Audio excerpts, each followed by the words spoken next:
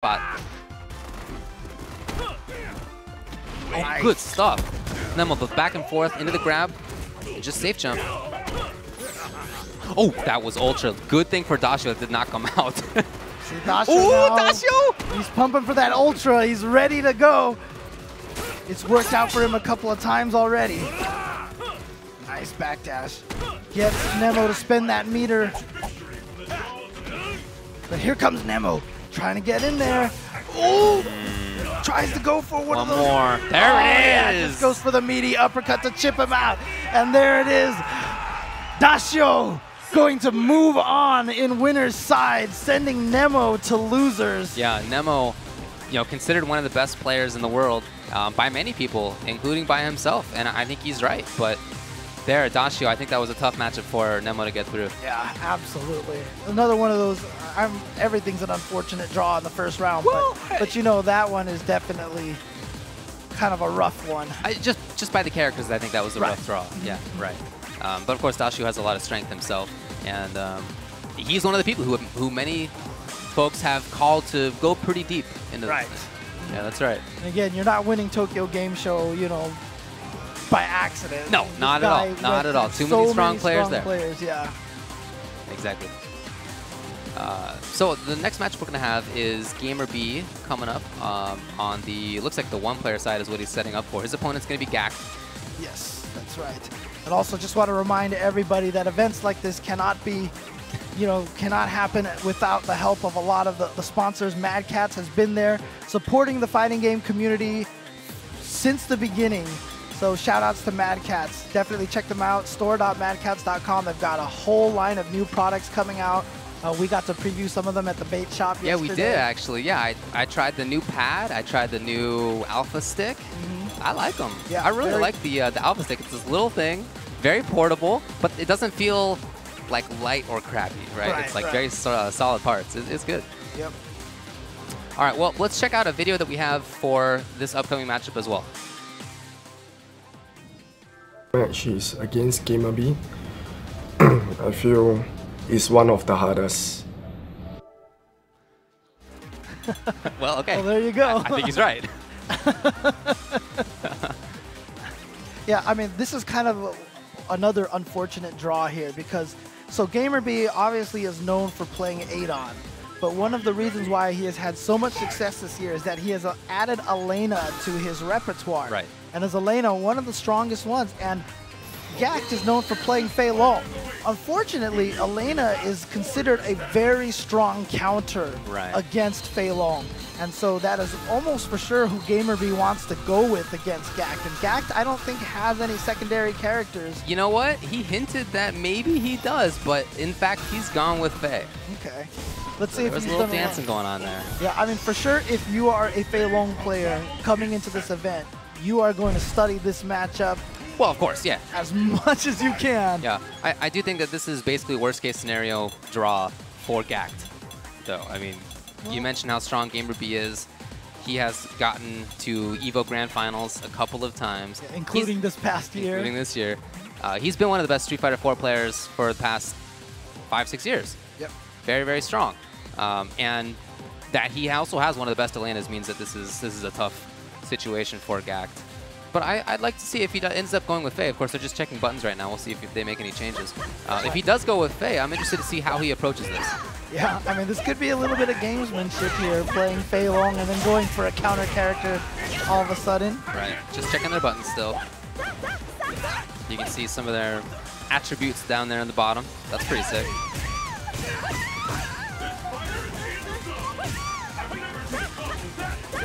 I feel like Gamer B has everything. That's true. Reads, reactions, footsies, all excellent. But to me, he's almost a complete package for Street Fighter 4 players. Okay, well, we'll see if it's in fact Fei. Ah, he's gone to character select. We'll see. Looks like he got that new hairdo too. He told me that every time he goes to a big tournament, he makes sure to get a haircut in advance. Just, pump him up a little bit. One of those player superstitions. That's right, yeah. All right, so is it going to be Fei? Is he going to lock in? He hasn't locked in yet. It looks like he's waiting for Gamer B to lock in. Oh, no, there it is. Okay, he's the first one, in fact. So tough matchup because she can deal with Wreck as well. She has a couple of buttons that are very tough for Faye to punish. Her mobility is good. Yeah, the hardest Great part. footsies. Healing, of course, is amazing. Right. I mean, the problem right now is that Fei Long, as we mentioned in one of the previous matches, he's so good at controlling that mid-range space, like this distance right there. But the problem is, Elena actually outperforms him at that range. Yeah. And that is Fei Long's strength. And when you take away that strength, it really makes it that much harder for this character to fight. You see how far that low jab was? Right, yeah, it'll punish Rekkas like that. That's makes it tough. Just gets right out of that corner, yeah. What a read at the very start, too, for that to be the first knockdown situation read. Backdash.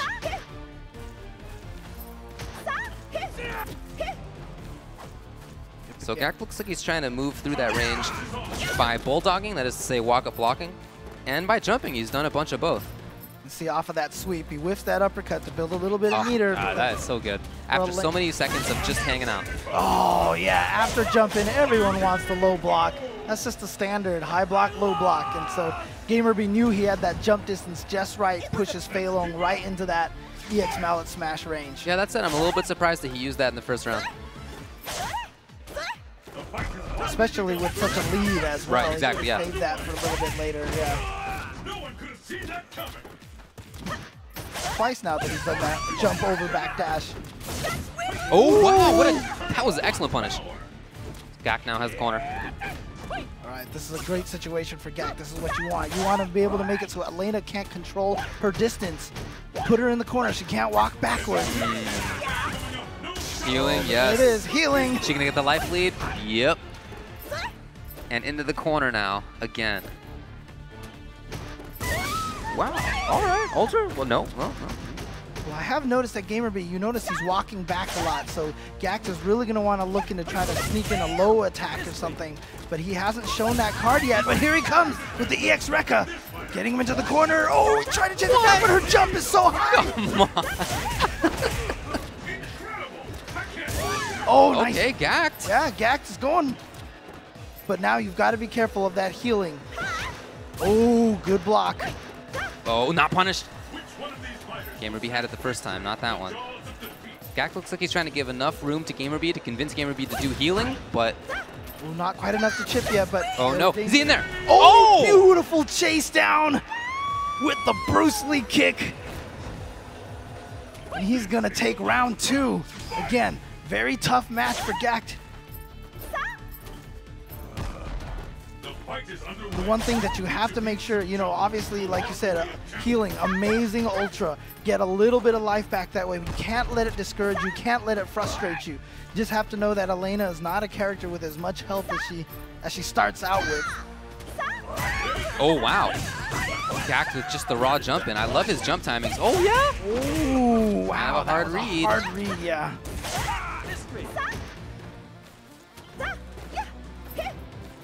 Just like that, Gamerby out of the corner, and well, this is how I think Gak has to approach very, very slowly. You cannot overcommit too much. Gamerby is more than willing to wait it out. You know, even though looks like he's a little bit down on life, he's happy to play the style. He knows he has all the time. Wow, oh, wow, that was just barely at the tip of the range of that low jab. Oh, okay. Gak now the low, but he didn't get the rest. Ooh, yeah. Trying to get Gamerby to twitch, touch a button in between those buttons. Gak with the life lead, though. Yeah, only 25 seconds left. Oh, he gets the knockdown, but no healing. I'm surprised. Well, definitely. Okay, probably here. Yeah, just get a little bit life. 17 seconds. Oh, Gak, though, into the corner. See, Gak still trying to maintain that range. The low. Wanted to punish, not quite there. Oh, Gak, one more mix-up either way. He gets the throw. There it is. He has the life lead. Oh, the low. Gak takes the first game. Staying in the front, catching Gamer. The low short caught him while he was crouching, so I don't think the empty jump worked. I just really think he thought he was going to be on the other side. There it is, and Gak defying the odds right there. I really think this is one of the toughest first-round matchups. And he made at least one game out of it. We'll see if he can get 2. Nice punish on the chicken wing.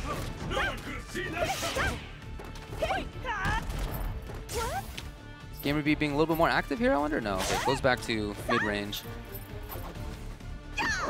Ooh, no whiff punish, but Tough to punish that. yeah, Record goes right over it during its recovery. A good whiff punish from Gamer B, and he's going to get the full combo. Hard knockdown was the setup, goes just for cross-up. Well, Gak has blocked that every time. Yeah, and I do like that Gak challenge, because Gamer B has done that before. Cross-up, walk, back, low jab, and Gak challenge. Yeah, that stand jab, such a good anti-air. Hits so high. Quite a few times, and there's been EXDP a few of them. That was the first one to just get knocked down with a normal. So now Gamer B back to... Oh! He had landed with the roundhouse? I don't know. Just didn't expect it. So now Gak has the corner again. Once he's in the corner, I feel like he's okay. Oh, nice. Probably going to go into healing now, yep. Cancel it as fast as he can, yep. Just stack it up a little bit. Oh! Here's his back dash! No! But it's not fast enough! Gamer B is going to take that round. I think it's more of a distance thing. Elena's backdash goes so far. Very slippery. I like the idea, though. Oh, yeah.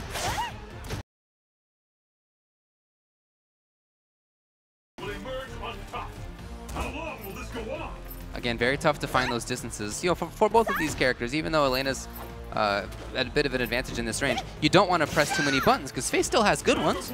So it's tough for both of them, I think, to know when to throw out.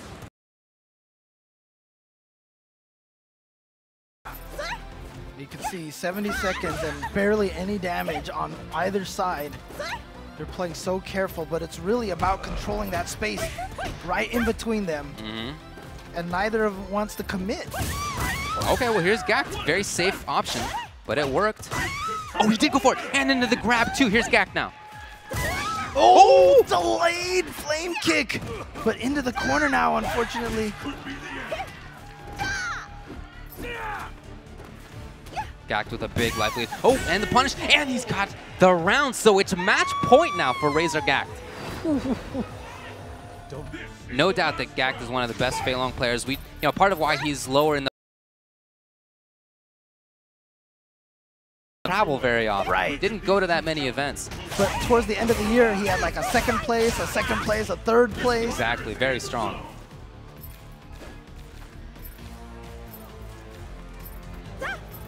He did say he was worried about this matchup. I guess he's really looking very solid this round. Okay, here's Gak. All those other times, remember, he'd always done the backdash. Oh, not punished well at all. But it's going to use a scratch wheel to get the uppercut. So important for Elena to have that meter. Wow, he just goes in for Rhino Horn to throw. I don't know, man. That was just such a curveball right there that I don't think Gak was ready for it. Oh, I tried to double dash. No. So Gamer B takes the second game. It's 1-1. That round went a lot more like how Gamer B wants it to go. Right. Although that strange the EX Rhino Horn was kind of odd, but you know, sometimes you got to throw those out there. So we're going back to character select. Maybe just some time to think about it. I don't think Faye is going to change. Nope, still in. Hail Marys every once in a while. Never do what your enemy expects you to do. All right. Well, we'll see if Gak can keep up. It's dominant. Yeah, he looked very solid though, so it definitely does not look like that this is, you know, as bad of a matchup as we've been talking about. Certainly before she has meter, Gak can jump in. We see him doing that quite a bit.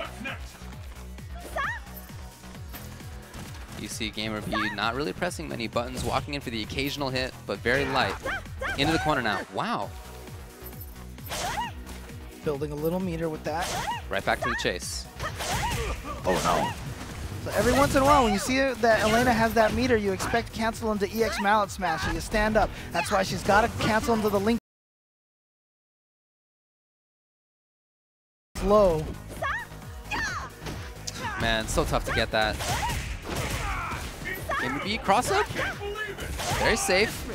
Not really committing to over much, which I think is good. You know, his character wins in the mid range. Why put yourself close too often? That's where bad things can happen. Again, the slow chase. Oh, Gamer B in. Does he convert all the way? Match point now, Gamer B.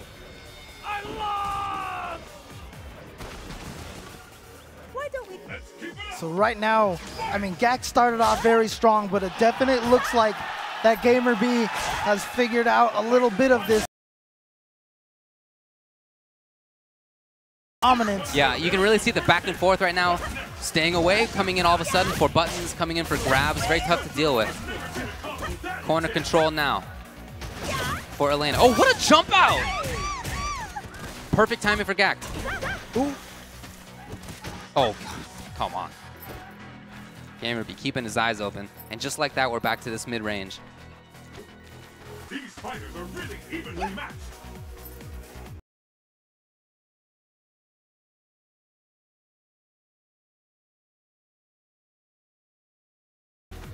And every once in a while, oh, wow, he read the crouching pattern of Gak.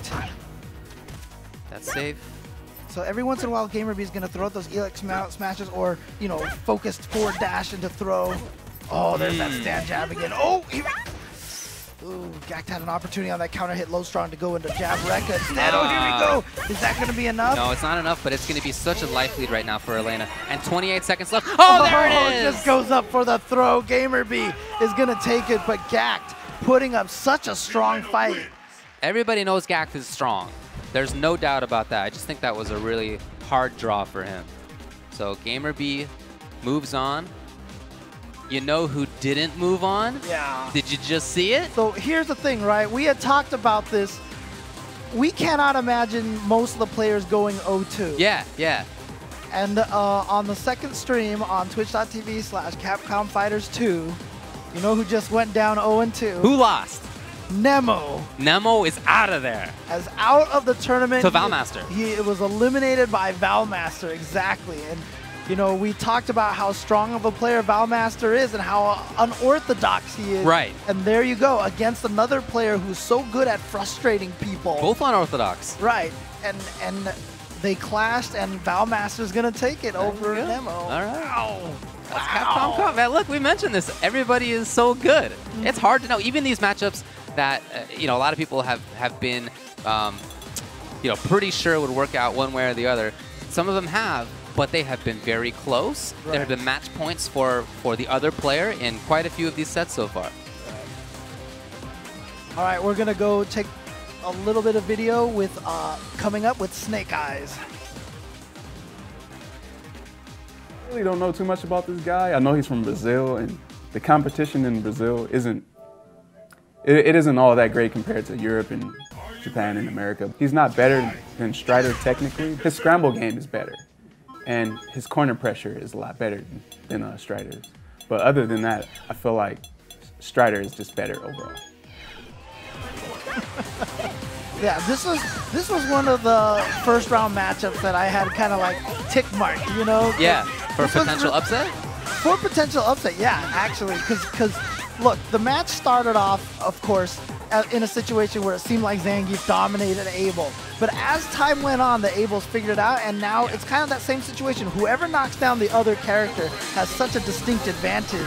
You're right, but I'll tell you that Snake Eyes just has a good record in this matchup. Yeah. Okay?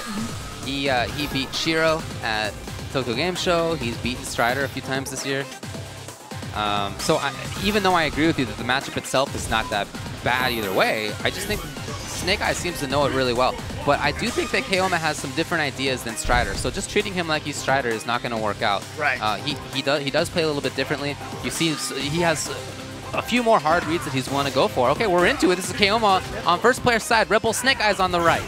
Yep, and you know, Snake Eyes said that maybe the competition isn't as strong in Brazil, but remember, Brazil got a premier spot, no U.S. players There did. you go, yep. Something nobody in the U.S. did. Yep, but Snake Eyes with a great start so far. Oh yeah, that crouching forward is going to be a key move for Keoma. With the entire country, representing the entire country of Brazil here. So he had kind of a bad situation at the start. Oh, great read. Here we go, he's going to spend the meter, yes. He's going to go for the Ultra. Normally I would expect, you know, sometimes you see them just finish the combo and wait till the Ultra is going to kill.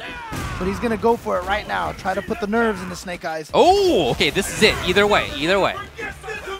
Oh, There it is! Keoma! 2 tornado throws in a row! What a comeback. That's something that Abel gets to do on Geef that very few people do. He has a credible mix-up game as Geef wakes up. Yeah, the tornado throw is throw invincible, so you cannot SPD it at all. And Keoma now with a great start here on the second round. But gotta be careful. Snake Eyes sitting on a full bar. You know that's always so dangerous, but Keoma, he is the best Abel I've seen at using that wheel kick at just the right ranges. That's something that Geef can react to with EX hand. Oh, will he spend it?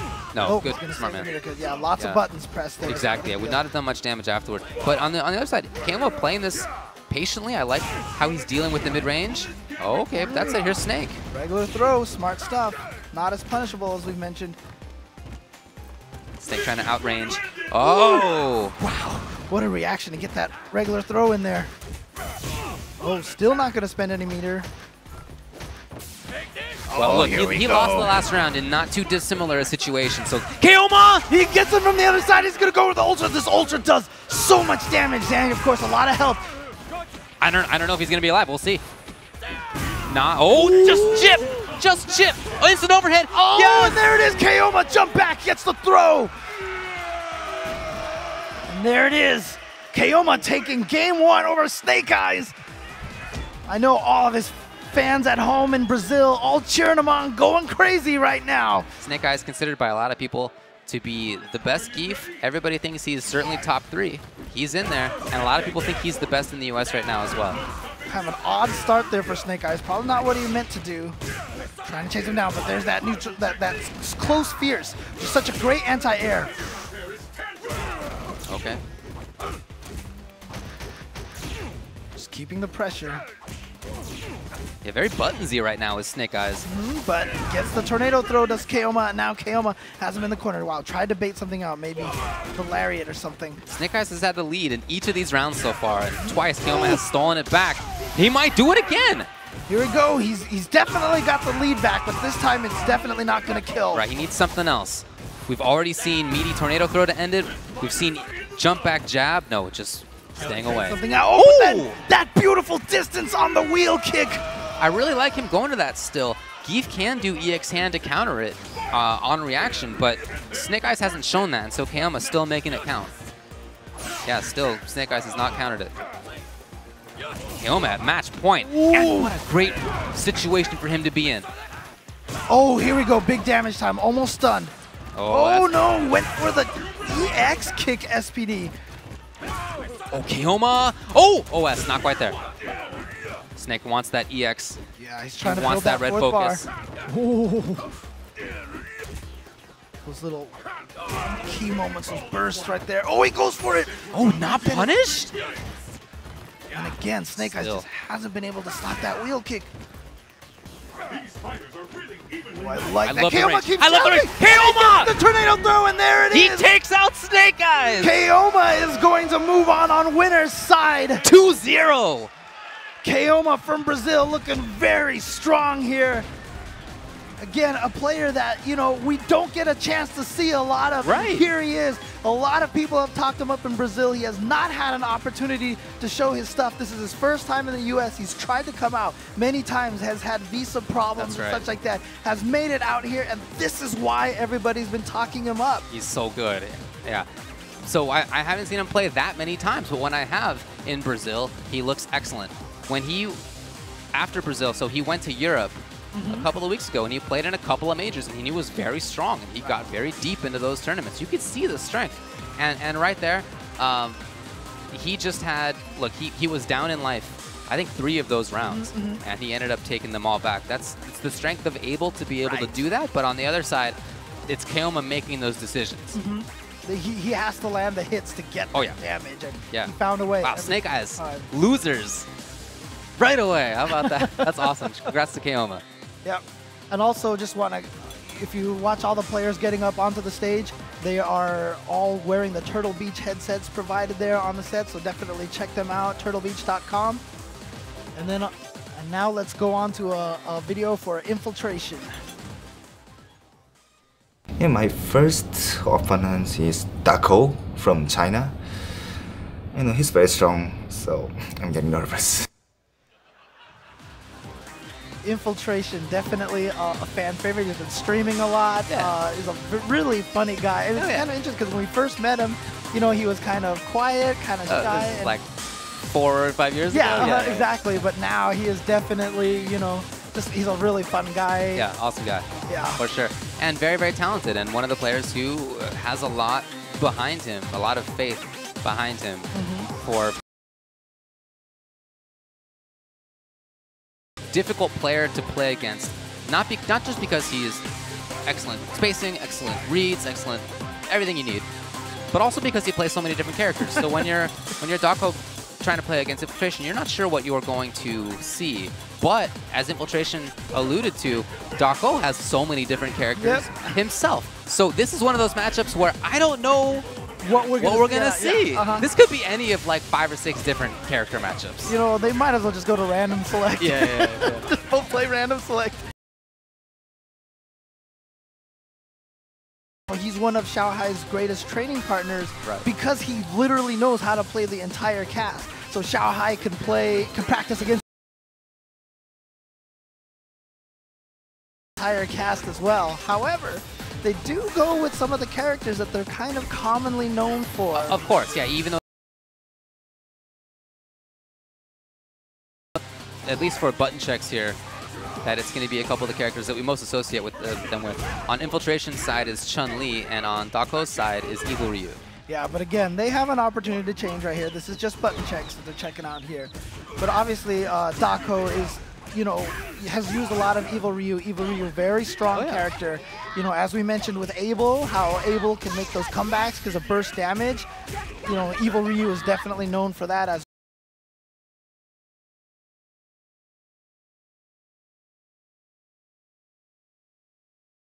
Lee, and then she got stronger in Ultra, and he's really kind of stuck with her afterwards. Just a really good, solid fundamentals, footsies kind of character. And that's one of the things that Infiltration really excels at, is just the fundamentals, the footsies game. Oh, okay, he moved around a little bit there, but he ended up going back to Chun-Li. Oh, wait, or not, or not. Okay. This is another character that he is most associated with. Yes. The Capre. That's what he's got. Okay, so he goes with the Capre instead. Now, it's interesting because so kind of this, you know, back and forth pacing, footsies, normals, but you're going to see right now from DeCapre a lot of the scrambles, that little teleport, just staying not in the same position. Wow, what? Yeah, she's very immobile. Infiltration got some hits and then been running away for the last 15 seconds. And there's another thing that makes her so good, is that jump backwards drill. A lot of times you see characters jump backwards, you feel like that's your time to go in, but DeCapre, one of the only characters that can turn that defensive maneuver into offense. Yeah. Again, there it is. And the EX one is so safe as well. Yeah, so there is a lot of safe play on Infiltration's side so far. Oh, that was really went on the ground. Scrambles and staying away, and mostly an airborne style of play. That looking for that ground option at that range was out of the blue. Right. And you know, the interesting thing is Dako is also another player who's really good at maintaining space and position. But like you said, DeCapre is so mobile and always moving around back and forth. It's really hard to maintain the distance that you want against this character. Right. Ooh, that's got to be punished well. Oh, again, missed the blink. He accidentally chained low jab into stand jab instead of getting the plink. When you get a chance like that on DeCapre, you have to make it count. But Dako, it looks like he's not getting over frustrated. Again, found some hits, but nothing big. Right. Ooh! Frame trap. Didn't have any bar. Right. But enough to have the life lead, at least temporarily. Oh, again, just got caught by that. I wonder what Dako's doing there, because that has been counter hit in a couple of times now. I wonder what he's pressing. Infiltration is a good read on when Dako wants to come in for buttons, and unfortunately spends the meter on that backdash. Ooh, Dako in a good position. Oh, here we go. One get in and he can chip him, so walks up and instead gets the low forward, catches Infiltration standing. I think Dako at his highest level is one of the best players in the world. It's just that oftentimes it seems like he's not playing up to his top level. I don't know why that is, but it does often seem the case. But if he is up there, I certainly think he can compete. I certainly think he can move on. And face out the upper. Right Wow, now. gets a stun just like that, and that is a tough way, you know, to potentially lose this round. Oh. Yeah, even Dako reels back in his seat. Yeah. I mean, that's a tough way to lose that third round because you lost the first round. Second round, you played really solid. You took it. And then all of a sudden, the third round was all infiltration. So it's kind of a discouraging way to lose that third round. Yeah. He's going to stick with Evil Ryu, though. Not going to change characters. He tried to go in too much. Wow. Oh, and Infiltration's not afraid to do that kind of stuff. And that is definitely a button that Dako really likes, that close standing forward. Oh, here we go. Big damage time. Okay, here's Dako. Oh, and the stun. That should do it. He's going to go for the simple combo. Yeah, smart stuff. Knows the combo is going to be enough to kill. Doesn't spend any meter. Doesn't have any tough links in there. Yeah, and didn't use Ultra, which wouldn't have built him meter, but would have built the opponent some meter. Ooh, option select to chase down that backdash, and here we go. He gets the cross up. Now he has meter, so he's going to spend it for sure. But it was looking good until that point. Yep. But I'm glad for him that he at least got half of that. Yeah, Dako has been known to drop combos in situations like that. Oh. Oh, here he is, though. Here he is. All the way through. Oh, wow. Tricky little setup there, but couldn't quite get the combo off of the jump short. But he has a good life lead now. Great block by Infiltration. Oh, and he walked up for the grab now. That was good mix-up. Ooh, challenged. Oh, no! Here we go. Oh, he missed the no! Ultra. He missed the Ultra. Yeah, That's he did. what He Infiltration, did. yeah. That should have been the round for Infiltration, but he messed it up. And so Dako capitalized. Yeah, and unfortunately, he went up for the scramble, so he came down with the dive kick too high up. Unsafe. So it was not safe. Dako reacted with his uppercut. Smart stuff. And he's going to take that second game, and there you go, 1-1. Ah, Dako can do it. Question is Infiltration going to stay with DiCaprio? I think DiCaprio does fine in this matchup, and I guess that's why Infiltration has gone with her, but he is going to stick. Dako definitely had a little bit of problems with the rapid daggers. Just been walking into it a couple of times. Oh, wasn't too far for that Hurricane to hit. Oh, wow, that was such a meaty ground pound. I like how Dako dashed up and did nothing. I like that. Right, yeah. The feign, you know, attacking, try to bait out a stinger or something.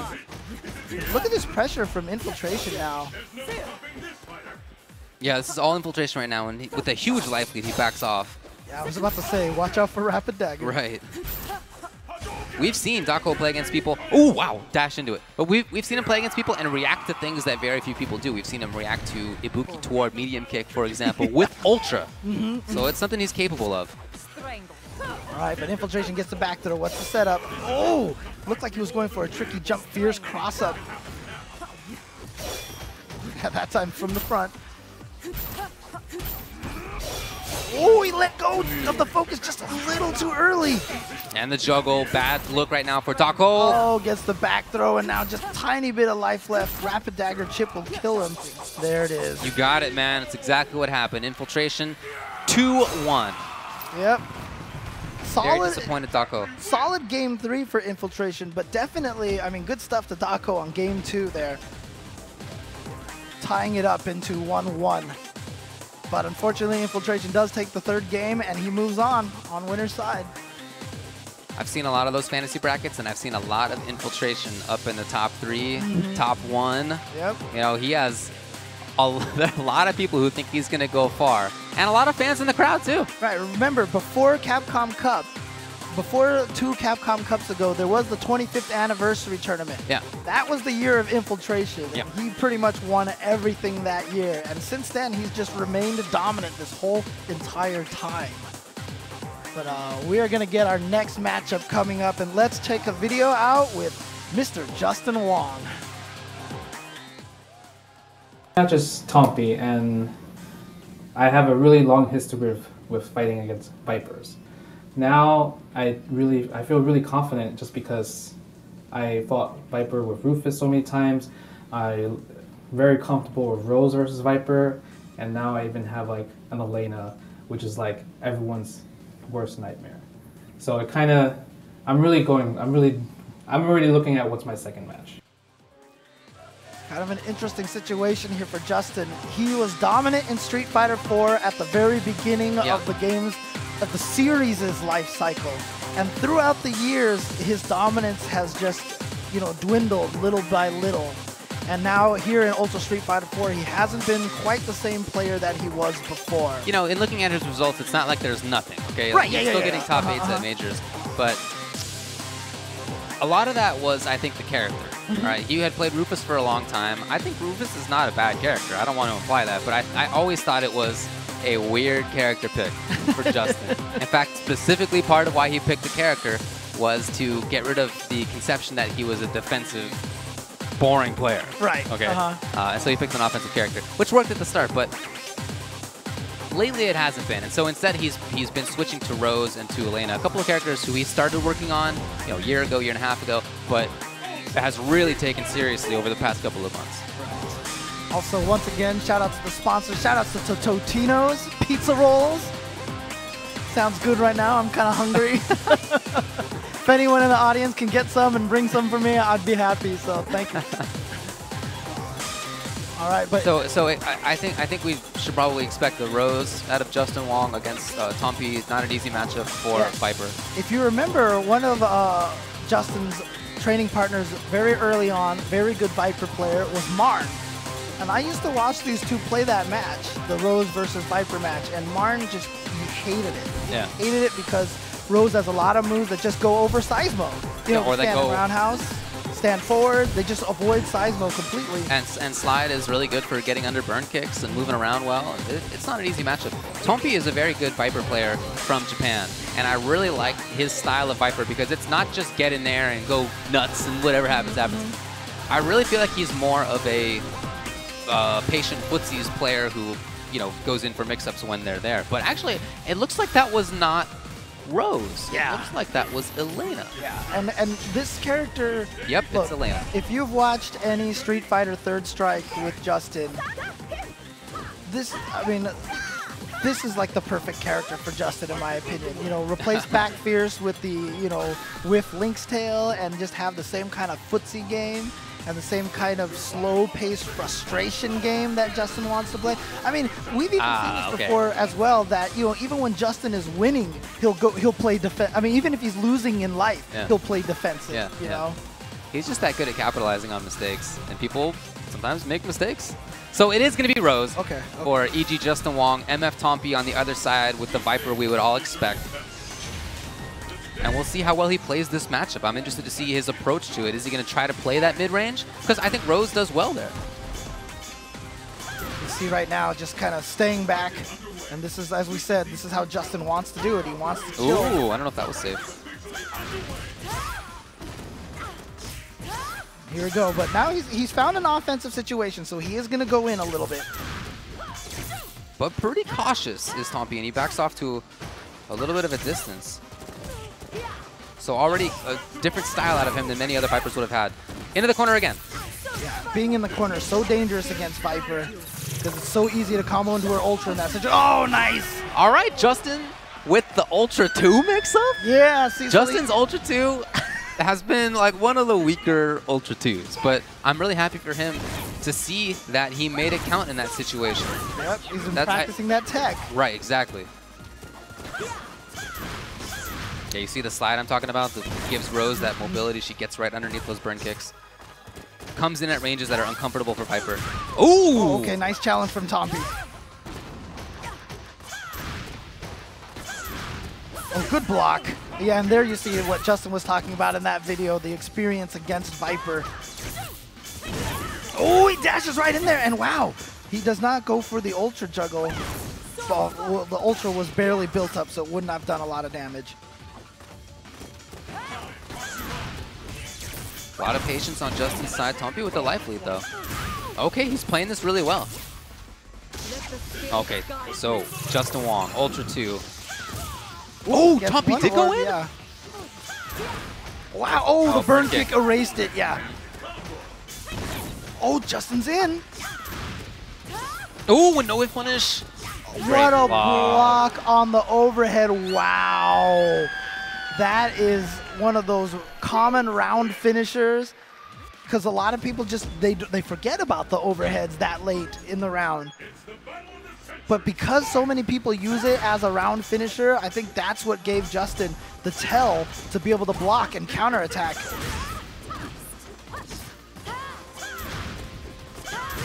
Okay, I like the angle on that burn kick. Yeah, here's Tompi now. Maybe trying to go in more. Maybe saw the sort of regular mid-range style that he typically plays wasn't working, and so he's going in Wow, more. no stun yet? Wow. Still no dizzy. I love this adaptation by Tompi. I love this different style, Yeah. and it really worked. Yeah, because here's the thing. Tompi's not as kinetic of a Viper player as a lot of the other Vipers, but that plays into Justin's strength. So I think he knows now that he needs to play a little bit more offense. He's doing it. He's got the knockdown mix-up again. Ooh, chasing Follow the up. backdash, yeah. Good stuff for Tompi, playing very strong now.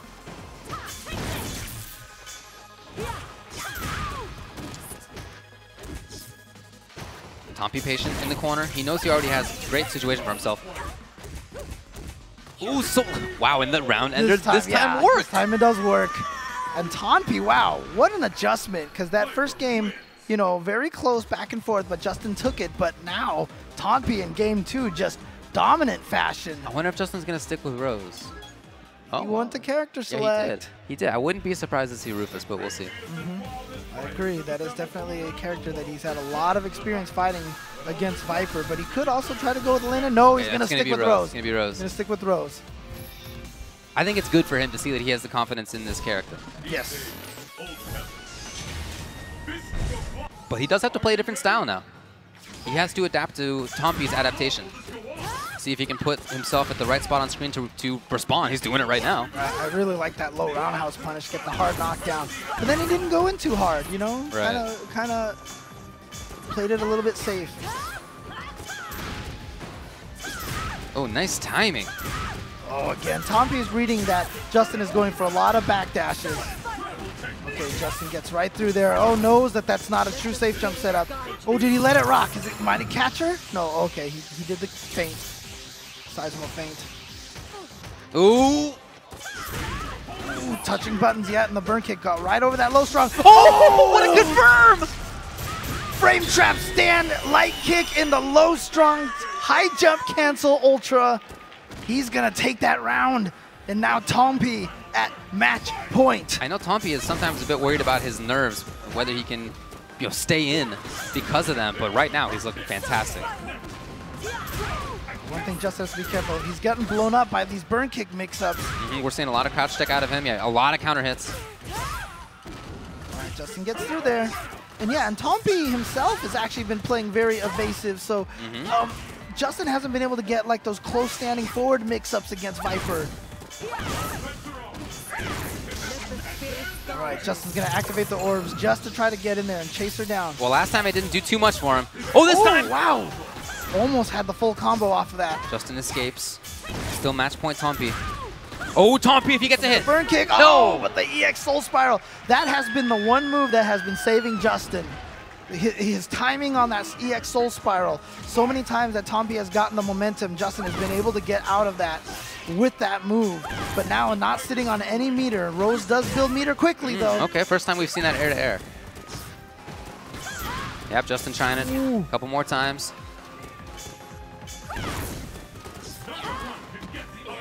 Okay, Tompi with the grab. Let's see where he goes. Oh, wow. He took a meter. Oh, here's Tompi into the corner. That has not worked yet. Well, Justin clears some space for himself and gets Ultra 2. He just wants to get away. Great blocking by Tompi. Excellent defense. And now Justin down on life. Tompi doing okay. Has a good positioning for himself. He's been able to make the mix-ups count when he's had them. See, this is what we're talking about. Justin playing defense even when he's down on life. You know, and he's not going in too strong. Ooh, what a read. Oh, is that it? Not quite. Not quite. Tompi needs more. That might be it, though. Do it right there. Like I said, that EX Soul Spiral so much. And finally, Tompi blocks it, gets the punish. And he's going to send Justin the loser's bracket. Tompi is such a different Viper than the Vipers that I think Justin played against. They were more frenetic. Right. Much more about going in. And Tompi, you could see there, look, he made those mix-ups count. But the different movement, different spacing that he had, willingness to back off to a better range, all that stuff is tougher for Justin to deal with. Even when Tompi was going in, it was with different options than I think some other Vipers use.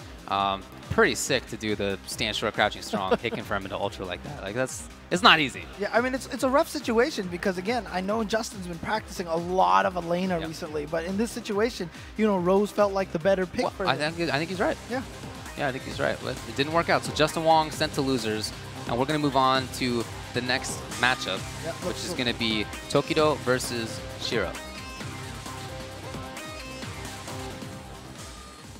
It's Shiro from Japan. I practice every day against his character, so I'm very confident.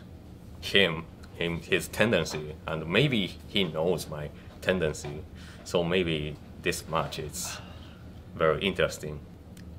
Weakness? Yeah. He's random. Too random.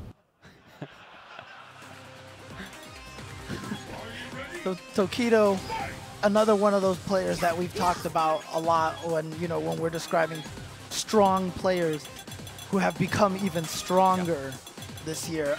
Canada Cup, he just won that recently. He had qualified very early on during the year, but the way that he played at Canada Cup, which just took place a month ago, was probably some of the strongest that I've ever seen him play. It was such a stark contrast on how much more defensive and solid that he played.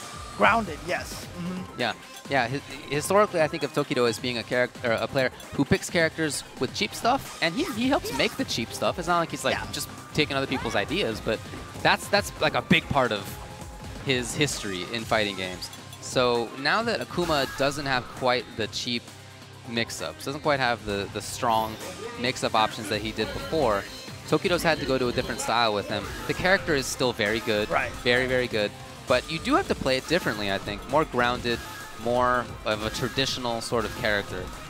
And he does it well. He now is very, very good at it. Right. And he's going up against Shiro. And Shiro kind of has this reputation for being one of the elder statesmen from Japan. In fact, I was even told that he's given himself the nickname of Dad at tournaments before. Sick. So yeah, I know he played in that 98 Alpha tournament. That's right. The one that Daigo won so that he could come to America and play against Vi. And he has also eliminated Daigo from CVS2 Nationals in Japan a decade ago, so he has a lot of history. Well, it looks like they're going right in there, and Tokido immediately, wow, 2 demon flip palms and 3 right there. Well, it's pretty safe stuff. Ooh! Shiro just taking him right out of the air. Now, Shiro doesn't get to practice quite as much as he used to, so what he said is that his style is more reads and commitment-based than it was before. He knows he doesn't quite have the tech that other people do, so he's just got to make it count in the big reads department. Well, that was a good air-to-air jab there, but nice hard knockdown for Tokido. Gets out of there with EX change of direction. I really like that. The speed on the startup of that move, gave it combo ability, but also gives it some good escape options now. Ooh, okay. There's that round-ending overhead that we talked about a lot. Yeah, it's true. And there was a lot of safe play, I think, there from Akuma. Yeah, Tokido definitely not taking any big risks right now, playing very safe, playing very solidly. He's kind of playing the game that he wants to play with Akuma. You see this grounded style, fireballs from range. He will come in occasionally with stand roundhouses. And then find the exact right moment to jump forward. Right. One of the hardest things to learn about Street Fighter when you first start playing it is learning the time. Ooh! Tokido, all right. Okay, gets maximum punish off of that. Wow. And Shiro hasn't really been able to make anything big happen so far. Okay, maybe now he has the corner for himself. He's been going in for normal grabs every time. We haven't seen Tornado yet. And again. Oh, gets him right before the the air fireball caught him. Again, normal grab. Ooh! He didn't have meter to cancel it. Oh, what a chase Oh, down. this guy. Option select. Saying he doesn't have the tech, but look at that. Had the chase down the backdash with that low forward, canceled and a change of direction. Able to take that round too. Really strong sequence there at the very end. But I still feel like he hasn't really made any big, risky reads. Especially going in with normal grabs as he has. I actually do like how persistent he is with those normal grabs though, you know, playing it a little bit safe. Oh, this time, the chase down. But again, no meter to be able to FADC They'll it. have it this time. Oh, OS, but didn't work out. Hard knockdown. Again, that change of direction just gets you out of that situation now. He didn't have that option before because it used to be a little bit slower on startup. Again, not much risk. Neither side willing to take risks right now. Both hoping the other one makes a mistake. Oh, there's a mistake. Not but no punish, yeah. I mean, it looked like Tokido went for the max damage punish. He went for Oh, finally, the tornado. Oh! Shiro in a good position right now. The read didn't come. There's the tornado again. dash up tornado After throw. that whole game of establishing normal grab, which are techable, he went in with the command grab, which is unthrowable. Smart guy. Yeah, really smart stuff. Kind of training the opponent to get used to one situation, feel safe to tech the throw all the time, then all of a sudden bring out the tornado throw at the end. Oh, where's he going? Reset. Okay. Wow, look at this pressure from Tokido. Yeah, definitely a different style right now for Tokido. Much more insistent about the mix-ups. I think this is a good adaptation to make right here. Tokido, as we mentioned, definitely known for kind of that vortex offense, setup heavy kind of game. Oh, perfect read on that fireball, and he's going to get good damage there at no meter. Oh, wow. Tokido. Oh, the dash under, really? Another chance here for Tokido to close out the round. Not quite. Trying to fake that air fireball on those neutral jumps. Probably worried that Shiro might try to get through with his Ultra One. Oh! Did he try to jump? He might have tried to jump. Is that going to be enough? Akuma, not a lot of help. I don't know. It's going to be close either way. It is enough! Shiro Match point Shiro. You begin Shiro. taking that round from Tokido, and yes, match point. Tokido, another player that a lot of people have picked to go very far in this tournament. Yeah. It just, as you said, he's looked so strong lately. But as he said in his interview, it just might be one of those situations that Shiro has a really good read on him.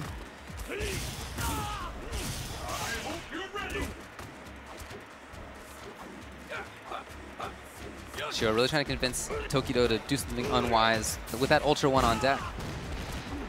So here's Tokido now. Okay, grab. What's the next one? And just good blocking. Here's Shiro again. A mix-up away, maybe 2 mix-ups away at most from taking this. Yeah, he needs the meter for the FADC though. Right. He doesn't have that quite yet. Good block from Tokido, but Yeah, no well punish. spaced by Shiro. Oh, here's Shiro now. One more mix-up potentially. Oh, just goes for the low fierce, maybe to catch a backdash. If he backdashes through the first hit, then you can combo into Ultra. Oh, here's Tokido though. No! He was worried that the uppercut might have been too far. Yeah, I think you're right. Oh, didn't cancel it, but not punished. Oh, command grab. Okay, here's Shiro now.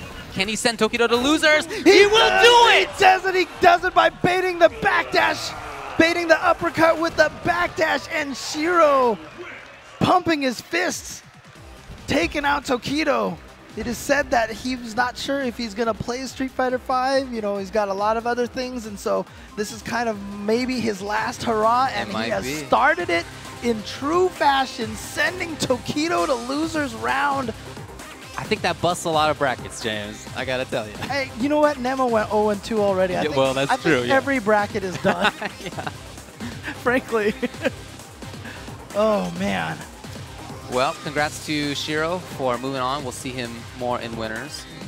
He did play it really well. He had a great mix of playing safely or occasionally coming in for the grabs, but even those command grabs were rare, right? The risk on the down fierce, that was rare. It was mostly very solid stuff.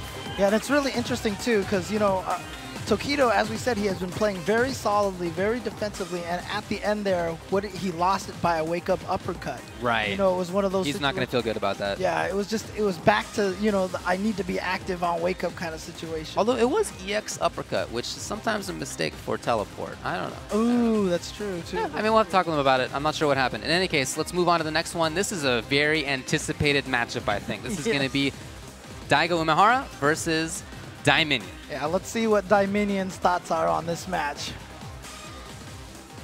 I'm doing a lot of research on him as a player, and just just watching a lot of videos in general.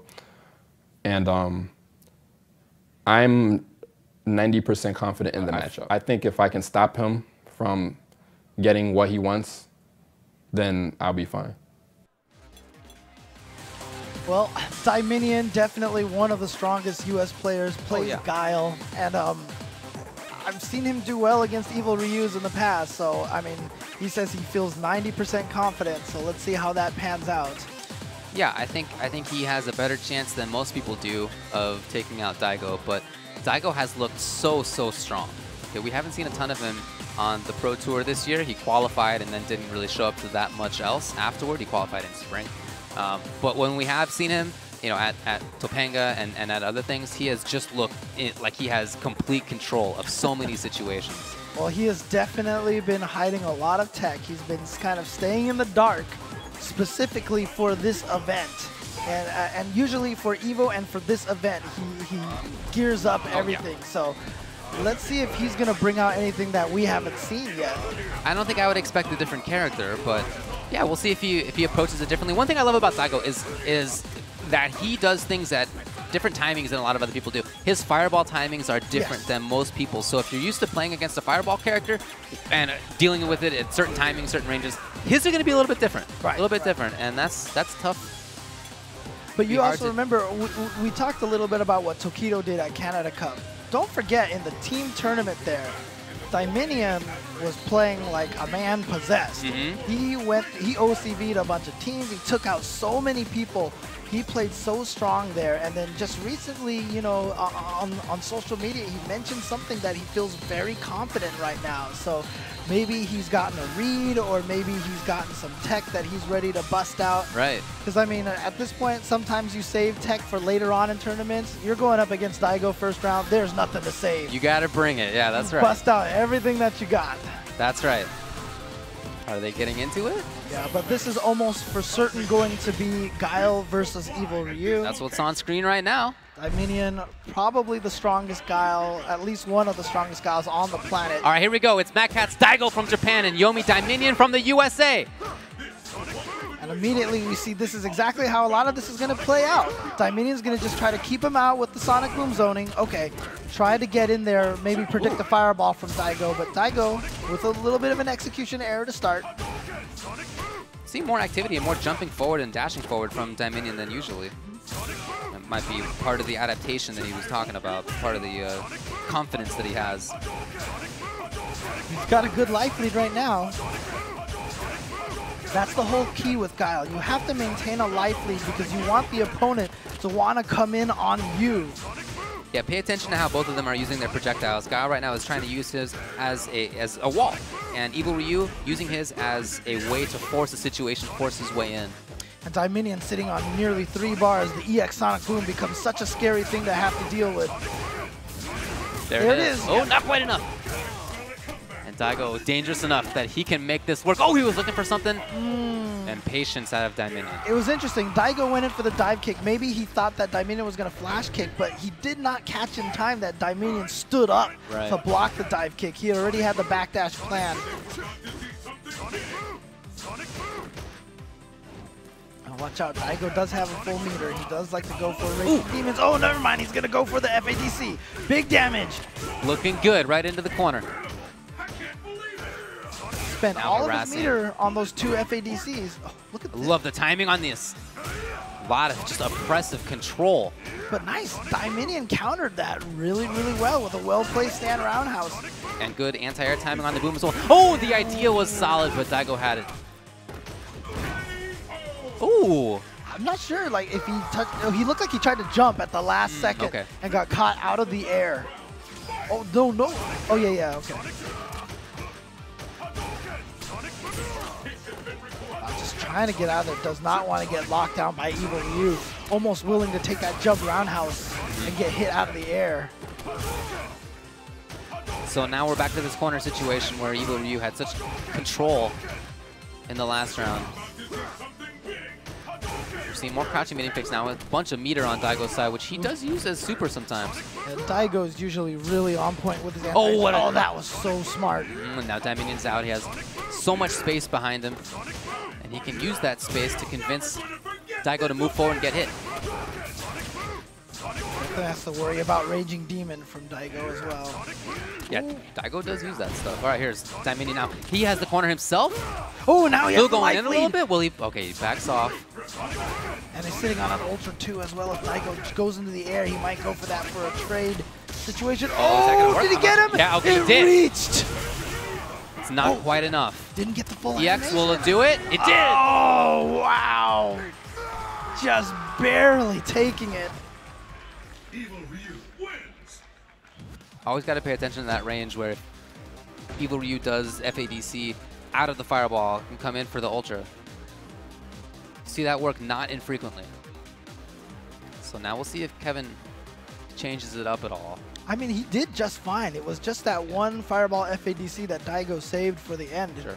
You know, if he keeps that in mind now, then he'll be a lot more cautious about neutral jumping over fireballs when Ryu has 2 meters.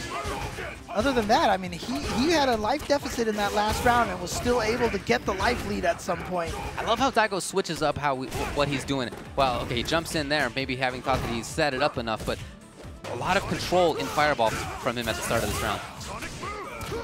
He's one of the best at giving you different looks all of a sudden. Right.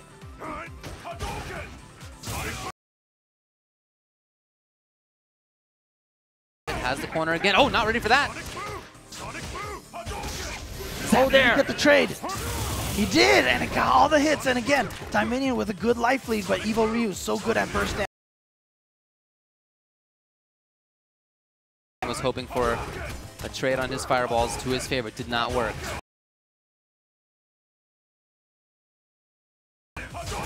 Daigo very dangerous, has 2 bars, he can take the round. Oh, he does! Oh, caught him with the dive kick, and Dominion just didn't think that Daigo was going to go for the uppercut in that situation, and he did. Daigo. That dive kick changes the jump timing. Yeah, you can see it. Makes it so hard to consistently anti-air that even just that tiny delay of the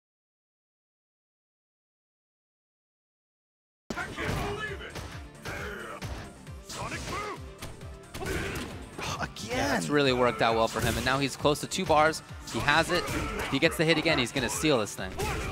Ooh! Oh, the overhead! Charge, that EX axe kick, overhead. Very smart by Daigo. At the end of 3 of those 4 rounds, Kevin, I guess, just wasn't expecting. Did you see that? So the dive kick was blowing up the flash kick and everything was so often. Right at the end there, Daigo jumped again, and Dominion went for an air-to-air.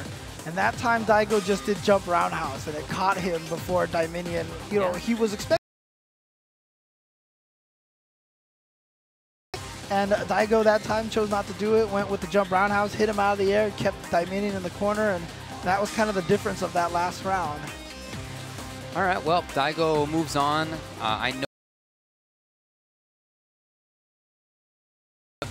very dangerous player and has been for 20 years. And you know, another player who's been playing so well this whole year long, coming up here right now to the stage, that is Bon-chan, one of Daigo's main training partners. Let's see what Bon-chan has to say.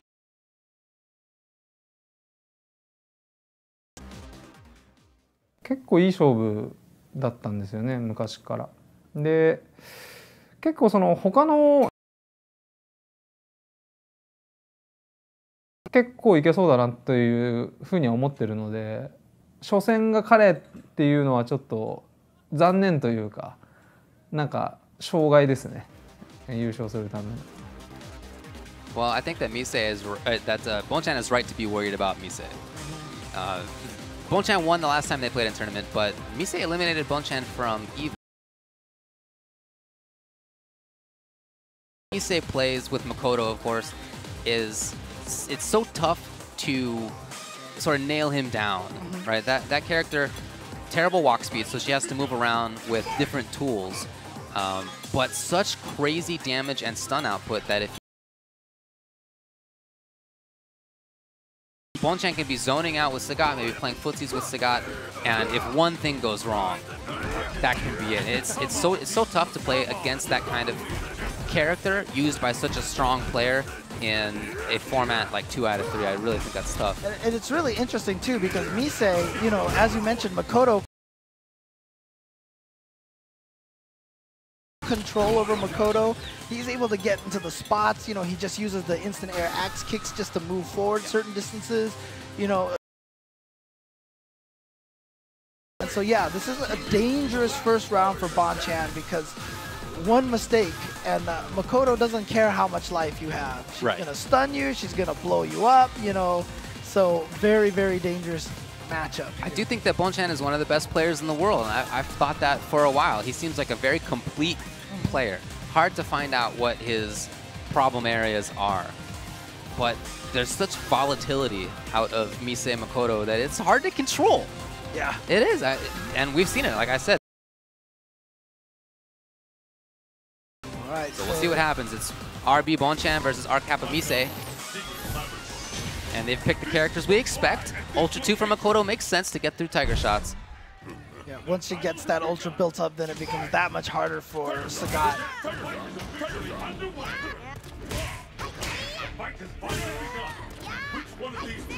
Her buttons are so strong, and her focus dashing through Tiger Shots is so strong. I mean, instant air axe, which is probably what he wanted there, is also strong against Sagat. I just feel like Sagat has a tough time dealing with that stuff.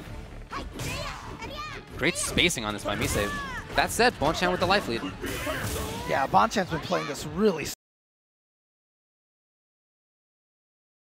start any of the Makoto craziness at all. Wow! Ultra 2 on deck. Oh, and Bonchan is not scared. You see him throw 3 fireballs. Oh boy. Oh, there it is. Okay. Wow. I'm not sure if Bonchan saw the neutral jump, but the Tiger Uppercut worked out for him, and he takes round 1. That was risky, though. If that hadn't worked out, he might have lost that round.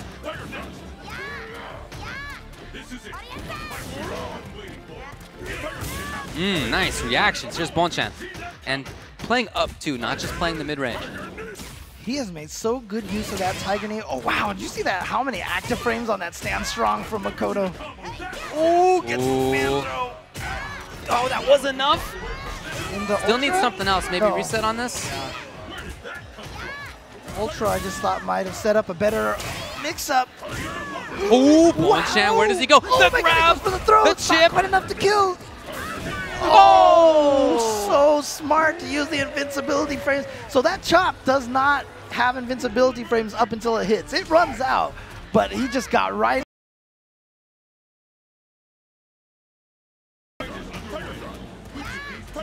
Oh, this is a big here one. No, he comes went with the- Ranos for the knockdown. A little bit safer.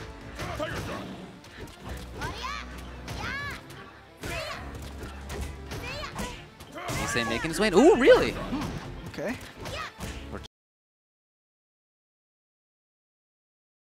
EX Tiger Shot's so nice because it just pushes them from so far away. You see Bonchan pressing buttons in expectation of Mise's dashes. Oh, wow, a jump. Okay. Wow. Smart stuff. Great awareness from Bonchan. Not quite enough to kill. I mean, Mise could make a comeback off it so easily, but went to the same round ender that he had last time. All right, so Bonchan does take game 1. I really like the spaces that he was taking up. Wow, character select here. I wonder if Mise is just buying himself a little bit of time to think. I don't think he's going to switch characters. Yeah, No. very doubtful. Right. Only Makoto in this top 32 that we have here. You know, not a character that gets a ton of representation in top level play. Right. And it is because she's volatile. You know, it's hard to control.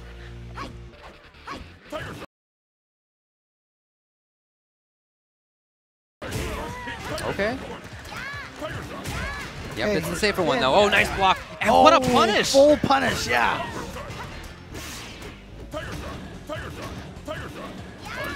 Oh no! Wow, he just thought she was just gonna go for a regular jump instead. Oh, that might be it. No, he didn't go for the combo one. Or maybe went for a throw, but great reaction from Bonchan. Oh, wanted to chase down the backdash, wasn't there. Mise now has Ultra 2. Again, those buttons in expectation of dashes. And he's been right so many times. Just trying to chip out Sagat. Oh! Oh, wow! Bonchan just went for it with multiple uppercuts in a row. And a smile out of Bonchan.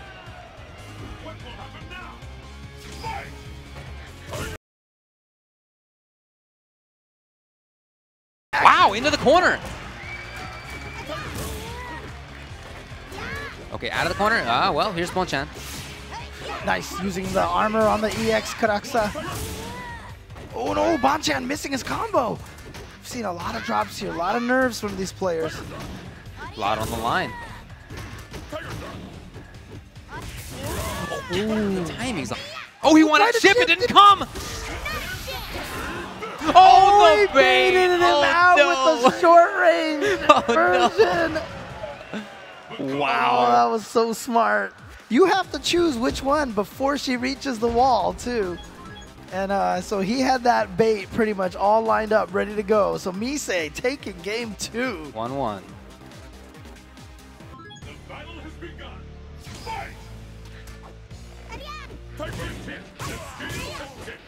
It's already up. Just like that, here's Mise. Ah, okay. So the wake up from Bonchan, he gets out of this situation. Oof. Towards Fierce, catching him right before the Tiger Shot comes out. Bonchan trying to stay in. Yeah, there it is. Gonna use the Ultra, try to get as much damage as he can. You can see him trying to stay in instead of just going back out to that mid-range where she might be able to make something happen. All right, no Dragon Punches, anything, anything. Good block. Oh! A trade, Yeah. and now Mise, match point against Bonchan. Bonchan said he was worried. He had good reason to be. So many of these players considered favorites. A lot of them have already gone into losers bracket. Okay, a little bit more caution out of Mise right now. Oh, well, not there.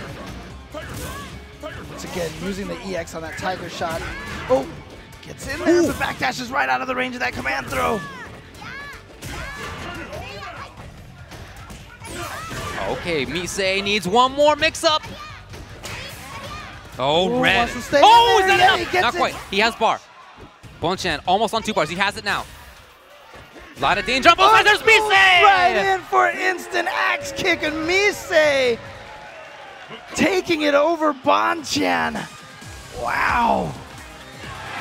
And on the second stream, Gact going with Sagat to counterpick Snake Eyes' Zangief. Wins the first game. Snake Eyes goes to Evil Ryu, defeats Sagat. And Gact goes with Fei Long, and Snake Eyes survives with his Evil Ryu versus Gact's Fei Long. Wow, Gact. Oh, Gact went 0-2, huh? Now it's 0-2. All right, here's this guy. Oh, man. Yep, Snake Eyes staying alive. Again, the losers bracket matches are all playing out on Capcom Fighters 2. Right. For those of you watching at home, so. That's a tough place to be. Bonchan's in there now. Minion's So in many there. strong players, and Oh, yeah. Justin Wong is stepping Justin up to Wong's play in there there, right yeah. now. Yep. That's right. So many strong players. That's going to be Justin versus Dako. But Coming on up our next stream, year, we're going to have Xiao Hai. He's sitting down to play against Knuckle Dude. Yep, and so let's take a look at what Knuckle Dude has to say about this match. And I honestly did not prepare for him. I didn't prepare for Xiao because I've honestly been slacking off. I took a vacation to Cali when it was supposed to be for practice, but hopefully, my fundamental just pulls me through. Well, I mean, it's worked for him because they have played a couple of times, and NuckleDu won when they've played. He went with Decapre against Evil Ryu for Xiaohai, and the Decapre took it. And NuckleDu, he does have excellent fundamentals. Yeah, he got top 8 at Evo this year. He did. Again, like I said, out of a pool of 2,200 players, so definitely very, very strong. And in fact, you know, some people consider him maybe top 3 U.S. player, maybe best US Some people think player. he's the best U.S. Yeah. Yep. He has been playing very strong all year long. But, you know, it's interesting. You know, he said in the interview footage there, you know, he's been slacking off a little bit, you know, maybe not practice. But you know what? Yeah. There's something to be said about maybe coming in a little bit relaxed. You know, it'll be interesting to see how it goes. Yeah. I kind of doubt that that's been Xiaohai's preparation. Oh, yeah. I think it's sort of the opposite on Xiaohai's side. He always seems very, very well prepared.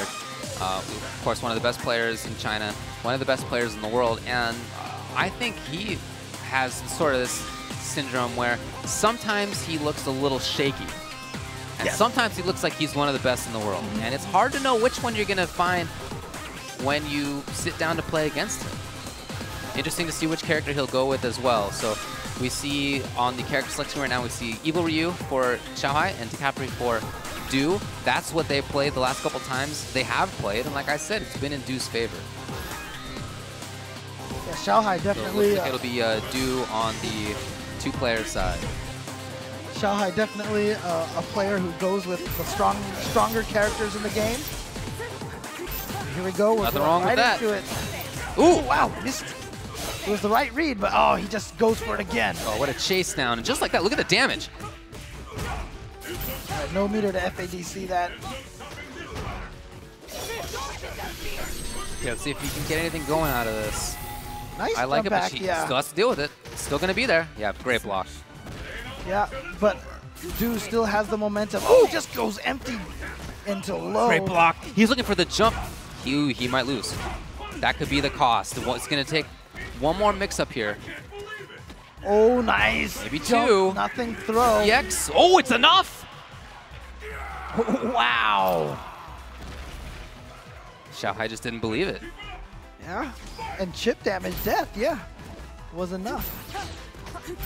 Beautiful distance. Oh. Oh, nice stuff. Baits out the uppercut, gets right in there. Get the air throw as low as possible to give you time to get that with rapid daggers for so meter tricky. building.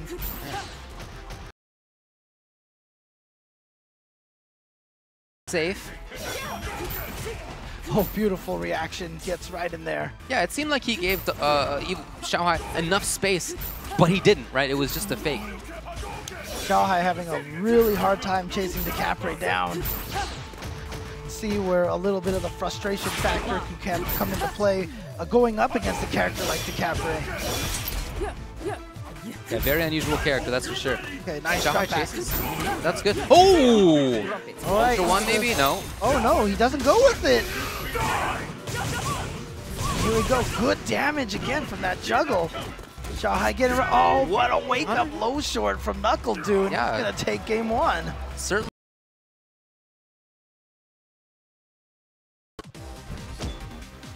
So looking pretty good for him there.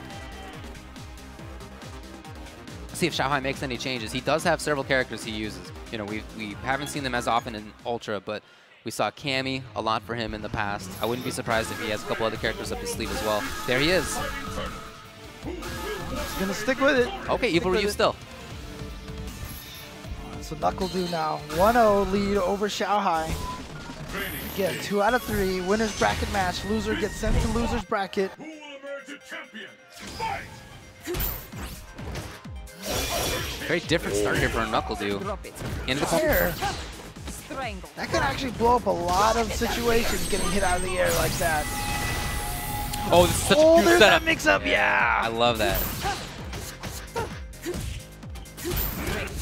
Oh, wow, using the invincibility on that stomp fake. Again, the chase.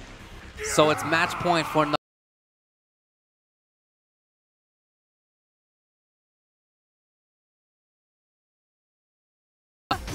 Ooh, baited. Oh, yep. Here's Du. Nice. Will he stay in? He had been defensive in that situation so many times. That time goes for the throw. Yeah, he had been getting hits and then getting away, but this time, no, he's really getting in there. Has the corner. Where is he? Oh, the block even. He was expecting a shot. Oh, no. baits it right out, and there it is. NuckleDu gonna take it. Yeah, was that 4 rounds straight? So many people consider him one of the best, if not the best in the US right now. Xiaohai, you could really see how disappointed he was after that.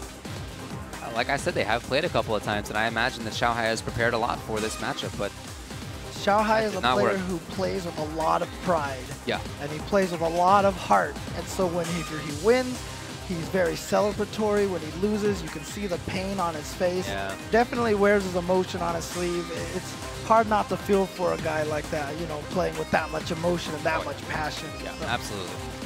But coming up next, let's see what Problem X, one of our next competitors, has to say about the matchup that he has to play. I beat him at DreamHack London, I beat him at Double KO, I beat him in lots of money matches, he's beat me in lots of money matches, so we got a huge history there. He gate-kept me last year from qualifying. He beat me in losers and winners of Versus Fighting, which was a premiere last year, and the only person standing in my way was him. So he stopped me from qualifying, so I'm very, very happy to be able to have this chance.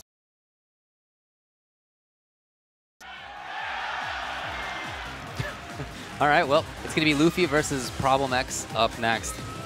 Problem X is right. I mean, they have played each other a lot. They've gone back and forth. We'll see if he goes Viper or Seth, but it's going to be Rose for sure for Luffy, who, of course, won EVO 2014 and did well last year at Capcom Cup. He got third? Third place. Yeah. So Luffy, I mean, this is kind of one of those unfortunate draws. You know, as we said, we have 3 European players here. 2 of them got to go up against each other in the first round. That's how the seeding worked out. You know, yeah, but again, it was all seeded, and you know, kind of unfortunate for Problem X as well, because Luffy does have a lot of experience against him. I mean, Problem X did mention in an interview that he's beaten Luffy before, but I do think that the record is probably in Luffy's favor. Yeah, I think you're right. I asked Problem X a little bit about how he prepares for this, and I thought it was a really interesting answer. Situations a lot so that he gets used to it, and it's not just by going to tournaments. He puts himself in high amount money matches quite a bit, so he just gets that feeling. He's just accustomed to it, and so that it doesn't have a negative impact on him, you know, when he's playing in his matches. I think that's a really cool idea. All right. If that pays off. Yo, Luffy so dominant in Europe that they had a tournament specifically. Special, yeah, exactly.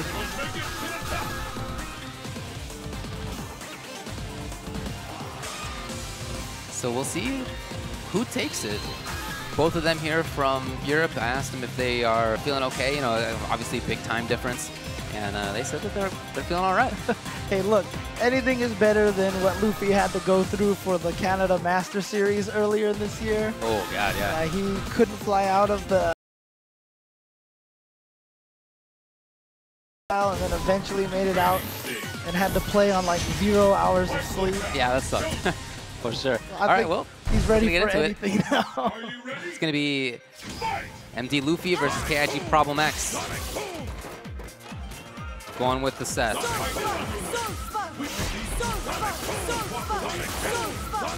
Yeah, and you know what? Luffy's going to be just fine playing in this match. Right. You know, I don't know that this is an easy match for him, but he's just accustomed to it. He's played it a lot. Right. And so, yeah, he's just going to chill back there. He's okay doing that because not only is he patient in this, but this situation, Rose builds more energy than Seth does in the super meter. Okay, there we go. Problem X gets an uppercut in there. Okay, looking for backdash. Obviously, that's a common read against Luffy, looking for his backdash. But, you know, even though he does use it a lot, he brings it out at smart times. Wow. There's Problem X looking for it again. All right, working his way, making a comeback.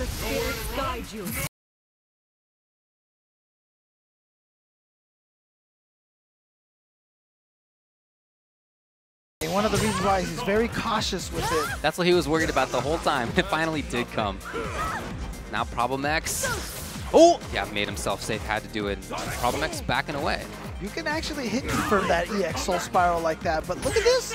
Problem X now, yeah, now Luffy can't jump because that's super.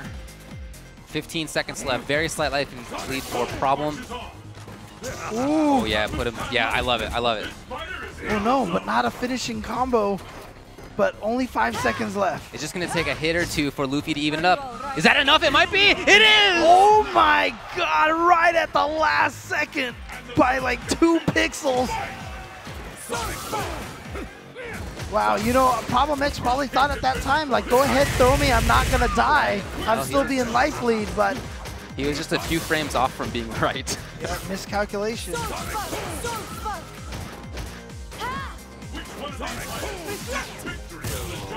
Couldn't quite get under there. I love watching Luffy's mobility. He's so good at being away, being in close all of a sudden, backing away all of a sudden. It's really hard to see where he's going to be. All right, Problem. This is where Problem wants to be. So again, we'll see Luffy try to play around that Fierce. Ooh, big, oh, just like that. Look how much damage he did. Wow. Just like that, he's right back in the match thanks to that Ultra. Oh! Okay. Oh! Nice stuff. Problem X just went for the EX uppercut. And he gets it. Luffy did not believe. So Luffy tried to challenge it and got uppercut, and Problem X is going to take that round. That round was super back and forth. Okay, up close again. Ooh, oh, wow. hit this time. Yeah, Problem X. Tried something right at the last second. He was blocking, it looked like that whole time.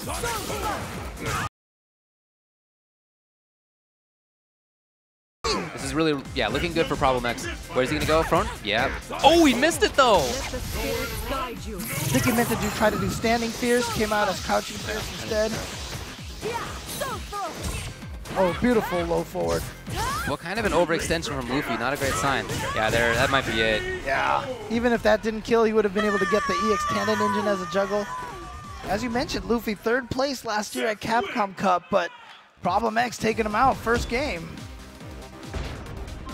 It's the battle of the century. Fight! This is one of those matchups where I know that they've played each other enough that it's kind of hard to talk about how they're going to adapt. You know, at this stage, they've already adapted and counter-adapted so many times. Right.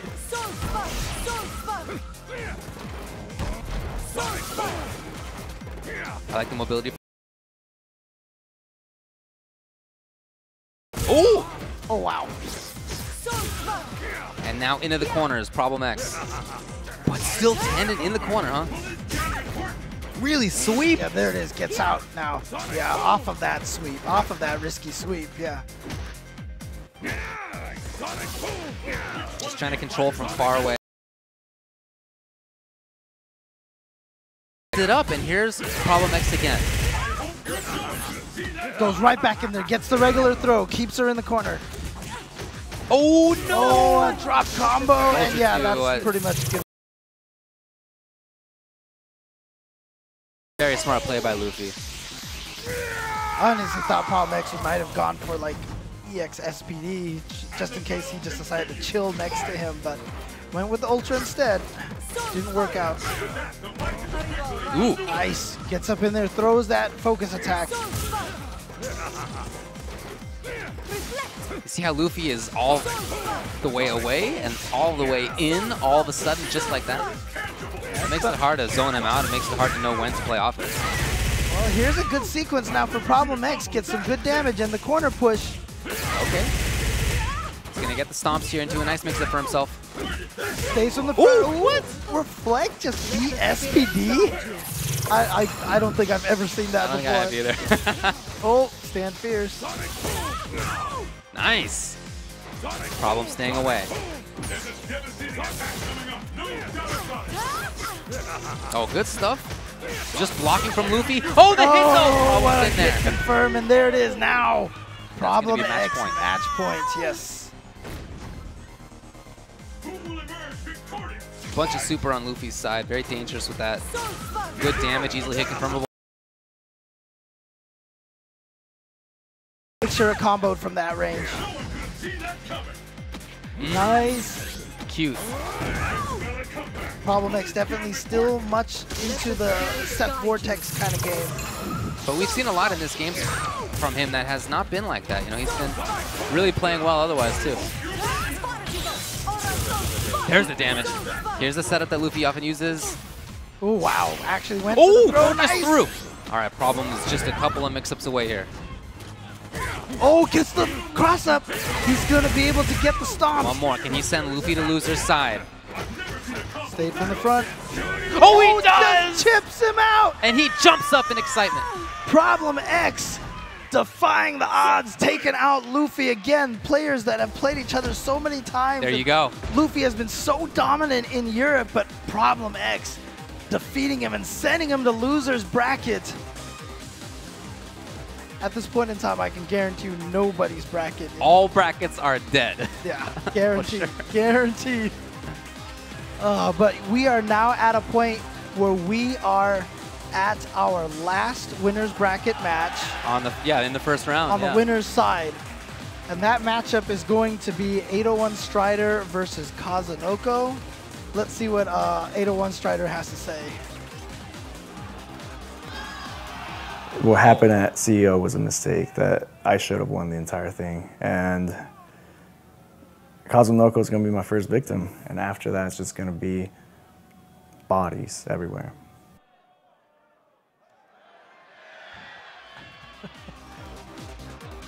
All right. So once again, Kazunoko setting up there against 801 Strider. Now, this is an interesting part of the bracket. A lot of people say that whoever wins this matchup between these two players has a chance to go very, very far in the bracket. I talked with a lot of people about this, and a lot of them said whoever takes this, they think is going to get top 6, even top 3, which I can absolutely see. They're both very, very strong. The matchups sort of work out pretty well for them. So we'll see. But it is going to be a tough matchup, I think, for Gustavo, for 801 Strider. Of course, they've played at CEO earlier this year, yes. That's right. And in winners finals, it was very close, but Kazunoko ended up winning. Then in grand finals, they played again, and it was not as close. Kazunoko took it. And yeah, in case you guys are watching on the second stream over there, it looks like Tokido just eliminated Dominion. That's right, Dominion's out. Wow. Well, you know what? Every player that's how it's gotta go, man. Every player that's gone 0-2 so far, I'm just like shaking my head. I know, it's crazy. There's no way that this is actually happening. Oh, nice pick. But here we go. So this is going to be Kazunoko, as you said, winners finals very close, but then in grand finals, it looked like Kazunoko got the read, or maybe Gustavo just had expended so much energy on so many of those matches. So now, got to think it'll be Yun versus Abel. Kazunoko is the best Yun in the world. Amazing footsies with that character. Amazing sense of timing and spacing with that character, and really he's the best. So on 801 Strider's side, in order to get experience against that, they actually he's gonna go for the old one? Are you really? Well, I haven't seen his Makoto in a while. Oh, okay. Okay, well, so he and the Utah crew flew out Shen Chang, the best Yun in the United States, they think, to Utah to train on that matchup.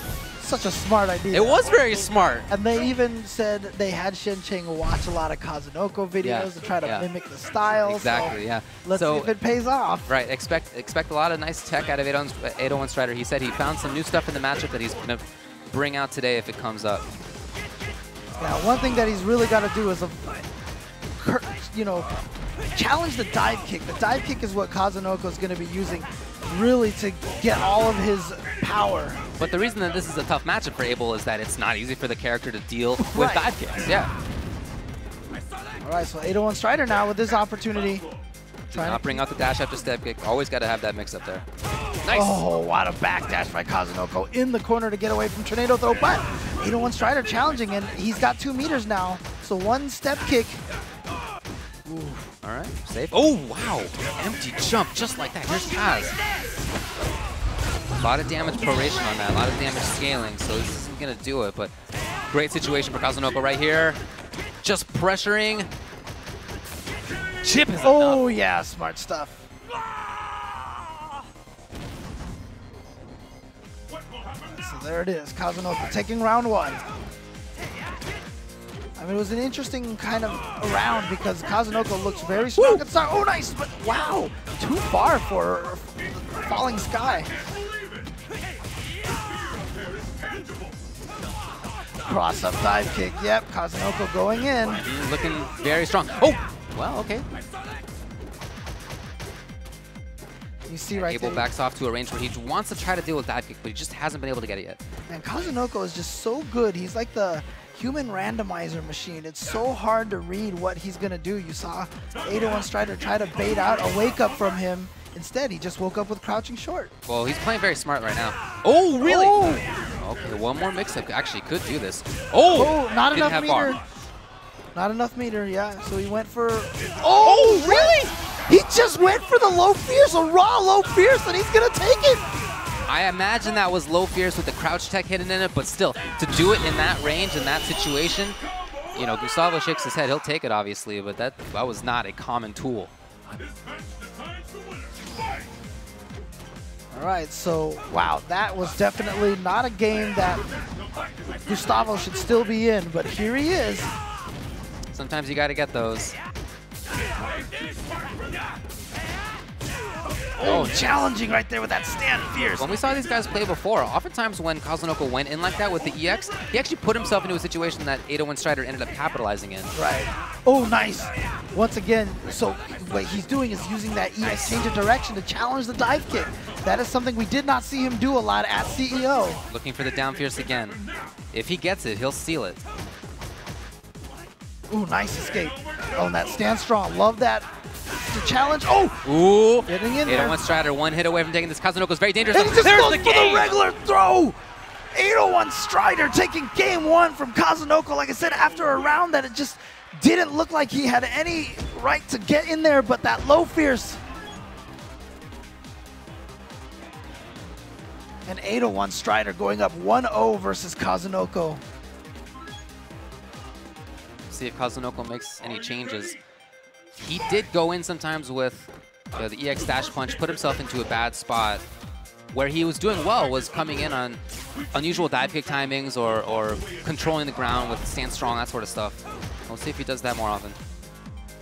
I mean, that's Kazunoko's game, though. He's so good at just doing unorthodox stuff. Oh, look at this air-to-air jump forward. Yeah, we didn't see that in the last game. Oh, wow. Good trade for 801 Strider. Oh, he just goes in for the tornado kick. Tornado throw.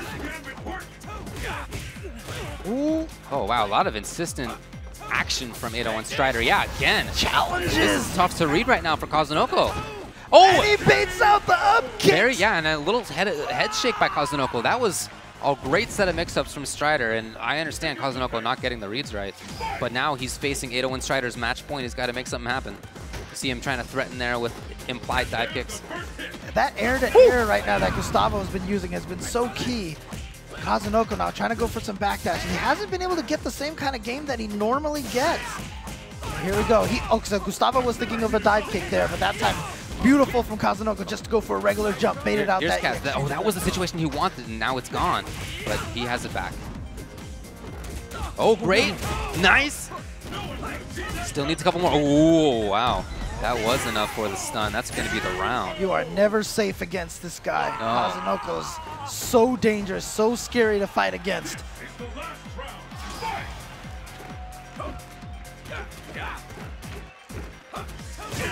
There's the air-to-air again. And then Kazunoko waking up with jabs. Very smart. Oh, really? Wow. Kazunoko tried to punish that, just mistimed it. Kazunoko backdash, but chased down. Oh, wow. Gustavo's in a great situation for himself. Okay, here's pass. Beautiful up kicks from Kazunoko. Yeah, the command grab. Love it. Gotta look for red focus on the next mix-up if it comes. And there it is right there. He's going to be able to get this now. Good read. Going to be a potential stun here as well. Yeah, where's he going on this? Where's he going on this? Oh, it might have worked this match short! No, it look like that wasn't? Didn't it look like there was crouching short, James? Didn't it look like that? It might have even just recovered in time to block. I mean, sometimes Street Fighter 4 does weird things. Yeah. All right. Really nice recovery by Kazunoko, because it did seem at the end of the first round that Gustavo won there that Kazunoko didn't really know how to approach it. So he made all the right reads in those last couple of rounds. Yeah, it's both situations where it felt like it was in the pocket. If one player, the other player pulls it out in the end. And so let's see how match 3 goes.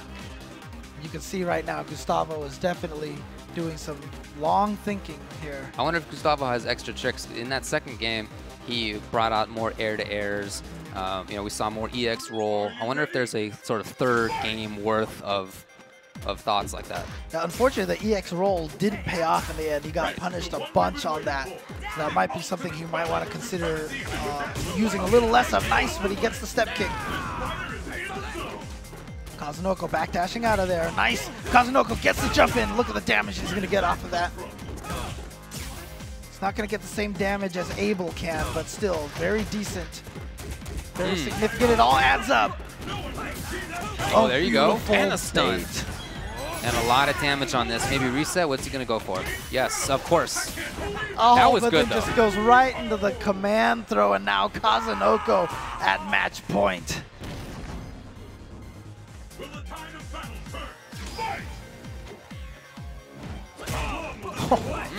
You had to be doing that. Yeah, it's a new tool there, that standing roundhouse.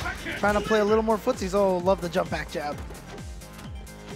So Kazunoko's not really forcing the situation in the same sort of way that did not work out for him in the first game. A lot more of this. The dive kicks are the strength. Oh, it just goes for the crowd. Yeah, so the thing is now Kazunoko started using less dive kicks, and it's been paying off. Gustavo needs a big... Oh, here we go. Big chance for Gustavo. Not going to go. He has enough meter for it again. He chases him down. Okay. He's going to get the ultra. Is this enough to kill? I'm not sure. It's going to be close either way. It is enough. We got match point here for both players. Again, another round that it just seemed like it was all going Kazunoko, and then quickly a turnaround. That has been the story of all 3 games so far. Can Gustavo pull it all the way, though, by taking this round? I was just going to say, very dangerous to be walking around in footsies with Kazunoko Yun with all those bars. Oh. Oh, okay. Again. Wow, that's a lot of damage. Just a couple of hits. And he's got the 2 meters Okay, as well. Strider, if he gets this mix up right, he can move on. No, Kazunoko waking up. Kazunoko with those low jab wake ups, and this time a low will he short. spend it? He does, not much damage on this. Oh, the reset! Goes Is for the that regular enough? throw. Not quite. Oh, he went for the low fierce, but it traded, and so Kazunoko is gonna live. That was as close as they come. I think if that hadn't killed, that might have caused a launch. Yeah. That crouching fierce that it traded with, and that might have been ultra for Strider, and that might have been it, but instead it was enough. And Kazunoko moves on. Very dangerous player. I like the adaptations that he made. He ended up playing that really, really well. Oh, man. Yeah, all of these matches. Yeah, there you go. Shoutouts to PR Balrog. Did you see what happened on the other stream? I did. Another 0-2 is Bonchan? Yeah, maybe the least believable. That's insane to me. But yeah, Bonchan is out of there. Lost to Xiaohai in loser's set. All right, so we're going to continue through winner's bracket. That's the end of the first round. That's right. That's the end of the first round. But winner's bracket, we're going to continue through, and this next matchup. What is it? I actually this is the two people's favorites. It is going to be Momochi and Punko coming up next here in the second round in winner's bracket. That sounds like it could be grand finals to me, but all right, that's the second round matchup. Let's do it. Exactly. So, yeah, again, these 2 players have both been playing so strong. Momochi has been consistent all year long. Punko, just through the year, has just gotten stronger and stronger, and it's going to be really interesting to see how this matchup goes. But, I mean, after that is going to be Human Bomb versus Mago. Nice. We're going to get Cien versus Dasho. Oh, wow, okay. So there's a lot of great matches coming up here in this winner's bracket.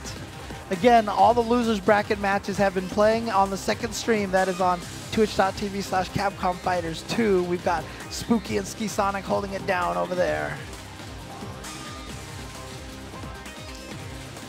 And once again, you know, just as always, want to shout out all of our sponsors for helping make these events possible. Without them, you know, these can't happen. Right. So shout outs once again to Mad Catz, makers of all sorts of peripherals. They've got a great line of Street Fighter V controllers coming out. Check them out at madcats.com. Turtle Beach headsets. It's what all the players have been using on the stages. They have a huge range of headsets, from, you know, basic needs to really, really high level competitive gaming headsets. And of course, Totino's as well. Totino's pizza rolls. We're all familiar with the holy Totino's, so shout outs to them. Yeah, let's take a look at the bracket if that's available. I would love to just sort of condense everything that just happened. It's all kind of flying around in my brain, Yeah. so I'd love to just get a look at it. We'll take a look at the top at the start. So Momochi beat RB, Punko beat Itazan, and so as a result, they have to play. That's going to be a matchup. Yeah, we'll scroll a little bit to the right there. So CCG Human Bomb versus Mago, as you said. Human Bomb 2-0'd Fudo. That's good. Yeah. Mago 2-0 over Doug Jiwa as well. This is the... Is that the loser side underneath, I guess? Yeah. Okay, so looks like Fudo beat Dark Jiwa. So Dark Jiwa's out of the tournament. Right. So Shen versus Dashio. Looks like Valmaster. Well, we saw that actually. Valmaster beat Nemo 2-0. Gamer B against Keoma will be the next round there. Gamer B 2-1 over Gact. Snake Eyes lost 0-2 to Keoma. And Snake Eyes then beat Gact. So Snake Eyes still alive. Yes. Infiltration will play against Tonpi. Of course, Infil beat Dako, and Tonpi beat Justin Wong. Dako then beat Justin Wong. Yes. So Dako is alive. Justin Wong eliminated. That's right. You got Yubi Kenshiro versus Mad Catz Daigo Umehara. Mad Catz Tokido lost 0-2 to Shiro. That's how that happened. And Daigo 2-0'd Daiminion. Looks like Tokido then beat Daiminion 2-1 to stay alive. In a really close match, and a real nail biter there. Mise versus Liquid Knuckle Do will happen. Xiaohai, as we said, beat Bonchan. So Xiaohai still in there. Bonchan is eliminated. 0-2 Bonchan? Come on. Oh. And then Problem X versus Kazunoko. Problem X beat Luffy 2-0. Kazunoko 2-1 over 801 Strider in a pretty close match. Now Luffy and Strider have to play. In loser's side, we'll see what happens on that one. So that is the current state of the bracket. A lot of great Street Fighter 4 so far. Some very exciting and close sets, but also some sets that it's ridiculous. Crazy that they have happened like they've happened. I mean, so here's the thing, right? We mentioned that it's really hard to consider any match an upset right now with the level of play. Yeah. But having some players go 0-2, like Bonchan, like Nemo, for example, like that is an upset. That is, you know? seriously, I never would have picked that. Yeah. Especially someone as strong as Bonchan. He's been playing so solidly all year long. Yeah. And he is out of there. Well, the players have sat down for the first second round winners matchup. It's going to be Arcapa Punko. There you see him. And on the other side is EG Momochi. Now Punko, like we said, has been getting stronger and stronger. He looked great at the CPT Asia final. Yes. Right, he looked fantastic there, ended up winning the whole thing. Momochi, always a major, major threat. He won EVO, he won Capcom Cup, he's won other tournaments throughout the year, and always very close. Yeah, basically, it's just like we mentioned earlier, when he won Capcom Cup last year, it was like a start of this big, almost kind of dominant streak for Momochi. Just right at the end of the year, all of a sudden it felt like he just reached another level. Yeah, like why would he lose? Who could beat this guy? Right, exactly. And in fact, you know, as we had the year of Infiltration, the year of Shen, right, a lot of people were predicting that this year was going to be the year of Momochi. That's right. Hasn't quite gone exactly that way, but I mean, look, he won EVO, right? Right. The biggest event so far this year, and so. And he's in. It's pretty good. It's a pretty good year for him so here far. he is in Capcom Cup. He's a chance of repeating as well. And that's the interesting thing, because remember, by winning Capcom Cup last year, he was automatically qualified. Yeah. He could have coasted this whole year, you know, but he went Qualified in for hard. Capcom Cup still. Yeah, played very solidly, played very strong all year long, traveled to all the events, never stopped playing it. This is a guy who is such a scientist of the game. He is such a, you know, one of the, as we call, lab monsters, right? Figures out a lot of little tech. In fact, even last year before Capcom Cup, he released a video of the Momochi tech. Yeah. You know, kind of this anti-reversal, anti-backdash throw tech technology that he had. And he put it out there for everyone to see, you know? Exactly. Yeah. And he's still one of the best at using that. And yeah, he's so technically sound and so fundamentally sound. It's hard to bet against this guy. On Punko's side, I know that earlier in the year, after having not done as well as he wanted to, he sort of had like a bit of a breakdown, just was very upset with himself as far as how he had been doing, and realized that he needed to make a change to his gameplay in order to really stay alive at top-level Street Fighter 4 competition. And he did. And I think that that's so strong to be able to, in the first place, recognize what needed to be changed, recognize that there's a problem. That by itself is something that a lot of players have trouble doing. Right. And then to in fact carry through with the change, you know, more grounded, more deliberate, not just betting the farm all the time. That's a huge change in play style. Right. And he did it, and you know, he's looking great as a result. I mean, like I said, since Vanilla, when he showed off his Ryu, and he was a crazy Ryu back then, you know, that's just in his blood, in his nature. He's literally fighting against like his genes, like human nature to play in this style. Doing okay. Like you said, it's paid off. Yeah. It's paid off, and that's so hard to do. Yeah, it is. To change your whole mindset on how you want to play. It's like I said, what Capcom Cup has done for some of these players, taking them from just like this like top level player into just a ridiculous level, it's fantastic to see. So they're button checking right now. It's going to be Seth, and Ken is on Momochi's side. Yeah, there is a chance that he might still go with Evil Ryu. That's true. We'll see. That's true. We'll see. I mean, I wouldn't be surprised to see Ken, but I guess we'll see. You know, out of Punko's side, sometimes he plays Fuerte, but it's not really right. Like Seth. It's just Seth. It's just mostly Seth. So yeah, but that's enough. Seth is one of the best characters in the game. You know, he beats a lot of characters very convincingly. Is very rarely out of it, right? When Seth loses matchups sort of in the long haul, I feel like it's a damage issue.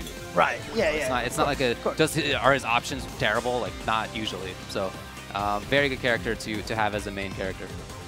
Yeah, absolutely. So again, looks like that they're just trying to resolve something right now, and then we'll get the match underway. But again, on the second stream, you guys can watch on at home at twitch.tv/CapcomFighters2. Luffy and Gustavo are playing against each other right now. Okay, well, we'll see what ends up happening with that. That's a killer matchup as well. But, you know, one of those two players has to go 0-2. Is it going to be the one who got third place last year and won EVO? Or is it going to be 801 Strider, who's had a really good year this year? I really feel like he turned the corner and sort of just started to come out in his own. Yeah, 801 Strider, one of those players who's been playing for so long as well. Out of Utah. Right. Not one of the hotbeds of Street Fighter. No, it's true. Thanks for watching for everybody at home. Hope you guys are enjoying the stream. Thanks again to the sponsors as well for being a big part of why this kind of thing can happen in the first place. So Punko went to go grab a stick, and hopefully that stick will be okay.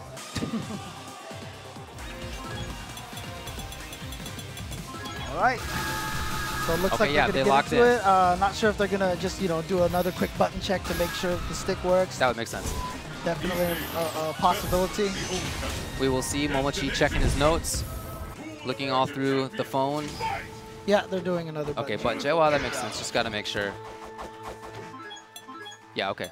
So, there you go. That's why. Right. All right, there's the thumbs up. So we'll get into this thing. Still 2 out of 3? Still 2 out of 3. Okay, yeah. first 2 rounds are 2 out of 3. And then once we get to the top 16, it's going to be 3 out of 5. Right, the winner of this will get into the top 16. Exactly, yeah. Okay, there you go. There you see Punko. Hopefully, all right there. Pants are up at an appropriate level, look like. It's good. All right, so as you predicted, Seth versus Ken. All right, let's do this. It's going to be our Kappa Punko on the first player side, Iji Momochi on the second. He has Ken. Destination confirmed. Really interested to see how this is going to play out. Is Momochi going to try to be very offensive and try to get in there, or is he going to expect Punko to be offensive so that he wants to play a little more defense? But so far, Momochi's been a little bit aggressive. He's been walking forward and pushing Punko slowly to the corner. Oh, that makes sense. You know, Ken is a pretty mobile character as far as mostly ground-based characters go. He can move around. Nice, gets him with a thunder kick right into the throw. Great start from Momochi so far. Trying to bait out Ultra 1 perhaps with that jumping EX Hurricane. Punko's way down in life, but that said, I kind of like what he's doing too. He's being very mobile. It's hard to predict where he's going to be. He's coming in now with excellent timing. Good spacing on that dive kick. That was pretty ambiguous. Tried to bait out an uppercut. Yeah, I mean, that's not the old Punko style to back off in that kind of a situation, even though he has 3 bars. Oh, wow, that was so good to save himself. Wow. Oh, you see Momochi wants to challenge the wall jump. That's why he's taken to the air. Oh, what? yeah. That stayed in front. That was good. That was ridiculous. You know, one of those situations, I wonder if even Momochi knew what side that was going to be. He was nodding after that. Oh, yeah. I believe everything that guy does is on purpose. Fair enough. Fair enough. So Punko trying to take to some air-to-air, maybe to challenge the potential the Hurricane in the air.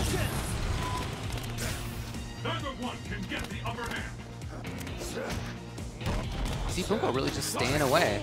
Yeah. Occasionally coming in for the hits, but mostly has this ranged game. Okay. Yeah, playing so. I just love how Punko is playing now. The way he is playing so grounded, so careful, and so, you know, fundamental. I mean, that's just the way to put it. Yeah, I think you're right.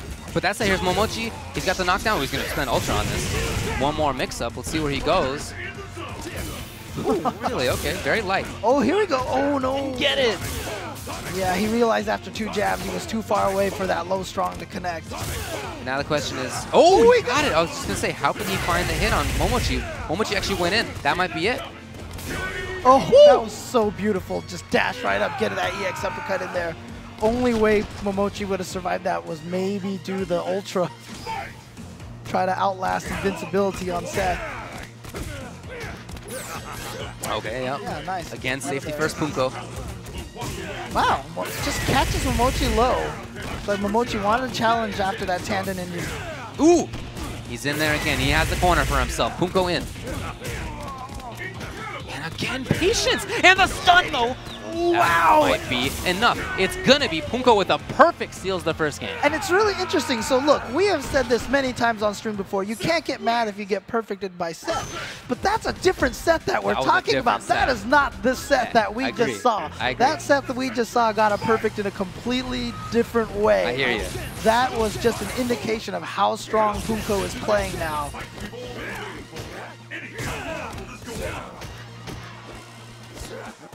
Momochi now trying.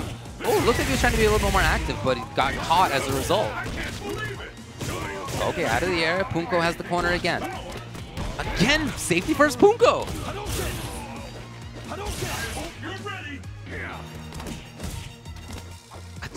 You know what? It's this style where he darts in and out that's so good now. You just see him, he's just waiting there, and then a forward dash and then a back dash, and a forward dash and a back dash. I just really like that. Oh, I don't know. He might be over. No, he got him! Oh, he got him! I feel like that's why Momochi did the EX. Yeah, exactly. He did that early in the first game. Looked like to bait that out as well, and Punko is now on match point. Again, just by playing a great game. This is why a lot of people have picked him to go all the way, potentially in a winner's finals. I've seen a lot of people say top 3. Yeah. Oh, here we go. Momochi waking up with that fierce uppercut. It's going to get the full combo. And look at that. Focus backdash. Okay. Oh, that was so good. Will he go in again? He did. Punko, again, very light stuff. Oh, wow, that was... More commitment this time, and but he lost life because of it. Momochi could have just countered with an Ultra 1 and won it. He was not ready for that. Ooh. Wow, just gets out of there. And again, that darting in and out style. It's so hard to see when... Oh, I don't know. Yeah. But it's okay. He's safe afterwards. Yeah. Oh, but great jump in from Momochi. You know, Momochi had not really jumped with that timing before. That was 2 jumps in a row, and Punko thought he would be safe on the fireball, but no.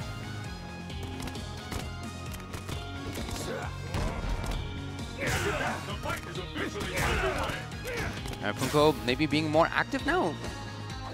Okay, back to the mid-range. And just crouch teching, nothing too big. No, like the jump again, Momochi in there. No. Bunch of bar on Punko's side. And he just, again, right back to the mid-range. Oh, wow.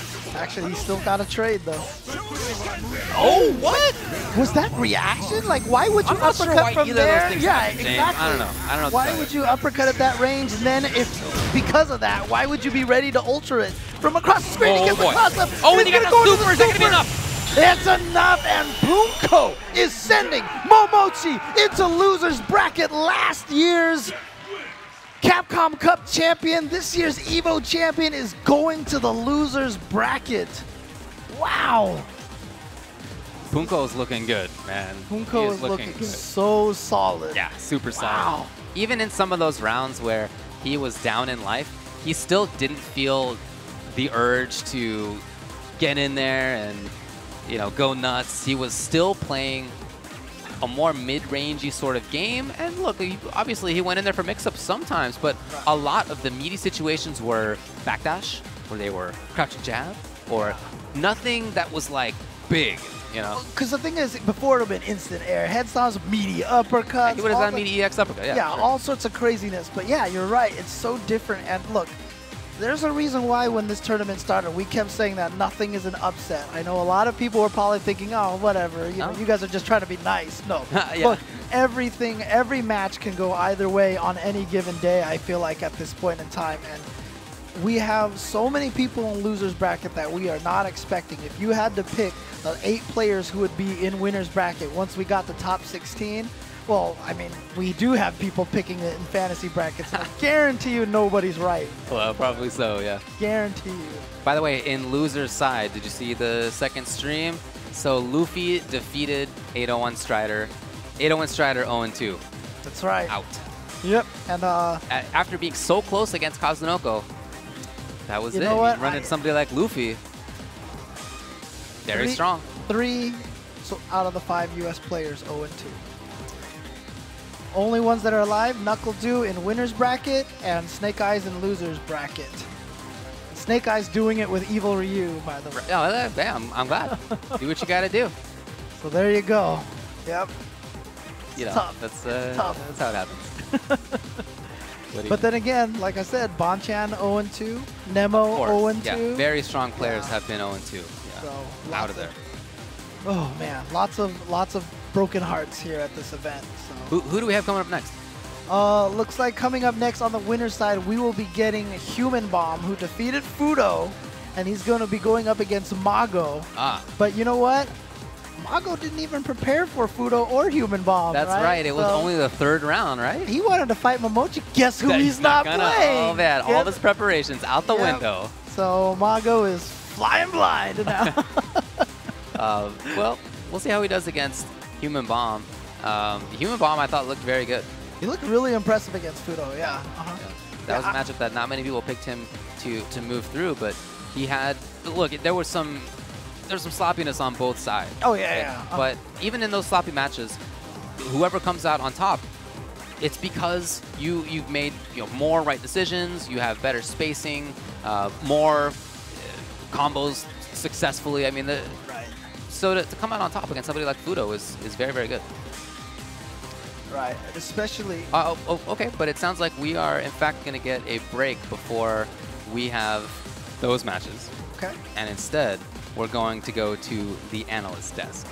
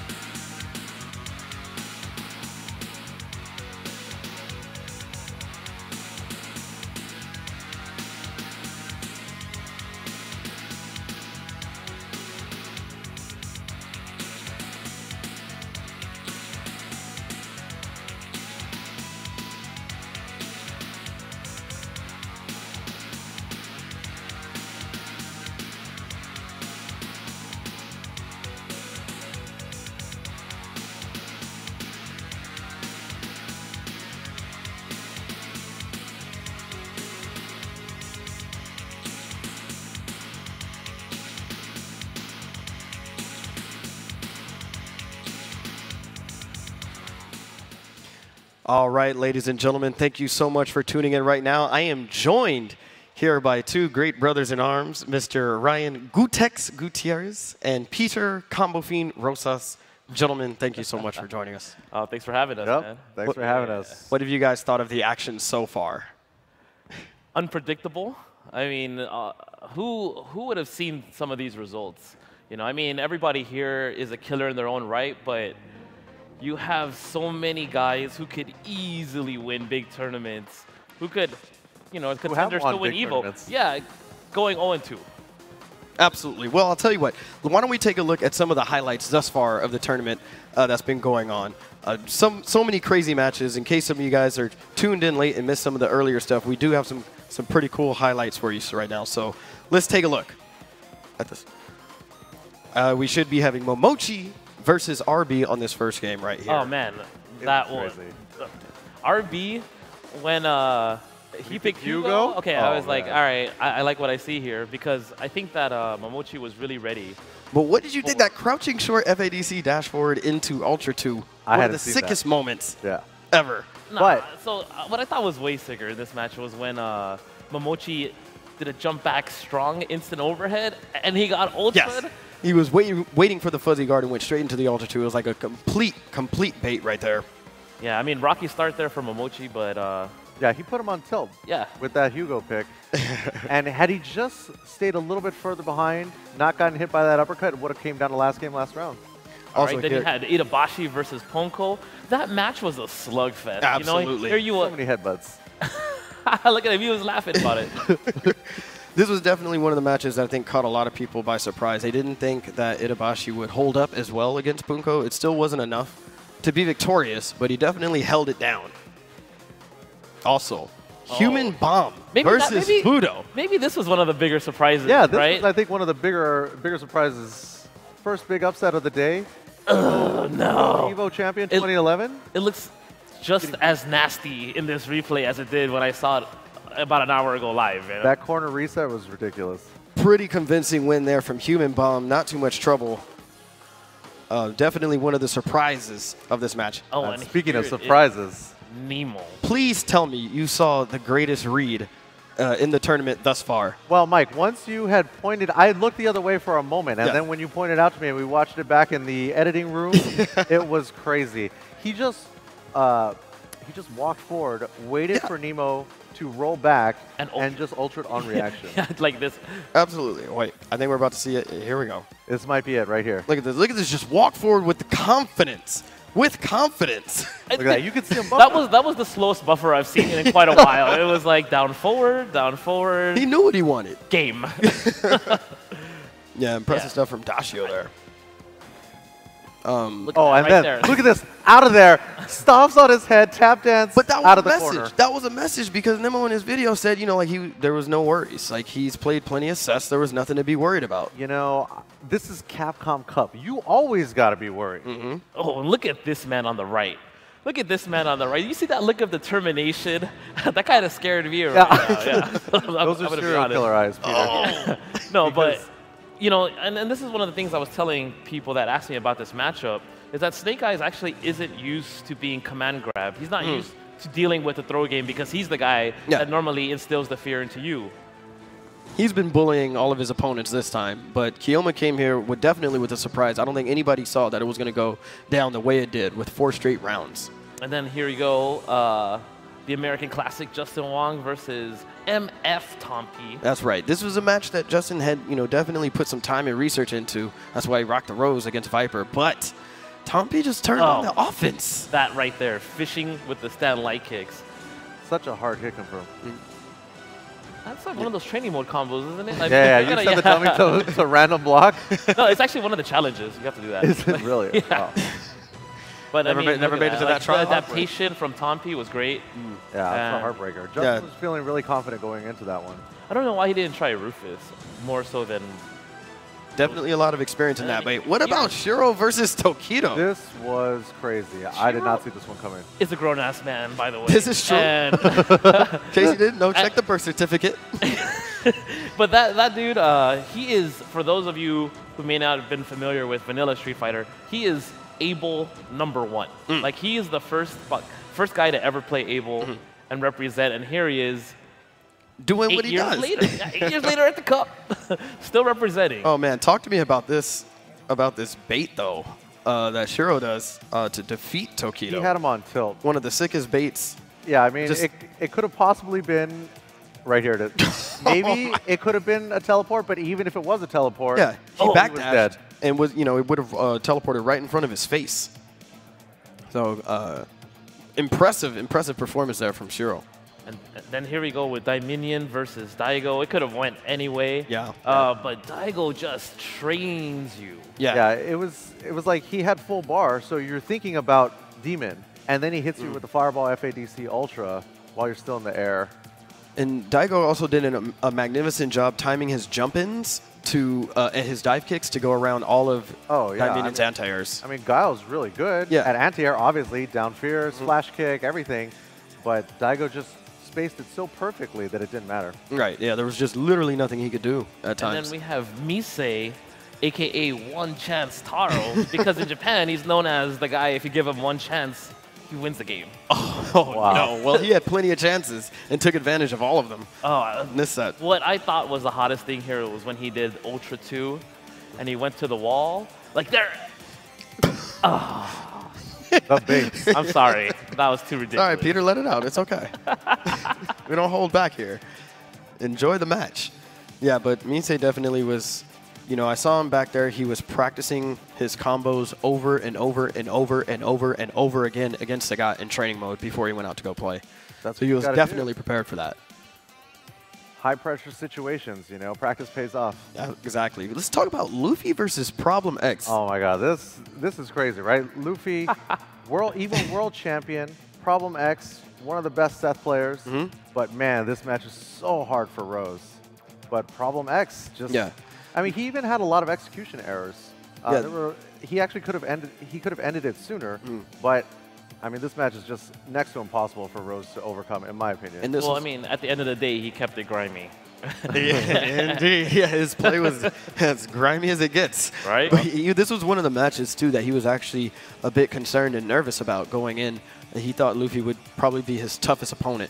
And sure enough, there he is celebrating that pop-off. The pop-off, which was definitely deserved. Well-deserved. Well, Ryan Hart paid Problem X to take this, so we're going to have to follow him for the rest of the tournament. Kazunoko with no glasses? Kazunoko versus 8-1 Strider. This match, look at that. 8-1 so close. This was a heartbreaker, right? I know 8-1 Strider had trained in this match so hard with one of the best Yun players. Probably in the Galaxy. Yes, in the Galaxy. And Kazunoko did such a great job of clutching it out. Oh, man, there was that wake-up ultra that everybody kind of hoped would hit something, but to no avail. And that's all the momentum that Kazunoko needed. Yeah, that was the turning point. Because after that, it was all Kazunoko in the third game. Yeah. And again, look at this unfortunate situation. If he had a little bit more life, that would have been game, because that trade would have led straight into an ultra. No, it wouldn't. What? He hit with the first part of it. Didn't you see him flip? Shut up, Combo Fiend. Don't play this game anymore. Moving on to Punko versus Momochi. Yeah, round 2, right? Look at this. The reaction time on this guy, unbelievable. Why is he buffering the ultra half screen? I mean, full screen away, I don't know, but smart. Now, Punko right now is, I mean, I think a lot of people kind of feel the same way. He's looking so strong this tournament. Well, Punko is looking so strong. Punko is so hungry. Possibly hungrier than anybody else. It's true. 32 players. That's and right. It's starting to show. Foulmaster versus Nemo. This was so interesting because I don't think anybody thought that Foulmaster was going to win. This is true. Yeah, no, everybody counted him out at this point because it's like, okay, well, now he's going up against, one of the toughest players in Japan. Yeah, but he just kept his composure, and he stayed on top of Nemo the whole time. That's right. And, I mean, he even made some good comebacks in the first round, so... Yeah, one of the biggest surprise, would you say, is watching Nemo go 0-2? Definitely. Yeah. This match right here, I liked it. I liked it a lot because Snake Eyes got bopped first game with this counter pick from Gact, and he said, you know what, I'm over it. There's so much on the line right now. So he switched over to Evil Ryu, and he was able to beat Gact's Sagat and his Phelan. That's quite a statement, too. Beating a person's main character with your backup. Yes. Yeah, I mean, it's one of those situations where maybe because Gak didn't have a backup character, you know, Snake Eyes knew he wouldn't be able to switch. That's right. Oh, man, and here was another close one, heartbreak, actually, with E.G. Jester Wong versus Dako. Dako kind of did the same evil Ryu strats that Daigo used against Dominion, you know. Fireball, FADC, yep. Ultra. Yeah, it's just, you know, I just see Justin dropping so much there. I mean, you kind of have to come in here with just the guy that you know the best. Right. But that's the thing. Elena, even though everybody thinks that she's easy and the best, like the execution requirement for her is just ridiculous. Yeah, there's some required. Right now, Dominion versus Takedo. That match went back and forth. Yeah, it did. To the wire. Including Dominion getting a perfect on Tokido. Exactly. Yeah. One of the slowest perfects I've seen in a while. Yeah, but, you know, Tokido edged it out against Dominion, sending Dominion home. Unfortunately, I think we still have a few players left representing America. We got Knuckle Do. Got Do. That match. We got Snake Eyes. Snake Eyes.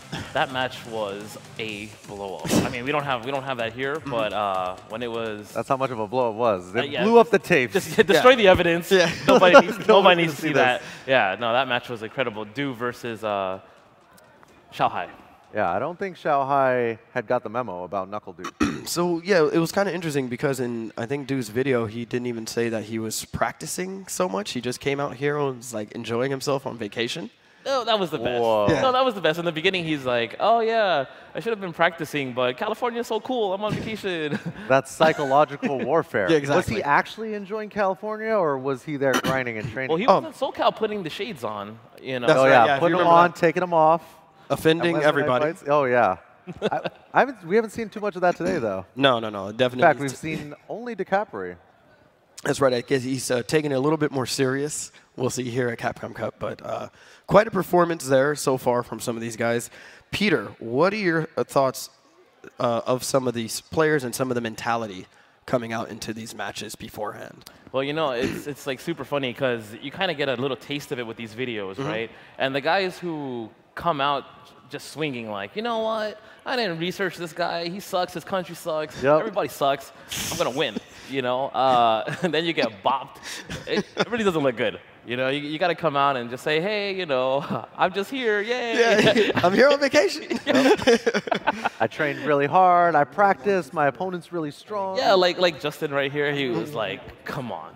I have a history with Vipers, but I mean, when he used to play Wolfchrome, those matches were extremely close. They were super intense, but he was also rocking Rufus, you know, against... and I mean, that's the thing. I wondered why he didn't play Rufus, because that's the one he has the most knowledge with. And then, you know, you have Nemo here, and he said, Seth, you know, I play that character all the time in the arcade.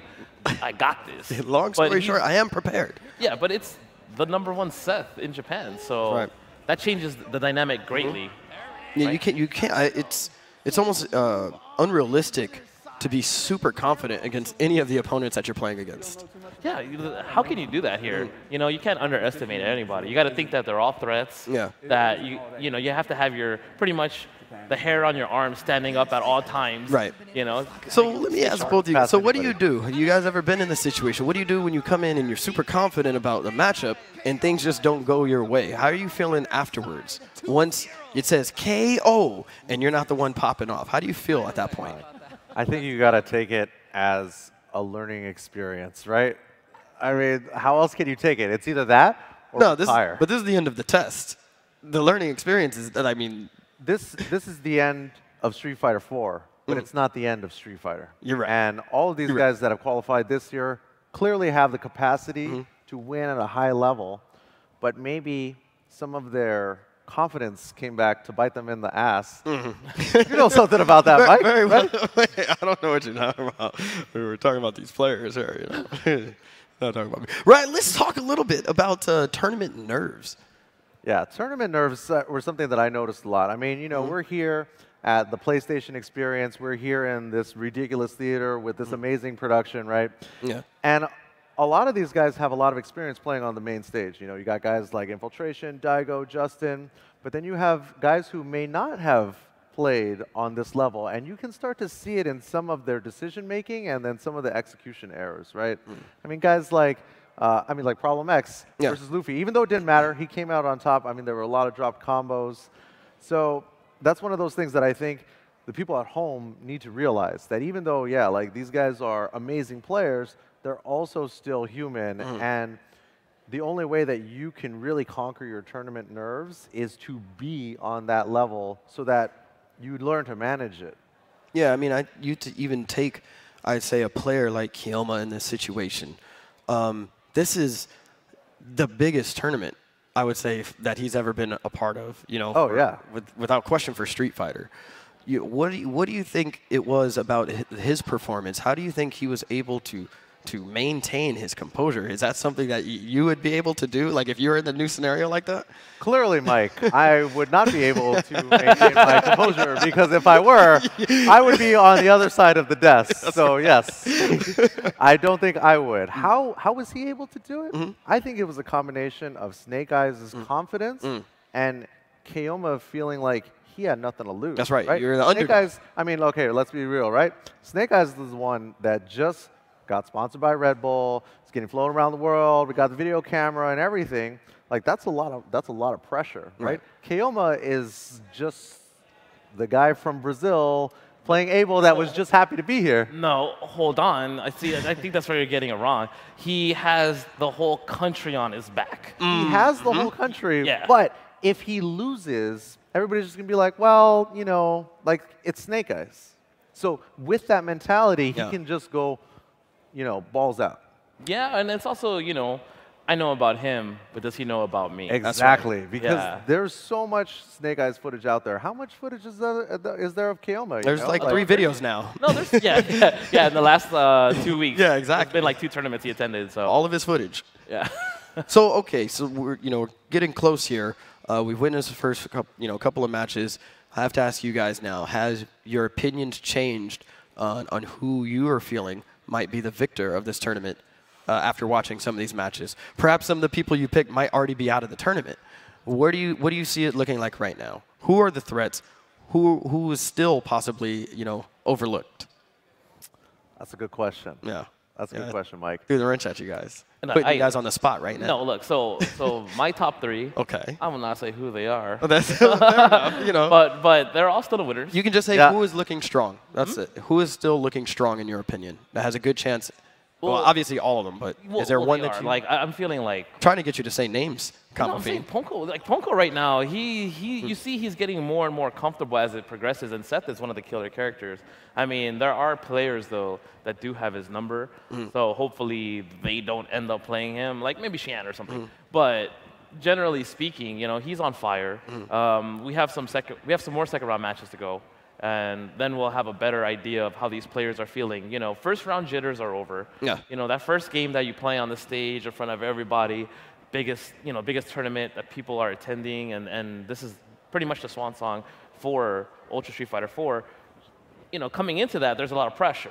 But after winning that first game, or even if you lose the first game, it kind of takes the pressure away. You know what the stage feels like, and you just keep going. You win 2 games, you feel like you're just going to win the whole tournament. Exactly. You see some of these guys, when they won their first game, they were like, yes, I won, as if it was over. But that's just round 1, man. Gutex, to you, what was the biggest shocker to you?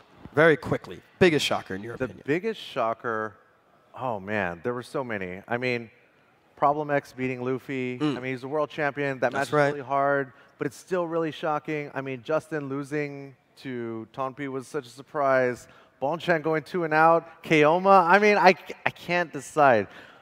You know what? Maybe it's Momochi losing to Punko. I mean, Momochi, that's the reigning world champion and last year's Capcom Cup champion. But man, Punko just looks more solid than I've ever seen him. So it's such a toss-up. It's really what about hard you, Mike? Well, hey, I'm just asking the question. My opinion doesn't matter. Although I would have to say, right now the person that's just looking super strong, Punko is just looking like he's trying to win this whole tournament. Everybody is, obviously, but there's something about the way he played that last match against Momochi. It was so different than his first match against Itabashi. Like you were saying, that tournament jitters got shaken off Yeah, that match definitely could have gone either way. It was really surprising to see how well Itabashi did against Punko, but I think, like you said, he just was able to shake it off. Yeah. Not to parrot you two. Okay. So I'm not. But let me talk about Mise. I love guys who play with like momentum, who just start trying to steamroll you, and once they get going, you can't stop them. Love it. Of course. Of course. Everybody knows that's what you like, Peter. Yeah, exactly. One-player games. Let's play those. So, Peter, talk about those reads. I mean, there were a lot of step kicks. Go ahead. And, he would step kick and then go for the throw. And he did that like 5 times. And then finally he started to go for the tornado throw. Why does he do that? Wait, are you talking about Shiro or? Yeah. Oh, yeah. So I was talking about Mise, but Shiro. Oh, sorry. Well done. Don't mind me, Peter. And don't mind back me. to the tournament. Yeah. Well, anyways, we're gonna but- get back. We're gonna get back to the tournament actually right now. We are. Yeah, we gotta getting back right now. We got ready for some matches. We're gonna. Is that right? I'm pretty sure people at this point would rather just hear us talk. Well, yeah. Matches are okay, but us three. Well, yeah, we're gonna do that. But before we do that, actually, we're gonna take a break, guys. I want to thank my panelists here, my analysts here, my brothers, and we'll be right back.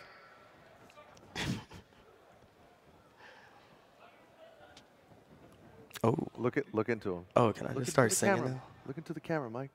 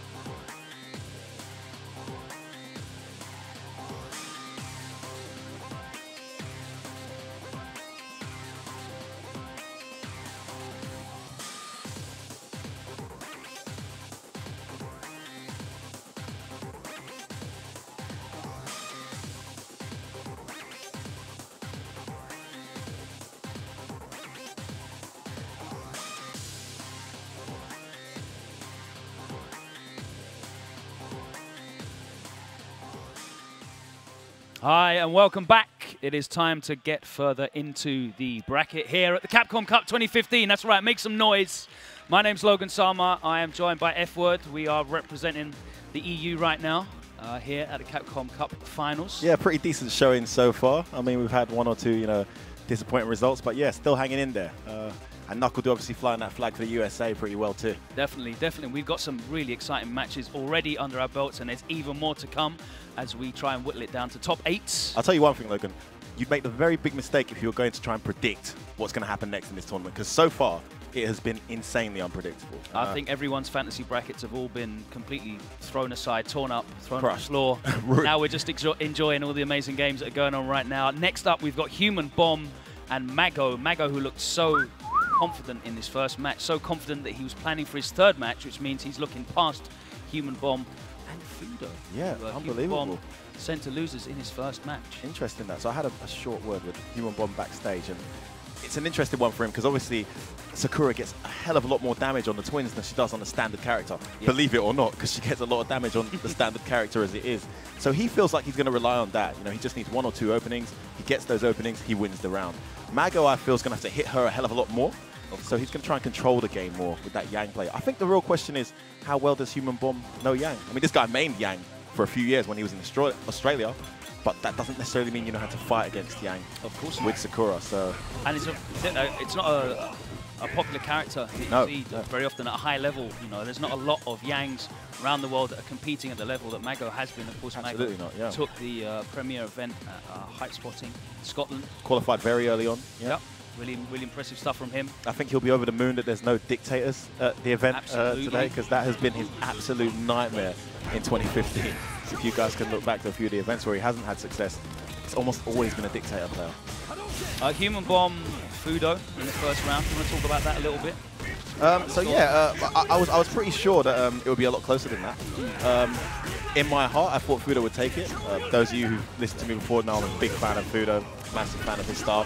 But Human Bomb did beat him the last time they played. Yep. And he stressed that. A lot of people weren't banking on Human Bomb, but he's done it before. So, you shouldn't be too surprised that Not the he biggest made it count upset. again. No, it's not the biggest Certainly an upset, but not the biggest upset at all. I think everyone except for Fudo would have thought this is an easy one for Fudo. Mago, of course, looked incredibly comfortable. Well, he backed his talk, didn't he? Yeah. Yeah, he really did. Well, his talk should take him past Human Bomb as well, so let's see if he can back that up as well. I think the guys are just getting ready. Character selections being made. All right, here we go. Not sure if we're going to go into button checks or if that's been already done. Canada Cup Gaming. Johnny Lei Cheng, Human Bomb, all the way from Hong Kong. Representing Australia too. I think a lot of the Aussies will be rooting for him. Oh, definitely. Up against Mad Catz Mago. And here they go, they're into it. This is it, no button check, we're in, guys. All right. Human Bomb keeping that safe distance. No anti-air on that jump in though. A bit scared obviously because the dive kick can mix it up. Another jump in. And he has a corner. This is exactly where Mago wants him. Already in the corner without even having to land a hit. That's definitely very powerful for Mago. Now he's going to abuse that corner pressure that Yang's so strong with. Let's get out though, backs off. Oh, great jumping again. It's finding it really difficult to react to those jumping. Both of these guys are just letting each other jump on one another. Meaty throw lands. Focusing on the ground game too much, perhaps. Nice. This is great corner pressure. He drops the leg. Able to confirm off that Tatsu. And lets him out again. That's the damage we're talking about there that Sakura really needs to make count. He's backdashing a lot here in the corner. Got away with it a few times. Very level with life, but Mago's got those bars to confirm into the Ultra. Again, no anti-air, just backdashing the jump in. Chooses to continue the pressure. Burns 2 bars. Oh, just do it. Oh, he drops it. Human Bomb's going to take it. Big drop from Mago. Wow. We've seen a lot of that. Nerves on the stage, a lot of drops. I mean, these are the best players in the world right now, but they've never played for this much money before. Unbelievable. Huge prizes on the line here today at Capcom Cup 2015. Maybe it's getting to them. Oh, wow. Cross up from a mile away there from Mago. Starting that engine. This is what I'm talking about here, Logan. He's got to hit her a hell of a lot more, but he's Yang. He tends to control his matchups. Nice focus backdash out of that Just pressure. so scared again. to enter. Jump straight back in. The stun is still there. The stun is still there. She can't get hit too much here. It's not gone down. Oh, crossed up and stayed in front. What's the round from Mago?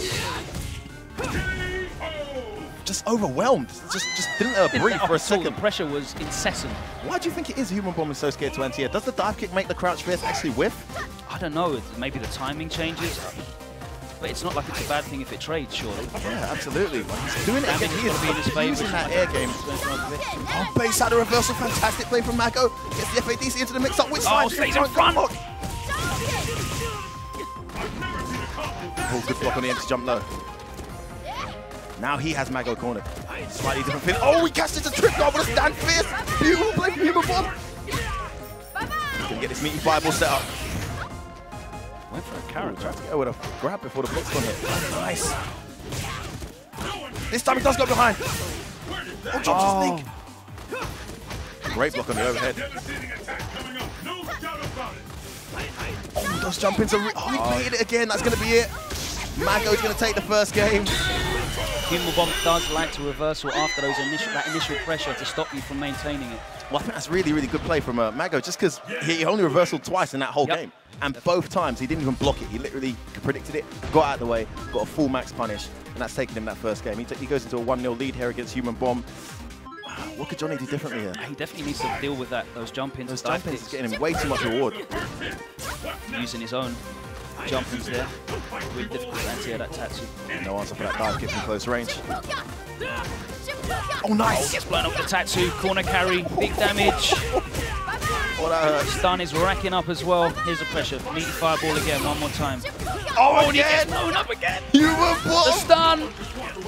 He's not a human. You can't kill here, there's a lot of scaling.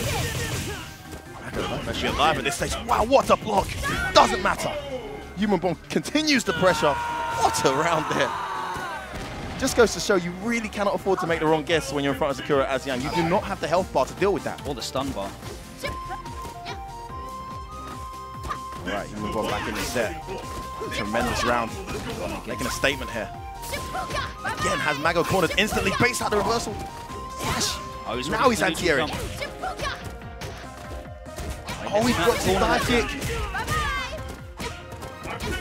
Oh, that's going to be it. I think he's done. He could kill here, I think. He can't. A lot of scaling. He's got a good setup, yeah. Oh, the overhead block. Good pressure here. Sakura with no meter. Mago needs to get in as soon as possible here. She just has to deal with the pressure. Good block. Forces him back. Gets that one bar. Maintains the pressure once more. That's it. Great neutral jump timing there from Human Bomb, and he ties it up. And what a turnaround from that first game. That's a good answer to the dive kicks. Really good answer. Jumping rather than attempting. I mean, he still seems to be scared of anti-airing, but also deals very well with the pressure on the ground, because that stand light kick and that crouch light kick was beating a lot of the fast Sakura normals. I saw it beat crouch light kick. I saw it beat stand light kick. So Yang seeming to have a slight advantage there when he has her on the ground game. Seems like it's really important for Mago as well to never let up on this pressure. He doesn't want that momentum to turn around at all. He's burning those 2 bars to maintain the pressure after the block Mantis every time almost. Wow, wake up jump forward. Puts Mago in the corner here after a great start to the round. Again, he's not able to deal with that jump in air Tatsu. Nice, just sneaking underneath that jump in and then catching him with a short. Go back, dashes out there. He doesn't want to deal with that mix up. Understandably.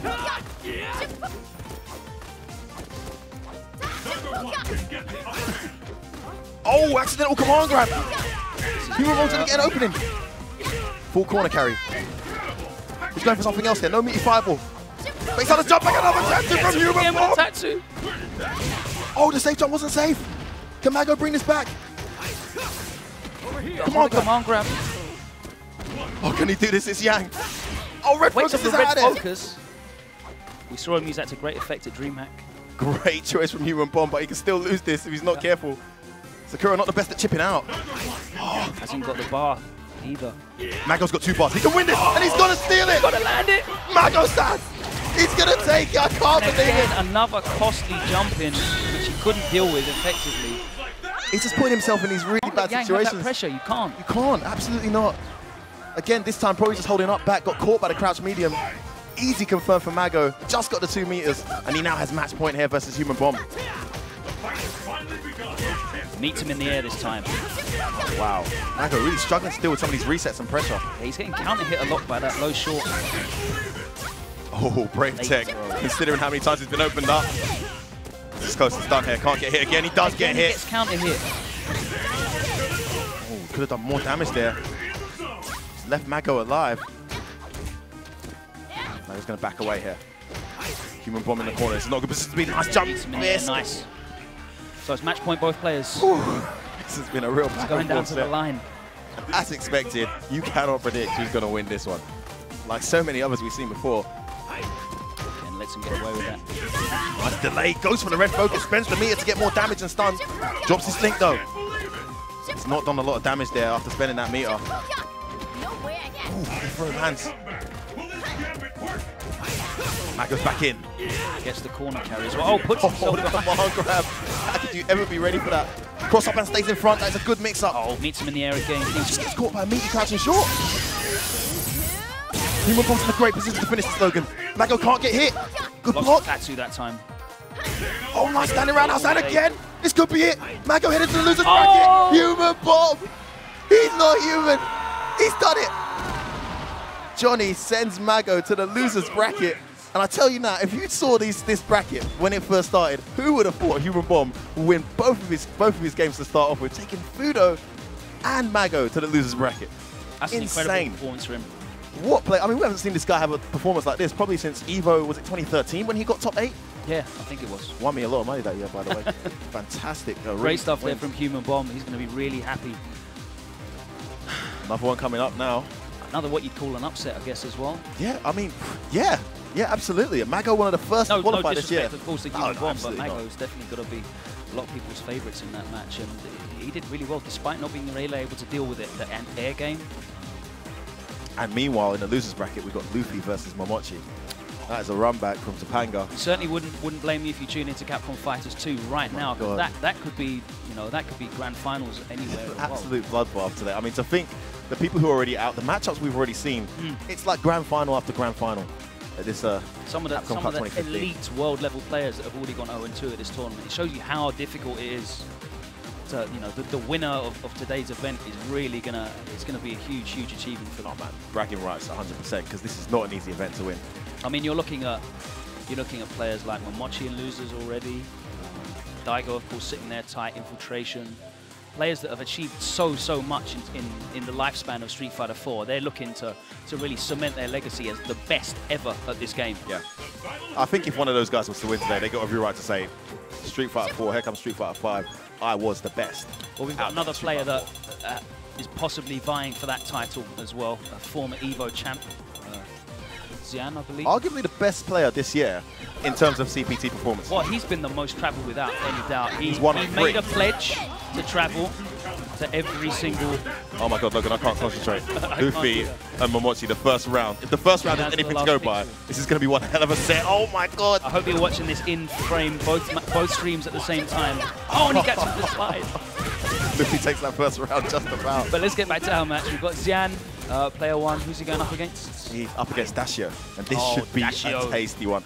I guess the main question here is, who's Shen going to pick? Are we finally going to see Gen here? Because the Elena pick and the Poison pick, I'm not sure, are great for this match Seth, at all. of course, does really well against all 5 of the new characters, and he has gone with Gen.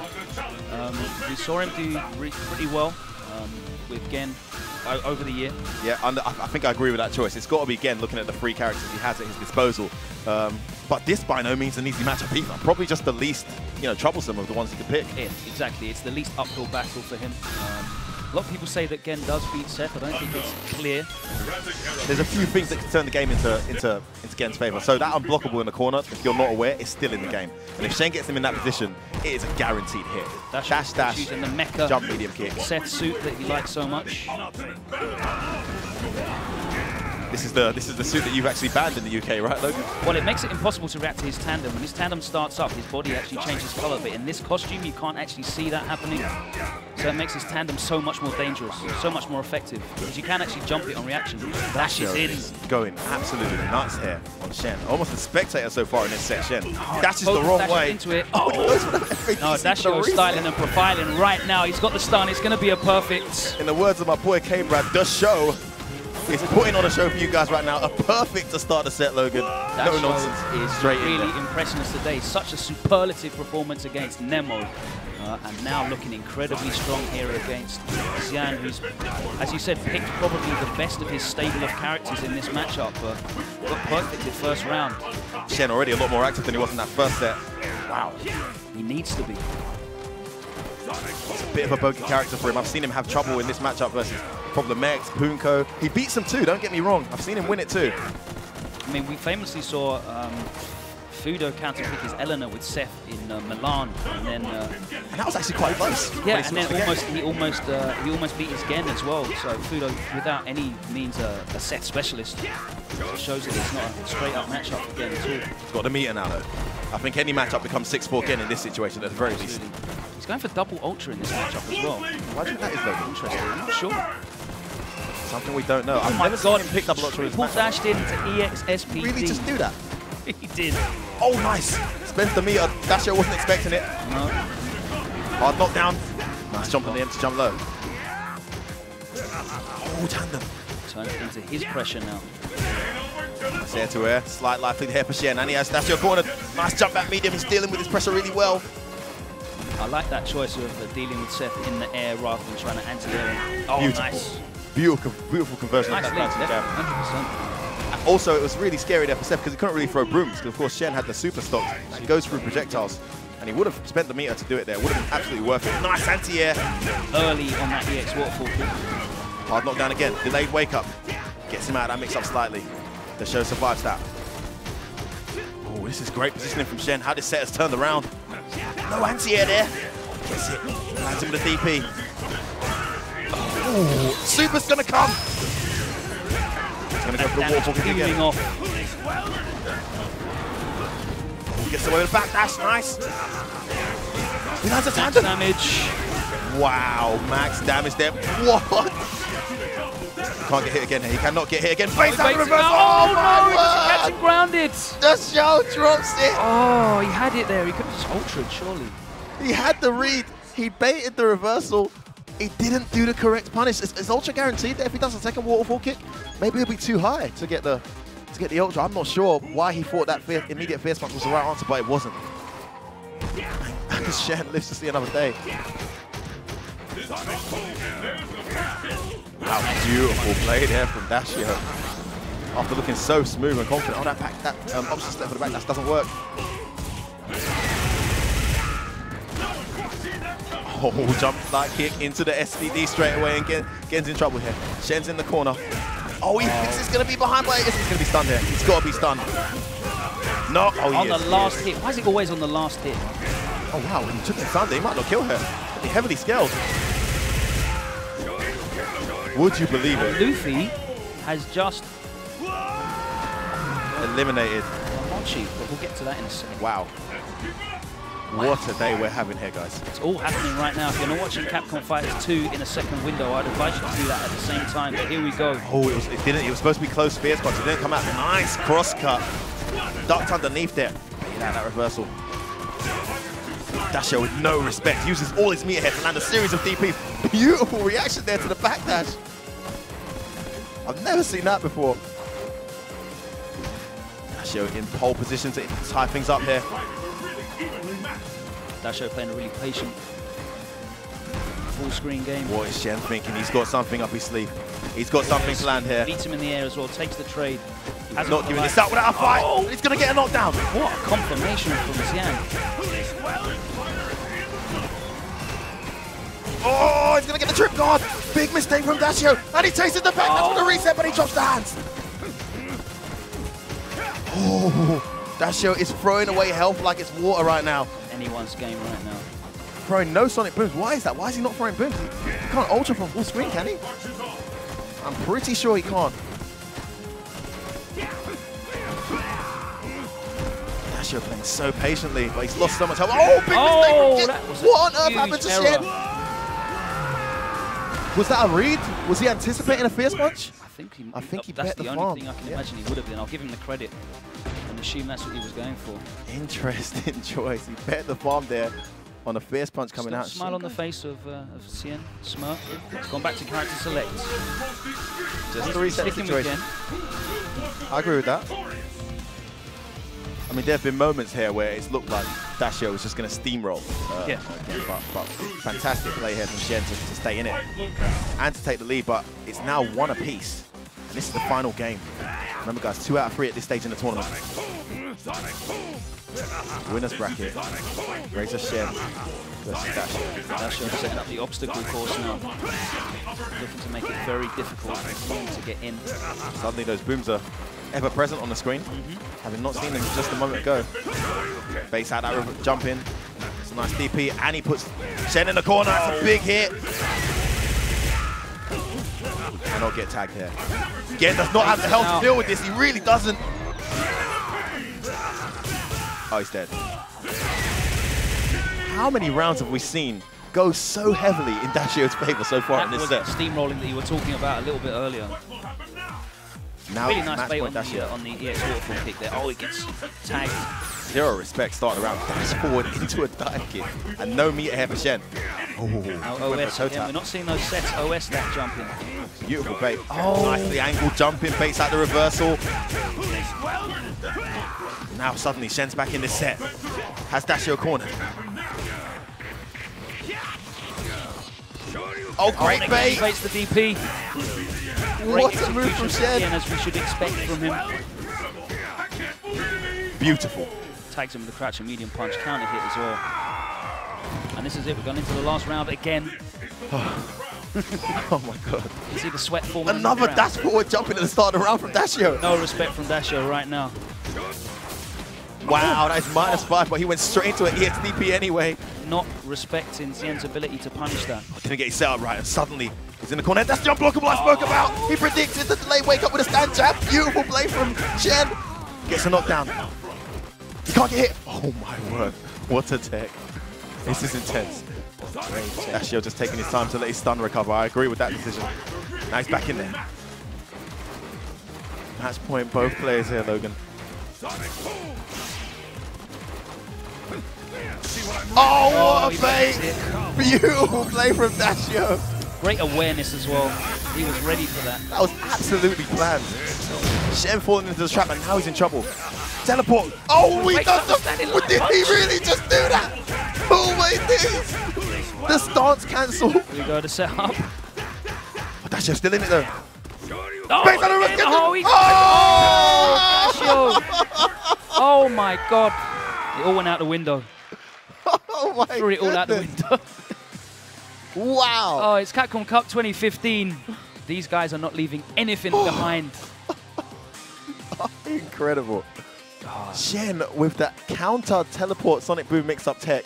That is that's a Kara stance change into focus into Kara stance cancel. Yep. Which leaves him instantly recovered. Instantly recovered into the standing light punch. Fantastic tech there from Shen. We saw him utilize that against K-Brad at Milan as well. So to great effect, that stance change. Something that Gens don't use too often. Exactly. We've not even seen Cien use that a great deal, but he's brought it out when it mattered, and that definitely turned the round around for him. Okay, so let's get you that information on the Momochi match. Momochi just been sent 4 straight rounds, in fact, by Luffy. Way. And as you said, Luffy is capable of beating pretty much anyone. Well, it's not the first time Luffy has put the hurt on Momochi. I remember in Topanga, I think it was 5-2. That matchup is not an easy one for Ken. I'm sure Chris Tartarian will vouch for that. Very, very difficult one for Ken. Luffy showing exactly why. Momochi not even registering a round. And that is your 2014 champion here. Your eliminated. Evo champ goes 1-2 here at the Capcom Cup 2015 finals. It's a bloodbath, Logan. Like, you cannot call what's going to happen here. Not at all. You need to be watching both channels at the same time. Whatever you're doing, have those windows up. Get your phone out, get your TV, get your laptop. Plug that HDMI in, use your AirPlay. Whatever you need to do, you need to be watching everything that goes on here on Capcom Fighters. And there's more stuff going on. I'm seeing Eleanor on the screen. Versus Mago, yeah. I want to shout out, of course, Mad Cats, who have been ever-present as sponsors on the Capcom Pro Tour. They've got a whole new range of equipment out I'll be looking to get my hands on some of those. Beautiful stuff they've developed. Yeah, coming out in conjunction with SF5, which was, of course, released in February on the 16th. So there's some great stuff from them, new pads, new TE2 Plus editions, and the return of the TES, which is my favorite personal shape of fight stick out. I cannot wait Big to have shout that out to shape Mad back. Cats. Absolutely. Who have we got setting up now? I see Kioma. Who's he going up against? So Kioma versus Gamer-B, and we spoke about this when we were watching on stage, Logan. I told you, I'm liking Kioma for this set. I don't think either of Gamer-B's characters are going to be comfortable here against Apple. He's gone for Adol. Of course, we know that Apple's a pretty hard matchup for Eleanor. Been a while since we've It's seen nice this. to see this Gamer-B classic costume on the screen once more, the add-on. Well, right now, Kioma going for those roll mix-ups. Wow. Establishing the disrespect early here from Gamer-B. Sticking out Wake Up Fierce. This is what I'm talking about with Kioma. He does the most crazy stuff on Wake Up. Doesn't care that Apple's not supposed to be one of the strong characters on Wake Up. Does what he wants. Worked on that occasion. Good block. Oh, he had it. He had the link. That was the round. Missed his instant jump Jaguar. That's going to hurt.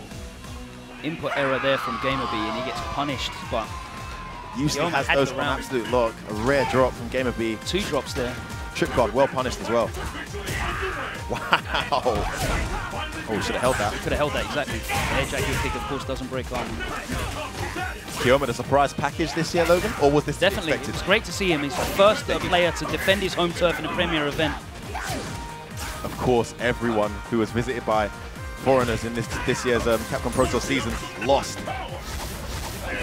The only person to defend on home soil is here in winner's bracket, and a life lead, and a round up here versus Gamer-B. Oh, he drops his instant Jaguar again. Some input problems here. Oh, wow. Nice answer. That's it. Beautiful play from Gamer-B. That was a gutsy read there from Kioma. I don't know if he was expecting some kind of backdash. Gamer-B can close this out. Instant overhead. Oh, no, it's not coming. Let him out. What's Kioma got here? Is he just going to build bar? Oh, you don't want to get step kicks right now. Yeah. Beautiful positioning there. Stand heavy kick takes it there. One round. Outranges in there. Great stuff.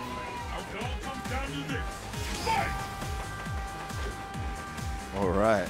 It's quite a scary one for Adon. I feel like if you are Adon in this match, you don't want to be grounded ever at any point. Nice escape there with the EX change of direction. Oh, catches him standing. Kioma lands that throw after the step kick. Kioma Safe jump. able to get a lot of his offense started, but he might be able to now. The reset. Oh, good block from Gamer-B. He's so good when he does that little jab that switches sides. Oh, he had it again. Gamer-B playing catch up right now. Kioma all over him. Base out the reverse. Oh, was that ultra? I think that was supposed to be ultra. Still in it. Oh, that's a super. That error could cost Kioma gravely. Oh, good block on the cross up. Oh, base out the reverse. base Gamer-B out. back in this. Still not done. Oh, throws him out of the EX on wake up. Oh, what a choke from Kioma. Kioma, of course, very active on his wake up. He baited out the reversal, but for some reason he wanted to go for, it's understandable to try and go for an ultra, I guess. I just think step kick, stand fierce, it's your bread and butter, you're not going to miss it. There was not much health left on Gamer-B's life bar. Just finish him off. Dashes into the Jaguar kick. Beautiful. Oh, wow. Gamer-B being so disrespectful, but Kioma not having any of it. In the corner now. Rolls out of it. That stand heavy kick, controlling a lot of space with that. Oh, nice. That medium, so many active frames. Predicting that air Jaguar with a focus. I like the fact that he knows when Gamer-B's going to go for it. Oh, nice whiff punish there. No OS after that safe jump. Oh, checks him with Oh, that wow. medium again. Big TT to round it off. In and out, like nothing. Kioma, such a slick Abel when he's on the offense. Cannot let him get going for a second. Starts around with a step kick. Gamer-B's got to be more aware of those. Nice. Wow, mid-screen? I've never seen that. Lands across up this time again. Gonna get the double juggle. This is going to be for Gamer-B. Wow, what a round from Gamer-B. And if you thought he was exclusively playing Elena, you thought absolutely freaking wrong. Mid-screen juggle. Wow. I think this guy is still the best add-on in the world. And he's demonstrating exactly why right now. Good start from this round for Game of Focus again. Can he overwhelm him again? He catches some kind of roll on wake up there. Oh my god, that is legit, Logan. Yeah. The mid-screen. Oh, he tags him. Full screen EXCOD. Oh, backdashes out of the TT. No. Oh, is that really? Are you serious? My God. Kyoma in the building. It is match point Game of B. Kyoma lands a massive ultra. Oh, Game of B just does it. Pierce TT. He's still alive. Magic Pixel. Game of B's gonna try. Oh, the full screen COD to chip him out. Kyoma ties it up here, Logan. What a piece. I gotta say, for the fans, I don't know who you're rooting for, but Kyoma is such a joy to watch. Won over a lot of people. Game of B always been a fan favorite, but Kyoma's definitely put himself on the map in the few short months we've been exposed to his play. The Abels are here to stay this year.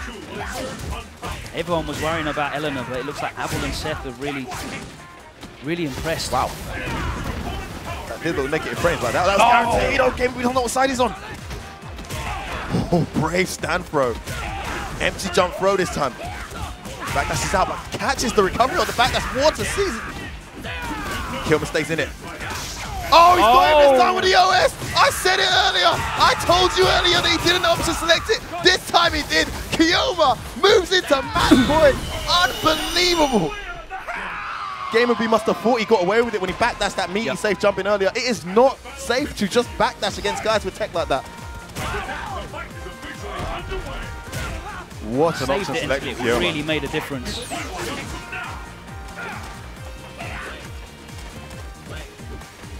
Moves into match point now. Game of B having to force the issue, but he's down. This is not where he wants to be here. Nice delayed wake up to escape the setup. But he gets TT'd, he's down again. Kyoma revs the engine. Oh, face out of stand throw. Oh, get the confirm though. That's why I went for crouch fierce. That doesn't link. Oh, the armor cancel. Zero respect. Oh, he went for another TT. Nice play there. He dropped it. That time it didn't work, and he's going to get punished for it. And Kyoma maintains his progress. Wow, the surprise package Shades at of juice Capcom box Cup there as he 2015. Big shout out to the few South Americans in the crowd making so much noise. Kyoma, it is not a one-off. This guy is legit, Logan. This guy is here to do some serious damage. After he won that Premier in Brazil, he got straight on the plane. He traveled around the world. We saw him at a number of events, and he was there. He was not a one-off. It wasn't a fluke. He was being top international players at Premier events. Really put a great performance on there, and he's continuing it today. He is actually making a stake here. I mean, people could actually argue with the performance he's had today and the performance he's had in the build-up to this event, is this guy possibly the best Abel we've ever seen in this game? I don't think it's too far from, a conclusion to see the stuff he's doing and the reads he's making, just his mentality in general. The awareness to land that ultra off the juggle COD, great. He's ready for every situation. His reads are great as well. He's identifying where, when his opponents are changing up their responses to his pressure, which is really important for grapple-based characters. And he's changing his pressure up accordingly and getting big results off of it, as you saw that OS. I'll tell you what, take nothing away from a Game of B. He showed some amazing matchup-specific add-on tech. I mean, that juggle worked pretty much every time apart from the one time. Yeah. I wouldn't have gone for it personally. He had 3 meters. He was in a good position. Abel was knocked down. But he's confident in his execution. Unfortunately, that costed him the game. He might have been able to make a comeback there. But he drops into the losers bracket. He did. We're trucking on in the winners bracket here, though. Who have we got coming up next? Infiltration. Razor Infiltration, newly signed all the way from South Korea, will be taking on none other than Tompi, #1 Viper in Japan in the arcade rankings. How legit is this guy, Logan? Tompi's a very interesting Viper. I like watching him play. He's got a very... I was going to say he's got a very reserved style, but as we saw him playing against Justin Wong, he really identified quickly that Justin wasn't dealing with his burn kick pressure effectively and just burn kicked his way to victory pretty much. Great confirms, that ultra confirm. I guess the more important question, I mean, I don't think there's any doubt over how good Tompi is. This guy is legit. The main thing is, how well does he know the character? Because I have seen Infiltration running away with things that he really shouldn't get away with. When he knows that you don't know his character, he really makes it count. what kind of DiCaprio practice could this guy have even had? And of course the question's still there about how he's going to deal with the pressure on the big stage. Yes, of course, Tompi, for those of you who aren't aware, forfeited Cannes World Game Cup team tournament. Oh, didn't deal with the crowd pressure. Drops the punish there, just out of range. Had the time to walk forward a little bit further. Can't afford to drop punishes against DiCaprio in general, but especially not infiltration. He's playing that full screen zoning game. Fireball's pretty effective against DiCaprio, and I guess he's using a version of that with the ground pound seismos. Oh, that was ambitious. Oh, he's not ready for it. He's gonna ultra. Infiltration, catching him with the gimmicks, and he's gonna make a mental note of that. Is that gonna be enough to kill? Not quite. Spends the meter to stay alive. I don't know if it was worth it. We get that one bar. Viper, she hits his. Oh! Not able to confirm. If he'd have done a hard kick there instead of a jumping short, he really could have taken that round.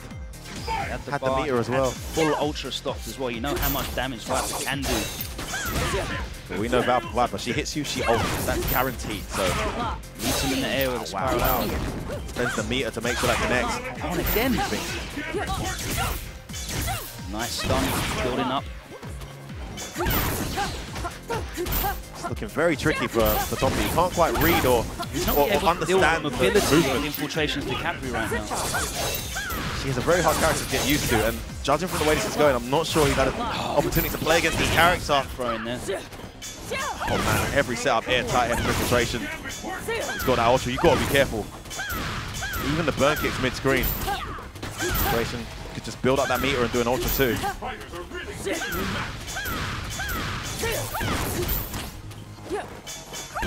Nice! That's going to be mid-screen ultra, it's going to hit! Oh! Why? Oh, poor Tompi. He did everything right. He had the read, right strength for size, but it just wasn't to be on that occasion. Infiltration, very lucky there to go one game up. But judging by the flow of it, I mean, he looks very comfortable, if I'm being honest. Infiltration does look very comfortable in this set, despite the fact he should have lost that round. Just doing what he wants at the moment. I mean, the only Viper I've seen really play this matchup in a long set is Problem X, and he opts not to play the matchup when he faces the best DiCaprio in Europe in tournament. He goes straight for Zangief. I'm not sure if Tompi has any other characters available. It doesn't matter now, he's already 1-0 down.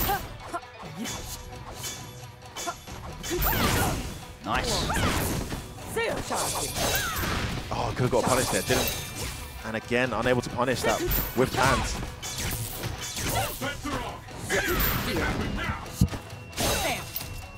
Oh, wow.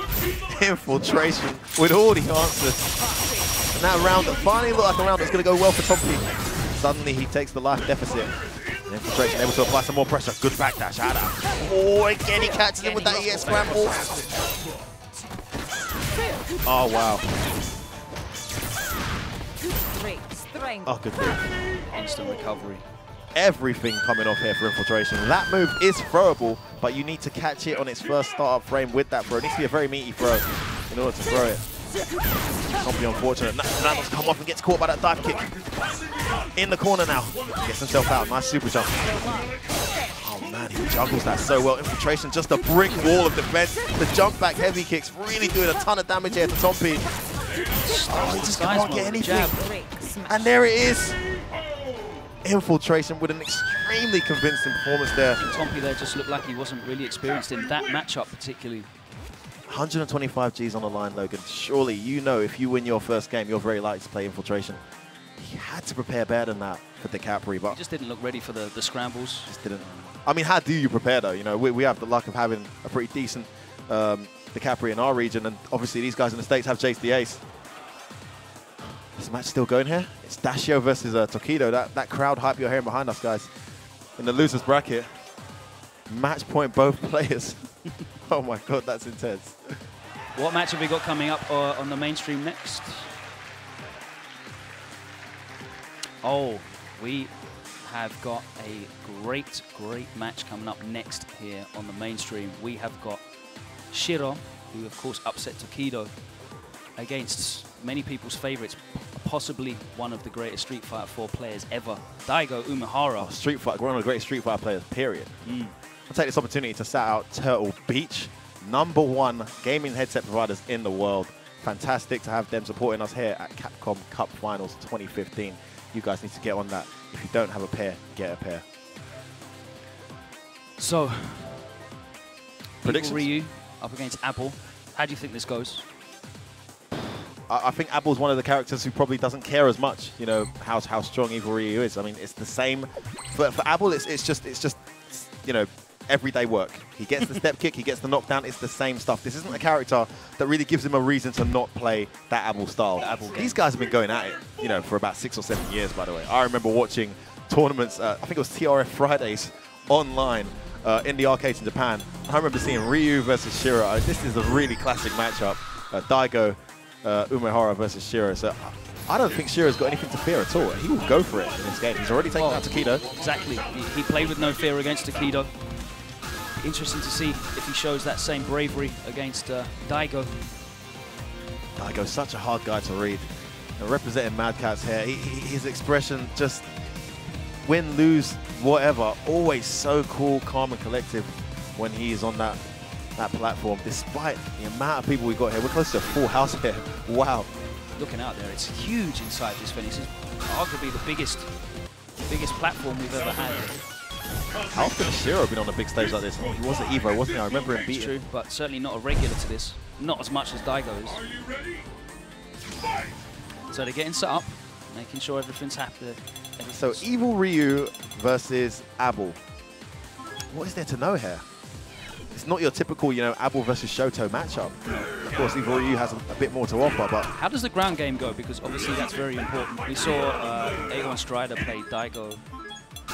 I would say the ground game's fairly even, but in terms of risk-reward, I really feel like Abel gets a lot more of that ground game.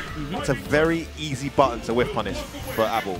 That crouch medium kick that leads to so much reward for Evil Ryu.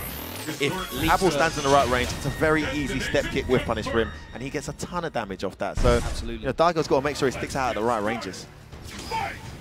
All right, we're in, guys. Straight into it. Mad Catz, Daigo Umehara versus Shiro. Backing off, throwing the fireballs, trying to maintain that space. What's the start? Shiro gets in. An option select there. Catches him standing.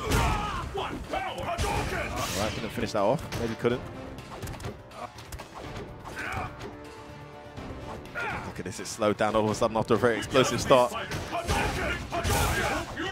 That step kick, of course, safe if you space it well. Wow, what a meter there. With a whiff TT. And you can see Daigo just backing off, trying to maintain that spacing all the time. Nice punish. Daigo going for a reset. Oh, didn't get 2 hits though. And a throw, what a sequence from Daigo. I mean, when this guy gets going, he really gets going. No answer there from Shiro. Daigo going for reset, so Evil Ryu, we don't see that very often. Good call, Logan. I don't think I've seen Daigo do that ever. I saw him try it once in tournament. It didn't work. He never did it again that day. Nice. He's walking into the perfect space to make sure that stand medium kick doesn't whiff. Nice stomach there for the counter hit. Confirm. Oh, drops his link. Shiro smashes it out. Now he has Daigo cornered, throws him out. Oh, the free frame stand medium punch. Oh, that's a great answer. That is a great answer. Of course, Abel with no free frame normal, only +1 after step kick. If he goes for a fierce, it'll be a trade-off. Oh, nice whip punish. Again. Daigo takes it. That was absolutely clean, Logan. I could not see a single way in there. just flawless performance there in that first game from Daigo. Shiro's got to do something different here. I mean, he's got to find a way to open up this brick wall defense. Daigo looking incredibly comfortable with the spacing. Shiro throwing out that light kick. Finding it difficult to get past those fireballs. We saw him dash through one early on in the first round. Nice jump. That's one way to deal with it.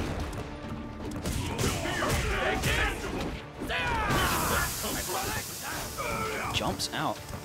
Stays alive in this round. I think that's important there for Ryu. Enough damage output to come back from just about anyone in this game. It doesn't get any more intense than this. Pressure's on. Oh, base out at reversal. Oh, could have done a better punish maybe. full COD would have put him back in the corner as well, of course. Okay, I think it's fair to say Shiro has now arrived in this set. That was a brilliant read there. That jump over the fireball was really what opened it up for him. And the bait for the Shoryu as well. That stand medium, of course, 3 frames. Yep. Very clever choice there of application from Daigo. That will beat the TT in case you're wondering why he's doing it. It will lose to stand throw though. Stand throw will beat that. Oh no, FADC confirmed. Shiro's got the meter to do extra damage here. Big drop from Daigo. Wow. That jump medium, I could have sworn was going behind. Nice wheel kick. Ooh. Nice punish. No meter here. Wake up, crouching short hit, and he gets a TT afterwards. And Shiro close it out. Oh, he's done it. Beautiful play from Shiro. What a turnaround. And like I said, these guys have been going back and forth for years. If anyone thought this was going to be an easy one for Daigo, they thought wrong. Fantastic adaptation there from Shiro. He ties it up one apiece. Shiro showing his fundamental skills there, his ability to make reads. Let's get started. Fight! Yeah, every TT hit. Not really, I don't think there was a single whiff TT with any in sort that. of super advanced tech, just literally reads it. DPs, jumping fireballs, getting the damage in where it counts. He's so good at doing that. He does call himself a daddy. So, you know, he's got that experience. He knows what the little ones are going to do. A very rare occasion where... Yeah, blows for the COD. Well, Daigo's actually the younger of the two. Oh, how unfortunate. He went for the cross cut, but must have got double input. Nice bait.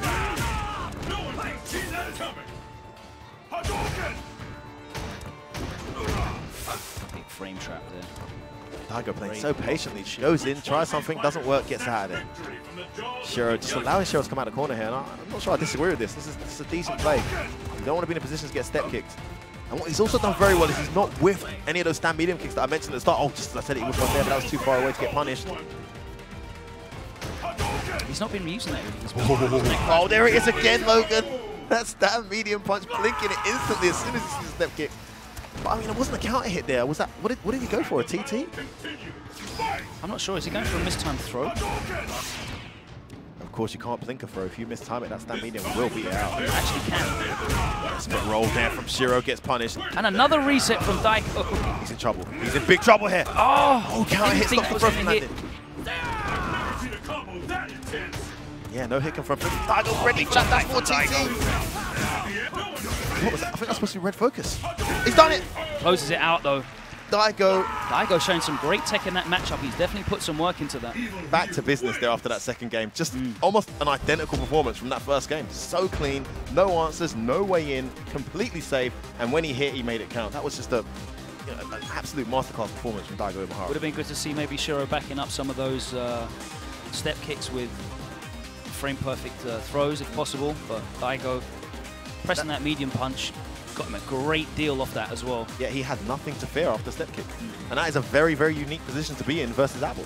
You know, if you're blocking too many step kicks versus Abel in any set, you're most likely going to lose that set. He blocked a ton of step kicks and turned it to his advantage. That 3-frame stand medium, Shiro didn't seem prepared for at all. Shout out to Knuckle Dude. How did you prepare for your match? Shrugs. So he's up next. All right, the one remaining US representative in the winner's bracket. Let's hear it, guys. You guys make some noise. This is Knuckle Do stepping up. You can do better than that. Come Let's hear on, it for man. Knuckle Do representing the USA. Last hope, guys, make some goddamn noise. And who's he going to be going up against? He is up against the one and only one-hit wonder. He hits you, you're dead when I say one-hit wonder. Misei. And this guy's an absolute beast. A lot of people were expecting Bonchan to win that set, but we know, having seen those guys play so many times, that is not a guaranteed win for Bonchan at all. For Sagat. Sagat has to DP to deal with that pressure, and one baited DP, massive damage. And she's got a lot of safe pressure to DPs as well. Exactly. Certain axe kick angles just make that completely whiff. It was a very hard match. Bonchan plays it very well. I mean, I commend him for sticking with Sagat no matter what the matchup is. But I think any other Sagat in that situation probably would look for an alternative, because that is not an easy one at all. Definitely not. But he's going up against Knuckle Do, who's looked really impressive today already. Yeah, Xiaohai didn't have any answers for his 2-0. Very quick, workman-like performance against Xiaohai. Flying that US flag. I mean, this kid is, he's a sensation. This is the future here. I mean, how old are we talking? You know, 19, 18 years old? Really stepped it up this year as well. This year in particular, he has been outstanding. And I He think the definitely put application himself on the map a couple of years ago with his goal, but like you said, adding that DiCaprio to his player roster has really made a lot of difference. Really a lot of difference. I think it was mentioned to me earlier that we saw Misei lose quite convincingly to Jace the Ace earlier at a major. So, oh wow, we got Snake Eyes going up against Tompi on the other stream. It is USA all day in the building right now. I think he'll definitely go with DiCaprio for this one. I think so. Hopefully he studied that match that Misei had with Jace the Ace. on the select screen. Oh, Guile? Well, if he goes Evil Ryu, I can see Guile. But Misei, there's no way Misei's picking anyone other than Makoto. There you go. He is a Makoto loyalist. Are we going to see Shades on stage at Capcom Cup 2015 Oh final? my days, That's what I want to know. That's a good question. Are we going to see Shades? Is the whole place going to blow up if we see Shades? There's a lot of money on the line. So I'm surprised. He's gone with Guile for this matchup. I'm not saying Guile loses, but having seen what Jace the Ace did to Misei, I would have thought maybe it would have been in the DiCaprio, but it's going to be Guile, and we're in, guys. Knuckle do. Hey! Oh. Straight away. Raggle! Just do it! Doing it for the people. Wow, that counter hit is a knockdown.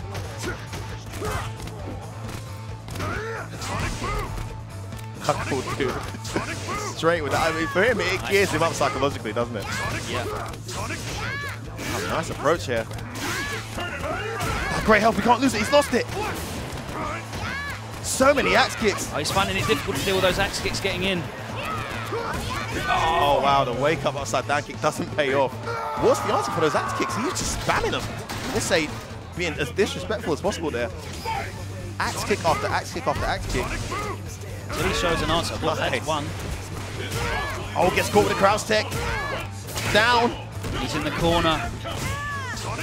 Nice doff. Meets him in the air. Oh, that time, just out of range. Oh, beautiful play from Knuckle do. This ain't being punished for that spam. Nice. Oh, racking up. Oh, if that had been an earlier axe kick. So that high axe kick is at least -2. I think that might have been even minus more there. It's blocked so high in the sky. Nothing Misei could have done to that. Nice punish as well with a back fist. Oh, Makoto going for a reset. Oh, wow.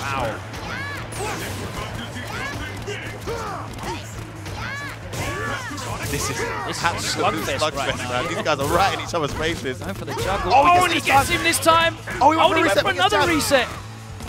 Misei can take it here. He's got the bar for another one. Wow. What was that? Wakes up. Oh! The guts on this kid. What a finish. And the Guile pick shutting me right up. Fantastic play there from Knuckle do. He takes the first game. Is that the whole arena erupting with doos? Can't hear through my headset. Probably one of the first FGC players to have his own chant in the do. What a start. Misei taking his time here. He maybe wasn't expecting the Guile pick. I mean, if like me, he thought Knuckle do would study, he might have expected the Capri, but Knuckle do showing everyone in this building that Guile, so far, the right choice. Looking very solid there. Going back and forth as well. He's showing great adaptation to deal with the axe kick pressure. Yeah, he's being very active on wake up. Don't be predictable against Makoto on wake up. She gets far too much reward if you do the obvious. Outside down kick has got him a lot. Oh, beautiful anti-air with a down forward hard kick. Empty jump stand fierce. Oh wow, he tried to jab him out there, but got caught. I agree with that. Oh, nice. Focus forward dash. Again, this time with a back throw. Oh, come on, grab. He's not going to ultra. He expected the stun. What presence of mind from Misei? He knew Knuckle do was going to be stunned. That's why he didn't go for the ultra. Beautiful play. Oh, great presence of mind. I mean, that's light years ahead of me. I honestly thought, why on earth are you not ultra in there? That was great stun count. So important at this high level as well. It's around so far. Oto as well. Gets so much off of a stun output. No anti-air. Oh, beautiful pressure here. Oh, stays in front. Misei lands that throw. Knuckle misses times his setup, goes for the wake-up stand jab, able to block the axe kick afterwards, but Kara throw lands, and what a sequence from Nisei. He ties it up in rapid fashion. Just an absolute steamroll set there, Logan, just not given a second to breathe. And that shows you exactly what happens when a Makoto player does make the right reads, does predict exactly what your reaction's going to be. Not so many uses of the overhead kick as well, the upside down kick. Yeah, I mean, he tried it a couple times and it got stuffed. I think Misei's got the right answer for it, though. He's just literally, I don't know if he's crouch taking with that with jab, or if he's just literally doing wake-up jab, but that is a great answer. All right, we're going to go straight back in here, guys. It is both players here. One apiece. On game point. Meanwhile, I think Snake Eyes is on match point on the Capcom Fighters 2. Nice sequence there. Oh, beautiful. Really struggling to answer these jump-ins. Rinsing that axe kick pressure, and again. Keeping the pressure on, just not letting him breathe. Wow, beautiful. Time to do an upside down kick, but he's taking so much that's not the focus. That time he does go into the ultra. I can't even keep up. One magic pixel. This pressure is insane. Bad time safe jump there.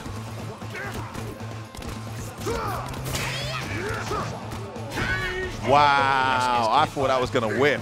Looked like it was going to, but just gets clipped. I think everyone in the room knew an axe kick was coming. Nisei steps into match point. Meets him in the air. Oh, wow. He just can't get away. He cannot get away here. Nisei not letting Knuckle breathe. Incessant axe kick pressure. Nice. Tags him. The overhead hits. He's stunned. Oh, That's the going to stun. be it. Is the dream over here for Knuckle? It is. Nisei takes it. What an answer. After that brick wall defense that seemed like it couldn't be penetrated in that first game, Logan, it just wasn't enough as Nisei adapted with There were definitely a couple of moments, but you're right. It was literally all about those reads, and in the end, he couldn't deal with the axe kick pressure. And I believe you can hear in the background, yep, Snake Eyes has just eliminated Tompi on the second stream as well. USA chance for Snake Eyes, but unfortunately not for Knuckle-Doo in that instance. Unfortunately for Knuckle-Doo, he bows into the loser's bracket. Fortunately for him, he's still in winners, so that loss there, not the end of the road for that kid. Yeah, so Knuckle-Doo goes down to loser's bracket. I'm not sure exactly who will go on to meet. We'll find out when we see the bracket later. But again, we've got another tasty one for you guys. We're not slowing down. It is crazy match after crazy match here today. We're going to struggle to maintain impartial in this one, as our very own UK's Problem X goes up against Kazunoko. Kazunoko! So nearly sent to loser's bracket by 801 Strider in a great showing. What a set that was. A very confident display from 801 Strider. Had he baited that EX upkick in the corner in the match when he had match point, it would have been game, set, and match. But Kazunoko with the read, it hit. And from there on, it was all Kazunoko. And he is here in the winner's bracket versus the sole UK representative here at this Capcom Cup Finals. Qualified on points as well. Yep, qualified. Big traveller as well. He's been ever present on the European scene, travelled to the United States a number of times in the last year as well. Those points, though they weren't a tremendous amount of points, they really counted towards it. All added up, exactly. Crept in there at the end. Great stuff, and he looked really confident in the first match as well. Great showing against Luffy after a couple of drops, but managed to close it out. He had every confidence that he could beat Luffy. Of course, he's had some success against Luffy this year. I think Luffy's edged it in sets, but when it mattered the most here at this Capcom Cup 2015 Finals. It shows you what a big victory that is, as Luffy went on to defeat the reigning Capcom Cup champion Momochi in 4 straight rounds. And before that, he defeated 801 Strider, so that's a big, big blow to the bracket of Luffy being in losers. But let's not sleep on Kazunoko. I mean, this guy's clearly the favorite in this set. After what he did to Daigo at Topanga A-League, good grief. Have you ever seen a Yun perform like that since the significant nerf? No, not since AE. Got to be the best Yun in the world by some distance at the moment. And he will be feeling fairly confident in this set, I imagine. Lots of unfamiliarity between the two players, but character-wise, I'm sure they'll definitely both have great experience. We've got a number of good Yuns in Europe and plenty of sets in Japan, but Problem's probably going to go for C Viper in this matchup. Both viable characters, C Viper and Seth against Yun, but C Viper. In a short set, Seth's a good choice as well. Definitely. But C Viper probably just has that extra stun output, a better defensive. Yeah, more answers. Strangely, because Seth is such a hard character to get in on for a lot of characters. Actually, Yun gets in fairly easily, so Viper's probably got better defensive options for that getting in. Straight into it. Great start from Kazunoko. Problem X active on his wake up there. Burn kicking. That time he Thunder Knuckle straight into the ultra, uses it early doors to bring it back and square it up. Kazunoko, but that momentum's been seized momentarily. Just a light up kick, just do it. Problem going to be happy to see that EX bar go. Nice block from Kazunoko. What? Wow. Empty dive kick into Rako up kick. I can't believe it. He just did it. Just do it. Exactly. Against Viper as well. Probably one of the highest damage outputs in the game. Oh, it's a bad start again this round. Super active all the time. Oh, great. OS. Goes low. Oh, this it's is going to be a brutal. perfect this round. Kazunoko Focus. making a statement here. Oh, and the command grab. There is no answer. What a round. That was incredible stuff from Kazunoko. Undoubtedly. Showing zero fear here, and Problem X is going to definitely be thinking about his options after that. That was rapid. That Problem was has really, got to really be startled quick. after He's going that. to go back to the character select. He's going to be thinking about Seth. He's going to be thinking whether this is the right choice for him. Well, so often you see Viper get away with that, you know, that dive kick. Yeah. Sorry, that burn kick. Wake up burn kick. Wake up burn kick. Gets reset, it puts her in a great situation. On that occasion, it was very, very significantly punished. He's got to be careful he doesn't wake up. He's going to stick with Viper, which I'm actually slightly surprised about. Incredible reads as well from Kazunoko, going for those raw up kicks. Big Every jump round at the start of the first round as well, so we'll see if Problem can adapt.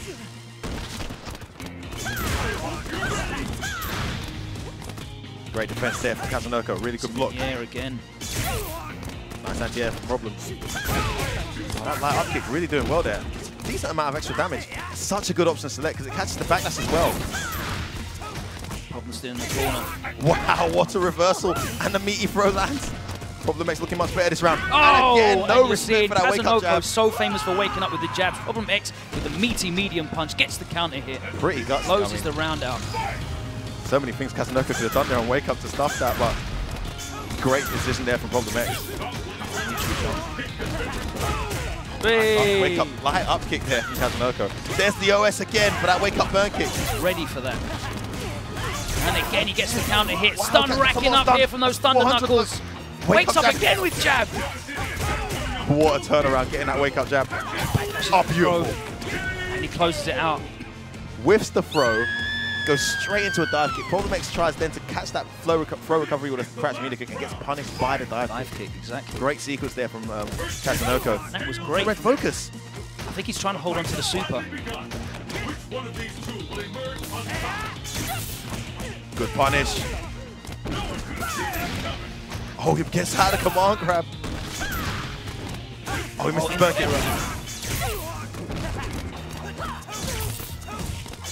Oh, wow, an opportunity Problem's there. going all in now. Kazunoko just needs one hit. He's got the meter. The Oh, crossover, he gets it. the cross-up shoulder into the Canadian. Kazunoko gonna take it with a beautiful cross-up shoulder. Genny Haven't Chin seen is that. alive, Logan. We're looking for that low into the shoulder for the red focus cancel that we see Yun close out so many rounds with.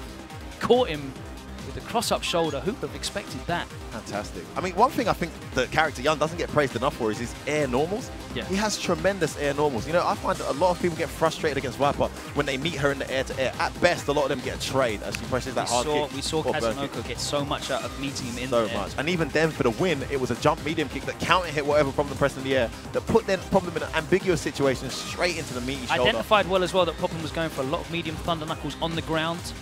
Neutral jump a number of times, got some big punishes there. OS those burn kicks on his wake up as well. Kazunoko was ready for that matchup, really ready. So that closes out the second round, and we're about to get into the next round where it's 3 out of 5. Oh, let's take this moment. hallelujah, let's go. Let's take this moment to shout out our sponsors. Thank you very much to Totinos. Big shout Holy out to Totinos. Shout out to James Chen. We're going to get into this. I think this is now officially top 16. 8 left in the winner's side. Yep. 3 out of 5. Longer sets, more adaptation, more conditioning. We're going to get deeper into these matchups now, and that's what we love. That's what we want to see here at Capcom Cup 2015. We want to see the best players in the world duking it out in these slightly longer sets, seeing what they can come up with, what tech they can draw from the depths of their training. Who've we got stepping up next? Well, here we have none other than R-Kappa Punko going up against Capcom Cup came in Human Bomb. Punko the Machine, indeed. So I don't know much about this matchup, how it goes, or I would have thought Seth has a slight advantage against Sakura, but I mean the way Human Bomb's been playing today. Seth doesn't want to get touched at all. Punko has been playing no disrespect, but been playing like a madman a bit today. He's been going in, he's been showing absolutely no fear, relentless pressure, taking some big risks as well. It's been all paying off for him though. Yeah, I mean, I think the favourite Seth, possibly in some people's opinion, particularly the guys from Ubiquim, would have been Dashio. Yeah. He's now officially out of the tournament, losing to Takedo earlier. So Punko flying that Seth flag and looking to continue doing so. I mean, he played that Itazan matchup, in my opinion, completely wrong. Let's take a look at the bracket, guys. Let's see what happens after this. Let's bring them up. So we're going to look at this top 16 in the winner's side. So I was saying he played the set wrong, but in a sense that he's too aggressive. But wow, what a He doesn't need to play that aggressive at all, but he won that very convincingly. There you're seeing Punko advance past Momochi, who's now out of the tournament. Human Bomb, unbelievable, who defeated Mago in a great set as well.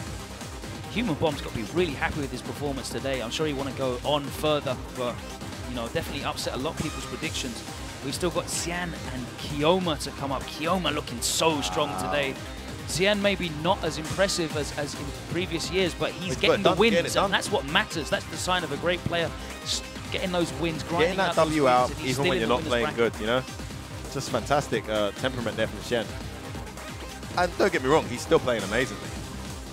Oh, this is going to be an incredible matchup. Infiltration against Daigo Umehara. Run back to the EVO final. Are you serious, so many dude? people Oh, please God, studied. tell us to go on for that one. Hopefully we'll be for that, because I want to call that match. I think that, that could be a...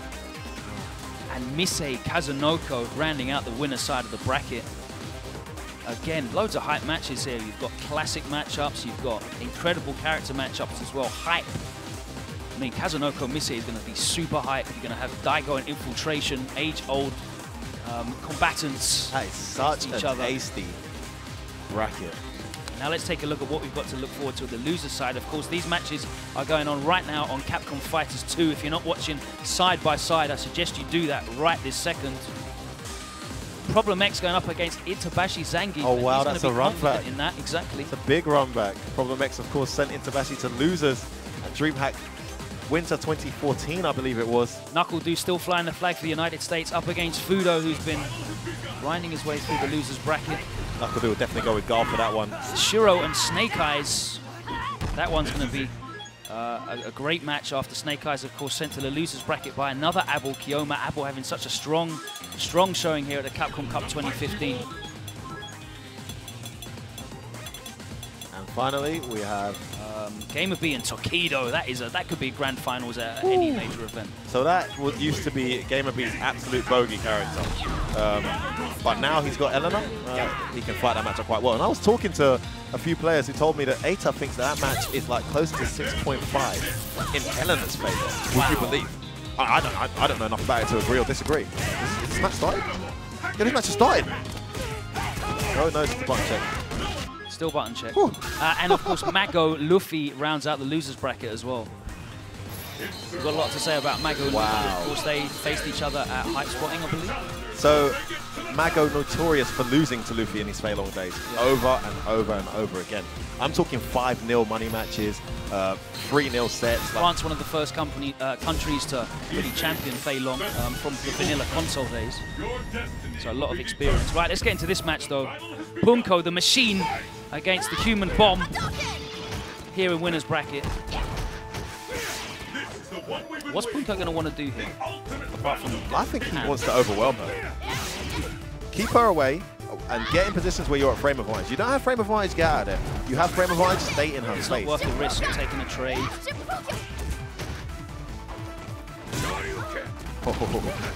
So a moment of hesitation before he did that DP. Yeah. Exactly, yeah. Just wait for that kick to come out. Oh, not level 2. Punko gets a knockdown. Wow, no setup, straight into the SPD. Messing with Human Bomb's head a little bit there. Where did that go? Jumped short there. Oh, the fake cross up that stays in front. Whoa, max damage as well. This is what I'm talking about. She doesn't have many answers for Seth when he's in her face. And Punko playing that perfectly at the moment, I feel. Definitely. Looking incredibly strong today. Certainly a few people's picks right now to go all the way. I mean, if I was Punko right now looking at the bracket, I'd think this is my time. Nice choice there to air there instead of DP, just in case that Tatsu that does. You don't want to get your DP baited out as Seth. No way. Nice. Oh, nice. Is he going to burn the bar? Yes, he is. Max damage. Big damage. Corner carry as well. Oh, missed this river dance. Gets it this time. Oh, wow. Oh, no. Tell me it's a dream. What has happened here? I don't know. Player 2 side looks like Human Bombs. Human Bomb's taking his headphones off. Stick We'll get an official ruling. We've got some judges to come out here. I'm pretty sure it's set in stone what has to happen. Oh, this is heartbreak. I'm not sure what happened there, whether it was a stick malfunction or an accidental press of the start button. I got no idea. Just waiting for someone to come out and adjudicate on this matter. One was bewildered. Punko in a really strong position there in that round, though. So yeah. He'd probably happily play it out if he had the option to, but I don't think he's going to be given that option. I think the automatic ruling is a forfeit. Meanwhile, Knuckle Dude's one up against Fudo in the losers bracket, guys.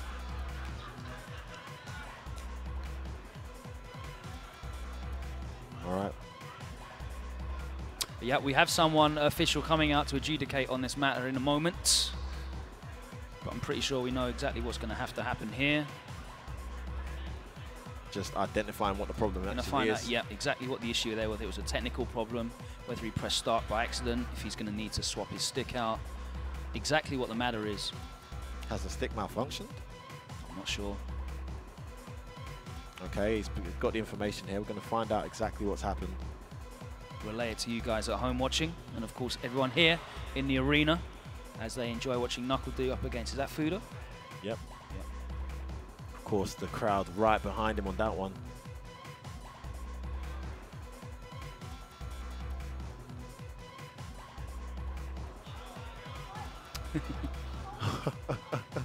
All right. So Human Bomb there, obviously finding it very difficult to deal with Punko's pressure. This could be a blessing in disguise, Logan. You know, it's going to give him a moment. Exactly. I was just going to say. It has been extremely one-sided for Punko. He's got in his face with frame advantage, and I tell you now, I don't care how much damage Sakura does. If you're in Seth's face at frame disadvantage, you do not want to be there. You do not have enough options to make a Seth player hesitate. There's no reason for Punko not to just go completely ham, and that's exactly what he's done. It's been SPDs, they've been delayed DPs, they've been true strings, just keeping him under pressure and then getting out of there if it doesn't. And as you said, on her wake-up, she hasn't got a great amount of options. No, that's probably her one Especially when you're seeing weakness in this Punko game. jumping straight on her head, ambiguous setups, in the corner as well. There are things that she has that she can make the matchup a bit more scary. You know, like if he goes for that high dive kick and it's blocked, of course she's one of the only characters with a free frame fierce in the game, and he's -1 or -2 when that's blocked. The only thing is he's safe. He can still DP, and we saw earlier dive kick into DP'd a couple of times. Exactly, he normal DP'd in an instance as well when he didn't really need to. Wow, that eruption from the crowd that you just heard, guys. Back in Knuckle Do. Is confirmation that Do has eliminated Fudo. Wow, USA chants erupt around the arena. What a result for the USA. Fantastic play from Knuckle Do. Continues his really impressive performance today, really flying the flag for the United States. Plethora of victims, like high-level victims under this guy's belt. He has done some serious damage this year. How much progress he's made this year. Really stepped onto the world arena. Really announced himself. Yeah, I think that kid's going to be around for a long time to come. I mean, that's the future, guys. Seriously, keep an eye on him. I'm sure we'll be sitting here next year commentating Street Fighter V and seeing Knuckle Do getting involved with that. Absolutely. I have no doubt in my mind that kid will pick up that game and do some serious damage again. He's clearly a natural talent when it comes to games like this. So we can we're getting an update here, guys. I'm being told that Human Bomb's stick actually malfunctioned. Yeah. So the round is going straight to Punko. I'm assuming they'll just let the timer run out because Punko did have a considerable life lead. Oh, actually, it doesn't matter. He's got the he's 1 round up already, right? Yeah, I mean, he had a considerable life lead, 1 round up. Sakura's got a ton of meat. He's 1 round up anyway, so it doesn't matter. So Punko gets that match, goes ahead. And once again, a stick is being swapped out from Razor to Mad Catz here. Shades of Evo. Event. Yeah, flashbacks of Evo. Yeah. No idea what happened there with the stick. Unfortunate there for Human Bomb, or should I say fortunate for Human Bomb, because once again, this downtime, the way it was going, might be a blessing. Well, we'll see what answers he has for that pressure. He wasn't really able to deal with that at all. And we saw Punko was in his head straight away. Yeah. No setup, straight into the SPD. Punko's very good at abusing what makes Seth a strong character. He's very good at, if he sees that you're a character that has to vary your anti-air choices against him, he'll take to the air the whole set. Yeah. Even if you anti-air him 3 times in a row, he'll just jump again and choose a different variation in the air. Exactly. If he sees that Until you're a one character works. that struggles to escape the tandem engine, he will spam the hell out of tandem engine. He has got no mercy. I mean, this character suits him to the T because he goes in and he goes in for blood every single time. So it'll be interesting to see what answers Human Bomb can pull out here with Sakura. Well, Human Bomb is all ready to go with a brand new stick. Going back into it with Sakura, of course. Shout out to Mad Cats. Official sponsors here on the Capcom Pro Tour. All right, we're in this. It's 1-0 Punko, guys. For those of you who missed it. This is 3 out of 5, of course, though. Thanks for reminding me, Logan. I actually forgot about that. What a tasty one. Oh, he gets hit with a Sonic Boom mix-up. Again, just staying in her face. No reason to hesitate. And I really like Punko's air options as well. As hard as it is for Sakura to deal with Seth in the air, it's difficult to deal with Sakura in the air as well. But Punko's Very done with interesting it sequence there amazing. that you just mentioned there, Logan. Oh, wow, the forward dash. Trying to predict some kind of back dash. Oh, that's it. Big Wow. jump in. Wow. Punko pretty much with a perfect there. I mean, that was just chip damage that he took. But yeah, I mean, in that situation you saw, wrong bet for the anti-air choice there from Sakura, followed by the absolute correct bet from Punko with the air tip. There you get this time, Human Bomb picking the right button. Punko in the air. Again, that's it right. Oh, stays in front. Lovely. Finally, Human Bomb arrives. Now he's putting Punko under pressure. He's got that corner. He's going to go for the set up. Oh, teleports out. That is an unblockable. Had to get out of there. Punko well aware. If you're one of the characters that eats that fierce punch unblockable in the corner from Sakura, you're a very unfortunate being indeed. I play Ibuki and she does eat that. Oh, he wakes up with the EX SPD. Beautiful. Momentum shift. Here we go. Empty jump SPD is so guaranteed, man. Cross up empty jump SPD is super guaranteed. Oh, base out the reversal! Punko the machine! Has switched it all around now. He's going to have the life lead after this, possibly. Can he block this?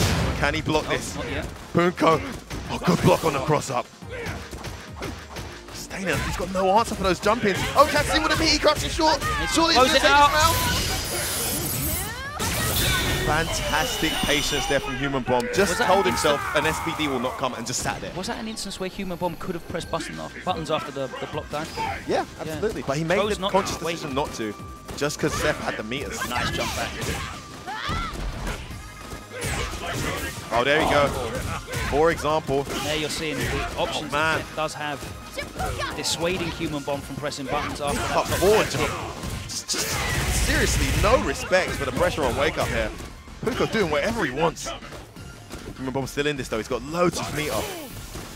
Oh, nice air to air. That's it. Instant overhead. Taps. 2-0 here to Punko as he edges ahead in the lead, looking to put himself into the, would that be winners quarterfinals? I believe so, The battle has begun. Fight! No, winners semis. Straight into the SPD. Yeah, this is winners quarterfinals. Yeah. Oh, counting it something there on wake up. Huge life lead. Never any reason to delay your pressure there on Sakura. Oh, this is really bad for Human Bomb. It's another tremendous round from Punko. The machine cannot be tamed. It cannot be controlled. It cannot be stopped. Punko the machine moves into match point here. And all a looking matter like of no sweat off his nose at all.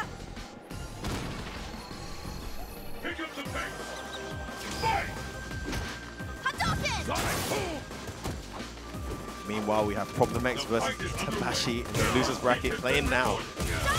Lovely instant crouch short there from Oh, the Ganon! The Ganon! He's got it! The last minute side switch. Oh, nice red focus. Red focus. He needed to not get hit there. Seth cannot get hit twice by Sakura. That's the round. Beautiful. Finally, some answers there. Neutral jump. Contacts you out. Beautiful reaction from Punko. And the machine has an opening. Oh my days, Logan. This could be it for Human Bomb. He has to block here. Oh! That dive kick was broken, but he wasn't able to confirm. No, he didn't just do that. I can chip her out, there's no answers. Chip her out here, nothing she can do. Yeah. Oh, that's going to be All that was a big waste of meter, unfortunately. There was no option that he had. Just an absolute steamroll performance from Punko. Really, really strong stuff there from Punko. Marches on to win at semi-finals. Believe that means he's guaranteed the money now as well. Top 8, that puts him in top 8. Yeah, sure. fantastic. What a show. And I'll tell you what, Punko's been, you know, not winning tournaments for a while, but on this occasion, this year, he finally started winning the tournaments again. Starting at He's shown a great adaptation in his playstyle as well. We saw him play a really solid Seth. Not the crazy Seth that we're so used to seeing from him for so many years. We saw him at the start of the year in Cannes, I believe it was, playing an incredibly solid Seth style. And he's just been going from strength to strength since then. This Capcom Pro Tour season, he's looked so impressive. Incredibly impressive. And you know, I don't see that slowing down. This is his marching time. on. He's looking like that Punko that we saw many years ago, eliminate Daigo at EVO. And you know what? He could be one of the front runners here, having now just taken out Human Ball and booked his place in winner semi. Another one of the favorites about to step up on the stage, Cien, representing Team Razor, and he's going up against one of the surprise performers here. We all know how much talent he's got, but to see Kiyoma on this massive stage for possibly the first time he's ever been anywhere near something of this scale, performing so well here in the winners bracket still, taking out some great names as well. What a performance from Kiyoma. I mean, obviously the Brazilian crowd will not be surprised, but I think there's a few people maybe in Japan, in Europe, and of course here in North America, who will be slightly stunned that this guy has done so much damage so quickly here, and he's here in winners quarterfinal versus pretty much the best player in the world at the moment at this game, I feel. If we're going by this year's CPT results, Shen is just in another league. Any predictions? He's been ever present. I don't know. I mean, Kiyoma, it would be great to see Kiyoma come out and cause an upset here, but Cien, we know how solid he is. I'm done betting on. He's definitely got some more gears to step up to as well today. You know, we've not seen the highest level of Cien that we've seen in other events so far, but he's still there. He's still in winners. He's been getting the wins, and that's what matters. But to know that he's got still gears to step up into, that's going to be exciting. I'm trying not to be distracted because our own Problem X is playing Itazan on the other stream, and I'm hearing... Forgive me, guys. This is one hell of a match. Moans and on the other side. R's on the other side. I'm trying to keep my attention focused on what we've got here, which is going to be a great match in winners. Every round so far, if you're not watching that stream, has been Problem X draining the hell out of Itazan's life for the whole round, and Itazan just getting him in the corner and then just completely destroying his health bar. What a set. But more to the point, we are in a winner's bracket here. It is Razor Shen versus Kiyoma. 3 out of 5, so we've got all kinds of gourmet matches to look forward to. Kiyoma all the way from Brazil. I mean, I'll tell you one thing though. I'm not sure how big a stage Kiyoma has played on before. I think it's an amazing capacity crowd here in front of me. This is the wonderful thing about the CPTs. Well, this is the wonderful thing about this guy. He doesn't seem phased for a minute.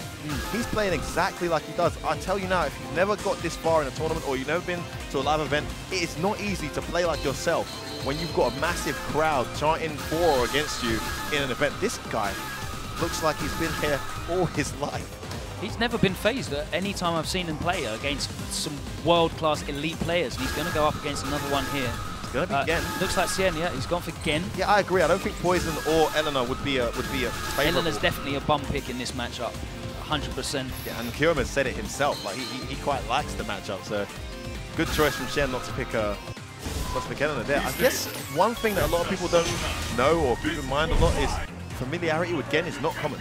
If you haven't played Shen before, it could be a difficult... The only time you're going to play again of this caliber is when you play Cien in tournament. And of course, Kiyoma is not tremendously well traveled. He's definitely had the option to play again Cien recently in his travels around Europe. I like his position here though, just staying out of that sweet range.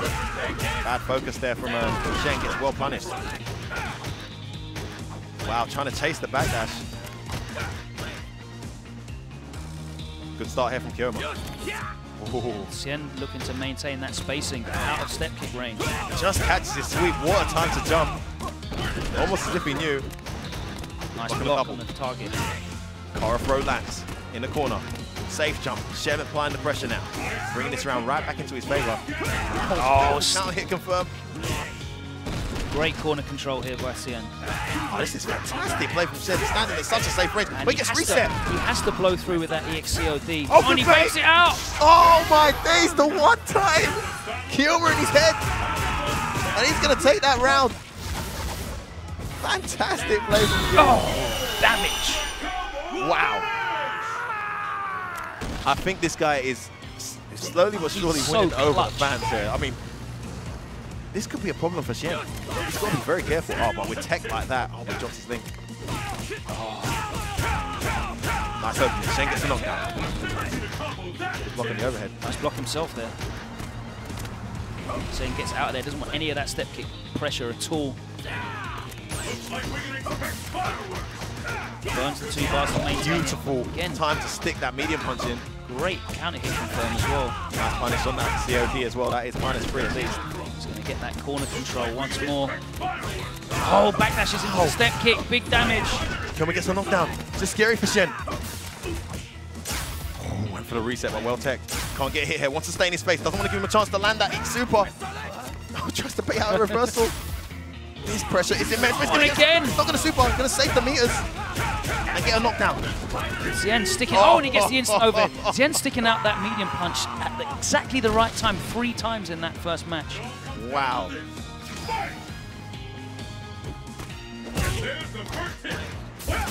Oh, he just walked into it. How unfortunate.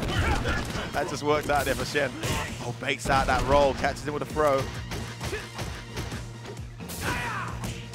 Every time ready for that punish on that negative frame. Shen now has Kiyomer in the corner with no health. Good block there. He's taking a lot of damage here. No stun yet. Nice whiff punish. Shen Just to back off. He's giving off that corner pressure. Great space control there with that crouch medium. Gotta make sure that doesn't whiff. Kiyomer slowly walking him across the stage without having to press anything. Oh, beautiful conversion. Red focus combo. Close it out. Kill? No, not quite. A lot of scaling. Big scaling, exactly. Oh, he wakes up with the EXTT and he's got the corner as well. And he's got no meter as well. Oh, but TT. Kiyomer revving the engine. Oh, he gets chipped out. Great presence What of a mind to set. cancel This the is crouching already- fist into a roll, Yep. but it just wasn't enough in the end. Wow. I'm loving this set already. This Just is the great. first game, Logan. We're in for one hell of a treat. Meanwhile, it's match point both players. Compliment versus Itabashi Zangief. My oh my. What to choose from here. You better focus on this one, otherwise we might get kicked off. Oh, nice whiff punish there. Really difficult to whiff punish that sweep from Gen. Nice anti-air. Oh, my days. Side switch, Where is the it? Where is TT. Committed to the second part at that time. He's been realizing Shen's got the punish on Oh, the block. nice sweep.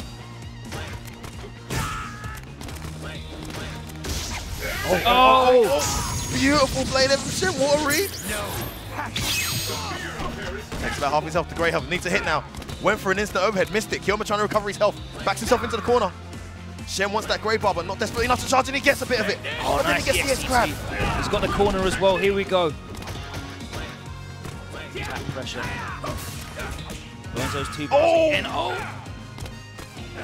Oh, He's catches let him out. out. Can Shen kill this off? Oh, rolls out. Wants nothing to do with that at all. Oh! Nice meaty wheel kick. Sticks it out there. Kiyomer closes out that round. Looked like he was going to slip away from his fingers there for a minute. Shen applied the pressure in the corner. Wasn't able to open up Cien. Great defense. Tough that NT jumped into the TT. And again. Look at that health just cane away here for Gen. Good block there. Wow. Yes. Every answer here at the moment, Kiyomer. Another TT. Oh, he's taking liberties. Where's the stun? Oh yeah, my God. Rago. Just do it. Ladies and gentlemen, Kiyomer representing Brazil. Brazil is in the building, Logan. Didn't know, now you know. Shen has to think about that. I mean, this is a character that everyone hates. Everyone knows when you're up against Abel, you can get robbed with the blink of an eye. It can happen to anyone. But this is a character at the same time that never quite appears in top 8. A lot of players in the last few years had a lot of bad matchups. The Vortex thing was a really big deal for Abel. Look at this pressure. Lovely jab there to interrupt the pressure. It was looking very bad there Cien for doing Chen. so well at sticking those quick buttons out just to interrupt in the gaps. Yeah, that time he knew. Agreed on the reversal.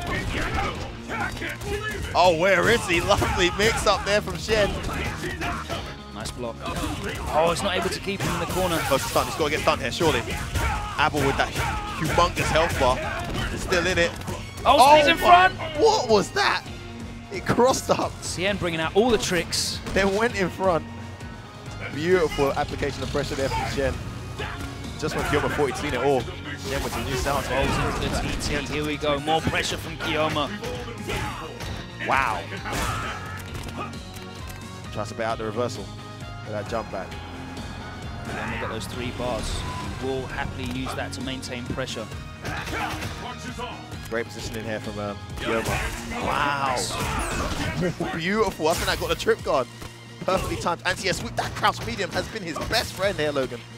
Another TT. Yeah, he's getting so much off of that pressure after the Overhead. block COD.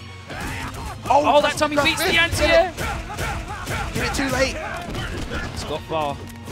Oh, it wasn't a legit setup, but Kiyoma recognized and punished. The stand fierce with the neutral jump. Yeah, tried to bait out, I think, the command grab. All right, one apiece here in this third game. It's silent inside the arena. Everyone paying attention to this set. So intense. Again, just can't get hit. Because, I mean, one thing you don't know is Shen plays him so well. You often forget this guy has one of the worst health bars in the game. Oh, and he just goes straight into the COD, maintains the pressure. Oh, nice neutral jump. Able to react to the neutral jump. Wrong button again there for Kiyoma, trying to do things that aren't working. I think the crouch medium was reliable enough. Oh my, oh, beautiful pressure from Shen. Lovely hit. Down. Oh, wakes up the EXTT. And Logan, he's used all his meter. He's used all his meter. Another TT. Stuns racking up. The pressure's on. Kiyoma. Oh, is in the building. my Lord. Kiyoma turns it around. This guy's a beast. Oh my days. You knew Shen was in big trouble when he blew his whole meter and then got TT'd, but I did not think it would end like that, Logan. Kiyoma is Mr. Clutch right now, and he is just playing like he's at home right now on his comfiest chair, on his TV. Well, it's one thing playing against an Abel that's scary, right? Yeah. But it's a completely different ball game playing against an Abel that's scary, that knows he's scary. And he's putting him in these positions where he's like, I know you are crapping yourself right now. You're scared to jump, I'm going to TT you. You're scared to backdash, I'm going to OS. He is reading the crap out of everything Shen does on Wake Up. He's so good at knowing exactly what his opponent's reactions are to his pressure as well. Oh man, these TTs have been so consistently well timed. Oh my word, Shen not knowing what to do there. Oh, good jump. Finally, Shen faked a TT. Kiyoma in his element. Shen needs to slow this down somehow. Beautiful jump roundhouse. Oh, what a sequence from Shen. And he goes into the jump ultra. Good damage. He's got no bar to wake up with. Where did that hit? Follow up with. Beautiful play from Shen. Let's not forget who Kiyoma's opponent is here. No matter how amazing he looks at times, this is Razor Shen, the one and only, and he's not going to go down without a fight. Incredible set we've got so far. I wish these guys could play first to 10s. Seriously, I could watch this all day. Nice anti-air. Oh, and again he rolls into the TT, getting so much mileage off of that. Nice wake up, bro. He got the timer right there, though. Oh, we missed it. Didn't know what side he was on. Should have been a command grab. Great pressure here from Shen. Oh, he doesn't get the FADC. So unfortunate. Cost him. The hands just hit at the wrong time. There was definitely an opposite select behind that. Behind that jumping with malicious intent. Wow, that is so consistent. He's going to take this round. Kiyoma moves into match point here. And Shen. Brazilian FGC has got to be at home cheering their guy on. You know what a raucous, loud FGC it is in Brazil. Such great support, and I know they're going to be cheering on their guy Kiyoma, who's looking so impressive here. Cien. Again, trying to bait that wake up EX. Nice punish to the roll. That's not easy to do. A lot of people miss that. Shen with the correct timing. Block on the end, jump low. Nice air back in the corner. He's put himself in the corner here, and Kiyoma will thrive on this position advantage. Gets the trade. What a trade with a stand medium punch. What incredible confirmation there from Cien. He's got a huge life lead, but Kiyoma's got 3 bars. Burns all of them, gets nothing off of it. Lovely defense from Cien Cien. showing his solid play, not phased at all. I tell you now, he may look cool as ever, but there's no way he wasn't really, really scared when that step kick landed and he blocked it. Oh my word. Just got his spacing wrong for a second there. Got a bit too close and got step kicked. But fortunately for him, he read right on the final match of the set, 2 apiece. Best 3 out of 5 here in top 16. Could be my favorite set so far. Oh, it's been a real great set. Some incredible play, some great adaptation. And that's what you get out of these 3 out of 5 sets. You're allowed to condition your opponent, see what their reactions are to your pressure and adapt you can accordingly. also get away with trying 1 or 2 things because it's not such a quick set. You know, you've got an opportunity to maybe experiment a tiny bit more than you would do if it was just, you know, a 2 out of 3 set. We're getting the best of these 2 right now. Shen just, I mean, these guys are just bringing it back every time. Just to update you in losers bracket, Problem X was eliminated by Itabashi Zangief. Right now, Luffy going up against Mago on the other stream. Capcom Fighters 2 if you're not locked in, but Kiyoma is opening up. I haven't seen Shen use crouching medium kick Logan. I haven't seen him use it in this set. The one time he used it, it got step kicked. I don't think we've seen that button again. Oh, and again, anti-air into the roll, into the TT. That's almost guaranteed. And another one. It's a as well. Kiyoma with the big perfect. Everything worked for him that round. Shen does not have the health bar to deal with that TT. Wow, match point Kiyoma, all the way from Brazil, heading towards top. Winners semi-finals. Oh, wow. He was ready for that. The OS. Oh my days! Kiyoma looking on a double. One more into the... Oh, that was so clutch there from Cien. He needed that. Great presence of mind there from Gen to get away with that. And he's back in this set. That back throw was massive for him. It was looking well and truly over. Those jumps have put him in terrible situations. I just don't think he should keep going to them. He's so scared of getting step kicked on the ground. One of the few matchups you see He's where Gen doesn't he's want to play walking himself to the game. corner, just staying out of range of that step kick. Beautiful positioning from Kiyoma. And he has him cornered exactly where he wants him now. Backs away. Oh, look at whip punch. That medium and that kick. Oh no, yeah, a rare mistake there from Kiyoma. Done so well with that. Shen punishes well. I love the way he stopped there. Didn't want to apply too much pressure. Again, trying to bait out the TT. Nice jumping. The angle was too good for that close fierce punch. Kiyama's down. Oh, that time he does land it. Kiyoma can take this. Is Shen headed to the loser's bracket? Is it oh, confirmed? Shen's back in this round. Kiyoma, no meter. Oh, and he did with the jumpy low. We're going to the final round here at Capcom Cup 2015. It's his trademark. It landed. Empty jumpy low. He's told us about it before. Shen going to his reliable weapon there when he needed it the most. Oh my, did you see that whiff TT into another step kick? Oh, nice jump from Shen. I mean, that that time rather than the jump back. Neutral to I3. Oh. Just sticks out a sweep. Down again. Oh, he had the link. Oh, he gets it this anyway. Time he does get the link. Big life lead. Oh, he took the risk. Back, that paid off. And Shen's back in this.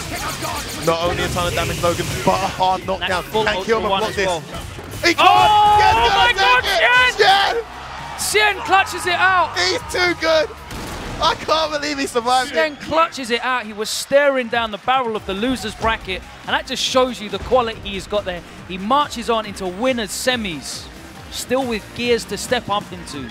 Razor Shen doing the work here. Surviving. Definitely not making it easy for himself. He was playing uphill the whole time. You know, seriously, Kiyoma's Yomi was just incredible. Almost every TT landed. Yep. The anti-airs were so precise and on point, but Shen just with that experience and that patience to know when his opportunity would come, and when it did come, my oh my, did he make it count with that hands into super. Absolutely, absolutely. Oh. So let's take a shout out to our sponsors once more. Shout out to Mad Cats, of course, sponsors of the Capcom Pro Tour 2015, ever present. Look out for their brand new range of peripherals coming out next February alongside Street Fighter V. Of course, you can get all their great stuff that's out now. That beautiful Chun-Li TE2 stick is available. I believe to order right now. Let's get into some more games. This is incredible. incredible. Can I get a minute? Can I get a minute? Can I just breathe? Can I just we get reset water myself? Oh my god. Wow. Kyoma, man. That guy is incredible. But Shen, the champion, doing what he does best. Okay. Listen, man, you thought that matchup was great. Look what we've got. Look who we've got setting up right now. Man, what a pleasure it is, Logan. Two of the greatest players of all time. Can I just take this opportunity to say a massive shout out and thanks to the guys who are responsible for getting me and you out here in San Francisco for Capcom Cup 2015 to have the pleasure to commentate some of the best Street Fighter 4 matches we're ever going to see in the history of the game. We now have Infiltration versus Daigo, Razor versus Mad Cats, and I don't know if you're a betting man, Logan, but I personally once again cannot call where this is going to go. Personally, you don't even, betting even on which character Infiltration is going to use, who knows? The Capri's done him so well today. We know that Daigo is going to be locked into Evil Ryu pretty much. Well, these are the situations where Infiltration becomes very scary, because in these 3 out of 5 sets, he's more likely to muck about with the cast a bit. Yeah. So I don't know what character Daigo would be expecting. I see Chun-Li highlighted on the character. He's highlighted Chun-Li, but we've still got button checks, of course. He did that earlier and then switched to the Capri. Meanwhile, Luffy is on match point here versus Mago in the matchup that has finally been getting Mago wins against Luffy's Rose. Yang. But somehow Luffy 2-1 up. Is this a real match? This looks like a real match. He's going straight into it. It's not a button check. No. Infiltration is going with Chun-Li. Now, and interestingly enough, Logan, Infiltration, just being such a good player, can play Chun-Li without going for the max damage combo. Yep. But at the last event I saw him at, which I think was, I can't remember where it was, but I saw him in training mode and he had the crouch fierce into legs. I saw him break out against Ryan Hart at EVO. The first time I'd ever seen him use Evil Ryu in tournament, and he was landing all the one-frame links, all the hard combos. This guy's incredible. I mean, it's the one thing that's been missing from his Chun-Li play is that max damage. I think he's got it. Great pressure, that focus, that level 1 focus, such a good poke for her. Wow. Alongside all of the other great buttons she's got on the ground.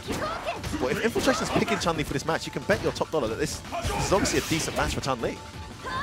Don't forget, let us know what you're thinking if you're tuned in live. Use that hashtag CapCup2015 and your tweet might be featured on the stream.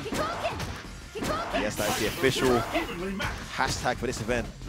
Big life lead here for Infiltration. He's looking really comfortable in this matchup, and Daigo really having to chase him down. You know how stubborn Daigo can get when he wants to chase you down. Done really well to corner him here, though. Really important to be able to walk Chun-Li back. Oh, that Sanchu was so good. A Sanchu in that situation, I think, just need to get confirmation, but I think Luffy has just eliminated Mago from the tournament. Big damage here from Daigo. Gets that corner carry as well. Oh my word. Everything on point. Shoryuken. He spoke too soon. Wow. Wow. True Daigo has emerged. What a round from Daigo. I don't know what it is about this guy. There are so many people picking Evil Ryu, but there's just something about the decisions he makes in certain situations. Such an efficient, optimized Evil Ryu. Even when he loses, it's just a joy to watch.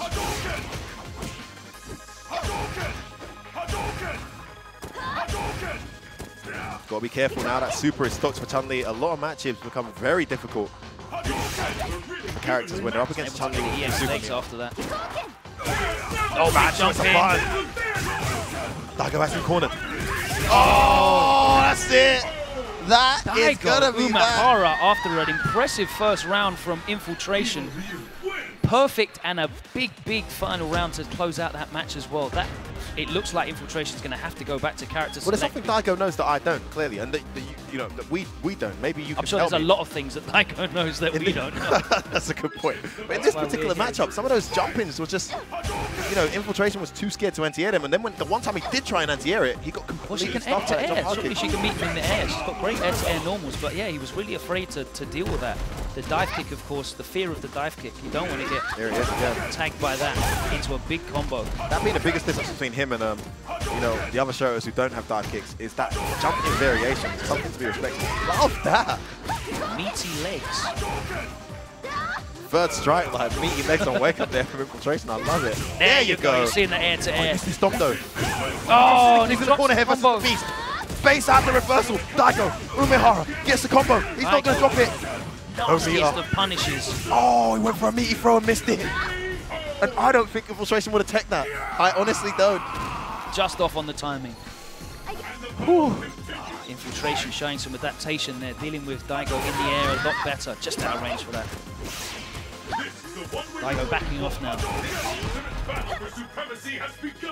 Ultra double here for Infiltration, I agree. Nice use of that standing medium kick. Such a great tool for Evil Ryu. Nice, Infiltration starting to seize the momentum here, taking the initiative to attack. Daigo allowing himself to be walked back here. Oh! Wow. He's going for it. I told you. He's got it in his locker now. Something you didn't see Infiltration do before with his Chun-Li. Wow. Spends the meter just to try and close out this round. Such clean play from Infiltration. Infiltration looking really comfortable, but Daigo's got all of the bars. Daigo just slowly walking himself out of that corner, but doesn't want to get in a position where he can get whiff punished. No. Infiltration just trying to keep him honest with a few buttons. Nice fireball, catches the medium kick. Oh! He gets it. What a round for Daigo Infiltration. buffering a dash behind that, but I think maybe he thought the medium kick hit and a fireball came out. So all the Ryus will confirm off of the actual medium kick. The medium kick, yeah. They're not confirming from the fireball. So once that medium kick hit, he probably committed to what was a fireball motion and went straight into an FADC dash forward. well, after a really, really powerful 2 rounds to close out the first match, Infiltration That's the looks level a lot that more comfortable. we're dealing with here, Logan, isn't it? I mean, these guys are just in another league. Back and forth. Acting, and it doesn't matter how badly they lose one round. The next round, they could do the exact same thing to their opponent. Oh, Daigo ready. Oh my days, that was sick. Nice anti-air. Oh, there it is. is. The dive kick, the fear. The meter throw well teched. Oh, he had it. That was the round. Daigo accidentally getting a teleport. I wonder what teleport there's going on. Did Infiltration bring this back? Chun-Li not really known for her comeback. Lands a Hasanshu though. Oh, not able to get the link. Got that ultra. Got to be careful with those fireballs. That's Daigo. When she walks forward like that, Used either of these ultras so far in this set. Oh, beautiful. Oh, Daigo, so ready. The Ume Shoryu ever present when this guy grabs a stick. That whiff dive kick. You thought you were expecting the block stun. I think everyone watching was expecting a block stun of a Sanshu, but everyone except for Daigo. Daigo seeing the game frames ahead of everybody else. Has that super now. Both these characters extremely deadly when they have super stocks. Trip guard as Daigo lands with a dive kick. Angles of these jump-ins just causing Infiltration so much trouble. We saw him meet Evil Ryu in the air with an air-to-air, but oh, and that time he jumps in with that early roundhouse. Could have supered off that Sanshu, chose not to. Probably not worth using the meter just yet. Much more powerful situations where it can be applied. Nice trip guard punish, and he will activate the Ultra 2 there. Double Ultra though, so I don't expect too much. That's done a decent amount actually. Yeah, the damage buff surprisingly good on that. Still, going for that big frame trap. Daigo turning it up, gets the dive kick. She tries to Sanshu out of pressure. Nice reaction, and here Sanshu's right Gets out out of the corner as well. Great stuff from Infiltration. That's such a good application of a second Sanshu, Logan. Just get himself out of that situation as soon as he lands it. The first one. Players tremendously aware. Oh, nice! Oh, and he gets the Ultra! Worth all 3 bars. Is that going to kill? I'm pretty sure it is. It does so much damage. Yeah, you're dead. Absolutely dead. That is beautiful play from Daigo. Something he hasn't been whiffing too often from that range is that crouch medium kick. Picking the perfect time and space to stick it out and going for the EX Viable FADC Ultra. Gives him a 2-1 lead now, Logan, in this winners quarterfinal. Real back and forth stuff. Let's see if Infiltration can adapt and bring this back to 2-2, if Daigo can book his place in semi-finals.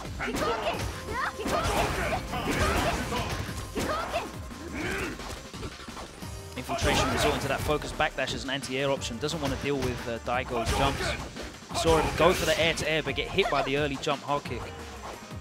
Really put Infiltration off of dealing with those jumps. Daigo looking to be able to jump with impunity now, and he's walked him all the way back to the corner. That's incredible. He's pushed him all the way back to the corner without pressing hardly any buttons. Great reaction from Infil. Oh, gets caught. Crossguard didn't come out. Daigo's jumping game is just really confusing Infiltration. Not quite sure what to do to stop him from jumping. And again, despite getting out the corner, he's being pushed straight back to the other one now. But he has the life lead slightly. Another jump in. Just jumping at those ranges where Chun-Li doesn't have a guaranteed answer. Infiltration didn't hesitate, went straight back to select Chun-Li. Luckily standing, good knockdown. And he throws him to the corner. This has been a fantastically played round for Infiltration. Oh, great read on the jump in. Fantastic play. Magic jump. Real back and forth stuff here from two of the highest level players in the world right now. Daigo walking him down. No fear. Happy to just block those fireballs. Not trying to compete. Blocks and walk forward again. Whew. Infiltration whiffing a lot of buttons. Yeah, and the complete opposite from Daigo. Just patiently walking forward, hardly pressing anything. Just uses the meter just to get some pressure on there. Doesn't want this round to go like the last one did. Infiltration was able to just drain him out. Infiltration walking himself back. Oh! Ow. Out of nowhere, walks forward, gets the grab. Whoa, I think there's an execution there from Infil. Chases him down. Oh, nice choice of jab there. And that time he does manage to catch him in the air. I like the fact he threw a red fireball out there. Just to keep that corking pressure on. It's lovely. And he's going to get the ultra. Is that going to be enough? It's double ultra. No! The magic pixel. Daigo's got all the bars in the world. There's one guy you don't want to keep alive, Logan. This round is far from one for Infiltration, despite the life. Not going to be backing off. He's now got that bar from the EX. Neutral jumps it. He's got to take this now again. He's walking forward. He's got super as well. He's got super as well, Logan. He could go for a demon. He could go for some kind of jumping. I don't know. Something's going to happen. Just needs to get across the screen. What's Daigo planning? Oh, that could be it. No. Infiltration got no way at the moment of chipping him out from there. Oh. Oh my days. Mr. Me. Oh! Daigo. Oh, he's got the setup. Oh! Infiltration just shakes his head from side to side. Daigo showing no emotion as always. Umehara. Routine stuff for Daigo. All 4 meters spent, and rightfully so. He moves into. Is this match point, Logan? Match point right now for Daigo. That time he does get the trip guard off the dive kick that whiffs. Infiltration must be wondering what the hell he's got to do.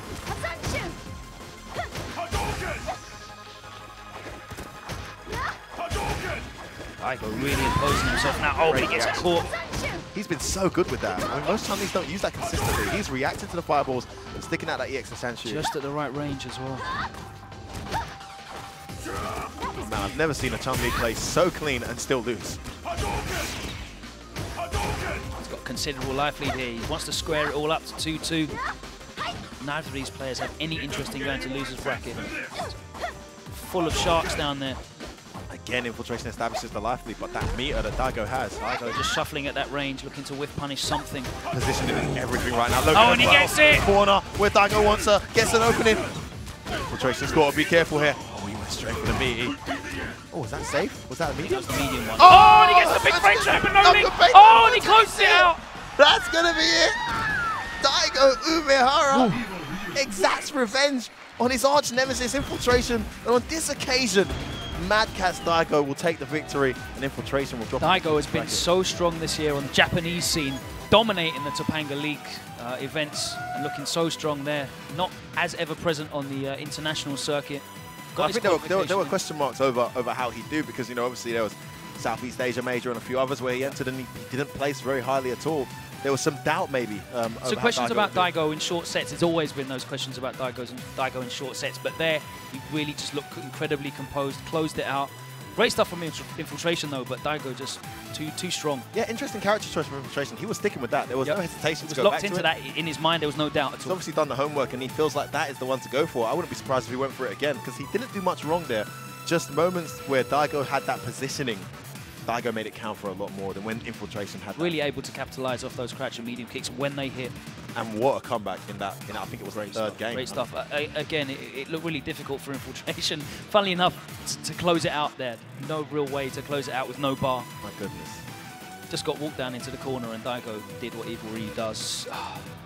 The great matches are not stopping. Who we got up next? Yeah, and now we have Kazunoko versus Evil Genius's very own... Hold on, that's not...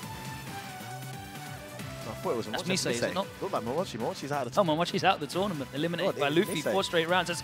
That's going to be our Kappa Misei against Kazunoko. Oh, this is an exciting one. I don't know much about this matchup, but I've seen these two play, and I tell you now, it is completely back and forth. They just spend the whole set beating the absolute crap out of each other. Two momentum-based characters, a huge damage output from both as well, potentially. I'm not sure who has the edge in this matchup. I mean, if I was It's not a matchup we get to see very often. It's, Yeah, I mean, you know, I guess it's refreshing to see a Makoto here on the big stage. I think it is, and that's something you've got to commend Capcom really well for. The latest update has really brought out a massive balance in the amount of characters we see. Compared to older games, the number of viable characters in this is amazing. It's great to see that so many characters can win. Maybe not go the whole way with just one character, but there's so many viable, strong characters in this build of the game. Provided they don't face one or two of their nightmare matchups, you can literally go all the way with one or two of these characters. And for the first time in a long time, we're seeing an Abel place very, very far. And not to mention, I think Shiro's still in this. We have Shiro versus Snake Eyes in the other game, still very much in this tournament. So we have 2 apples in this final top 16. Well, we're going to update you real soon on how the losers bracket's going on, but you can follow on the Challenge. If you just Google Challenge Capcom Cup 2015, should come up and you'll be able to have a look at all the brackets. Or better yet, live.capcomprotour.com. Yes, that'll be good. Really, really cool website there built today for your eyes only to see the brackets and exactly what's been happening today as well. All right, just Misei looking so strong today. Dispatched Bonchan in what's a tough matchup for Sagat, but he definitely dealt with But a it pretty matchup well. that, despite it being tough, I mean, there's a tough matchup for Sagat, then there's a tough matchup for Bonchan. And I think, you know, there's Sagat's and then there's Bonchan. So, you know, we've seen Bonchan beat Misei many times. Yep. It was really, really, you know, important that Misei won that. And I think Bonchan, looking at the bracket, he said it in his interview, had he beaten Misei, which he knew was going to be hard, he would have been in a great position to possibly take this week. So he'll be very disappointed. Right, so guys. these guys are just going to sort out and get set up. We're going to look at some of the. Can we look at some of the losers bracket matches on screen, if that's possible, to just catch up with, let's see what what's the progress is? Because obviously we've been focusing here on Capcom Fighters 1 channel. What match is that in front of us there, Logan? I think that's Zangief versus. Who is that? Oh, Snake Eyes. Yeah, Shiro's Eyes taking the against first Shiro. game versus Snake Eyes. So, of course, Proponix eliminated by Itsubashi Zangief. He goes on to fight Liquid Knuckle-Doo. Knuckle-Doo eliminating Fudo 2-0 very convincingly. Human Bomb awaits the winner of Shiro and Snake Eyes. That match happening right now on Capcom Fighters 2. If you're not watching those 2 channels side by side, then you're missing out. Gamer B and Tokido. Tokido advances there. Yeah, Tokido actually beating Gamer B Eleanor, which raises the question. Is that matchup that bad? I was surprised when I heard it. Infiltration, after losing to Daigo, faces Luffy, who's just eliminated Mago 3-1. Great performance there from Luffy. Yeah, in a matchup that Mago has, Mago has had Luffy's number this year in that matchup. The few times they've met. So great adaptation there from Luffy, whatever he's done differently to win it. Of course, now we have Misei Kazunoko, the last quarterfinal match here in the winner's bracket. Meanwhile, Snake Eyes on the verge of a perfect in this second game here versus Shiro. That's why you're hearing the crowd go crazy behind us. Oh! And the crowd erupts as Snake Eyes ties it up there, 1 apiece versus Shiro. We're going to get on with the winner's bracket though, in what is probably going to be the most relentless attack versus attack match. You see, this is Barcelona versus Real Madrid. Yeah. This is McGregor versus Aldo. This is going to be insane. I don't see anyone holding back here. These two, I've seen them play before, and they just go for broke every time. It says, I'm going to out-damage you. I'm going to out-read you. Here we go. All right, we're in there. Misei pumping out that crouching medium punch straight away. Nice anti-air with a medium punch there from Kazunoko. Who gets the first hit? It's going to be Kazunoko, and he corners Misei very quickly. Nice answer to that neutral jump there. Nice whiff punish on the axe kick. Axe kick got him so much reward against Knuckle-Doo just a minute ago. Oh, wow, what did he press there? Oh, that's an accident. I don't think he meant to command grab there. The side He'll switch take it. Oh, he gets that dive kick that you can confirm off of. Oh, and again. Where was that? What a dive kick there. Kazunoko pulling out all of the cheapest setups. Could have killed him there with the 3 bars. Chose to save it and chose correctly because he's taken that round and kept his meter. Definitely demoralizing when you see Ewan win the round and he's still got all of his bars intact. Oh, nice. Loving that. Oh, wow. Beautiful reactions from Kazunoko. He's looking the stronger of the two so far. Kazunoko looking really ready for all of Misei's options. Oh, this pressure. Oh, that's so good. You're expecting the double hit there on that neutral jump light. Went straight into, yeah, you're not going to press anything, you're not going to jump out. So far, so good for Kazunoko. You're just worrying about blocking, and he went in with the EX command grab. Oh, nice time. Oh, wakes up. Light up kick. I think that was for the axe kick or the command grab. It will beat both. Great choice.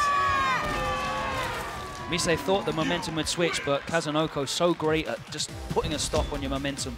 Why not a normal up kick there? EX maybe? I guess he had the help to take the risk. Kind of weird. That looked pretty difficult there for Misei. Very, very controlled. Well, it looked like when Kazunoko got the knockdown, he really had his way. Well, I think this is Makoto in general. She still really struggles on a wake up. Oh, wow. Break. Expecting the shoulder. Oh, the meaty fracture medium damage. And the stun is building up here. Around. Stun surely if he gets hit here. And he does. Wow, where was that? The last minute. He's going to win another round with full bar. Tries to back dash out of pressure. It's not going to be the answer. And Kazunoko would need to expend bar there as well. And Kazunoko looking incredibly strong here. Absolutely. Say not going to want him to get blown up at all. Nice awareness there from Kazunoko to not go for the red focus. This time he does.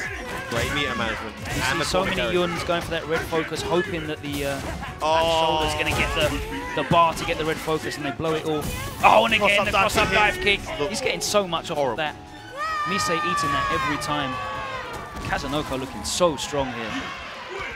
Looks like it might be a bad draw here for Misei, as he really, really looks helpless on wake up here versus Yun. Meanwhile, Snake Eyes is secures his second win. I don't know what the exact score is. 2-1, I believe. Snake Eyes versus Yuken Shiro. So Misei taking a moment just to think. He needs to think about what he can do on his wake up, because he's just getting abused by Kazunoko's dive kick pressure. Well, that's the thing. What can he do though? I mean, even if he had the answer, what would it be?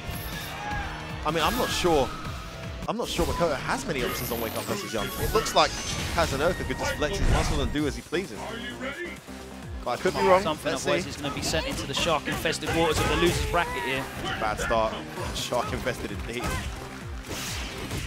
Oh wow, that was a punish on the backdash. There is no escape. Oh my God, he's going to get another train on Misei right now. Oh, this is brutal. This is brutal. Closes it out. Wow.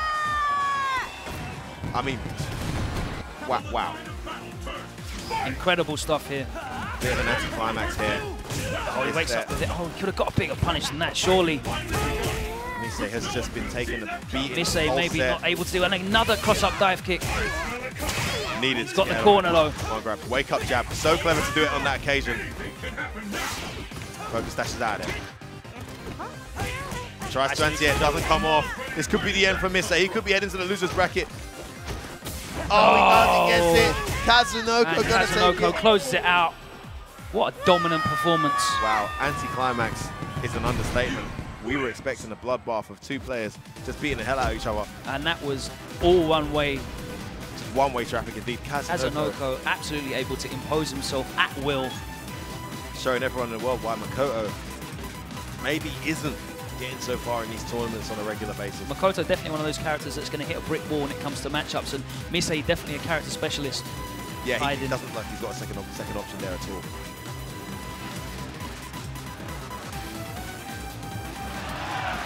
Take this opportunity to do a massive shout out to Turtle Beach, once again the #1 supplier of PC gaming headphones in the world. They have pleasantly provided us support here for this event. And it looks like Snake Eyes has just eliminated Shiro on Capcom Fighters 2 in the loser's bracket. Big USA chants erupt as he keeps the USA hopes alive alongside Knuckle doing the loser's bracket. Yeah, absolutely. What happened to Valmaster? Is he still in? Is he out? I'm not sure. I'm asking out of curiosity because it's really good to see. You've still got two very strong US players continuing in this tournament.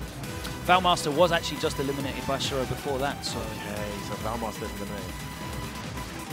On our stream? I think.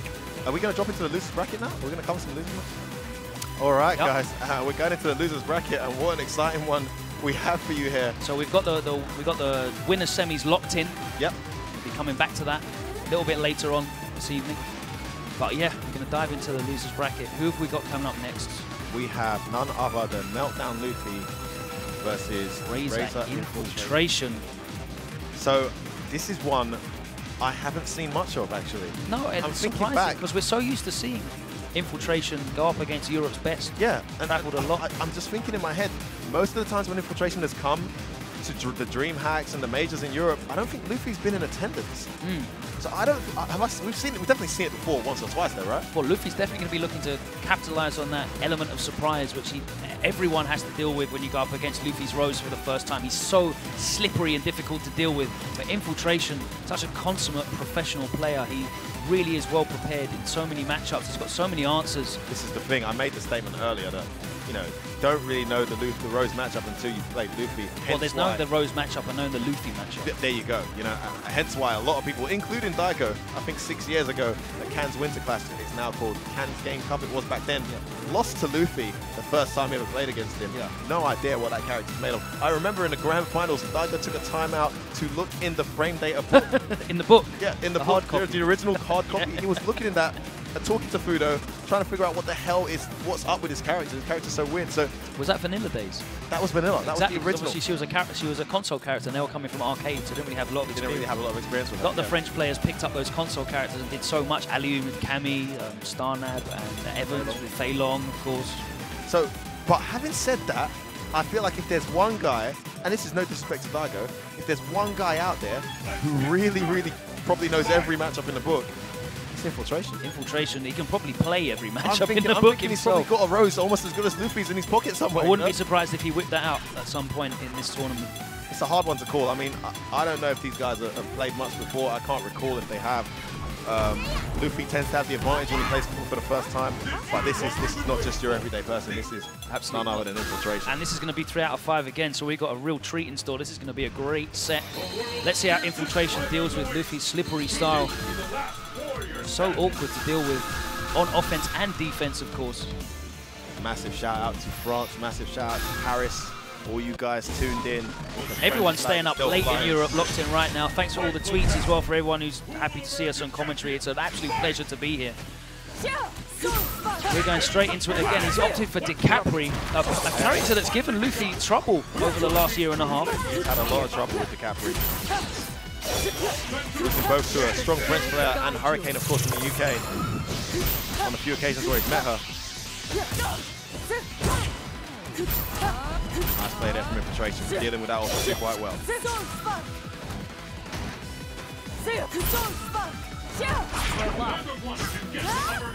So we spoke a lot about, you know, Infiltration's familiarity with Rose and Luffy. I think it's going to be important to try and note Luffy's familiarity with DiCapri, which may not be good enough to deal with this kind of opponent. Well, we've seen Luffy lose to DiCapri's in tournament previously, number of times. 6 months ago, you know, he might, and you'd hope he picked up some knowledge since then. Well, then we saw him lose again, looking as if he hadn't really done the necessary work in the matchup.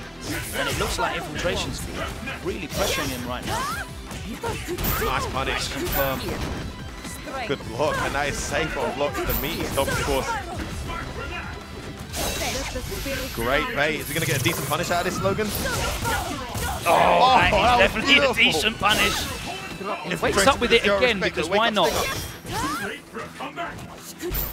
Can't throw fireballs out recklessly now. She's got that ultra. He's going to use Ultra 1 instead. If he walks up and blocks it straight away.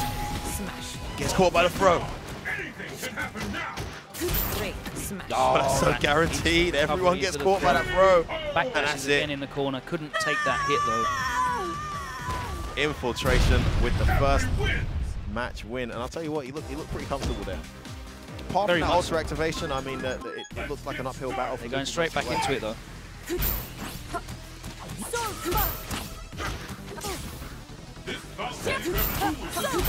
Oh wow, execution error there from Luffy. Gets away with it. Oh wow, Infiltration jumps into that fireball. Keeping a fireball on the screen now, then it's always useful against DiCapri. It just hinders her mobility a little bit. Definitely shouldn't abuse them, but Would like to see Beautiful use of that stand medium punch. Nice option step for the backdash too. Infil did something. Oh, just unfortunate checks for him with the Luffy. jab. Infiltration looks so comfortable, familiar with this character. Nice jumping from Luffy. Slide 2.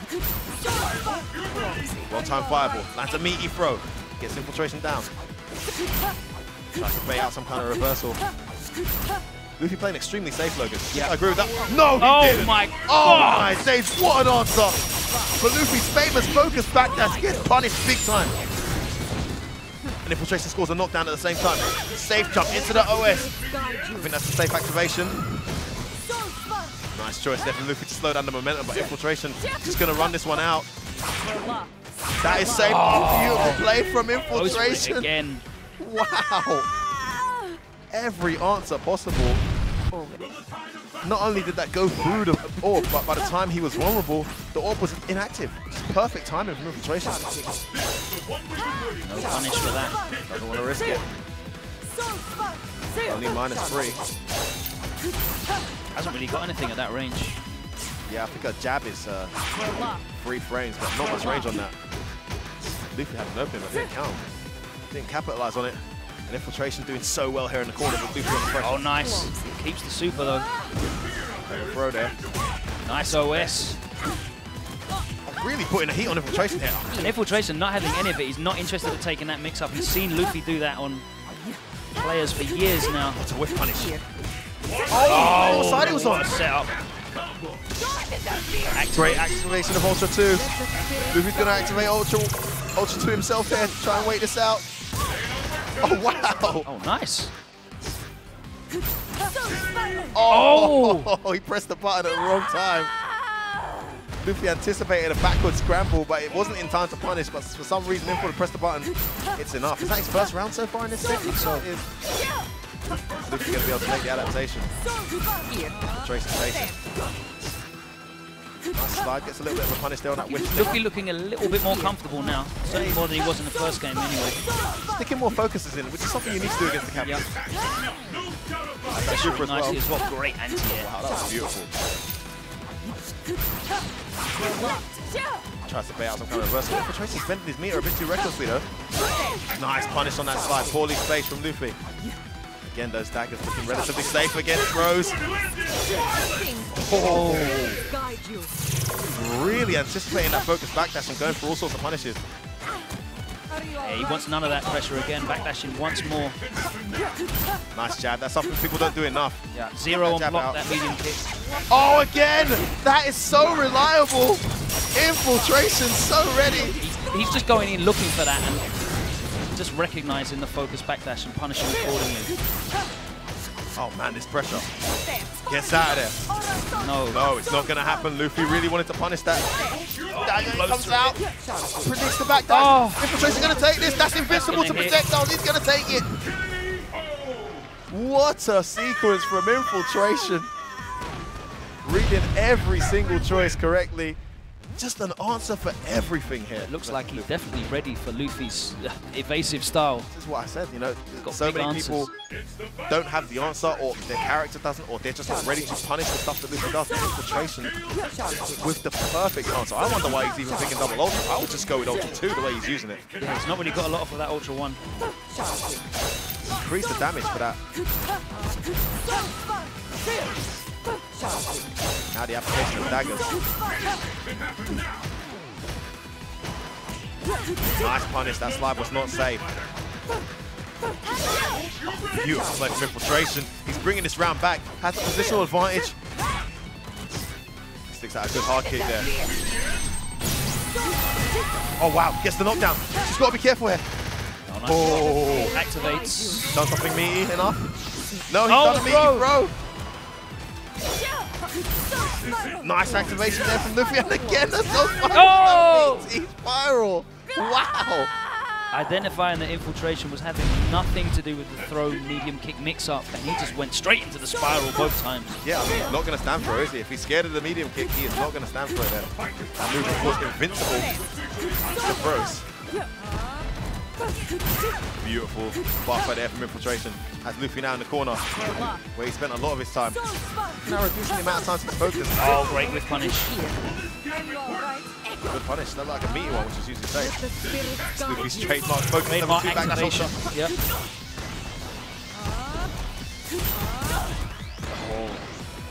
Good work there from Luffy, but he gets he caught. wakes up with Stinger. That Stinger, of course, with no meter, is vulnerable to throws. He didn't go for that though. Infiltration looks so solid. Lively heading towards match point. Bouncing a reversal. Oh, nice punish.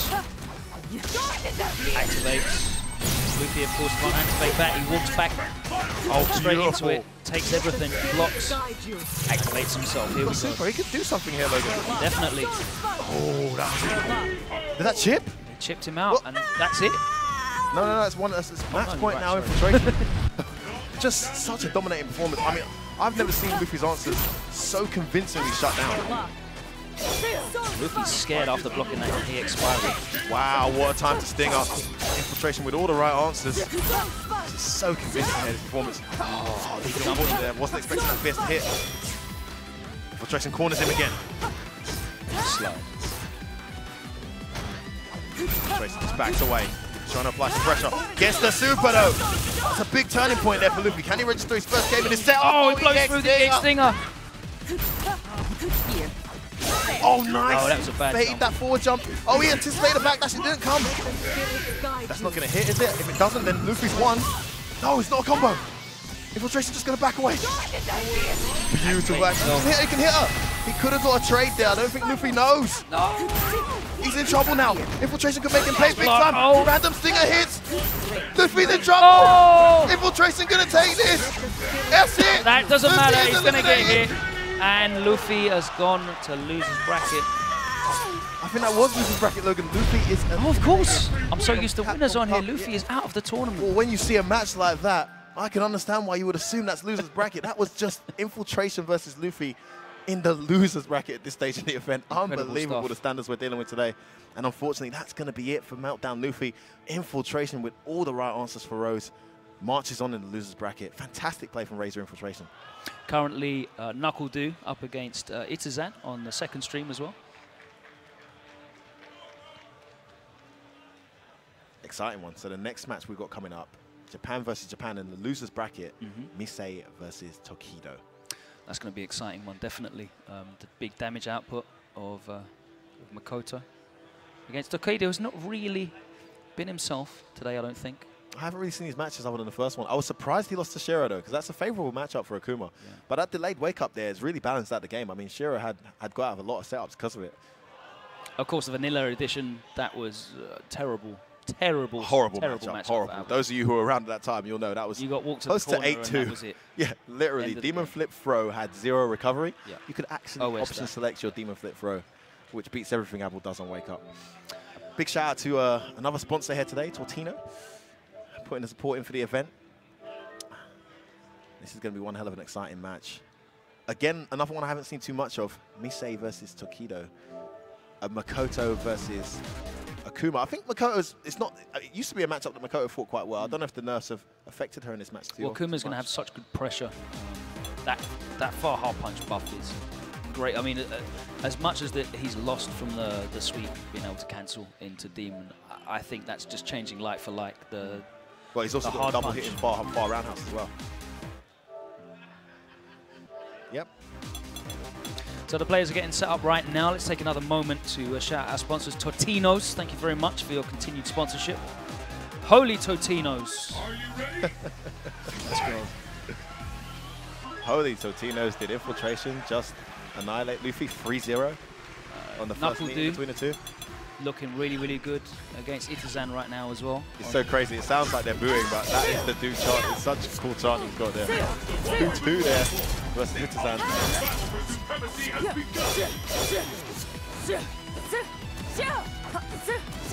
Okay, quick button check there for Misei. Thumbs up to Tokido, and we are in business. This is here a loser's bracket match, Logan. 3 out of 5 still for the rest of the night. All the matches you're going to be watching are 3 out of 5. We're going to be seeing Mad Catz Tokido, 700 Pro Tour points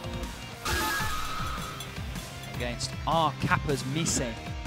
Took him a while to win a major this year, Tokido. He was somewhat jinxed for a while, ever since the Red Bull Kumite, where he called Bonchan a specialist in failure, or was it? Mr. Second Place was the quote, right? And that Mr. Second Place came back to haunt him because Tokido went on to successfully, consecutively place second in a series of events, but eventually winning the most recent one. He maybe registered himself for victory. So he's in position to do well here.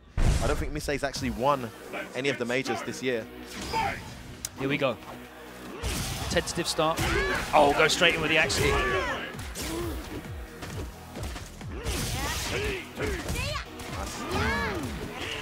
Oh wow, trying to do some kind of backdash. Oh, nice crouching medium kick goes underneath the axe kick. He's used Ultra 1 in this matchup as well. We're so used to seeing Akuma's pick Ultra 2 now. Pretty much exclusive. Ridiculously good backdash. Of course, this is a character with a pretty weak wake up. So, wow. We mentioned that double hit in heavy kick before the set started. My oh my, Tokido proved us right. No. Oh, empty jump low. What a round from Tokido. Of course, Tokido's really transitioned from such a heavily reliant on the vortex of Akuma to being a very strong Akuma player on the ground. Really utilising his pressure in the corner, his frame traps. I think he's always been very strong on the ground personally. It's just the case now where he needs to use it more. So you see it a lot more often than you used to. But, Akuma's still very devastating when he scores that sweep. Absolutely. Can't sweep with the best characters though, right? Tatsu sweep. Oh, again, that bar-hitting roundhouse doing all the damage for Tokido. Oh, gets the count hit. What is he doing? We can't cancel that teleport. Got to punish it when you see it. But hopefully, it won't cost him too badly. See. You say, of course, going with a double ultra, which I think is the right choice for this matchup. Needs to be able to punish that teleport with Ultra 2. Also needs to be able to punish the backdash and anything else that comes out.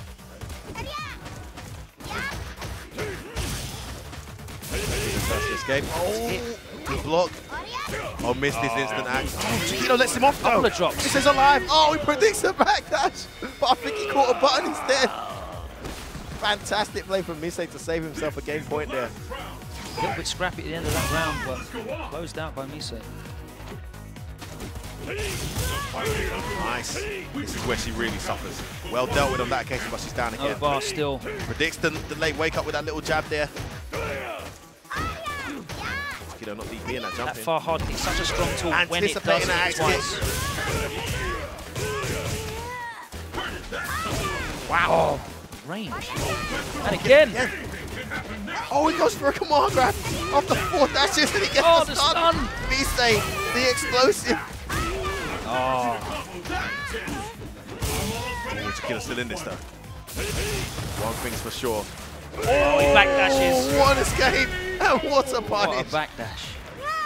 That was crucial. Tokido gone for the Kara cancel medium into the fierce. That would have definitely killed. He didn't get the command grab though. Consequently, Tokido moves into a 1-game lead. Misei just taking a moment here. He hits the rematch button. There will be no consideration of a second character. He is very much... Nice anti at that time. Not afraid of the axe kick. Move is so good, that crash meter. Tokido backdashing a lot. Doesn't want anything to do with his pressure at all. Oh, what a whiff punish. I mean, he's been getting away with using the axe kick all day. I can't blame him for sticking it out again, but... Oh, he had it. That's -5. Show UFA DC4 not punished. Kick is doing so much leverage. It's just Tokido. Hard kick. Has to block both hits crouching. Nice anti-air choice. Again, it even protects him from the axe kick. Such a good answer. Looking like a win button right now. Oh, good pressure. Bro, well teched by Misei. Gets over that fireball. Oh, he catches him.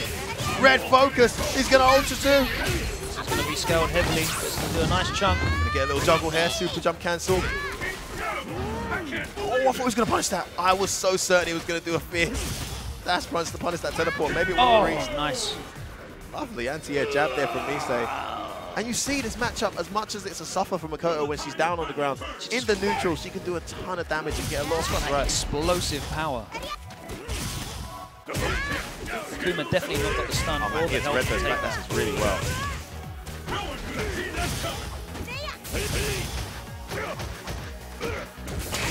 Nice, offers that.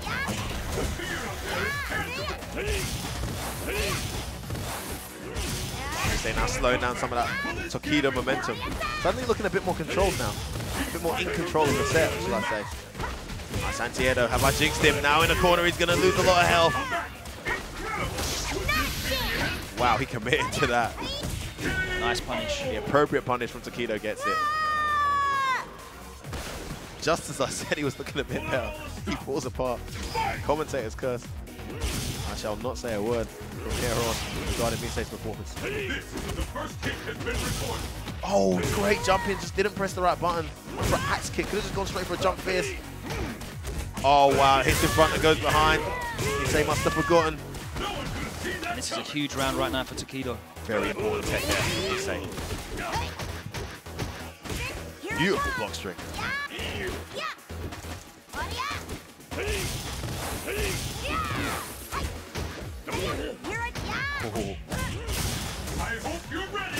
Oh, gets him. Oh, that's gonna hurt. Oh! Oh, reset! Misei! That was sick! Misei ties it up. He had the hit on the neutral jump hard kick. Decided to reset with a dash forward axe kick that caught the crouch medium. Beautiful reset from Misei. It's now one apiece. So as anticipated, this one being a bit more back and forth. Of course, Tokido dominates when Misei's down, but when Misei's up, it looks pretty, it's not easy, you know, to get those openings, do the damage necessary to win. This bout will determine who is the strongest once and for all. Back. That heavy kick again, doing so much. Leverage for Tokido. Nice Kara throw. That is -2 on block.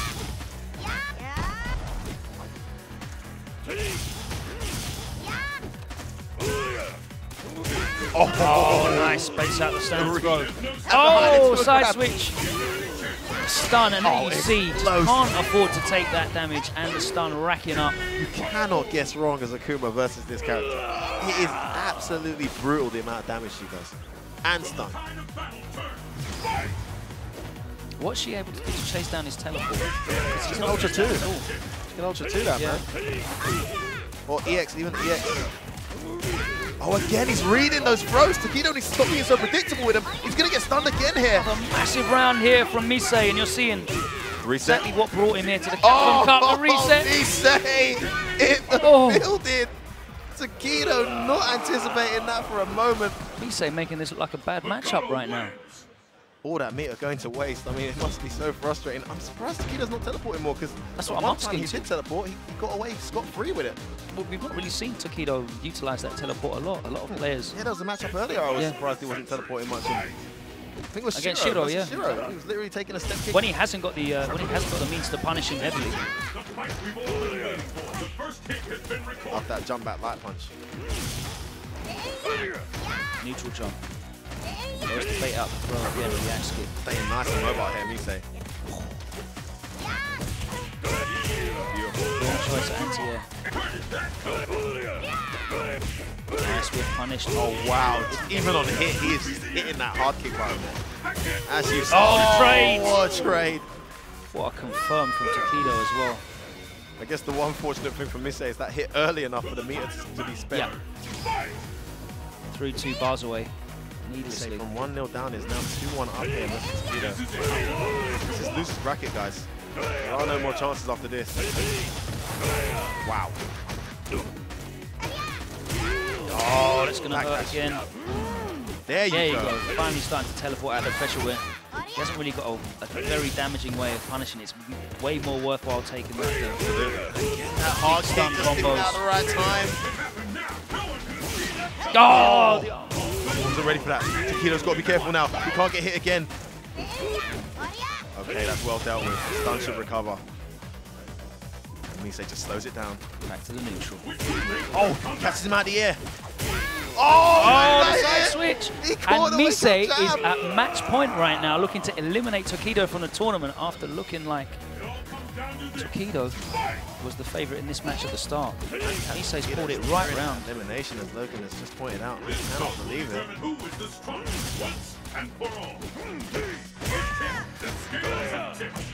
There's always to his win button again. Doesn't get the confirm though. Lovely punish there.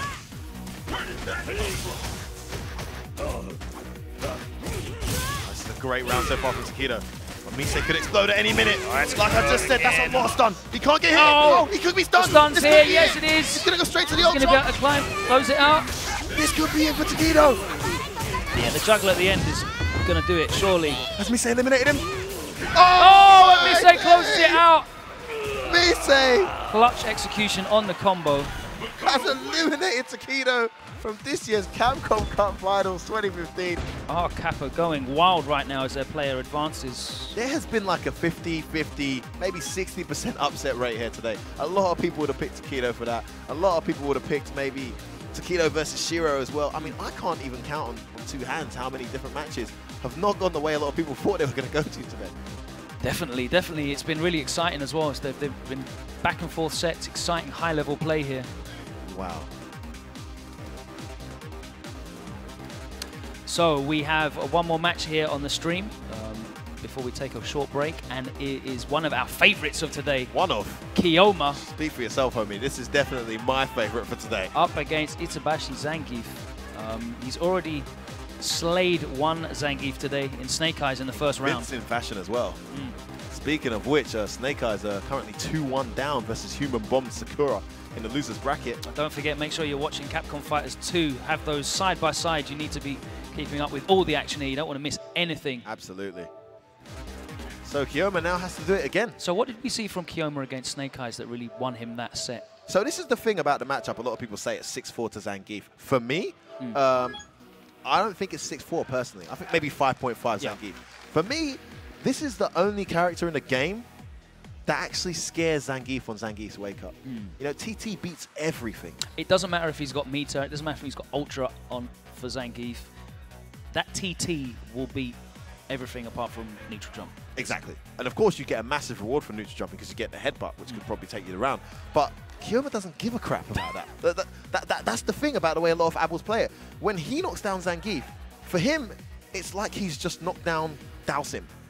He goes in. Plays with no fear. And I don't think Snake Eyes was expecting that kind of approach. But there's no reason not to, because you've only got one or two options that will actually get you out of the situation. If he goes for a TT, any reversal you do is going to lose. And he's so good at identifying as well what his opponents are reacting to, what their responses are to his pressure.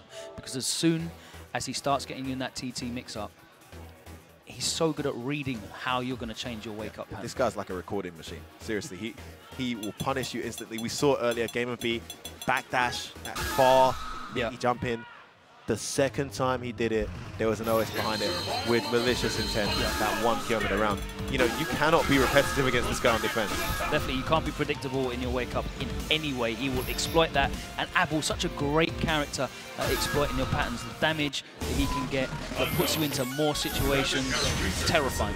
Also, you've got to give a massive shout out to Itazan. I think if there's any chink in Kiyoma's armor, it could be the fact that he's very active on wake up. And I think Itazan's traps and approaches when he has his opponents down are extremely airtight. Oh my days. 125k, Logan. I cannot believe what I'm seeing on Stream 2 right now. Is that Human Bomb using Sagat? Human Bomb has whipped out Sagat versus Snake Eyes in that match. Unbelievable. Yo, money talks, people. Money talks. Button checks right now, of course.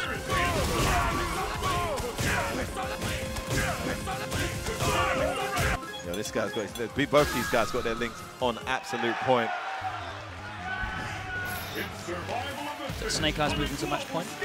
Yeah, despite the counter pick, Snake Eyes has taken the first game in that first round in that final game. Snake Eyes, that don't work, mate.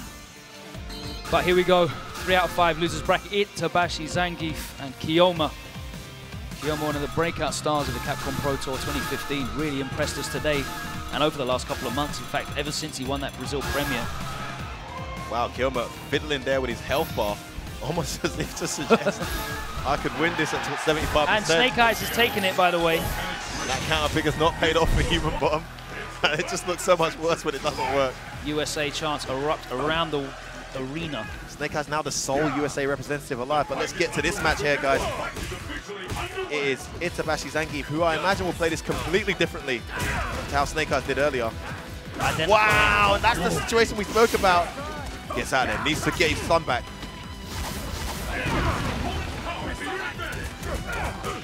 That meaty beat the SPD. Oh wow, that just completely whiffed the anti-air. Yeah, it's risky anti-airing against Zangief. There's a few angles where he can actually beat the medium kick clean. Medium kick, yeah. That stand medium punch covering so much distance. Oh! Did he just do that? Did he just dash in and crouch fierce on my stage? Kioma! Not gonna kill. All the stops. He's gonna put him in a great position to do so. Roll out the corner. Oh, he just backs it up. Nicely spaced wheel kick. Gotta be careful. It's nice. Lovely stand medium punch there from Kioma. Just checks in. I really like from Kioma as well early in that round. He identified that Itabashi was really concentrating on footsies walking back and forth. He just swept them. Yeah. He's used that a lot today. There's a lot of people who've underestimated the range of that sweep. I can't believe he stuck out that COD. Expecting a button maybe. Again, that sweep.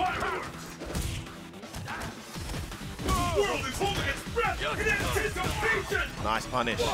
Too far, I think, for the stand light kick into the EX green hand. Kioma just... He is dashing into the most dangerous positions versus Zangief. He really doesn't care. And I think he's playing it in a way that the Zangiefs are just a bit thrown off today. Oh, didn't get EX. Nice punish. Not sure if that was guaranteed, but either way it's landed. And he's going to get a red focus combo. This is much better from Mitsusan. He's back in this set. Oh, in front. Man. And that's what I'm talking about. Those are the situations there where Kioma doesn't respect a lot of his opponent's setups. He woke up with a stand fist there on a very meaty jump in, and he got counter hit. Mitsusan will not be one to mess up the timing of these kind of jump-ins. 3 bars to get that pressure. Somehow he has cornered Zangief. Beautiful how counter hit confirmed there. Oh, and again. Oh, he gets the crouch fierce. Yeah, fierce. One jump too many from Mitsusan.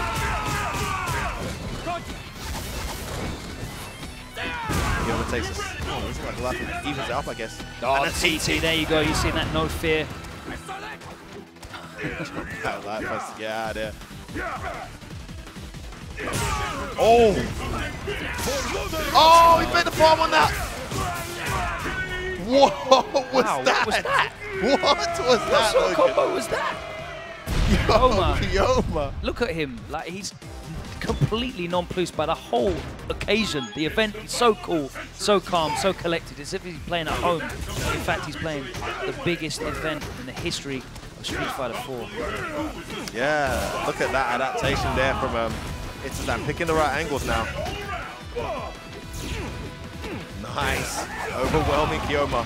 Get him right in his face, giving that defense more of a test. Kioma out of that situation, but he's lost a lot of health in escaping. Oh, wow. Nice punish. Would have expected a step kick for extra damage. Oh, he did the on.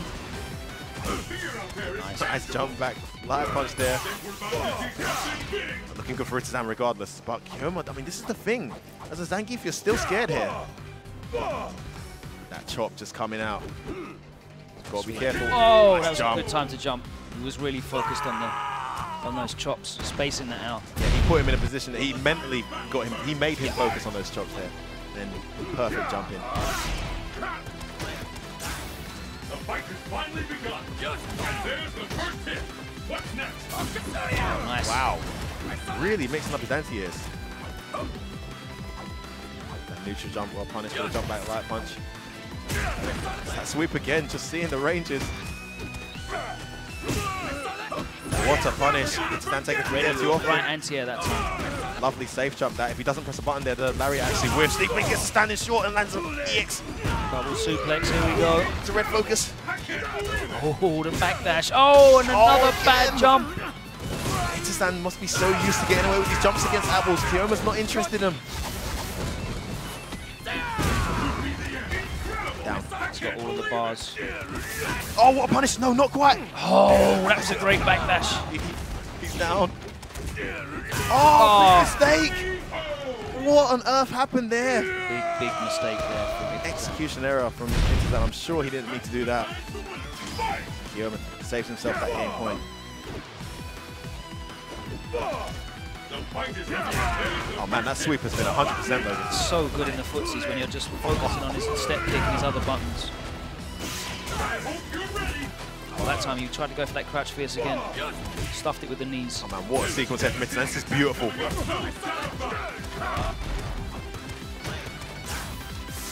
And Kyoma's not really getting a lot out of those situations now. He's relying on that jump back. Oh, wow. Trying to finish him off here. Again, the sweep. Oh, of all the things. He just knew. What a read from Itabashi Zangief. And that aggression we spoke about earlier from Kyoma. Phasing Itabashi somewhat not at all. It was a good time to gamble on that as well. He was 1 round up. He had a lot of life. Probably felt like a gamble to the outside eyes, but I'm pretty sure Itazan knew that was going to hit. Wow. Really mixing up his jumping buttons now. Nice. This time he does get a stand short that follows. A stand medium punch to the light punch green hand.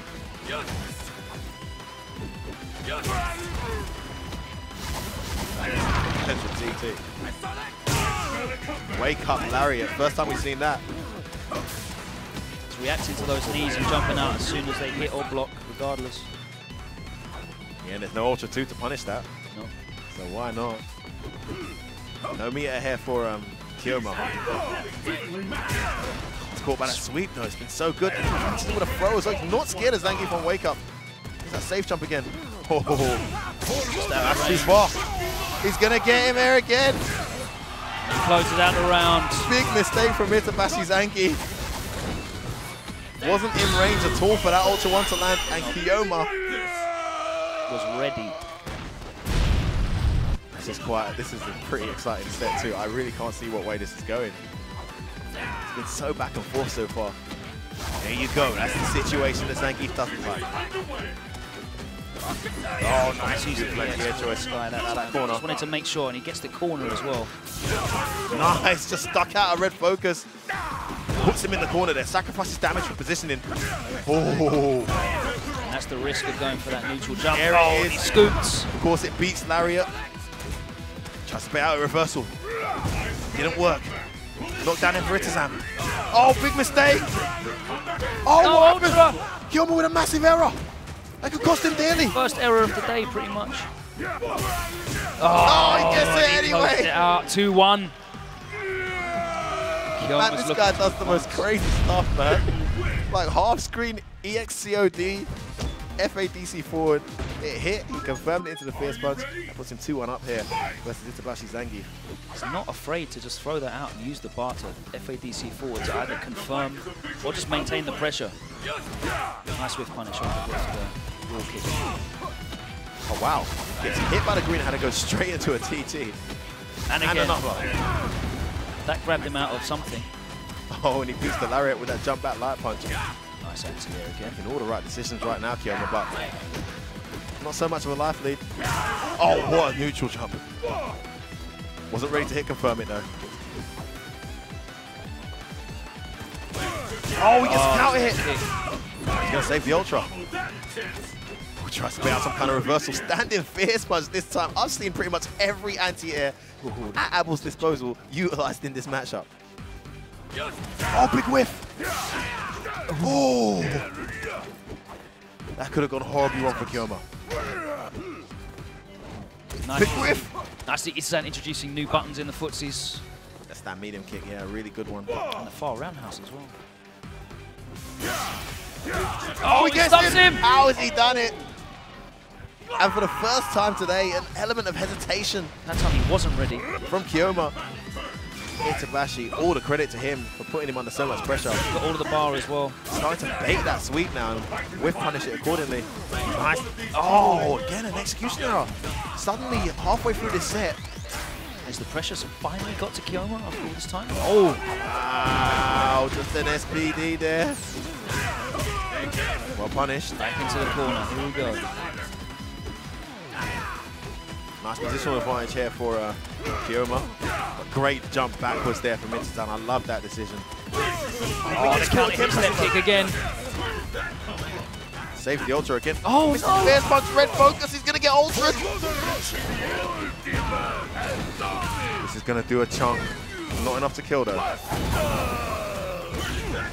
It's a tie things up here. Oh, he blows through the COD. Oh! That safe jump has been his best friend so many times. He whiffs the medium kick into an somewhat empty jump TT. Yeah. On that occasion, I don't think it works. I think that FDD probably caught his trip guard. Yeah. 2-frame startup. Brilliant presence of mind there for Mitsuzan to understand the situation he was in. Again, the SPD completely, or maybe it was the lariat. Oh, backdashes. Wow. Punished with his own SPD. Man, TT in the hell out of Mitsuzan right now. This is windy right now. Drapes in each other up. Oh, he catches him again. That COD doing so much work in the neutral. Oh, he stops the anti-air. Oh, beautiful knockdown combo. Oh, there it is. Oh, shut me up, man. He did it again. And this time it worked. That's what he was going for. The wake up stand fierce. Great play from Kioma. He moves now into match point. Match point. Oh, nice proper punish that time. Oh. Sam will thank his lucky stars that crouch fierce whip. Would have been very close to stun there had that connected.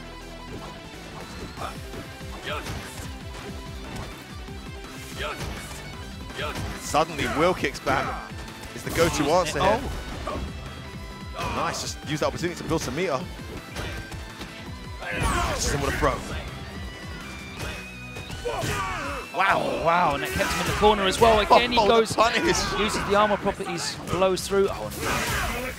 Oh, he closes it out. Kioma so ready. Genius. An answer for absolutely everything. How is he so ready? This guy is he's a wizard. He's a wizard. Great performance from Kioma, and he marches on. Can we take a look at the bracket, please? Because I just want to see. Oh my God. I can't even keep track of who's still in, where they are, what's going on. I know we're in winners semi-finals. Unfortunately, that's the end for Itabasi Zangief. He's been eliminated from the tournament there. So Punko, one of the strongest showings of today, really in form. He's in to winners semis against Cien, who has marched on, ground out wins. Yeah, I think. I mean, we saw Cien have some trouble against Seth earlier. It'll be interesting to see how he does there. On the other side, I know we've got Daigo Umehara up against Kazunoko, so that is going to be rubbing my hands together at that. If you have managed to somehow catch the Topanga League series, run it back. That definitely went not according to plan for Daigo. I'll tell you what, I watched the set. I think Daigo played so good, but just the reads on wake up from Kazunoko for the entire set, almost as if he could see into the future. To look forward to in losers bracket, we've got Misei with a great performance there against Tokido. He's gone up against Infiltration, who's looked really strong today. Misei's done really well today. And Kioma, who we just saw win, he is going up against the last representative of the United States. Run it Snake back. Eyes, the run back from round one. Run it back, I think. Snake Nothing Eyes. but hype for top 8. It's going to be incredible. I mean, after saying that 801 Strider was the better Rebel, I'll tell you what, I probably would have agreed with Snake Eyes at that moment in time. But from what I've seen in this top 8, dude, Kiyoma's been pulling stuff out of the hat over and over and over again. It's going to be incredible. So we've got all that to look forward to. Incredible matches in winners. You're going to get nothing but great matches right here. It's to be expected in Capcom Cup. It's the pinnacle, the apex of a year long of thousands and thousands of competitors traveling around the world for events, ranking, premier events, local events in their own area. Players traveling around the world, picking themselves up against the greatest players, the elite world-class players. We've had so many great games, so many memorable sets so this many, year. bloodbath tournaments in one year. A massive shout out to all Sony, thanks to the Capcom, Capcom and Pro Twitch. Tour, 100%. Because honestly, this Pro Tour has brought people from all over the world to places they probably would have never imagined. I saw Haitani in Brazil. I saw Kioma in Sweden. Yeah. You know, I mean, it's been incredible. You know, the amount of presence we've had all over the world for this event. Right, without any further ado, let's hand it over to the guys on the analyst desk. Thank you very much for joining us, and you'll be able to catch the top 8 later on, right here on Capcom Fighters. Take care, guys. All right, ladies and gentlemen. Well, boys, how about Kiyoma? Tell me about her. Tell me about the story of Kiyoma. Well, I mean, I did call it out a little earlier, you know. Years earlier? Yeah, dude, come on. I'm probably his biggest advocate. I've been his biggest advocate. Since when? Since when, Peter? Tell him what You didn't know he bought his Kiyoma shirt like 12 seconds ago. He's a big fan. Yeah. No, but Dude, I've known the guy since 2012. He's been a threat. Well, he wasn't a threat back then. He didn't know how to play. But now, 3 years later. Yeah, exactly. Well, let's take a look at some of the moments that have got us here to where we're at in the Capcom Cup right now. First up, we have Dashio versus Cien. Dashio was on a rampage. Exactly, yeah. Dashio, look at that. Just opening up with a perfect. I thought this match was pretty much done, and you know, I agree it was over. You know, yeah, I saw that and I said, "Oh, Dashio." Yeah, Nobody was ready for him. You know, there were so many situations where Dashio could have closed it out, like right there. But I think he doesn't have the same clutch that Cien has, and even though maybe he had it won, I mean. If you can't close out the world champ. But look at, I mean, you know, to be fair, I think at the end here, look at how lucky, I will say, Cien got, you know. Oh, yeah. Just mistakes after mistakes paid off. Hold on. Oh, it's coming up a little bit later. Right here, you would think it's over, you know. Now Dashio has match point. He almost got a perfect on that last round. Well, look at that. Here we go. Oh, with DP, with uppercut DP. after uppercut. Yeah. But see, like that's the difference between a tournament winner, a tournament loser. Yes. You know, being world class. You know, Dashio only started traveling recently, and Cien's just been a globetrotter since like. Well, he's got a bright future. Yeah, Definitely. absolutely. And take a look at this: Gamer B versus Kiyoma. This was I think one of the bigger surprises. I don't think anybody really expected Kiyoma to take Gamer B. No, not at all. I mean, yeah, you look at everybody's fantasy brackets, if you will. Nobody had this happening. Do you guys think that maybe Gamer B has been playing so much Elena that, you know, when he had to finally bust out Adon against Kiyoma, that it came back to bite him? No, not at all. I think that, you know, he's one with the character. Like, let's say Mike played, you know, Rolento, Hugo, whatever, but if he still played Honda, it's his first love. It's true. Yeah, exactly. He's going to be a threat. Yeah, look, Kiyoma definitely putting in that extra work, doing that research on all of his opponents. Came prepared. He came with a game plan. I don't think anybody did their homework on Kiyoma. No. Not at all. I think everybody was banking on Snake Eyes taking him out. It's true. Well, I don't think the guys here, in their defense, can read Portuguese. So it's not like they know what's going on, right? Exactly. Yeah, Kiyoma ending Gamer B's hopes and dreams. Also, Shiro versus Daigo. And the Able Army was out here. Yeah, seriously, out here in deep, full right? force. You know, Yipe said yesterday, he was saying, Mike, I have a feeling about them Ables. That's all he said. He just kept saying that over and over and over. And sure enough, yeah, the Ables showed up today, and they're still doing work. Yeah. No, but this matchup was pretty good. There were times where Daigo had his back against the wall. Yeah, and yeah, Shiro just started turning it on, putting a big threat to Daigo's championship here. But then, you know, Daigo being the world-class Mr. Street Fighter himself. Yeah. More so than Alex Faye, of course. But yeah. Fire. Shout out to Faye. Wherever yeah, it's just so strong, you know. Daigo, composure, always maintained, 100% clutch. Yeah, absolutely. I'll tell you what, another matchup that was really... No, wait, whoa. Oh, this was the highlight. I think this was the hypest match of the tournament so far. For me, Cien versus Kiyoma came down, last game, last round.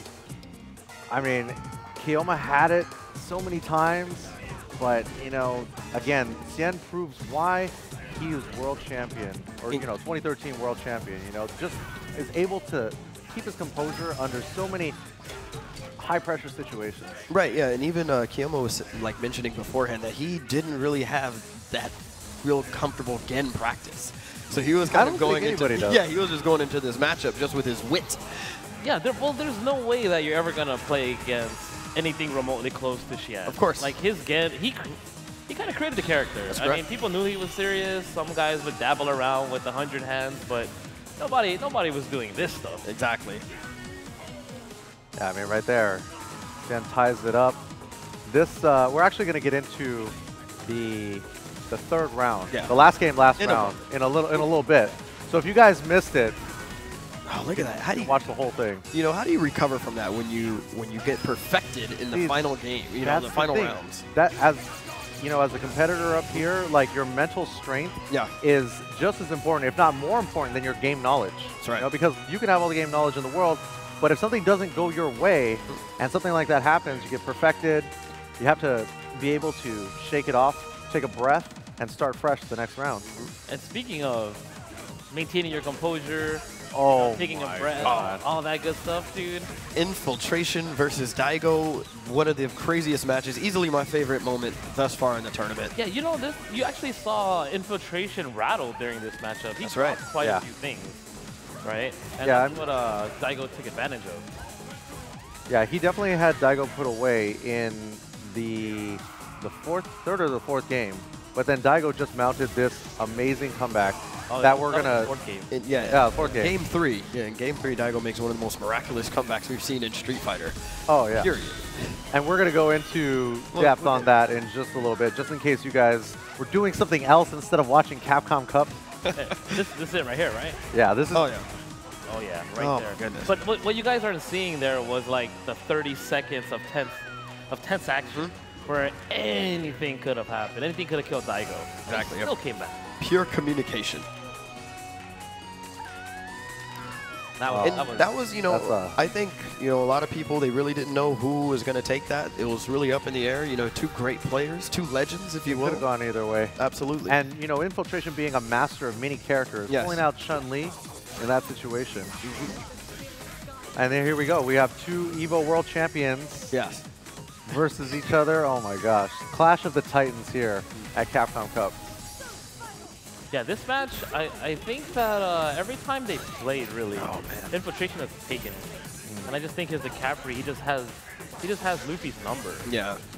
Yeah, Luffy was really out of options right there. There was nothing he could do in that situation. It was just a really tough match for him. I think it's definitely to the point now where if you are only good with one character, like we saw it happen with Gak, and now here with Luffy, right? Like if you only have one character, there's just some characters that are you're just going to be fighting a consistent uphill battle against. Exactly. Oh yeah, Tokido versus Mise. Ooh, dude, Mise. Tell me about his performance. This guy has that style that I like. Just one punch.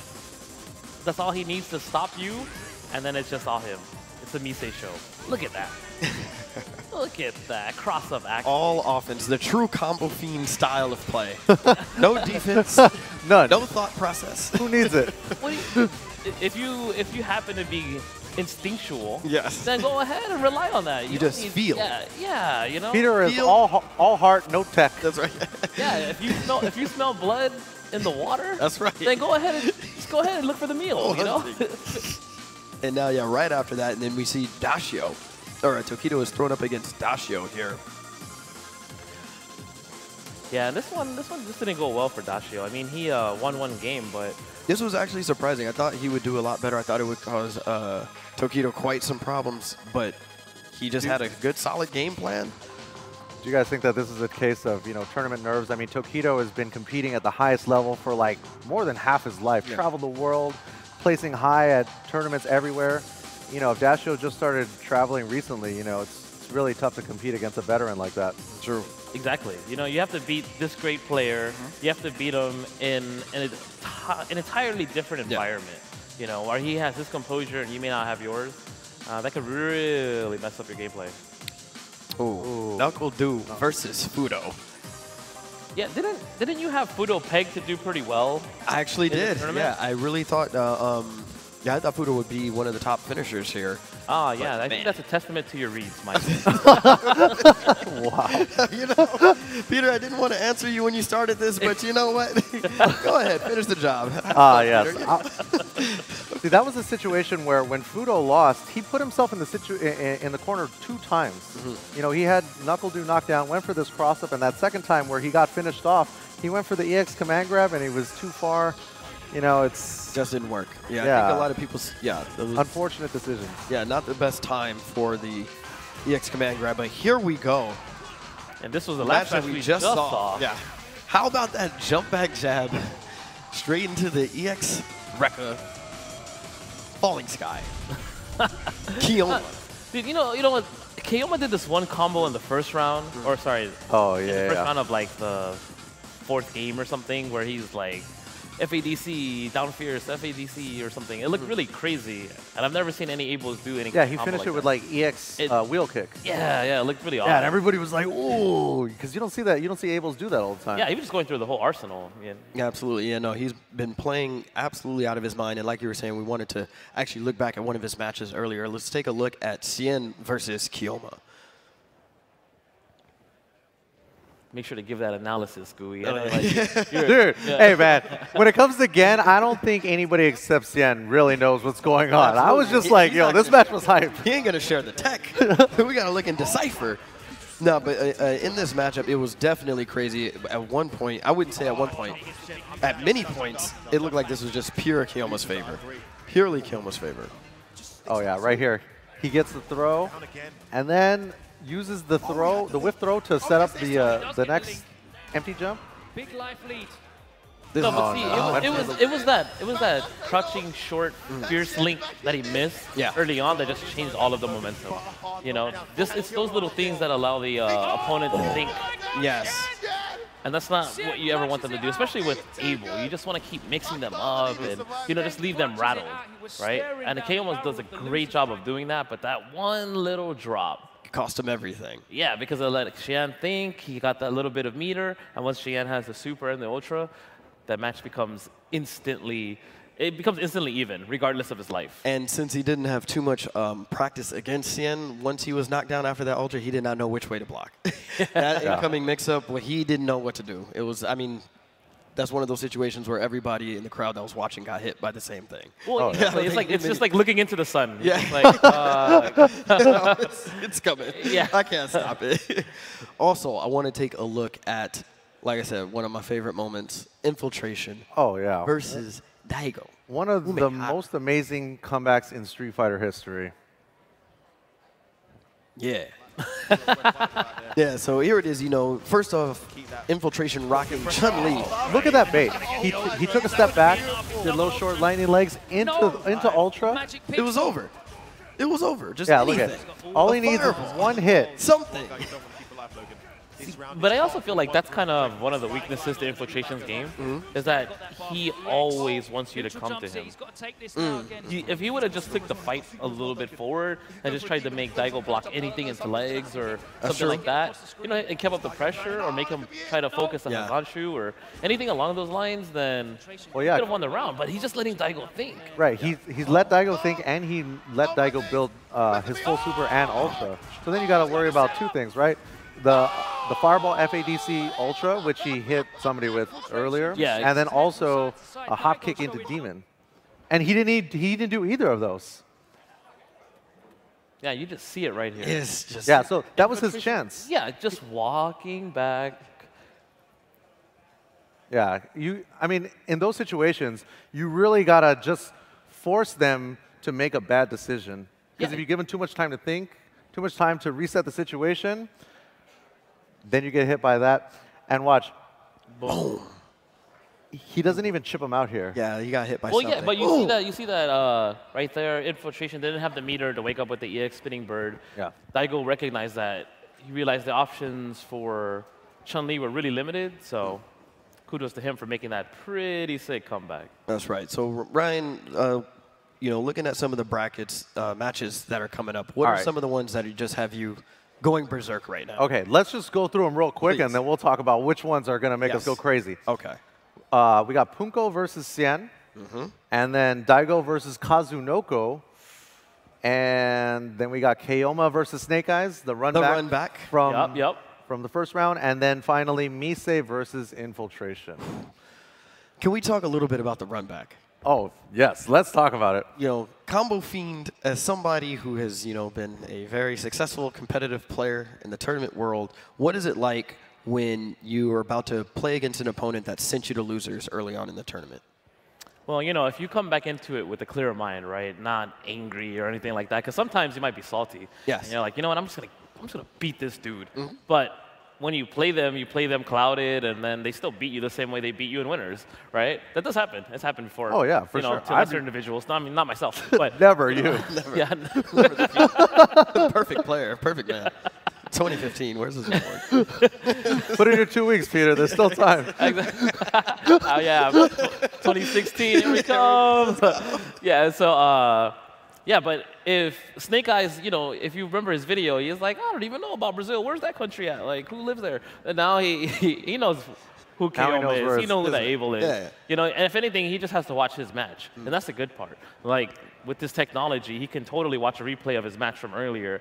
And in my mind, I don't think Keoma is necessarily going to change his game too much, because he knows that at the end of the day, Snake Eyes isn't used to being pressured. He's not used to being command grabbed, you know? So now Snake Eyes will actually have to be mobile if he wants to create a difference this time. That's right. And do you have any favorite matchups that you're looking for? Okay, so Daigo versus Kazunoko. Talk to me about it. You know, Daigo's definitely got something to prove in this instance, because I believe the last time they fought, Kazunoko beat him 7 straight games, and I don't think anybody has ever beat Daigo 7 straight games in the history of Street Fighter. Yeah. So I'm pretty sure that Daigo went back into the lab, worked on the matchup or a Kazunoko-specific strategy, and he's got something to prove here. Do you think well, obviously, he's probably going to still stick with the same thing. I'm just curious, because watching him just in the back practicing before every matchup out there, you know, he's in. There's setups in the back. Yeah. You guys at home are watching. There are setups. People can practice. Yeah, he's got all of the, you know, he's doing all of his research against every single opponent in advance. I just don't know what can he possibly do different to get around Kazunoko? What does he need to do? Is that what we just got to wait? I don't know. We're all this is the analyst desk, Mike. They come to us for answers. How do you overcome a 7-0 loss? How does that happen? Well, I mean, like, you just have to watch the footage and see what were the ways that Kazunoko woke up, you know, or maybe watch other people and how they play him. You know, how exactly does Bonchan eat him up for breakfast every single time they play, you know? Right. How exactly do the other guys do well against him? You know, how does Momochi constantly do well against him? I think at that point you start watching their videos and seeing where the differences lie between what you were doing and what they were doing, if you really want like a overall strategy. You know, also on the winner's side, we have Punko versus Cien. Now, we saw Cien, what he did to Dashio earlier. What would be different, if anything, against Punko? What does Cien have to worry about? Oh, man. Punko is like, it's like you're driving a Formula One race car in a residential zone, you know? There's no brakes. He's just driving 120 miles an hour. So you can either try to go head on with this oncoming race car, or you can just get out of the way and let him crash into a tree. And I think that the guys that do best against Punko kind of, like I saw yesterday, Infiltration versus Punko in Street Fighter V, and even though it's a different game, the thing, you know, the approach was the same. Infiltration would stay outside of where he could get hit, and then just sit in the corner and block, tire out Punko, and then go in for the Wait, are you saying that Punko is basically a Tasmanian devil, and he's just trying to suck you into his whirlwind of madness? Yes. Yes. That is what I'm saying. Oh, okay. I mean, it's definitely... I mean, it works. Yeah, I was about to say, it's been working for him for quite some time. Is it working for him in this tournament? The real question is, I don't know what happened last time these guys fought. Punko and... When was the last time they fought? We're about to. They come to us for answers. Exactly. You know what I'm saying? Yeah, exactly. But that is going to definitely be one of the more interesting situations. And I think, you know, just looking at that, if Cien just somehow manages to beat Punko, he does have a pretty good shot at taking the whole thing. He has a good history against the remaining players. Against Daigo and Kazunoko? I think he can do it, even though he got 10-0'd, I think, by Daigo. And oh, but that was that was a long time ago. Ages ago. Yeah. It was a new irrelevant event. But you know, you don't know if those mental battle scars have healed. You know, like if you really destroy somebody, does it matter if it's a different game now, or do they always own your soul? You know, how do you get around that, Peter? Oh man, like, the correct answer is that's never happened to me ever. Yeah, like I never scar. You know, no, but that doesn't make any sense. But basically, what happens is if you ever get beaten by somebody that bad, you just have to take it as it was just that event. You know, that they don't have your number, because if you look at the overall score and the overall events and you're running even with that person, then that's just a bad day, right? But if that person has continuously beat you event after event after event, you might as well just put yourself in the loser's bracket. You know, don't even play the match. Save us all time. Fair enough. And going down to the losers, what was our other losers bracket match? Nisei versus Infiltration. Misei. That's hype. Misei has come here. Misei is another person that has just been absolutely focused in his training regime back there. Every person, he's just sitting in training mode. He's just doing the same combos over and over and over and over again, because, of course, you do not want to drop anything here. This is this is too much on the line. And I think Misei versus Infiltration, this is going to be an interesting match. Are we going to get Makoto versus DeCapre? Who should Infiltration pick on that match? I see him playing Chun-Li. I see him playing DeCapre. Characters that are slippery, you know, characters that are hard to catch. Won't let Makoto play her game. You know, I could even see him playing Akuma, because Akuma's standing heavy kick can hit her while she's crouching. So, I mean, luckily for Infiltration, he has a variety of characters that he could use. I mean, but none of that really matters, though, because once Misei dashes forward, the whole game can end. Speaking of variety of characters, there was one character in particular I think that a lot of people thought was going to have a bigger impact. Okay. Elena, right? Ah. We thought that it had all come down to Elena Fighter 4. What do you guys think What happened? Wait. So how many Elenas are in top 8? 0. Oh, but she's a problem. Interesting. How happy are you to see this? Because that was the biggest, absolute biggest concern. You know, I would too, Peter, was fearful that we'd see 8 Elenas in top 8. That I was fearful about that? I was fearful. Oh, you were fearful. Oh, come on, Mike. Can you blame me? Look at what we've been seeing at the past events. What? Look at what we've been seeing at the past events. Can you blame me for thinking that? Dude, that's a testament to the player's skill. Okay. The guys who are controlling Elena are awesome. Yes. Yes, right? Okay. And in this tournament, you just had 32 of the heaviest hitters. You can't just back into playing Elena. I think the Elena threat was widely overstated. But maybe, I mean, Cien definitely plays Elena. Yes. So he could bust her out at any moment. But I don't think any of the other guys. Was there a contract that you guys had to send out to the players, you know, beforehand, a mutually exclusive thing where it's like nobody's going to pick Elena against each other or something? I just don't get it. They all just decided not to play Elena. And they had to sign their souls away. Exactly. Made a deal with the devil. That's right. In order to compete. And his name is Fiend. But even so, like, you just look at those matchups, the character just wouldn't have, I don't think it would have saved anybody from their losses. Do we have any repeats in top 8? Do we have any character repeats? You have Abel, Zangief, Makoto, a bunch of characters. Infiltrations, you have handful of characters. Yeah, you have a Seth, Evil Ryu, Yun, and you know, again, a Poison. Yeah, we got a lot of character variety even in top 8. Yeah, man. So, analysts, who is going to hold up the trophy at the end?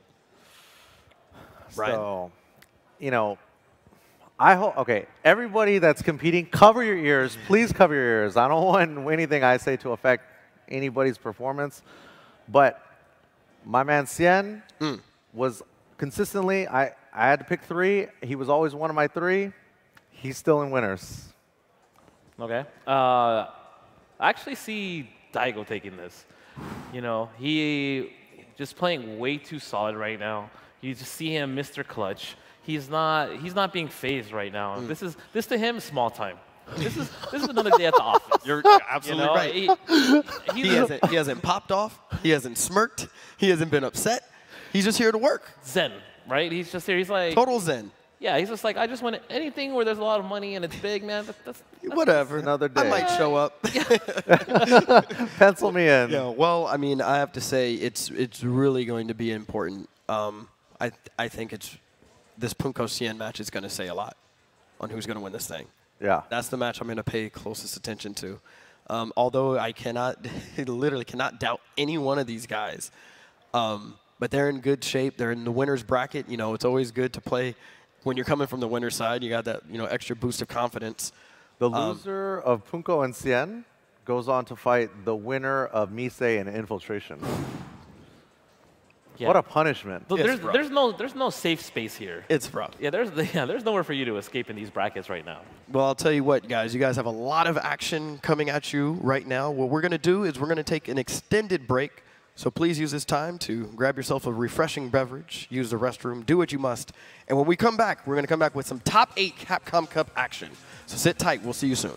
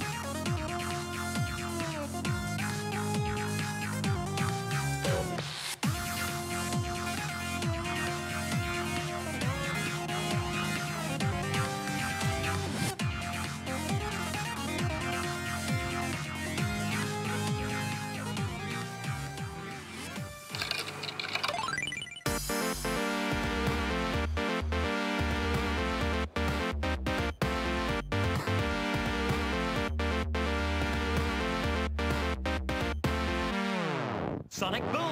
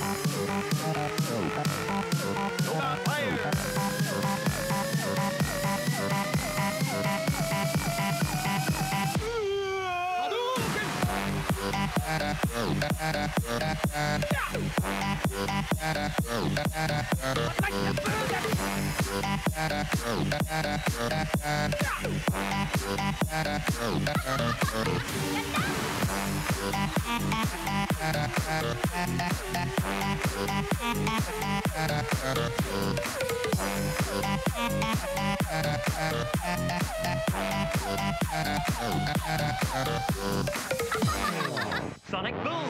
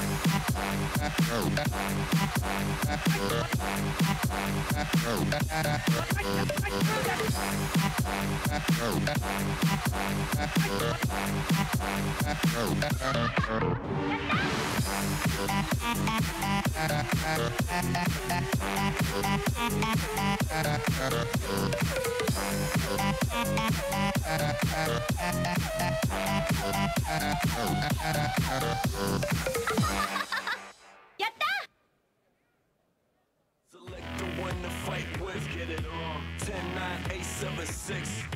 Pick and choose the right one, get it on. 5, 4, 3, 2, 1. Yeah. Select the one to fight with, get it on. 10, 9, 8, 7, 6. Yes, sir. Pick and choose the right one, get it on. 5, 4, 3, 2, 1. It's time for you to get into the character. You here to lose or here to win, I'm only asking you. Either you beat him or get beaten like an amateur. Either you drive or you get driven like a passenger. The fight's around the corner, so pick the one you want to. Represent your way, go head to head with your opponent. Feel it in the air, tension is electric. The glory's imminent, this is something epic. It's for one of you, so what you gonna do? When your enemy is standing right in front of you, are you gonna lose, or are you gonna prove to everyone that never thought you win that you can rule? Cause everything is in your hands, you control it. And everything that is the past, it is over. This is now, this is everything that is. So you better make the right pick. Select the one to fight with, get it on. 10, 9, 8, 7, 6. Pick and choose the right one, get it on. 5, 4, 3, 2, 1. Select the one to fight with, get it on. 10, 9, 8, 7, 6. Pick and choose the right one, get it on. 5, 4, 3, 2, 1. Select the one to fight with, get it on. 10, 9, 8, 7, 6. Pick and choose the right one, get it on. 5, 4, 3, 2, 1. Select the one to fight with, get it on. 10, 9, 8, 7, 6. Pick and choose the right one, get it on. 5, 4, 3, 2, 1.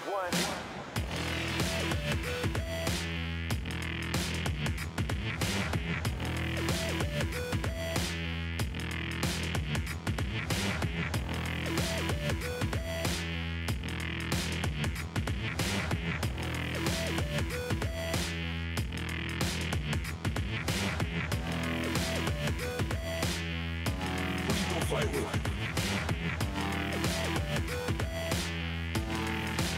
Who's gonna fight you?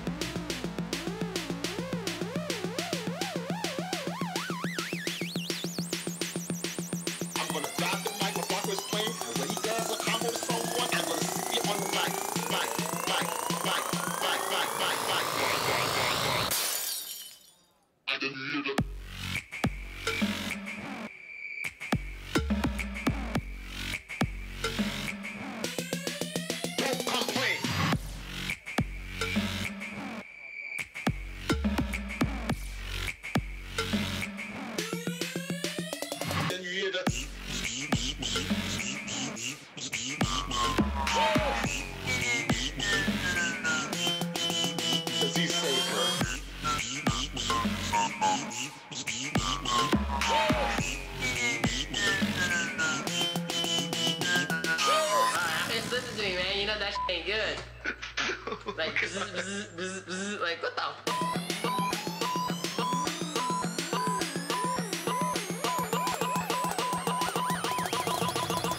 That a bumblebee? Like, man, you don't want to look stupid, dog. So like,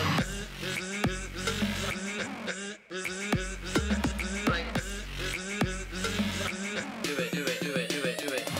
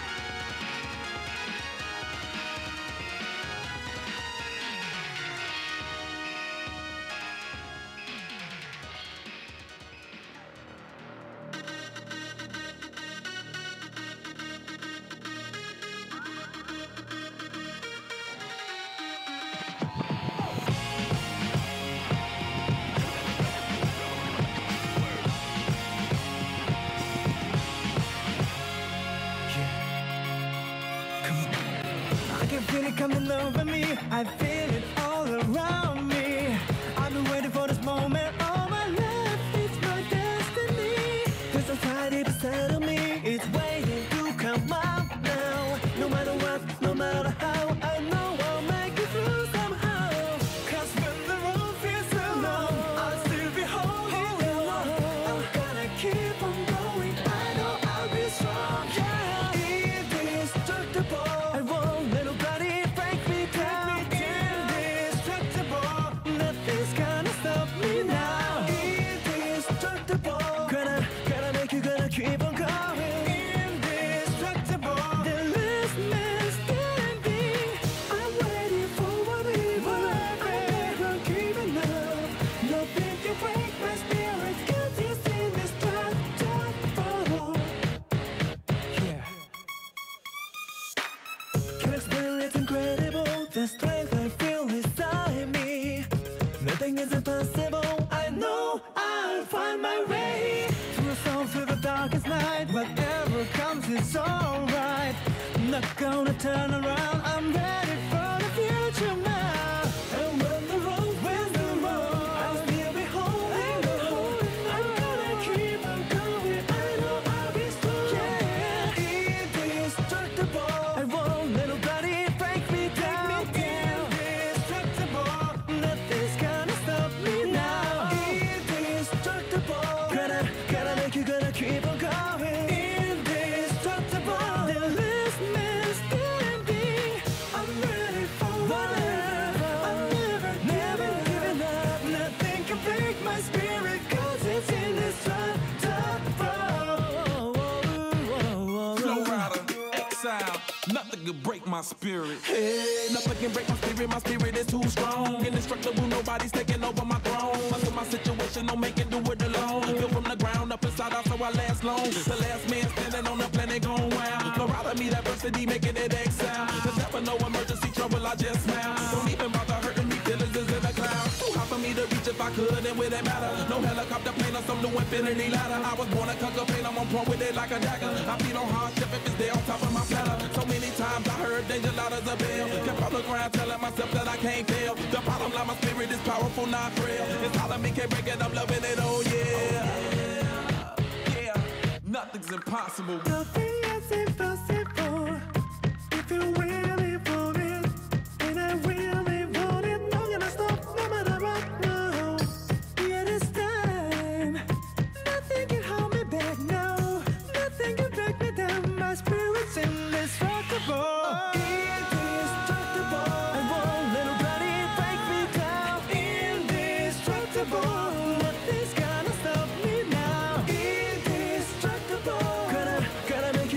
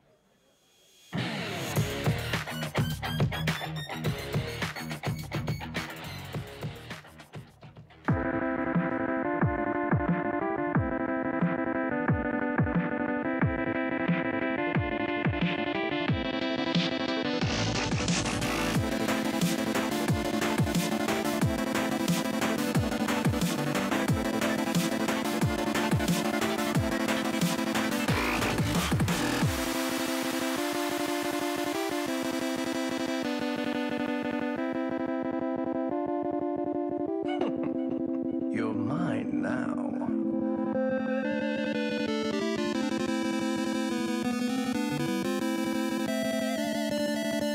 Bleed for me.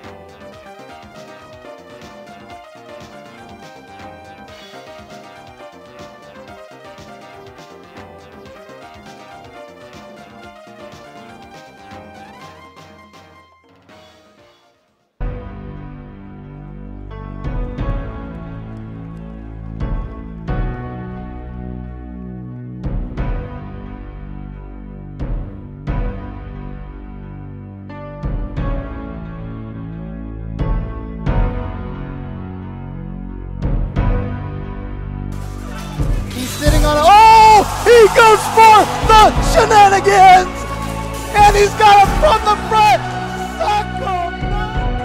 This isn't enough of a healthy life lead to guarantee victory. Oh my God!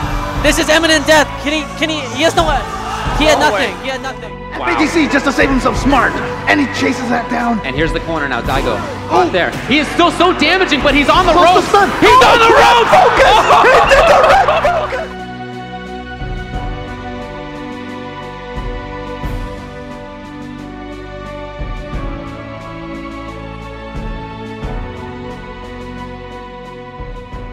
Passion for this game, it drives me to be a stronger player, both IRL and in the game. You know, like I know from what I learned about Street Fighter, I know that there's no overnight success. There's no instant path to, you know, riches. There's no quantum leaps.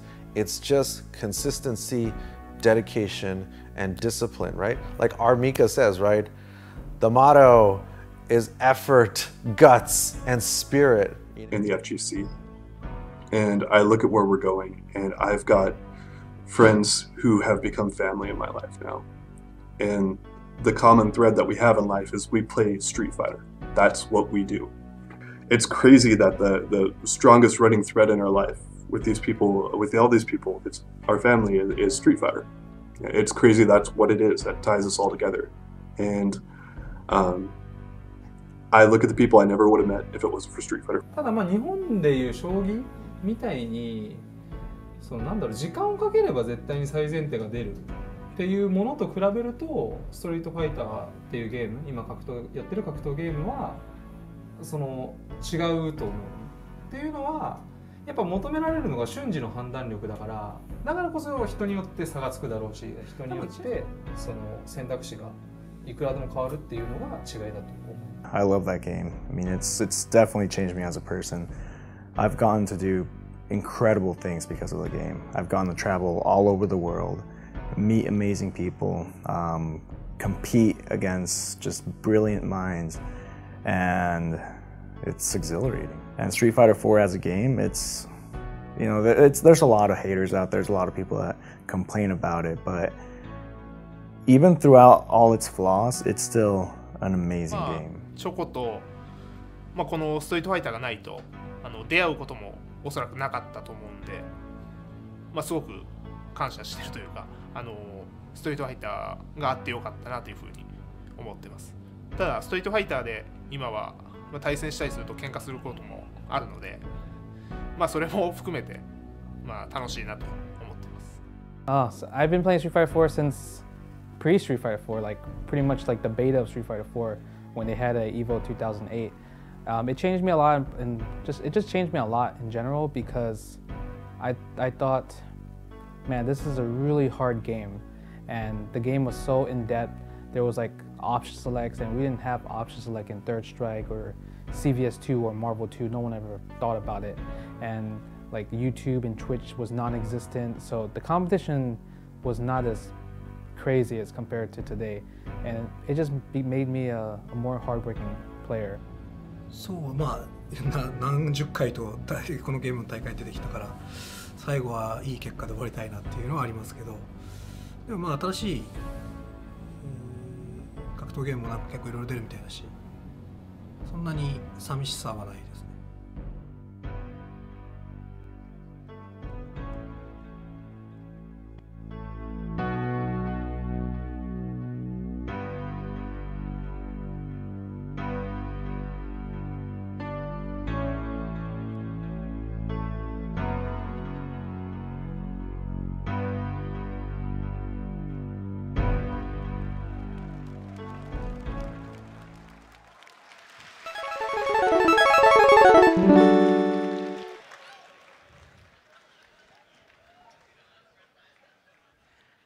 And now it's time for the top 8 here at Capcom Cup 2015. Are you guys ready? I'm James Chen. Hey, I'm Ultra David. It sounds like everybody is ready out there. The area has finally started to fill up. It's almost full in the back. Can you guys hear me back there? Are you doing all right?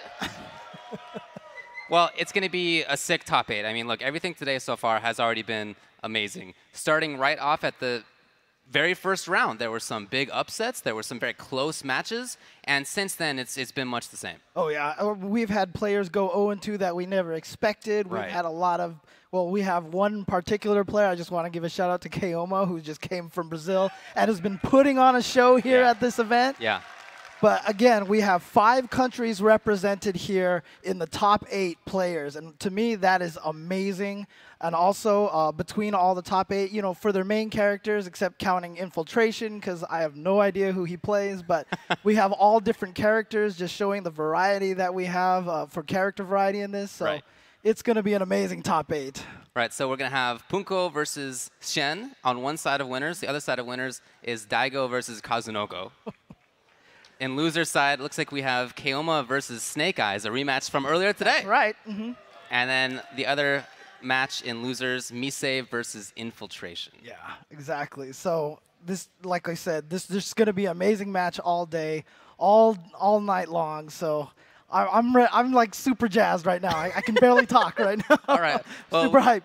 We can take a look at the bracket right there. So like I said, Mise, Infiltration, that is going to be on the losers. If we can check out the rest. Yeah, there you go. All right. Yeah, but on the other side, we have Keoma versus Snake Eyes. Like we said, in the very first round, Keoma sent Snake Eyes to losers bracket. Yeah, 2-0. Snake Eyes just fought his way all the way back into top 8, all the way through losers. And Punko versus Shen, of course. Yeah, Shen took it over Keoma. That's how he got into the situation that he's in now. And then we're going to go check out on the other side of winners, Mad Catz Daigo Umehara versus Kazunoko. That's a match that I'm really looking forward to. They played recently. We'll talk about that in a little bit, but it did not go very well for Daigo. That's right. Not very well at all. But right now, we are going to get started again on the winner's side. This is top 8, in case you guys aren't familiar with it. So we have the winner's side, loser's side. Everyone in the loser side has already lost one game. Right. So in the winner's side, if you lose, you get sent to the loser's bracket. It is going to be 3 out of 5 the rest of the way. Mm-hmm. And so we're going to start on the winner's side, and it is going to be Punko versus Cien. Yeah, that's right. Punko, I think, has looked like one of the strongest players today. And a lot of people thought that that was going to be the case. Yes. Same for Shen. A lot of people thought he was going to do well. Mm-hmm. And he has. Yeah. You know, here he is in winner's side.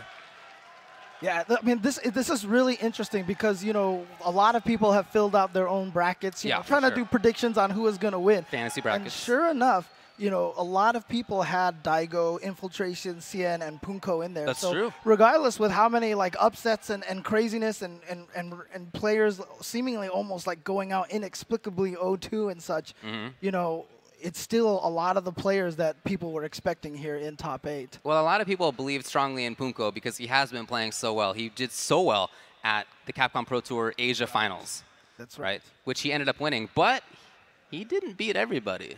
It's true. And one of the people he lost to is the guy he's going to be playing against right now. Do you remember what the score was? 3-0 or 3-1. It was one of those two, but it was pretty convincing. Okay, so yeah, I mean, I'm expecting we're probably going to see Seth from Punko. Oh yeah, I'm sure. Now, of course, Cien, lots of different characters. He's primarily known for his Gen. He does have a Pocket Poison, a Pocket Elena, but probably expecting him to go with Gen. Yeah, I think I would expect Gen. Gen is the character he tends to play against Seth. And that is, in fact, what we see on the screen over there. Right. See if he locks in with that. But I think that's what I would expect. Yeah. So this is representing 2 of the countries that we have here, of course, Singapore and Korea. 2 of the players, 2 of the strongest players on the planet right now. And we'll see if they're checking buttons or if they're going to get into it. No, just checking buttons for now. Yeah. Again, this is 3 out of 5, and I'm expecting this one. You know what? I feel like this one's going to go 5 games. You think this is going to go the distance, huh? I mean, yeah, I can see that. It's interesting because, you know, we have talked a lot about Punko and how much better he's been playing throughout the year. Yes. And I almost think that's kind of, you know, I mean, while it's definitely true, we should talk about Cien as well. Okay. Because, you know, Capcom Cup last year, when he lost to Momochi and got second place, he said he didn't know how to fight. He didn't have a plan for Ken, for fighting Ken. And then in final round, he beat him.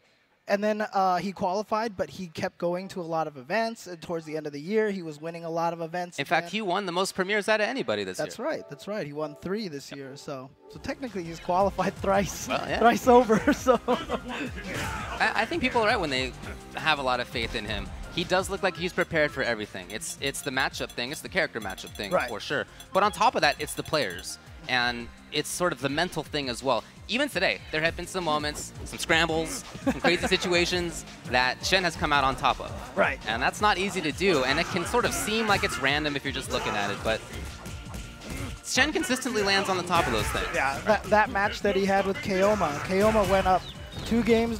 Cien tied it up, and then even then, I think Keoma won the first round, and Cien had to come back 2 rounds, and he managed to pull it off. So he was very, very close. That's right. But he's made it here again, top 8 winner side, and looks like we're ready to go for the first match of top 8, Ultra Street Fighter 4 Capcom Cup 2015. We're gonna have Punko on the first player side, Cien on the second player, and sure enough, going with Gen. I think that's his best pick. Let's go. An immediate, wow, look at this, immediate, very patient. Neither player wants to commit to any offense just yet. Oh, tried to dash, but the wrong direction, and so now Shen has a knockdown. Will he pressure? Yep, looks like it is gonna keep going. Oh, no. Wow, but the chase down, that could be it.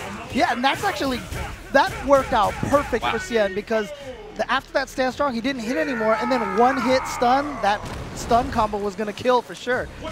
And wow, that first round went to Cien so quickly. So I like how Punko already started out differently in this round. He's being more active, right? He ends up getting hit, but I do like the little bit of change in pace. So here we go, Cien has him in the corner, and wow, just goes right for the crouch low short, and it connects. Ooh, he got out. I like that. Escape the cross-up situation, and now he gets the SPD. What's the setup now? I love the delay, but great block by Shen as well. Oh, is that in time? I don't know. No. Ooh, not quite. He's safe, but still wasted ultra. Yeah, that just allows Cien to jump a lot more often now. Oh, wow. So Punko now with the corner. Stomps. Yeah, he has a couple of bars. He's very dangerous. Oh, he just stays away. He doesn't go back in. Oh no, just got hit by the jump in. It's almost like he thought it was going to cross up and just walk into it. Yeah.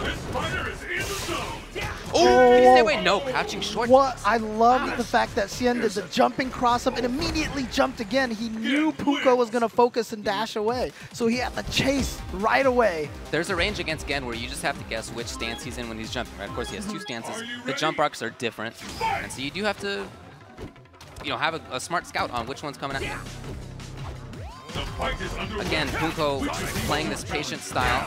Okay, reaction. I like the delay, but still gets knocked down. All right, gotta show that wake-up uppercut every once in a while. The frame trap fierce into Sonic Boom. Unfortunately, no meter to FADC it for more damage. But still has the corner for himself. Really, Shen willing to challenge in that situation.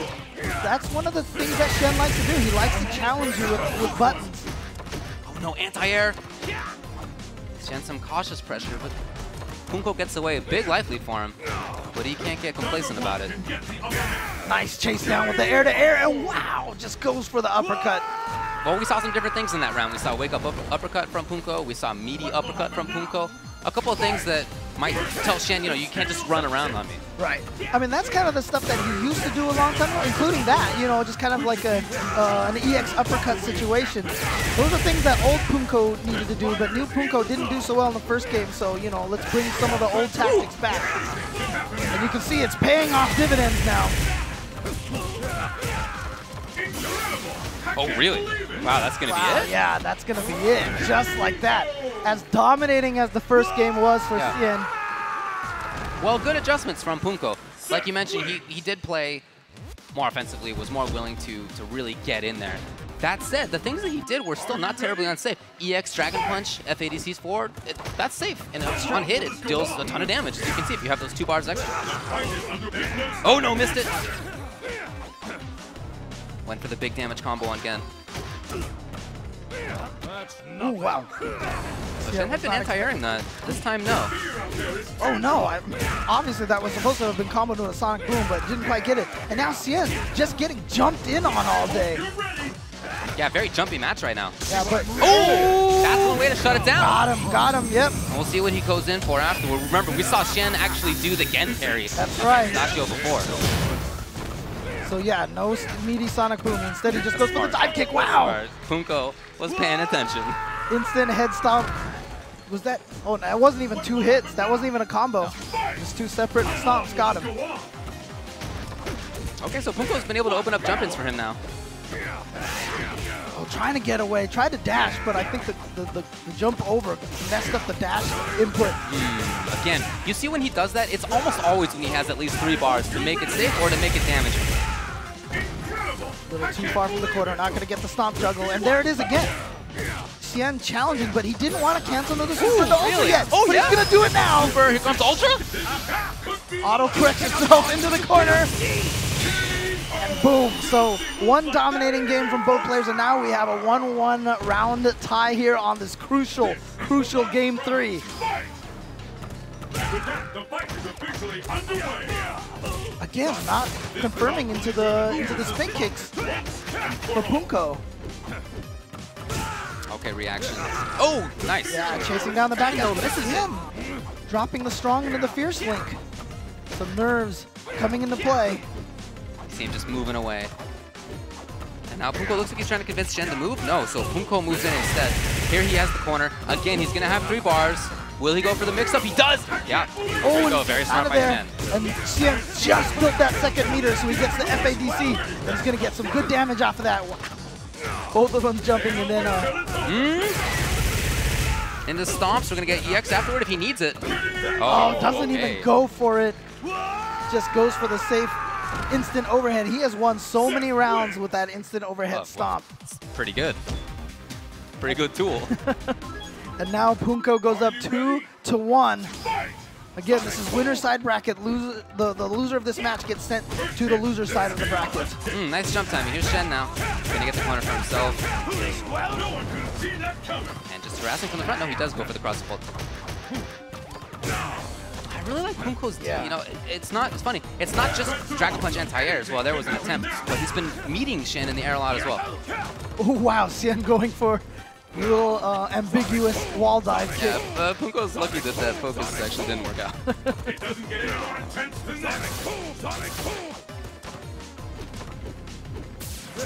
Wow. Trying to catch him. Maybe he thought that Cien was going to go for a forward dash or something. Uses the EX waterfall kick, gets the knockdown. What's the follow-up? Yeah, from the front, but too far for the strong fierce to connect. They both missed those combos. So now let's see if Punko can make this comeback happen. Oh, in time? No, not in time. Oh, and Cien didn't want to go for it. He thought maybe Punko would have went for an uppercut there. Now just... You can see Cien is just saying, you know what, I'm okay with staying back here. And Punko just building a little meter with those fireballs into the tandem engine.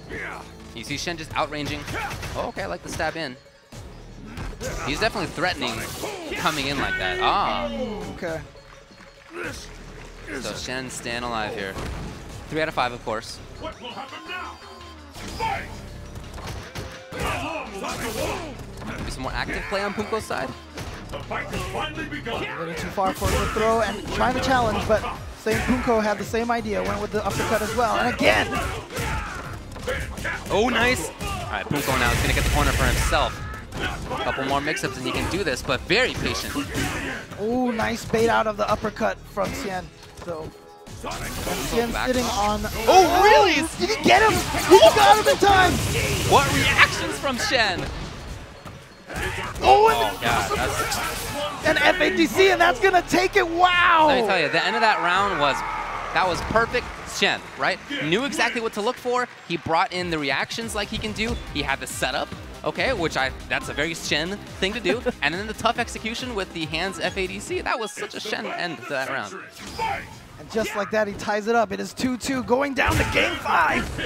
What side? Okay, just teleports. Doesn't want to deal with that mix-up. And again, they have both been taking a lot to the air to counter each other. The thought of that is like if you fail and get hit, you just get hit out of the air, but you're reset. So you know it's not a bad situation. Huh? Didn't have the meter for the FADC, but he should now. Oh no! Doesn't choose to spin the meter. Yeah, I don't think that's an execution error. I think that's just him thinking he's going to take the round, feeling like he's in a good position, but maybe not. You know, you can never be too safe against Seth.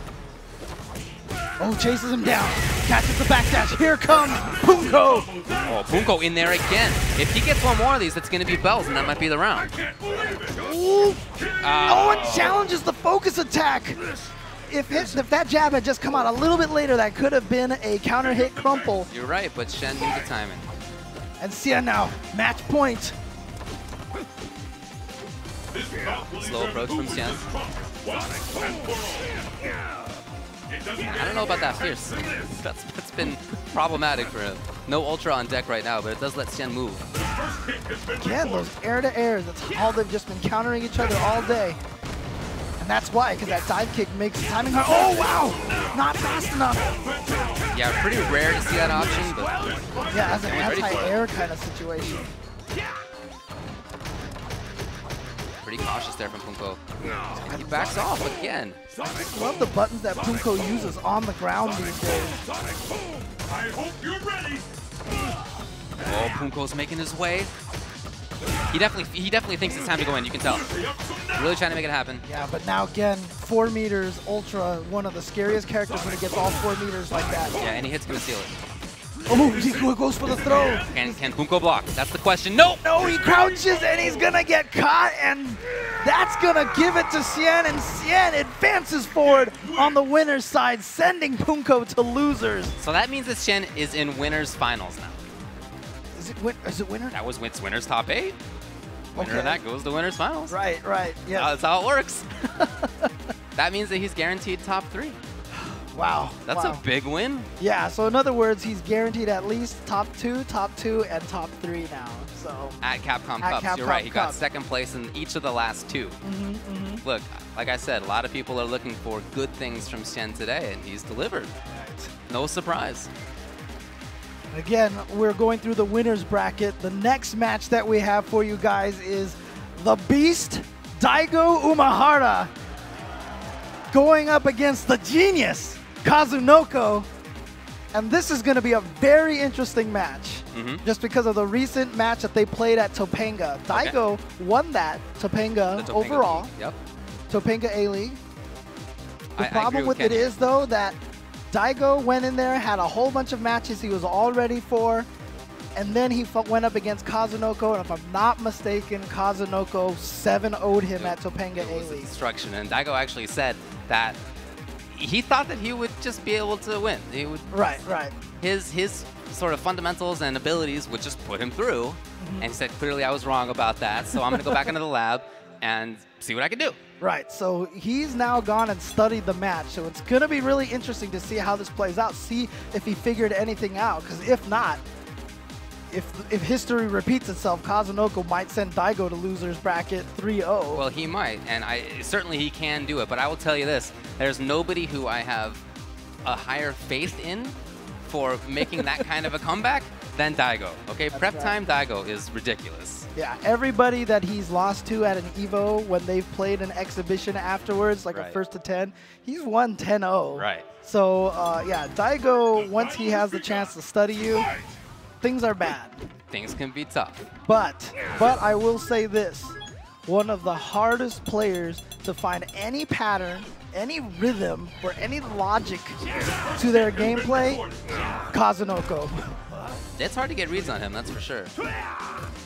Well, he puts himself at very strong spots on screen. Spots that he knows his opponents have trouble dealing with. And obviously that differs based on the character matchup, but it also differs based on the player matchup. You know, different people are better at dealing with different spots on screen than others. And yeah, maybe he just found that spot against Daigo for moving in. Yun's neutral game, not that easy, really. I mean, you have to really pick your spots well with him. And he does it. So expecting Evil Ryu from Daigo, looks like that's what he's going to do. And Yun, of course, from Kazunoko. All right, let's see how much Daigo has learned since their last matchup. Daigo Umehara on player 1, Kazunoko on player 2. Who will get into winners finals against Sien? Oh, okay. All right. Okay, that's already something. Yeah, already some info. And that, look, beautiful Air to counter. air 3 times now. Oh, Kazunoko already had the jump strong to beat that stuff. I mean, he's going to have to find the right spots, but he's already shown one of the potential counters for it. Oh, there you go. Okay, so 2 things now for Daigo to deal with those dive kicks. Oh, but that one just caught him as a cross-up. Kazunoko has him back in the corner. You see him backdash so he can keep that position. Baits out the focus attack. And Kazunoko backs off to a strong spot. No, he's not always in his opponent's face. Oh, well, he was there.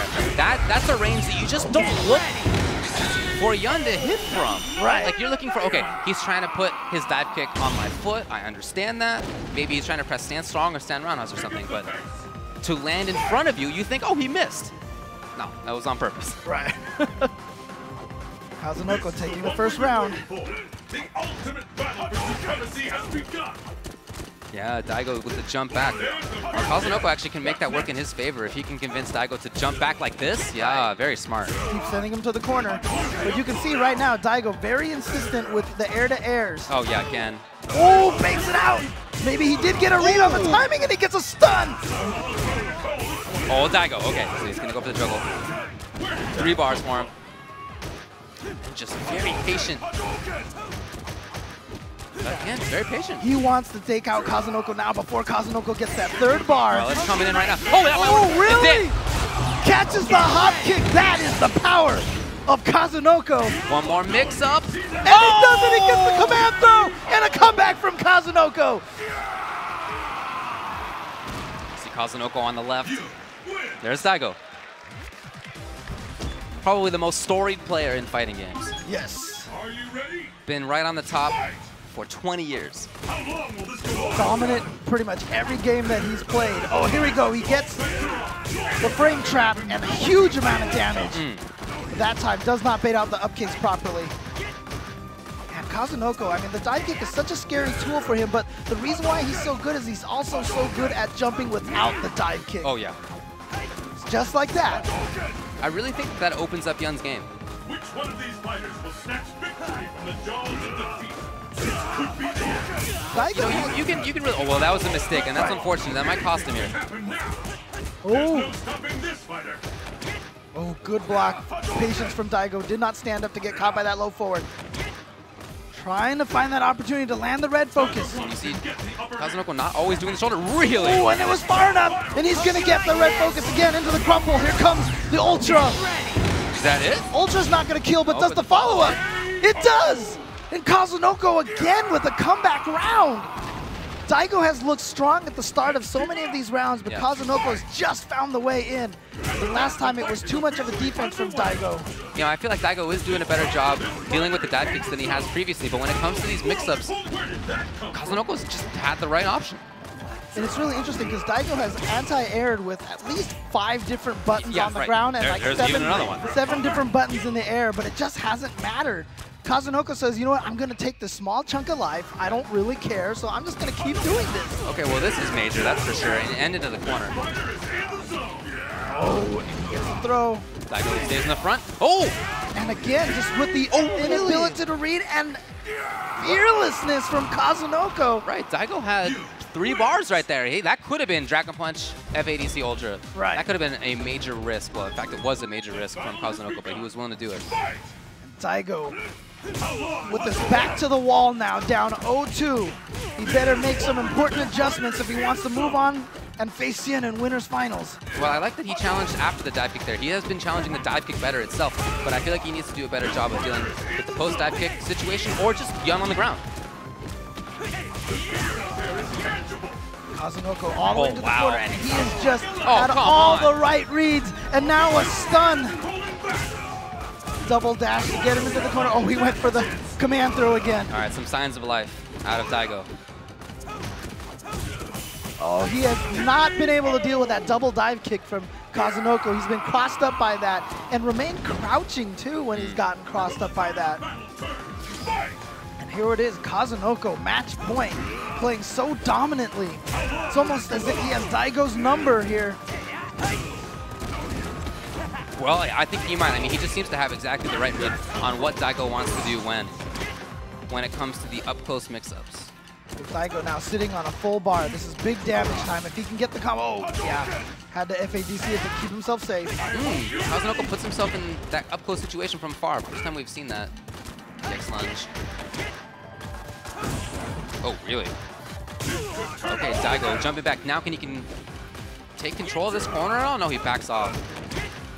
Just needs to find a way to get that hit, but the main weapon of Evil Ryu, low forward into Fireball FADC, he has not been able to land that at all. No, I feel like it's unfortunate because he's clearly trying to outrange the dive kick here, trying to outrange EX Lunge, but that means that Evil Ryu's not at a dangerous position for his opponent. Right. Not a range that, well. Oh, he's gonna get the juggle off of that. That's gonna be it.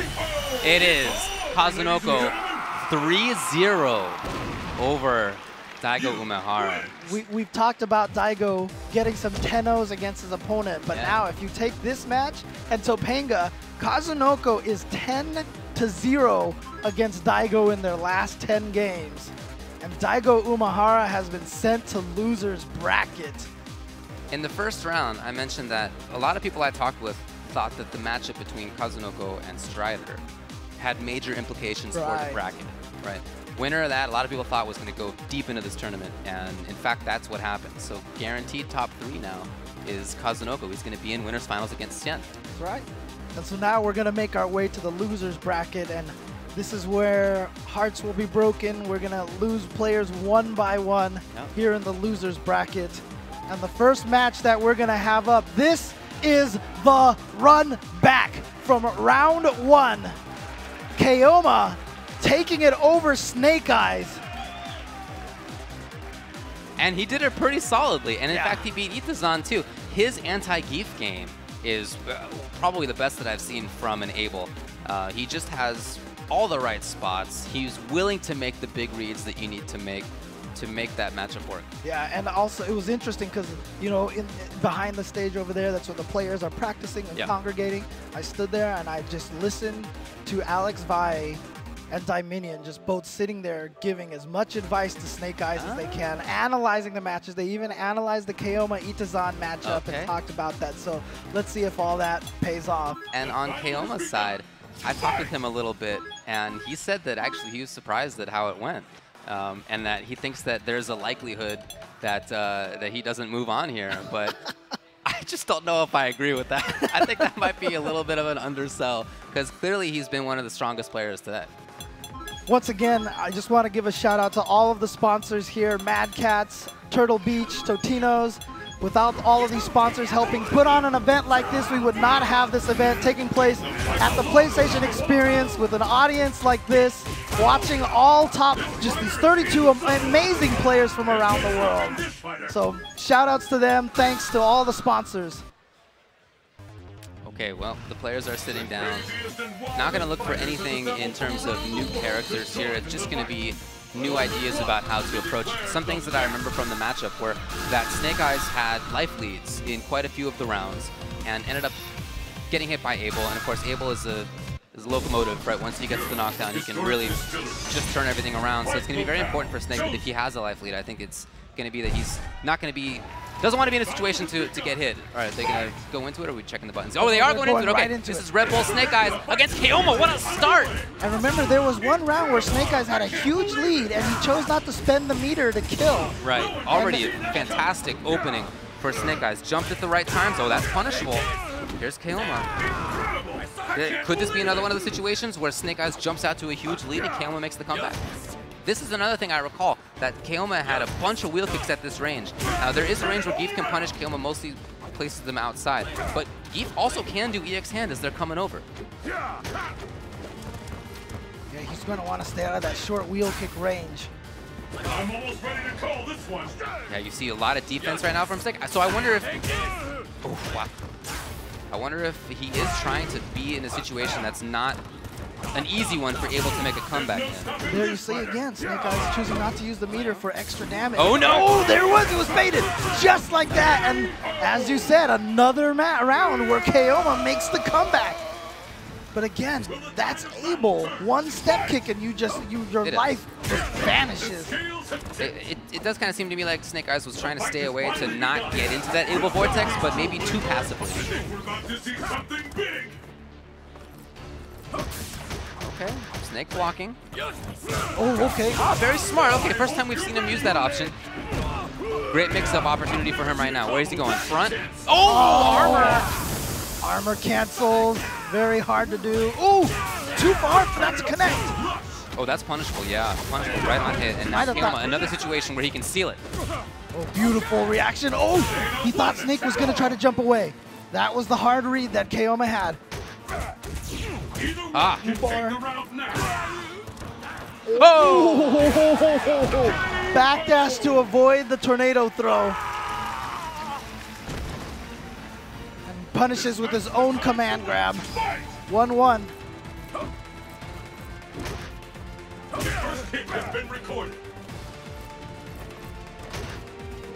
Very intense footsie battle. Oh, you know, we've seen him get punished there, so I'm kind of surprised, but it's good that he's still going to it. Got to keep all your tools. Now, we've mentioned before that Snake Eyes is really good at knowing when the opponent's surprised when he gets a jump attack. Keoma reading it though and getting away. Keoma just plays really well against people with command grabs, it seems. Wow, I don't know. Snake Eyes, I guess, wanted the bar, but that doesn't seem like it was worth it right now. Oh, but hold on! Get the punish. Yep, in the Ultra, and that was only one hit in the EX Green Hand, so this Ultra will do a decent amount of damage. This is damage, yes, and it's going to be a nice meaty situation for Geef. Just sets up the safe jump, okay. Oh, is that there? Not quite enough. There it is, the chase down! Again, now Snake Eyes with the hard read on the backdash. And there were a bunch of backdashes by Keoma, to be fair. Yeah, you can hear the USA chants. Of course, Keoma here from Brazil. That's right. Sole Brazilian in this top 32. Right now, I swear I can hear all of the Brazilians chanting Keoma's name from Brazil. There's the first hit. What's next? Reversal on Geef's side. I wonder if it was pile driver. Which one of these two? This fighter is in the zone. Oh, here we go. Big punish. Snake Eyes. Just trying to build some meter. Wants to get 2 meters so that he can go for maybe a green hand in the FADC to keep himself safe. Oh! Little bit of an overextension. Again, the backdash from Keoma. Snake in there? No, not quite. Keoma able to get away. Love that use of that neutral jump shot. Oh, wow! Not sure what that falling sky was for. Just gets the bar, looks like. Looks like it's not paying out for him, really. Oh, he did get the hit. He just hasn't committed to that last hit just yet. But he's got 2 bars, and that could spell the end of Zangief if he just lands one step kick. You saw the fake dash right there. Snake Eyes did not take the bait, but he's getting backed up. Yeah, and he has no meter as well, so that's what's making this run. Oh! Dude picked the right button at the right time at the right place. Yeah, you see how he like waited till really low in the jump to hit Fierce, and that just puts his body to avoid that low forward. We've seen, that was the second time we've seen him do that in this run back now. No punish from Keoma. Yeah, he dashed up, but didn't quite get anything afterward. Oh, beautiful. But spends 2 bars to do that, but here he comes. Look, Gets the tornado if throw. you can get things started as able, get things started. You got 1 mix-up out of it at least, and now that's... Keoma's been playing a little tentative, hasn't gone for a lot of meaty tornado throws. Snake. Keoma really insisting on getting out. Oh, nice. And the jump back jab. I like that option. It's a safe option to escape. Oh! Snake Eyes with the call out on that backdash to avoid the tornado throw again. But now. 1 more mix-up for him potentially. Really, either way potentially. Oh, Snake Eyes told me that he... Is that gonna be it? Oh! Not quite. Keoma still needs a little bit more work to do.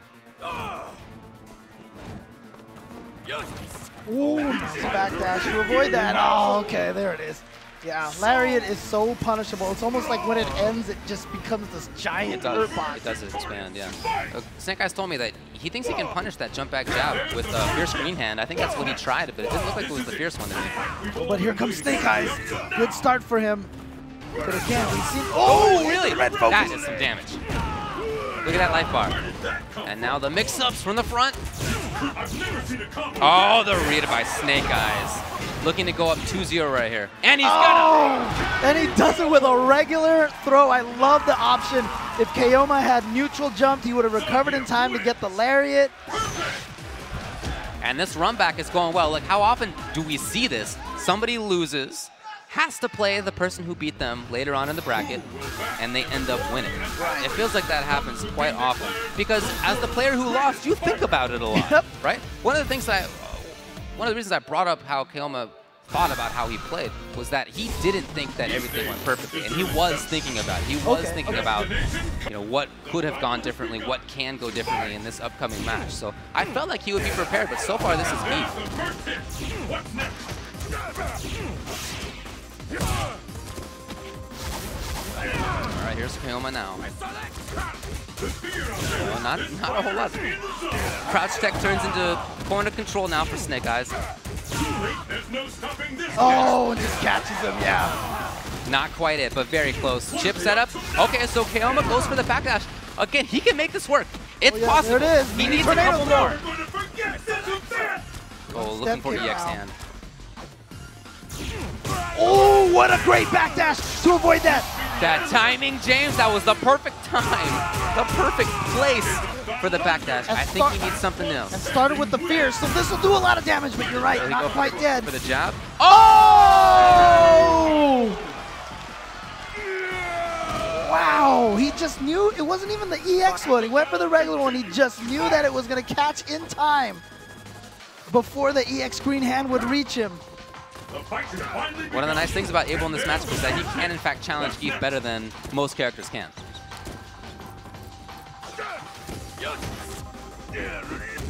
Yeah, there's the little whiff punish. But Geef is closer to having EX hand red focus, which might, at this point, be important enough to take that short damage. Okay. A little bit of extra bar from Keoma. And Keoma trying to back up to a stronger range. Oh yeah, that's exactly what you were talking about before. Snake Eyes, you can really see trying to outrange Abel. Oh, backdash, huh? Oh, he's there it is. Stand up, yep. Insistent enough to find it. Snake Eyes definitely never bashful about using that meter. Just goes for the regular throw and then walk up SPD. That means it's match point for Red Bull Snake Eyes. Remember, he lost in the first match, of course, to Keoma right here, and it looked like he was going to lose in his second match, too. It looked like he almost went 0-2. So he has made a long road happen.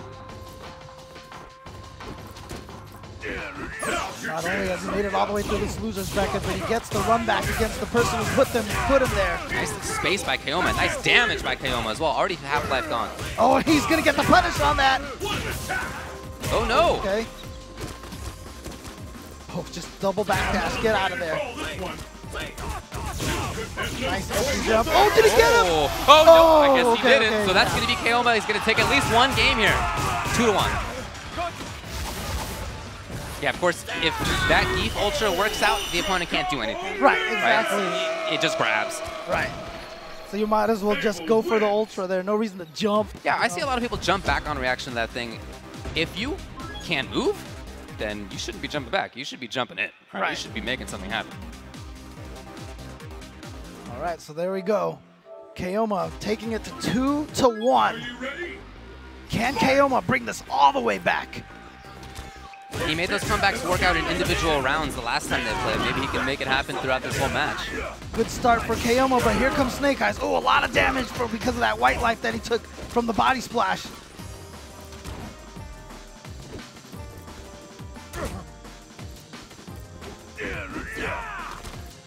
Not quite that wide.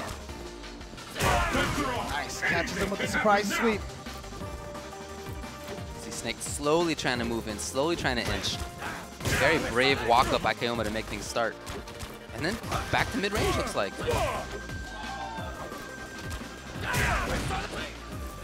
Oh, okay, here's Keoma. All right, one more mix-up. Oh, there's that fierce green hand. Yeah, but he missed with the jump jab. Oh! Oh, he didn't get the rest. Oh, but, is it still enough for stun? Not quite yet. Oh, big bet. Oh, and Big a beautiful chase down, but like I said, Snake Eyes is not bashful about spending meter at the end of rounds like that. And sure enough, there he goes. And now no meter to come in this round, but that was a bad distance on that one. Wow, Keoma with the wake up EX. Will he go in? Yeah, there's another one. Will he keep it going? Not no, quite. it goes low this time. Ooh, what a whip punish. Keoma's just getting wet. Snake Eyes dropping a combo there, meant to get the stand short in the green hand, but didn't quite get it. Yeah, punishable. Snake Eyes not quite enough for EX. Oh, really? Keoma now with the life advantage. He's faking the wheel kick. You saw that right there? He's hoping to convince Snake Eyes to react to something. And he wants it to be the wrong thing. Oh, they both did it! Can Snake Eyes find it? He just needs one button. Any of those jabs, that's good enough! Wow! Keoma went for the sweep. I'm actually really surprised that, you know, he went for that. But the empty jump in the EX green hand is going to pay off for Snake Eyes. And now Snake Eyes again at match point. That's some stun. Yeah, very important to escape that, that's for sure. Get out of there as fast as you can. Nice. Here comes that pressure now from Keoma. Gets that meaty tornado throw again. We've seen 2 in a row a bunch of times. Still not going to see 3. Wow, just regular throw, huh? Ooh, nice whiff punish. Wow, by sweep even. Oh, and he doesn't go into the green hand. This time he just goes for the SPD. What's the mix-up? Trying to chase down the backdash. Didn't quite time the low short correctly. Keoma has to be careful with building that meter. He wants the 2 bars, but Snake Eyes has been reacting to it very well. The 2 bars are so important for him right now that if he gets the step kick and he has 2 meters, you know, he's going to get the full ultra combo. Snake Eyes just trying to be at a range where he can react to things. See him sort of putting himself into the corner. We saw that happen in the first round, and it did not pay off for him. Wow, he's still going for it. He's got enough meter. If he lands the step kick now. Look, there's a lot of time on the clock. Oh, there it is. Snake Eyes is going to move on for the U.S. and Keoma from Brazil. I think everybody can agree that he did his country proud today. Oh, absolutely. And even though the audience here, you hear the USA chant. I think that's understandable. That's where we are. But at the same time, you got to have a lot of respect for how Keoma performed. I think he really turned a lot of heads today. Yeah, I mean, honestly, everybody at home in Brazil watching this event, you know, they have to be so proud of what Keoma has come and done. I think so. Took Shen to the brink and then upset a lot of players, made it all the way here in the top 8. Round of applause for Brazil's Keoma.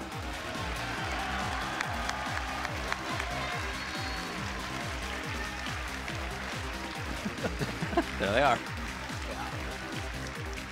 So Amazing Snake Eyes play. did end up taking the run back. As we said, that often happens. Yeah. Even though Keoma seemed to be thinking about it in the right mindset, but you know, Snake Eyes Geef just had it. Yeah, and seriously, shout outs to Zangi. I mean, to Snake Eyes. Like we said, I mean, he lost first round. Yes. And he has made it. We said this right at the start. When you go into the losers bracket to get into grand finals, you have to play twice as many matches than if you just get to grand finals through the winner side of the bracket.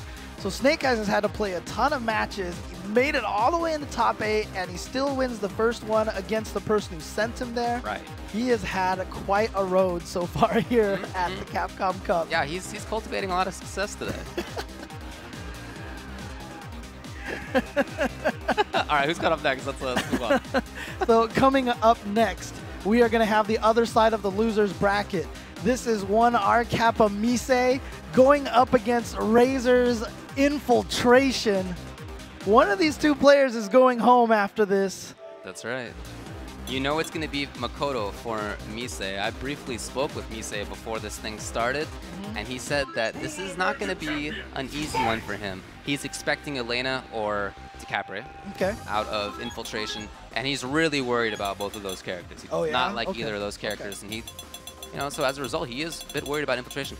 I didn't speak with Infiltration because he was asleep. He was taking a nap. Yeah, Right? Having a little power nap.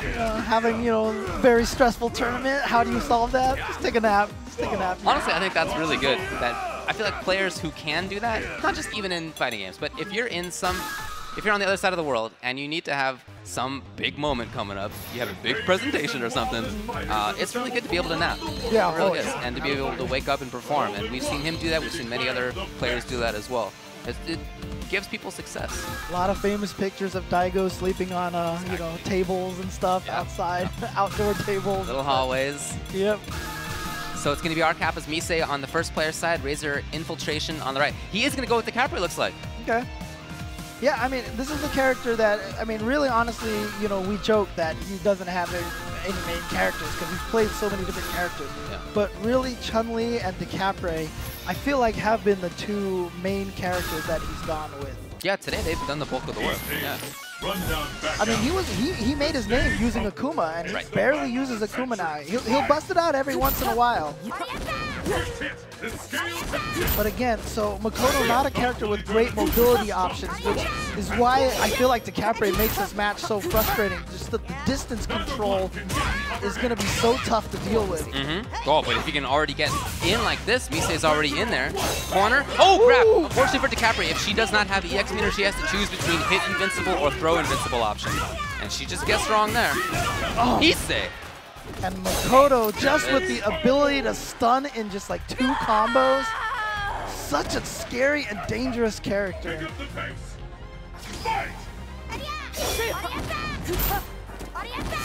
I did expect a little bit more vagary in terms of movement from Infiltration to Decapre. I feel like that's part of why you picked it, just the ability to go in and out, in and out. And we didn't see a whole lot of that in the first round. Good punish from Infiltration. Ooh, okay. Self-save. Yep, meaty dive kick. Confirms into the hard knockdown. Nice, gets to the other side. Wow, tried to bait something out. And now Misei looks like content to try to build a little meter. He got a little bit. See if Misei can get back in. That's what the match is about, right? It's if Misei can get in. This is the one we've been waiting for. Oh, really? Ooh, he tried to go in there to extend the combo. You can only extend the combo if you FADC the second to last hit.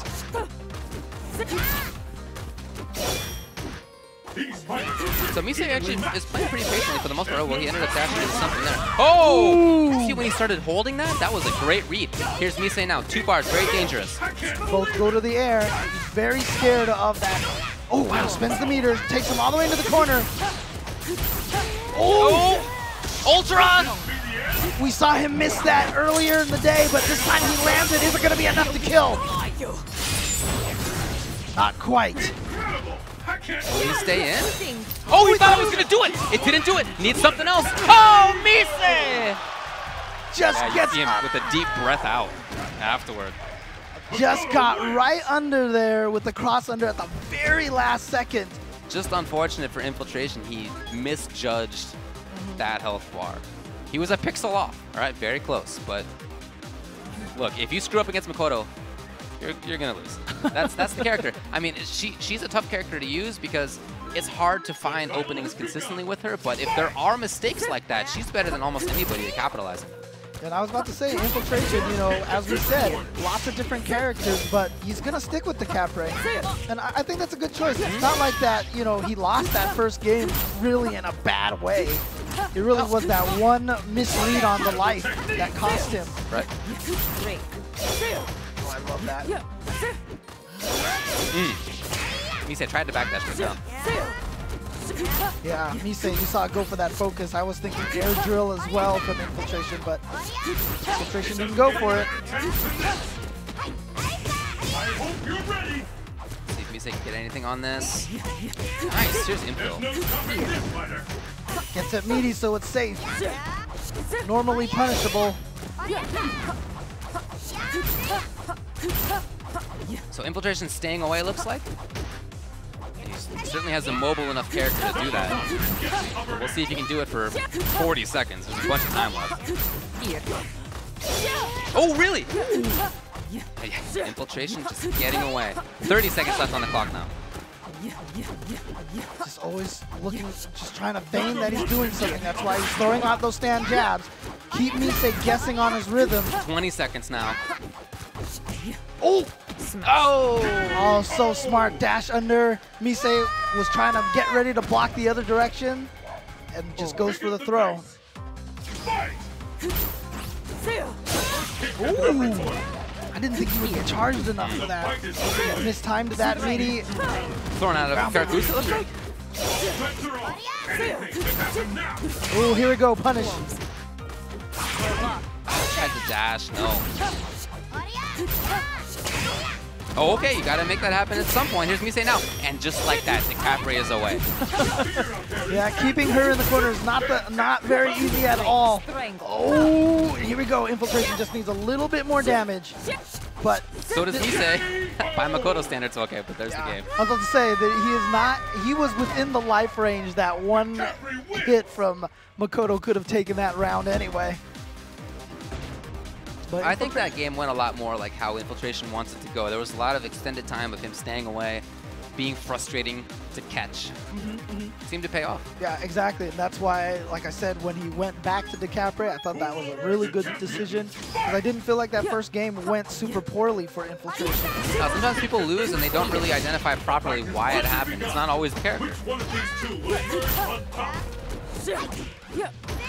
Yeah, Infiltration right now, even those little stand jabs that he's throwing out have been so effective. And he hides charge really well, right?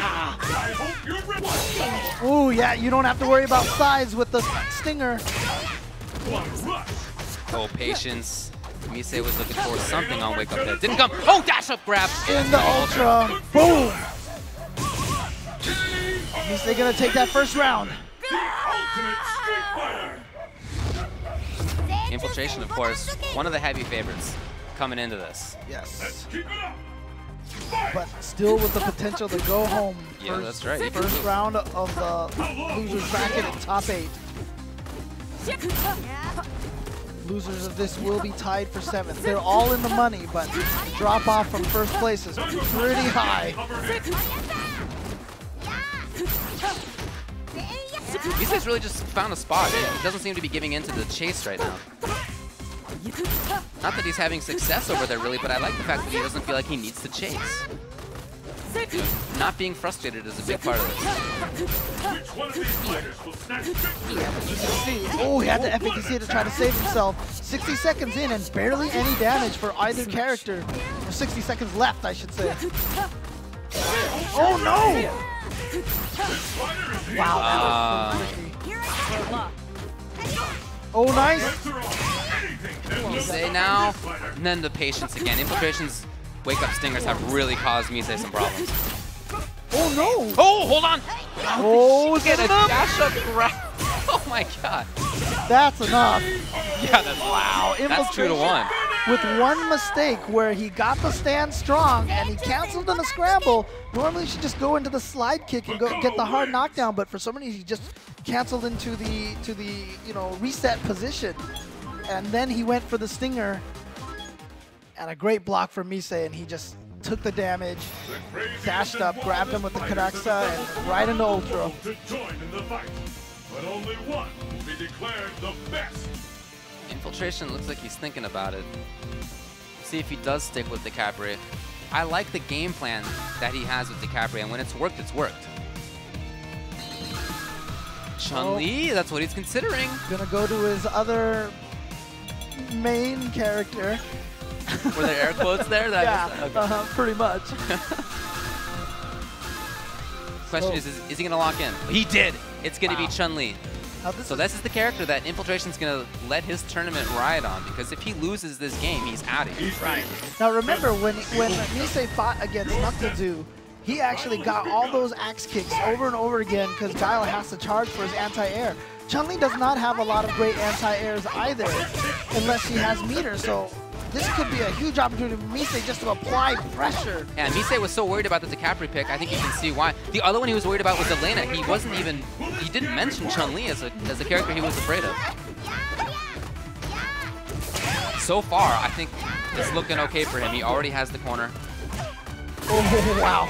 There it is, that EX bird kick, so crucial, but no more meter. Right, and oh no, didn't have bar. Oh, wow. And the ultra. That's going to be match point, folks. Our Kappa Mise on the verge of sending Razor Infiltration home, a player a lot of people had getting very high in the tournament. Very popular pick to take it or get top 3.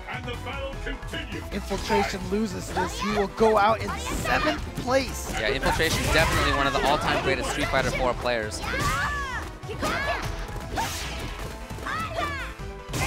Okay, he's picked the right spots right now. Definitely looking very strong this round. You see a lot of good mobility out of him.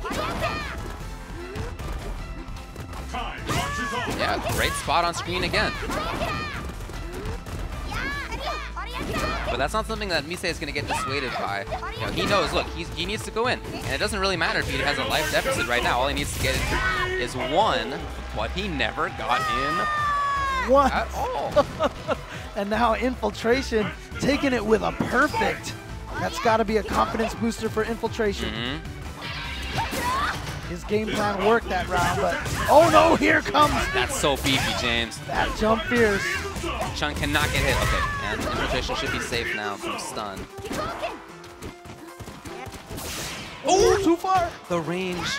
And no low forward EX. Oh, it just goes for it and gets the hit. And a trade, a great trade for Mise. Infiltration, will he spend it? He does not yet. And he doesn't have a meter, so I feel like he should have spent it right there. Right, that's why I was wondering about it. Mise, can he get in? He really just needs 1 more hit. Infiltration needs to put up great defense. Now he's got to pull back. All of that space behind him. We've seen how good he is with mobility here, convincing Mise to jump in at the wrong spots. Can Mise find the hole? Oh, no ultra from Infiltration. Oh, that should have been punishable. Infiltration just missed the timing. And Mise knows he has to worry about Ultra 2 jumping in right now, so you see him just staying away from that range. Oh. Next hit. Can do it. Again, either side. Oh, Mise's in there! Oh, no, he went for the axe kick, so with the startup, it gave Infiltration the time to get the jump roundhouse. I think Mise was looking for wake up EX spinning bird in that situation, hence the jump. But look, Infiltration is, like I said, one of the best Street Fighter 4 players of all time, and he had that scouted. He had the counter to the counter.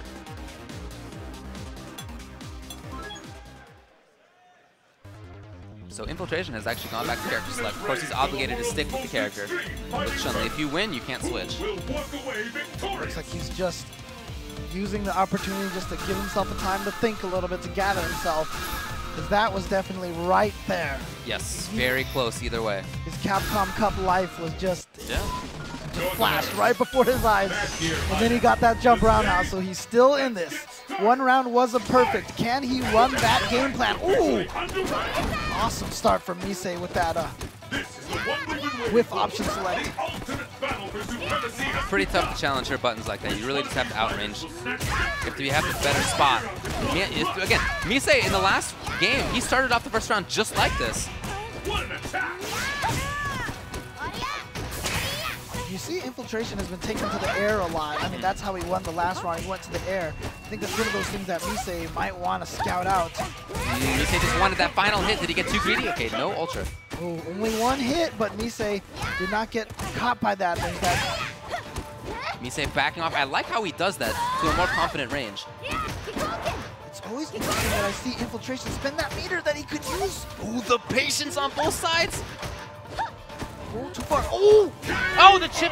Is that chip? That might be. Match point again for our Kappa Mise. That's what it was. Was chip. Can Infiltration win the 2 rounds he needs to stay alive?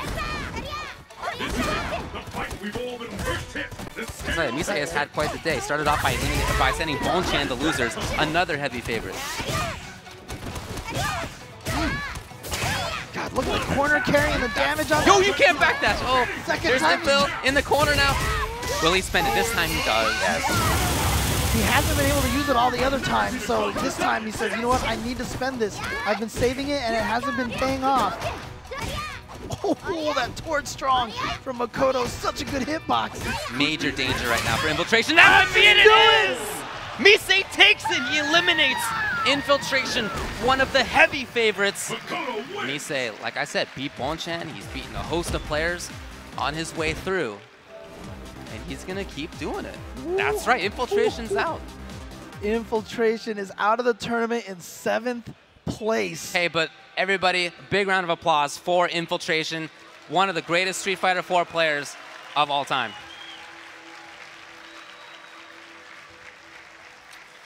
But he's out of here today. And the next matchup is going to be a run back from Evolution. Oh, wait, Infiltration waving to the crowd. Yep. Yeah. The next matchup we have is a run back from from Evolution. And this is going to be Daigo Umehara in loser's bracket versus Snake Eyes. Ooh, okay. Ooh, and remember, Daigo he defeated Snake Eyes at Evo just this past year. Pretty solidly. Yes, with just out-footsing him. It was a footsie match, exactly. Exactly, and that was probably one of the weaker areas of Snake Eyes' game. He went to Japan, played there for 3 weeks, definitely gained a lot of strength in that area. Let's see how well it's going to pay off now. Yeah, you know, when Daigo has a chance to study things, it tends to work out, but it didn't earlier, did it, against Kazunoko? Well, the interesting thing, too, is that you remember last year, people asked Daigo, because a lot of people were very high on Snake Eyes last year for Capcom Cup, and people asked Daigo, like, what are you going to do against Snake Eyes? What's your strategy? What have you studied? And Daigo's response was pretty much, it's just Zangief. It's Zangief, yeah. Zangief. He'll be fine. And when it came to their match at Evo, he was. Yes. But now let's see how this is going to go. Once again, Mad Catz Daigo going up against Red Bull's Snake Eyes. A clash between Japan and US. Once again, Snake Eyes, the last remaining US player. In fact, I think he's the last remaining non-Asian player, non-player from Asia in this tournament. I imagine it'll be Geef. Of course, he has the Evil Ryu, but I don't see the point really of picking the Evil Ryu here in this matchup. I agree. I don't think Geef does terribly. Look, it's not. I don't think it's a matchup that Geef wins. Okay. Right. Evil Ryu just has nice buttons to deal with Geef. As you said, that's how the matchup went when they played before. It was a footsie battle, and it's hard to beat Daigo in those. You know, Daigo's sense of spacing is great, his timing is great, but one of the things that sets his mid-range footsie game apart from other people is that he's willing to be a little riskier in it. He's willing to be more forceful, walk up a little bit farther than you think he will. And that can be tough to deal with. We're just checking buttons right now. Not quite set up yet. Yeah, the tough match here. These are two players who are huge fan favorites. So I can imagine there's going to be a lot of divide here. Rooting for either Snake Eyes or Daigo. Okay, well, looks like they're going to be ready. All right, it's going to be on the one-player side, Red Bull Snake Eyes. Let me hear it if you're in for Red Bull Snake Eyes. And on the other, Mad Catz, Daigo Umehara. Let me hear it if you're in here for Daigo. Okay. It's the battle of the century. And here we go. Immediately, this is what you're going to see a lot of, this footsie game. Very important to establish that early. You know, Geef wants to have both the jump in and the ground approach. And if you shut down that, it's harder for him to move around on the ground. Daigo, oh wow, look at that. 3 out of 3 right now that Snake Eyes has gone to the air, that he's been met with a DP. And you see how Daigo is moving forward a lot as well, right? It's not just that he's moving backwards, he's not just throwing fireballs, he takes steps up just like that, at a little bit unorthodox times. Which one of these a little bit of uncertainty on Snake Eyes' side there, I think. He's already seen he can't jump. In fact, that's the lesson that Daigo wants him to learn. Obviously, it's not impossible to jump. Right. But so far, Snake Eyes has not harassed Daigo on the ground enough to make Daigo pay attention to the ground strongly enough to stop looking at anti-air. Yeah, right now Daigo's ground game, the footsie game, fundamentals too strong. Snake Eyes really needs to find a hole, a seam that he can take advantage of. And again, see, he went for the jump there, and it's just not going to work. He has not been able to read Daigo's fireball timing at all. Well, Daigo has one of, or maybe the best, fireball timings in the world. Okay, and he has for a long time. So it's hard to read when he's going to bring out the fireball. And that means it's hard to read when you're supposed to jump, too, if you're trying to jump over fireballs. Plus, another thing, too, is that there is a range where Zangief can jump with the Fierce. And then if he doesn't touch a button, the uppercut will whiff, just like that right there. But up until that one particular moment, Daigo has been so good at scoping out that distance. Oh, and that, yeah, that's going to do it. And just like that, Daigo, you see how much life Daigo has lost? That's how much he lost basically in both rounds. So in other words, Snake Eyes has barely been able to get a crack on Daigo at all. And wow, we're going to character select for Snake Eyes. Is he actually considering going to it? No, he's going to stick with it. He's going to stick with it. Did he switch Ultra? No, he had Ultra 2 last time. So much confidence on Daigo's side. Your destiny will be determined here. The fireball game, like I said, very, very strong. The willingness to walk up, press crouching medium kick at just the right spot. Okay, so, well, here's Snake Eyes. Okay. He finally did find the jump in. If he can get that consistently enough, he might be able to open up the ground better for himself as well. Okay, that's one of the first times Snake Eyes has actually won that meeting once they both went in at the same time. It looked like Daigo was expecting and, in fact, hoping for Snake Eyes to jump. Hasn't done it. Wow, and you see that Snake Eyes just doesn't want to believe that Daigo's throwing those fireballs and those timing. Well, that's also a hard spot for him to be in. You see how that roundhouse is working against Zangief. It's not quite Sagat roundhouse, but it is kind of tough for Gief to deal with. Yeah. If Gief is in the crouching process, that sort of animation, then that roundhouse will hit him. Oh, into the Ultra, and just like that, Daigo had whittled enough damage just through little hits, and then he capitalizes with one FADC. Ooh, boom! And there it is. He's going to take that round. And the battle continues. Fight! And that great round there from Snake Eyes, all erased. He did do good work, and you're right, it doesn't matter on the scoreboard, but it can matter for these following rounds. Or we might see a little bit different take in how he approaches the jump or the ground game. Yeah, Daigo. We are seeing a little bit of difference in how Daigo deals with it. Yeah, but he's been maintaining the distance that he wants so well that Snake Eyes just hasn't been able to get anything out of that. Just right there, he finally got Daigo to the corner, one combo all the way back out. Oh, nice. So beautiful, that air-to-air. Risky with that Ultra 2 on deck. For Snake Eyes. Daigo, will he throw that fireball? That's the question. EX hand red focus. He did throw it, and it was at precisely the right time. Yeah, and the EX as well to make it as fast as possible. Daigo going up 2 games to nothing. Yeah, hard to deal with it, if you're Snake Eyes right now. And you can see on his face, doesn't really seem entirely sure about what he should be doing better, what he should be doing differently. So he's gone back to character select again. Thinking about it. He's going to stick with Zangief. Yeah, because really, honestly, going Evil Ryu is just not... I mean, that's the secondary character that he has to fight against Sagat. It worked when he fought against Gact earlier in the tournament, but I just don't think he's going to get the same kind of results going up against Daigo. The stage of battle is I think you're right. I do think this is the best bet for him. Last chance for Snake Eyes. Can he get a win in here? But see how Daigo, every time Snake Eyes tries to jump at that range, Daigo just closes the distance and makes sure that his uppercut will connect. I love the backdash there after that jump fierce hit, just to reset the situation. Daigo confident enough that he can walk back into the right spot. He has been. There's a range that's a little bit further out that's good for Geef, but every time Snake Eyes has tried to walk backwards to get into that range, Daigo has just followed him. All about finding those little spots on screen. Different characters have different strengths at different spots.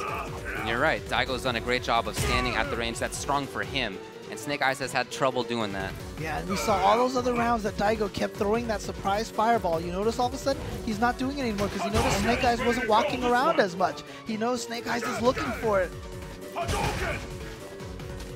And he has been really sparse with those fireballs. Just going for the true block string on low forward in the fireball, and all those fireballs are adding up, so little by little with the chip. He's so good at being away. All of a sudden he's in there, and look, it was a perfect setup for that. Right, because he had been staying away. All of a sudden he's in for a crouching medium kick and into fireball, as you said, and that had happened a good 3 or 4 times, and he had seen, okay, Snake Eyes is willing to stand still. Let me bring this out. It was the perfect time for that. Match point now for Daigo. EX hand, red focus on deck though. If he finds a poke against any of these buttons, or if he gets through, well, I like that he didn't spend the meter for red focus. That's good for him at least. But still, he's just, as you can see, having a lot of trouble finding where to press buttons and when. And on Daigo's side, it's the complete opposite. Right, you saw that, like, for example, that crouching roundhouse from Snake Eyes whiff just by pixels. That is not an accident. That might be it. Daigo, can he seal it? He does. And just like that, in 3 dominating games, Daigo Umehara sends home the last US player, Snake Eyes. But round of applause for Snake Eyes. He made it all the way through loser's bracket after losing that first round, made it all the way back and was just taken out by Daigo, who was just playing too strong. Look, one of the greatest players of all time walking behind me right now. So if you lose to him, obviously you never want to lose, but that I think is one of the toughest player matchups for Snake Eyes and for a lot of people. You can just see the control that Daigo has over the mid-range at almost all times. I mean, the ability to walk out of a certain range and all of a sudden be right back into it, knowing that that's uncomfortable for Snake Eyes, making sure that he's standing at those uncomfortable ranges, doing it in a way that is enough of a harassment to convince Snake to stand still for a super setup. I mean, that's just complete control. Yeah, it's just one of those situations. Again, we always talk about this with Zangief. There's the 2 halves of his game, the ground game and that air game. And the best way to beat Zangief is to have control over the ground game and still have the air game on point. Well, I thought the tone was set from the very start. Right. When there were 3 anti-air dragon punches in the first like 15 seconds. That was exactly what Daigo needed to do to tell Snake Eyes, look, this is going to be a ground battle. Until you make me have to play differently, it's just going to be a ground battle. And that's what it was. And Snake was never able to force that to be different. Yeah, and because he couldn't win that ground battle, he could not engage Daigo's mental energy into the ground game enough so that he could sneak in the jump. It just never happened. That's right. But coming up in loser's bracket, so we just had Mise eliminate Infiltration. Can he eliminate another player who has been a heavy favorite for a lot of people coming into this, and that is our Kappa Punko. Punko's just looked so strong. Yeah, it's not just today. It's been over the last half year, where after he didn't do too well earlier in the year, he didn't like how he performed enough, and he sat down and he even tweeted about this and he talked about it on his stream that he knew that he needed to make changes in his gameplay, and he correctly identified the changes he needed to make. He knew how to go about making those changes. Both of those things are tough to do. A lot of people have trouble, but Punko did it, and as a result, he's become one of the more fundamentally sound players here.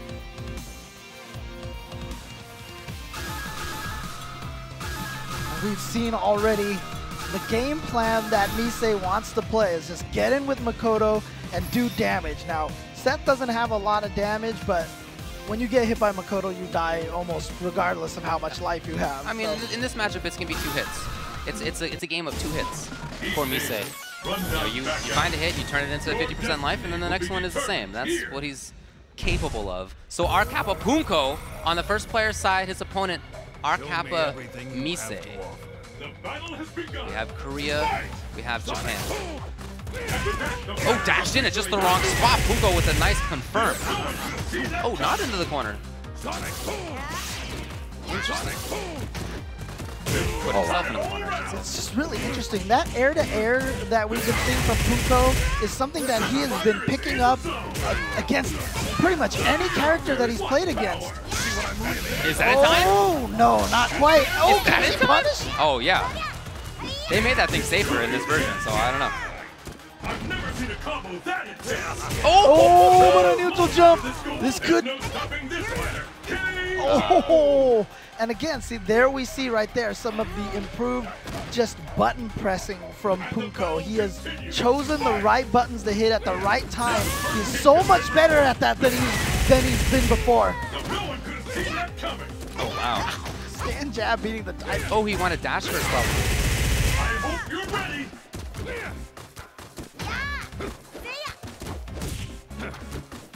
See, Mise really trying to fight from a range where he's safe, but all of a sudden he's in there, right? Oh, nice! And the great timing on that juggle. Oh, she went for something. Yeah, she went for the command throw. So Punko's going to get this ultra. It's going to get some decent damage. How's he going to try to finish this round? Ooh, really? Punko's still at risk. Oh, Mise missed the instant air axe kick. That's what that jump short was supposed to be. Punko capitalized. Punko's going to take game one. As you said, he's been looking so strong this whole tournament. It is an explosive matchup, right? Either side can really control things. But, you know, we've seen Seth's mobility, hit confirms, pressure. Not, as you said, not quite as damaging, but just so many options. This is it, the fight we've all been waiting for. Anything can happen now. Okay, Mise gets the hit and baits out the uppercut. Again, just the damage just bleeds away. Interesting. Got behind. A little bit late on a couple of things. But, you know, we've seen that 2 times now from Mise. I really think he wants dash first. Punko trying to get in there now. Oh, what a counter from that low short. Mise go for chip. No. Well, he probably would. Yeah, see, there he had it. Yeah, there you Going for the chip, but just got caught low. And there's the first hit. Pretty good stun on that. And Seth knows he's getting away. Oh, nice catch. Oh, but he might have just been at the wrong distance. Didn't give him enough time. Oh, he gets a crumple. Okay, get the juggle afterward. Where's he going? Oh, he thought he was trying to bait Mise and was trying to jump away. Oh, the mobility from Mise. Oh, wow. Good timing on that. And now Punko, again, he doesn't put... Doesn't keep Mise in the I wonder corner, if that's an Ultra 2 concern. Well, you know what? It didn't matter in the end. Mise takes the game. Keeping this even, 1-1. Checking the notes.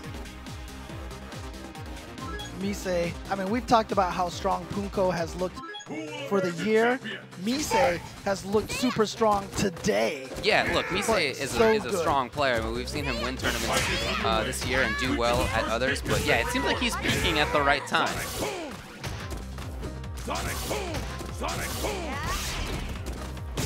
Oh, wow. And into the corner. Yeah, enough for the stomps. Look at this patience from Mise. Not a lot of buttons, and here we go. He gets the hit. That's the payoff. Look at that damage. Is that stun? It is. Focus into Ultra. Yeah, you got to think that's what's happening. Yes, here it is. Not going to kill, I don't think, but pretty good reset situation coming up. Oh, yes. And he just goes for the command throw. And he's going to go up 1 round. What will happen now? Fight! Mise really hoping to counter poke something there. It's very difficult to challenge her buttons.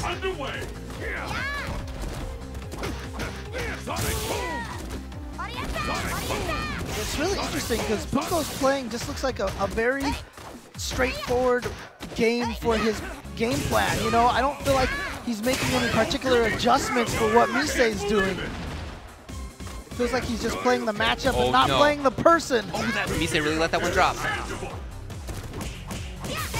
Okay, he does get the links correctly. Knockdown version. Oh, he's going to be able to get the follow-up. Low Fierce into Ultra. Yes. A lot of damage on that. So, you know, Seth's not always bringing the pain, but that is one situation where he does. It's about even in life. Oh, goes for the empty jump. Is it enough? Yes. Wow.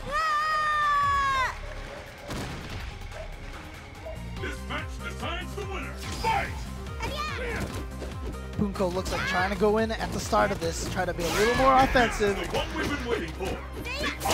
know, Misei has had pretty good defense in a lot of those situations. We've seen quite a few crouch attacks. There's one again, but he has blocked a lot. Right.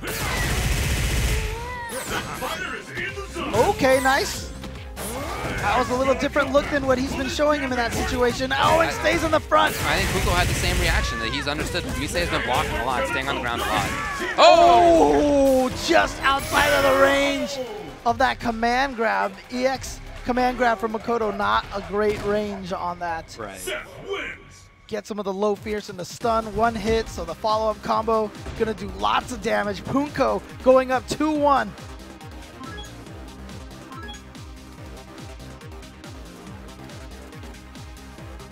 Like Misei's going to have to think about how he approaches the defense a little bit differently, I think. It seemed that towards the end of that round, Punko had started to get a better bead on what Misei was doing when Seth was in.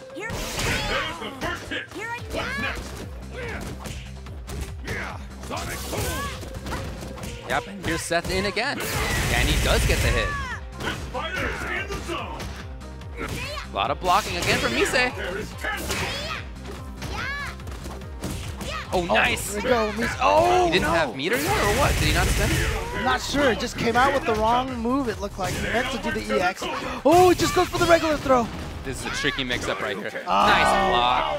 But, you know, smart for Punko to know that not to waste any meter on that. Just go for it. If he gets it, then maybe see what you can set up. But otherwise, just accept the loss and come back the next 2 rounds. Oh, you can't go in on her like that. Look at the damage. Look at the cost of going at the wrong time.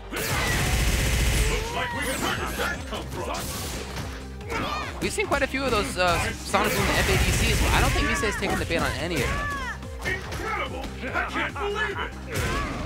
Gets the forward throw, keeps him in the corner. Ah. Ooh, okay. Using the low fierce with more block stun. Oh, the trickiness. That's about it, yeah. Inevitable death situation. Even if she had woken up with something like Ultra 2, Seth would have blocked in time. Would have been able to punish the whiff if it was in the whiff version, so just a bad spot. Now match point for Punko. Good confirm. Into the spin kicks, gets some Misei into the corner. But nice, just out, just like that.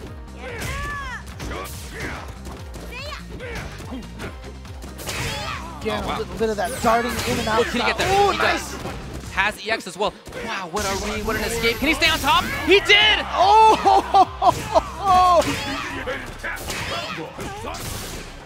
Oh, what a read on the chases backdash. Yeah. Punko's not out of this. Crouch tech again. He tried to play this SPD card, but... Ooh, danger time either way. Just get out of there. Oh, he probably wanted the chip. It didn't come. Instead, Punko takes it. Oh, what a wall jump from Punko to get the maximum punish. Punko is going to move on in loser's bracket. Such a close fight. That really could have gone either way. Even though the scoreboard is going to say 3-1, I really don't think it was anything like that. And Misei left just a trail of bodies in his wake this whole entire event. Round of applause, everybody, for our Kappa's Misei for the amazing Makoto play.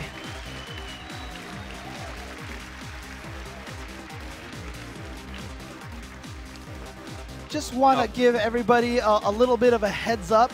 After Grand Finals is over, do not leave just yet. We will have the prize presentation, and Ono is going to come out on stage and address everybody here. So don't go anywhere until we're fully done. Well, all right. Who do we have coming up next? Looks like we are going to go and do the winners final match. Interesting. This is going to be Cien versus Kazunoko. Kazunoko, who took Daigo into losers bracket, going 3-0. Yeah, dominant. And Cien, who's just been playing so strong. Yeah, you know, I've liked a bunch of what Cien has done today. I thought he's been right with the character picks. I thought he's played very well against a lot of people, you know, very classic Cien play. But on top of that, there have been some scrambles, like we were saying before, that he's come out on top of. And if you can get into winners finals with all of those things going your way, I think you're doing pretty well. Yeah, absolutely. And so on the loser side, we do have, I believe it's going to be Daigo going up against Punko, probably on loser side. Yeah. Daigo versus Punko, that's right. Wow. So right now we have Daigo, Punko, Cien, and Kazunoko. That's the top 4. In the top 4 left for this event. That's a great list. That's a great list. You have a guy in Cien who won Evo and dominated an entire year of Street Fighter 4. In Daigo, who won the first 2 Evos for Street Fighter 4 as well. Kazunoko has been one of the best players throughout the last half a dozen years, last 4 or 5 years for sure, and really the top Yun player in the world. And in Punko, somebody who did great at Evo some years back, always a big threat, but who has really turned the corner this year and become one of the absolute best. I think that's as good a top 4 as we could ask for. So the winner of this match is going to be guaranteed at least 2nd place. Right. And the loser of this will be going up against the winner between Daigo and Punko. So who is going to be sent down the losers bracket? This is winners finals. Capcom Cup 2015. Kazunoko going up against Cien. And Cien is going to go with Gen. Well, that's what I'm going to assume that he's going to go with. Okay. That's certainly what he's button checking with. That's right. He's got a lot of different characters. I wonder how confident he's going to feel with this character going up against Yun. Look, this is a big match. So the winners side top 8 at the very start, huge match. Obviously, you want to get into winners finals, you want to win everything, but financially, very big. The difference between 7th or 5th and 3rd, gigantic. Exactly. Gigantic. Exactly. And then the difference again between 3rd and 2nd, that's big. That's big. So getting into grand finals is that's a pretty big financial benefit. $120,000 going to the first place winner of this tournament, who will walk home $120,000 richer. Like I said, I think this top 4 is as good as we could have asked for. It's going to be somebody who really deserves it. So it does look like it's going to be Gen for Cien. He's thinking about W Ultra. Deep in thought, looking at his notes. Interesting. So W Ultra, remember, you get access to both Ultra combos, which for Gen means you get access to all 4 of them. Right. But at the negative side of getting a lot less damage out of those Ultra. But you have extra utility. But he chooses to go with Ultra 2. So Ultra 2 is interesting because the Punch Ultra basically is kind of like a get out of this situation. If he has a lot of pressure, you can use it in a lot of different places, but it has that really odd mechanic where all it does is white life and you get another hit. Yeah, very little actual damage in there. And he can also attack while moving in the air with Ultra 2 as well, which can be a benefit against him. We'll see if that comes up. Right now, already Kazunoko is in. Oh, but here's Shen. Mistimed it on that safe jump. And that was a wake-up stand grab from Cien. That's something that Kazunoko is going to pay attention to in the future, too. Oh! Ooh, wow, not quite in range to be punished. Just gets out of there with the EX up kicks.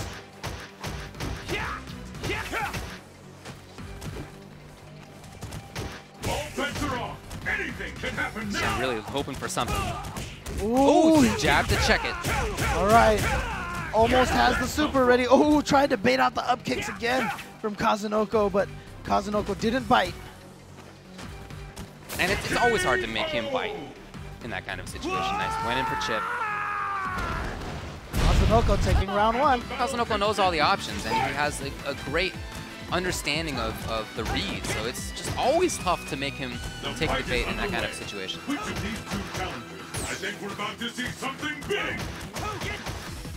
Okay. Yeah. See how this is just a pattern for Kazunoko. He gets the opponent so scared to attack, and then he always just manages to waltz in there casually and just get the command throws. And jump jab, not to the fierce, just went right for the command grab.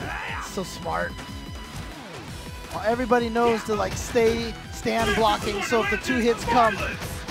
Okay, but Kazunoko working on 3 bars. He's gonna have it if he finds a hit. Shen fully stocked. Oh, there it goes. He does spend the ultra.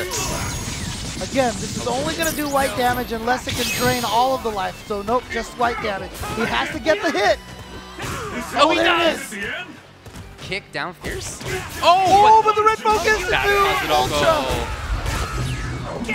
Again, when you see Yun with that jump, if it's an empty jump or if it's what looks like a misplaced dive kick, you think, oh, you messed up. But no. Crouching medium kick, shoulder, red focus, always a threat. Game 1 goes to Kazunoko. Well, Xian obviously not convinced that that was a bad matchup or a bad result. Gonna stick with Gen. Wow, what a whip punish. Already in the corner. Oh. Very difficult to just jump in the corner against somebody like Kazunoko. Always paying attention. He has not been able to chase that down. Yeah, right, and I feel like it's okay for Kazunoko. He spends a bar and he escapes the pressure. Right. Right? Who cares if it hits? Just get away. Especially, too, because even in this late round situation, Xian does not have Ultra 1, so he can't chase down the up kicks with his Ultra 1 either. That's right, yeah. Kazunoko, he is looking so strong. Sent Daigo to losers with a 3-0, and he's working on a 2-0 versus Xian right now. Very consistently moving in the air, very consistently dive kicking at the right spot. Shen hasn't challenged that stuff well enough. I know it's not easy to do, but if he's going to take this game, that's going to have to be involved. Whoa. But a lot of hits that came before, so this combo is not going to do much damage. So probably a reset that. Oh, he wasn't looking for the cross-up. That seems like the default. Right. Maybe Xian was like, oh, well, he's going to fake like he's going for it, stay in front. And Shen's going for his big damage stuff, too. That roll, okay. He can do red focus out of it, but didn't come up there. Can he get more this time? Yes! All right, so a little bit of damage at the start, as you'll see, and then the red. Yeah, the white light, I should say, yeah. Yeah, drain a little bit of the white light. Can he find the hit? Oh, the up kicks into the lunge punch! 2-0. Xian just didn't believe he was going to go for it. He thought, you know what? He's going to be defensive because he has this white life, and Kazunoko said, nope, nope. No fear at all. Just goes right in there. EX up kicks into lunge punch, and he takes it to take a 2-0 lead. Kazunoko's only been punished on those EX up kicks one time? Yeah. In 2 games. Even though he's had quite a few. If that's the kind of ratio we're talking about, it makes sense for Kazunoko to keep doing it.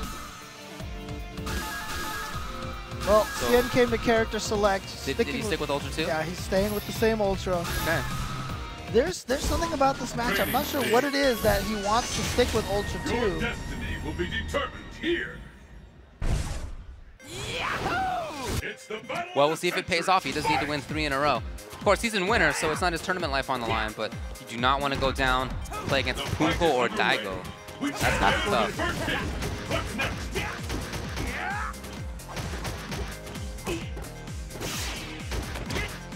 See Kazunoko choosing to stay in the front, wants to also keep the corner position. God, this chase down is so effective against Shen. And Shen backs off to a safer range, but that doesn't mean that he's making damage happen. Right. Wow. Perfectly placed. Kazunoko again in the corner. Oh, gets out, manages to get out, okay. But, you know what? It just hasn't made much of a dip. Oh, wow, what a whiff punish. Yeah, it's ridiculous. Oh! Well, there you go. Then maybe that's why he has the Ultra 1. But again, it's not going to do any damage until he gets the hit, and he Well, does! he did. Oh, you just saw all that life bleed away. Did he know that was going to be stunned? I think so. I think he did, because that was exactly what he wanted, right? It was that's like something you can practice at home. Ultra 2, then I have a setup and it stuns if I hit. So that's pretty sick. How long will this go on?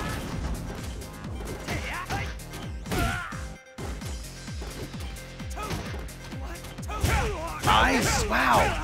Gotta see more of that out of Shen. Yeah, the angle of that waterfall kick just right to catch the dive kick. Backdash and the up kicks in the corner. Making use of all his options, that's for sure.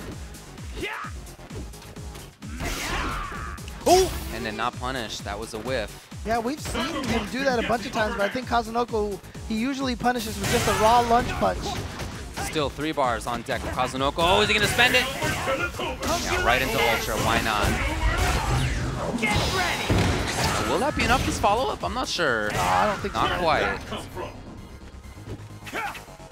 Quite. Shen trying to build some bar. Gotta think he's looking for the lunge just in case, but unlikely to come. What? He waited enough for the short up kicks to work. It's match point now for Kazunoko, threatening to 3-0 Shen, just like he did Daigo.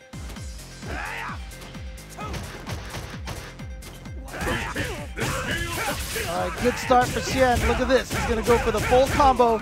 Drains about a third of his life right away. Takes him to the corner. Oh. Perfect distancing on that side kick. Just hit him right on the shins. I can't believe it. Again, right back in. Kazunoko, okay, well, here's maybe Shen. Has some bar to work with. Challenge from Kazunoko on Wake Up with just that low jab. Well, it's a fast button, and he's done enough EX up kicks to make that a credible threat. Where did that come from? Almost 3 bars now for Kazunoko. From the front still. Is that gonna be it? Yes. Wow. 3-0 against Daigo, then 3-0 against Shen. Hard to get any stronger than that. Those are 2 of the best Street Fighter 4 players ever, and in fact this year have remained so. Kazunoko getting right through. You know, he's been the only Yun to make that character work in big tournaments. Yes. When Ultra Street Fighter 4 came out, a lot of people were worried that he seemed like he was too strong. That, for the most part, hasn't really paid off. And so, you know, some people sort of think, well, maybe he's not that great, maybe sort of making some excuses about Yun. I think we can, you know, say that Kazunoko has ruined some of those, I think, conceptions about Yun. People who might be making excuses for that character, I think it's been ruined a little bit. Well, look, the character, when Kazunoko gets his game going, it just makes Yun look invincible, right? Yeah. But the thing about it, Yun is not as simple and straightforward as it looks. He's not. And really, a lot of people who talk about Kazunoko as this random player, or he's crazy or whatever, kind of discredits the way that he plays. Agreed. He's so I think good he's very smart. at reading the situation, you know, which is why. He has great spacing. I think he's a very smart player. I think he understands risk-reward really well. All of those things are extremely important in fighting games in general. And for Yun, if you have that understanding of all of those, then you are a big threat. Right, and now we're going to go back to the losers bracket, the match that we have coming up. Wow. Well, I mean, we're at top 4 now, so all of these matches are going to be ridiculous. This is Daigo Umehara going up against Punko. One of these guys is going home in 4th place. That's right. Daigo has been looking so solid here. He's just had the one weakness, which is Kazunoko. But outside of that, he has looked so dominant. Right. Unfortunate for him that he ran into Kazunoko, having had such success against almost everybody else. Yeah, but Punko, again, we've talked about it a million times now, just how strong he's been playing at the late half of this year. He has really upped his game. But now here comes the ultimate test. We obviously know Daigo is one of the greatest players of all time. Yes. Can Punko get himself in the situation? Now, keep in mind, they met at an EVO before, and Punko eliminated Daigo. Well, he beat Daigo in a top 8 and got a perfect on him. Yeah, he did. But that was Daigo using Yun in AE. Daigo has obviously put in a lot of work with Evil Ryu. Well, another very strong character. Yes, exactly. It's the battle of the century. So we have loser semifinals. It's Punko on the left, Umehara Daigo on the right. This is it. The fight we've all been waiting for. Anything can happen now. It'll be very interesting to see how Seth dances around Evil Ryu, and I'm interested to see too, you know, where Daigo wants to stand in this matchup. So far, he's sort of played this like a traditional opponent, right? Which is not something that Seth often, you know, gets hit by. Oh wow, Daigo just knew that that was a bad range, that Seth would not have advantage, and Daigo's going to take the first round with a perfect.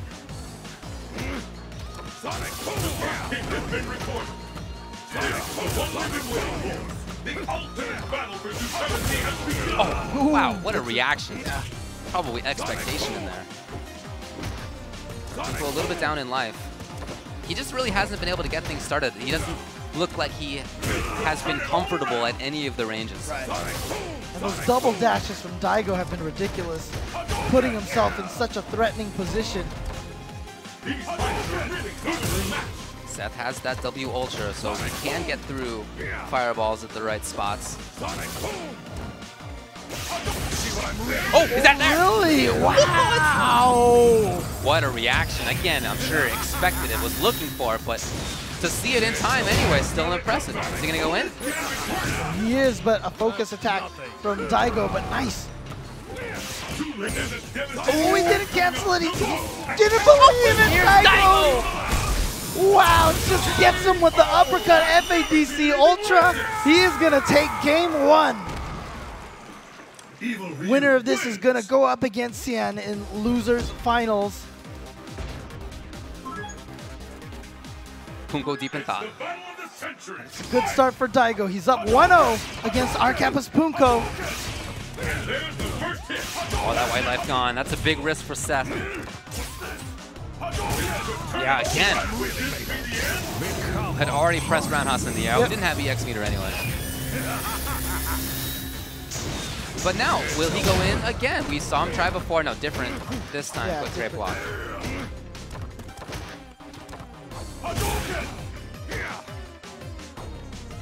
Right. Ooh, wow.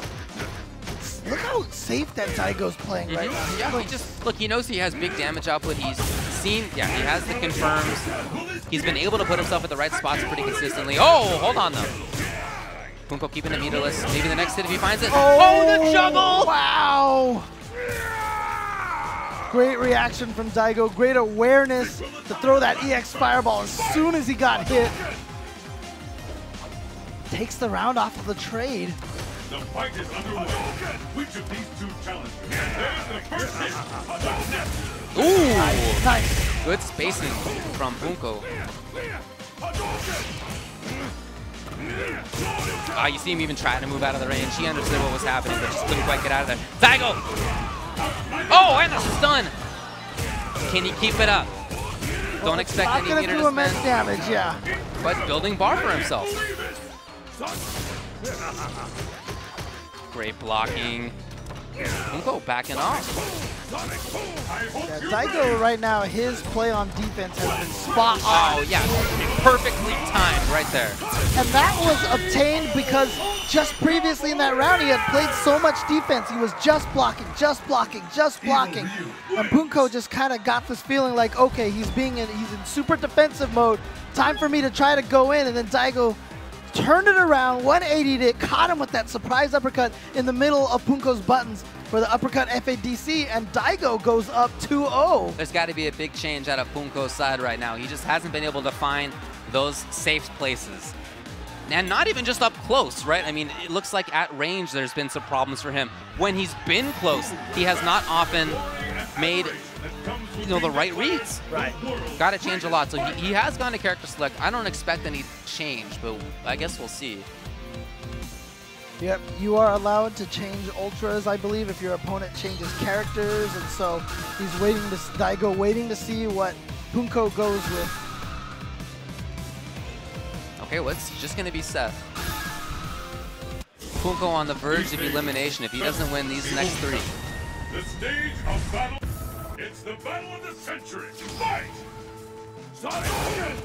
We'll see if he does make any big adjustments. Well, okay. There was Great one. timing. Brings in the focus attack to punish the dive kick. Good damage on that. Oh, okay. And he's chasing in a little bit more now.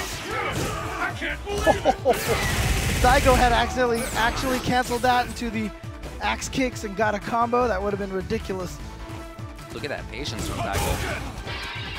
He just knows when he has a good spot on screen, you know? Okay, definitely more activity out of Punko. That seems like it's been the change. Oh, wow, maybe Ultra. That was so risky. Oh, I don't know if that's what he intended. Oh, wow. I think that's what Daigo might have wanted too. Uppercut FADC into Ultra, but Punko just caught him before Daigo had a chance to get the uppercut out.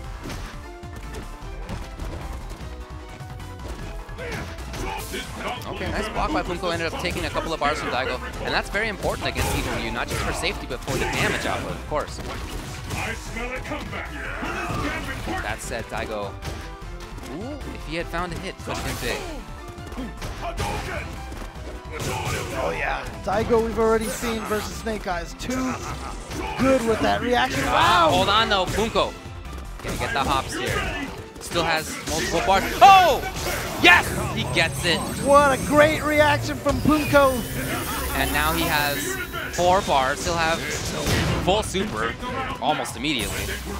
Oh, faked it! Didn't go for the grab. That was so good. We do see sometimes crouching medium kick into FADC pile driver. Right. And I think that's what Daigo was looking for. It looked to me like he was trying to jump. Yeah, I mean, Daigo has seen that all day. Look at that wry smile. But Daigo has seen that all day. He said, oh, you're going, as soon as he saw low forward FADC, he's like, oh, I'm jumping away from that. But then just got caught in his pre-jump frames, and sure enough, Punko taking game 2. Double focus through those fireballs. Again, some more activity out of Punko here. Not just standing. Moving around. I think that's a good sign for him. Yes! Right off the wall into the kicks. So now Daigo fighting in the corner. Oh yeah, I love the willingness to do it. And that means that Daigo's out. He can go back to fighting in the mid-range. Oh wow, what a whip punish. Daigo knocked down again. Daigo waking up with standing forward, gets the uppercut on the neutral jump. He's got 2 bars. Yes, Daigo really just one more hit, all he needs. Oh! Again! He has been so on point, punishing those focus attacks. As soon as he sees it, and as soon as he sees that Evil Ryu absorbs the fireball, there's really nothing that he can do in that situation. If forward dash, let go of the focus attack, back dash, they're all going to lose to that Ultra 1. Punko now with the lead in this match. Oh, nice block. The ultimate battle for supremacy has begun. Looking for Dragon Punch. You know they have come. Wow, that was a Ume Shoryu if I've ever seen one. Oh, gets from the other side, trying to conserve meter. Wanted the overhead probably for the stun. Instead, Punko. Okay. Match point, Daigo. This is the last round. Fight! And with that, the fight is officially See if Punko can more frequently find those good spots for himself. Oh, Find from those the right front. mix-ups. Yeah, but wasn't meaty enough that I don't think Punko thought he could get the combo off after the dive kick. Punko puts himself close, tried to confirm, nothing. Oh, again we saw it. This time Daigo blocked. He's so smart. Oh, here we go. Big damage. Slowly to the corner, still with 2 bars. Oh, that worked. Oh, he got him. Was that the start of a sweep, maybe? I think he was just still in the middle of dash. Okay, mix up from the front. Oh, and he baits out the uppercut. And he made Daigo spend that meter. Oh, Daigo tried for the uppercut. It didn't work. We're going to the final game. Yes. Yes. Last game. What a comeback right now from Punko. Wow. So he did make those changes that he needed to make. He made them in his overall game plan in the second half of the year. And here, even within the set, he has done the same. Yep, down to 0-2, has tied it up. Now it is 2-2 between these two. And look at this change from Daigo now. Very offensive, very insistent on getting close. Love the block. Look at that damage. Oh my God, he lost so much damage from the white life as well. Oh, nice. There you go. But no. And just like that, Daigo. What a change, right? He had saved that play style until right then, and it's so tough to deal with that change as the opponent. Okay. Maybe he was trying to predict another fireball from Daigo and catch that. Worked out for him anyway. Wow. See him trying to bait out an uppercut from Daigo, but Daigo not complying. Well, let's come a couple of times.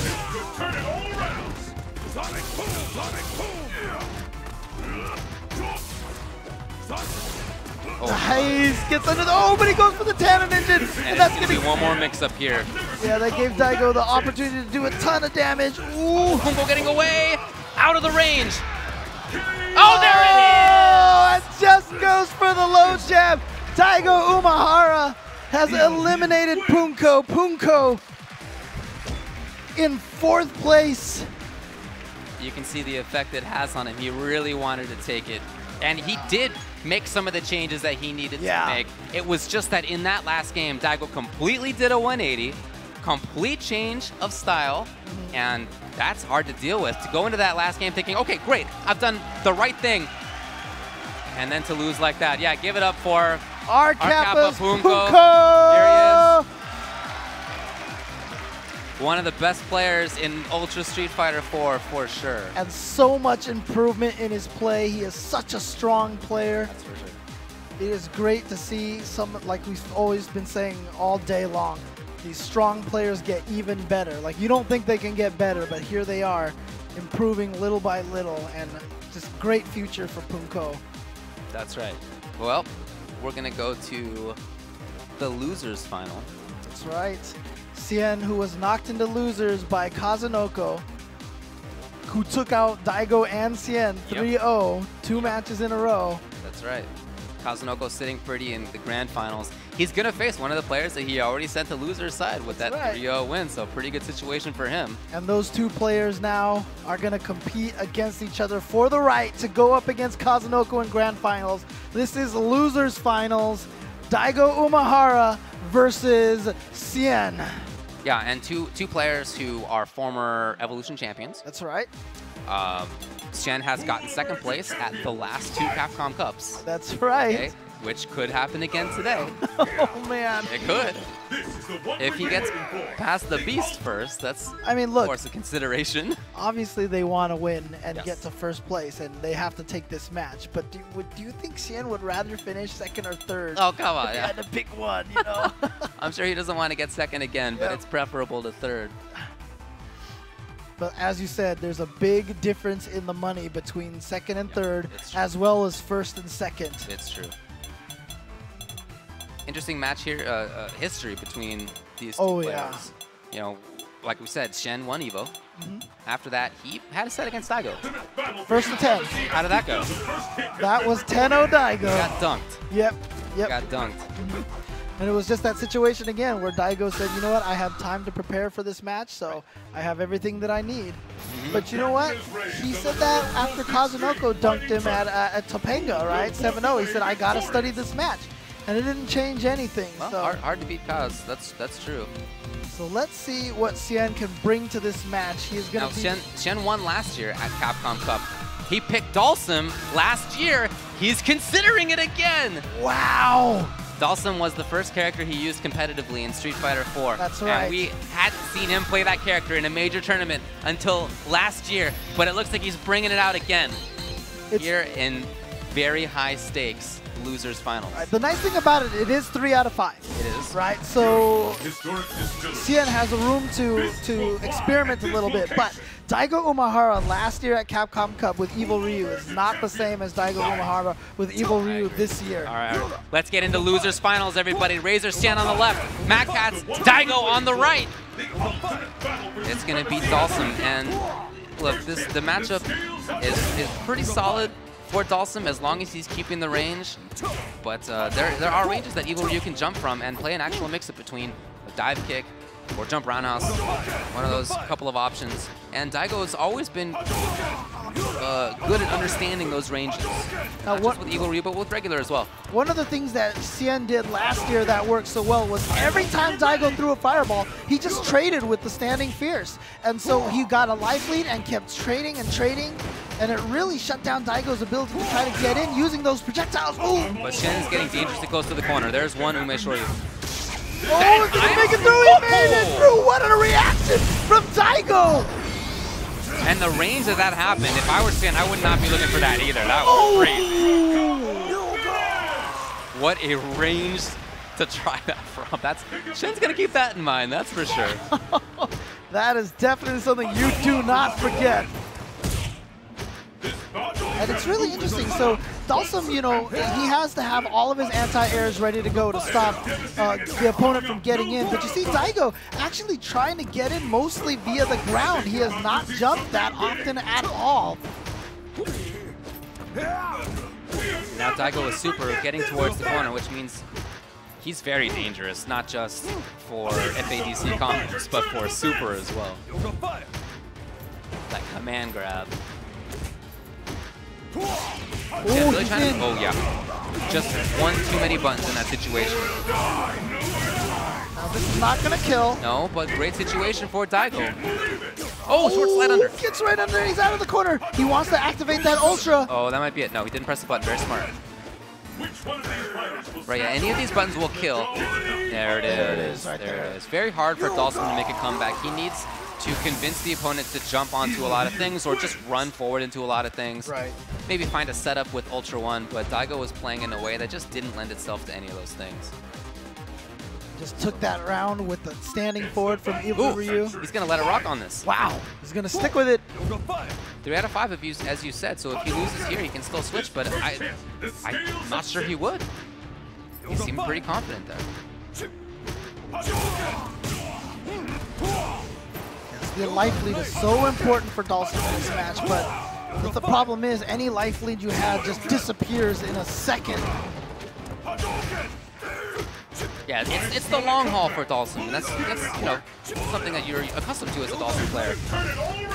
You have to hit the opponent a bunch of times, and they have to hit you 3, right? Something like that. So you're accustomed to that. That's not going to be much of a mental problem.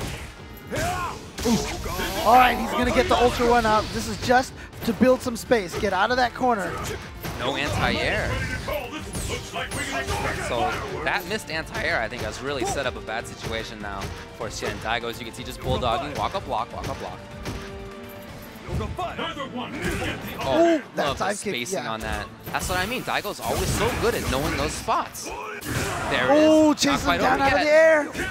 Oh, and stand tech. Yeah, fake the throw, walk backwards, standing forward. It's the second time he's won the round with that standing forward kick. Such a great button for Evil Ryu.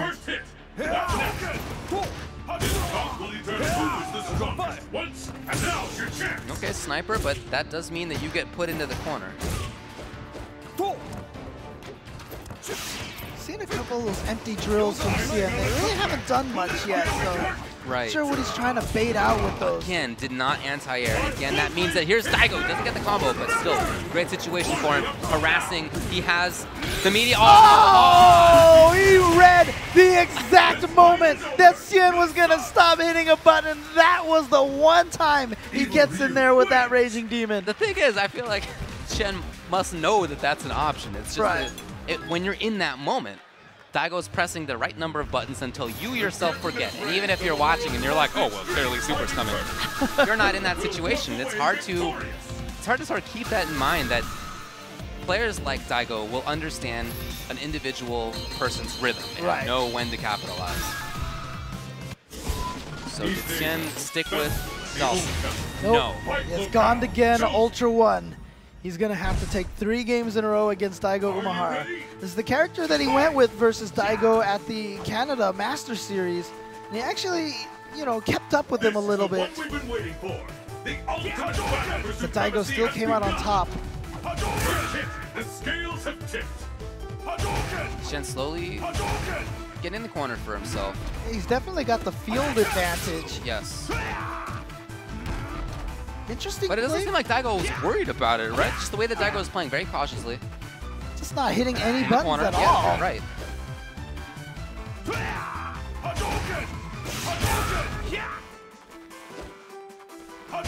And he's really letting Xian come in and cause Xian to actually hurt himself. It's paying off. I mean, it's quite even on life, but the way that Daigo is playing right now is establishing such a slow pace. And if you were to take this round and then dial it up to a 9 or a 10 in the next round, that's going to be tough for Shen to deal with. Wow, look at Daigo just maintaining that position. Confidence. So carefully, yeah. He knows Ultra's on deck for Gen. Oh, wow. What a jump timing. So Shen with a knockdown. Needs more. Just like that, we're back to this situation. Daigo's gonna have to watch out for those. Oh, he's trying to bait out the Ultra. Or a jump. Yeah. Look at the time. Oh, Daigo! 10 seconds left. Is it enough to walk backwards? I guess he thinks it is. Is that there? He went for the fireball, the one thing that he should not have done. The one thing that he should not have done. He really just thought that Xian was going to try to chase him down in that situation. Wow, he basically handed Xian that round on a platter. The fight has finally begun. Yeah, surprising. Which one of these two will emerge on top? So a little bit more active, not in buttons, but in movement from Daigo than in most of the last round. Bit of a change. Oh, wow. And then really very light on the meaty on that knockdown situation. Which one of these fighters will snatch victory from the jaws of defeat? The fear out there is tangible. Again, Daigo just looked very confident in his spacing. Willing to throw fireballs at what he knows is the right place. Unlikely that he'll do it again at an unsafe spot, although that might have been it, and that might have been why Gen got hit. Looking for Ultra. Interesting. I mean, Xian has slowly been walking Daigo into the corner, but Daigo has just been, you know, capitulating with that. I don't know if he's actually too worried about it. I think he feels comfortable being in the situation. Well, he's not cornered anymore. Oh! Oh no, that's too bad for Xian. He missed the combo. Another chance? Oh, he doesn't have meter yet. Yep. Playing it safe, just going for the full block string. Low short, low short, low short, low jab. Oh wow, Daigo with a surprise jump. Oh, and same with Xian, just jumped right out of the corner. Daigo again with that super on deck. Yep. Look at the time now. 12 seconds left. EX at the right time. Oh! And not quite death. Oh! Oh, Shen. Does he have time? I'm not sure. Oh, he went for the Ultra, yeah. He went for the low short into the Ultra 2, I think is what he wanted, because that would have been the fastest option that he had. There's the first hit. What's next? This is it. The fight we've all been waiting for. Anything can happen now. 3 bars for Daigo.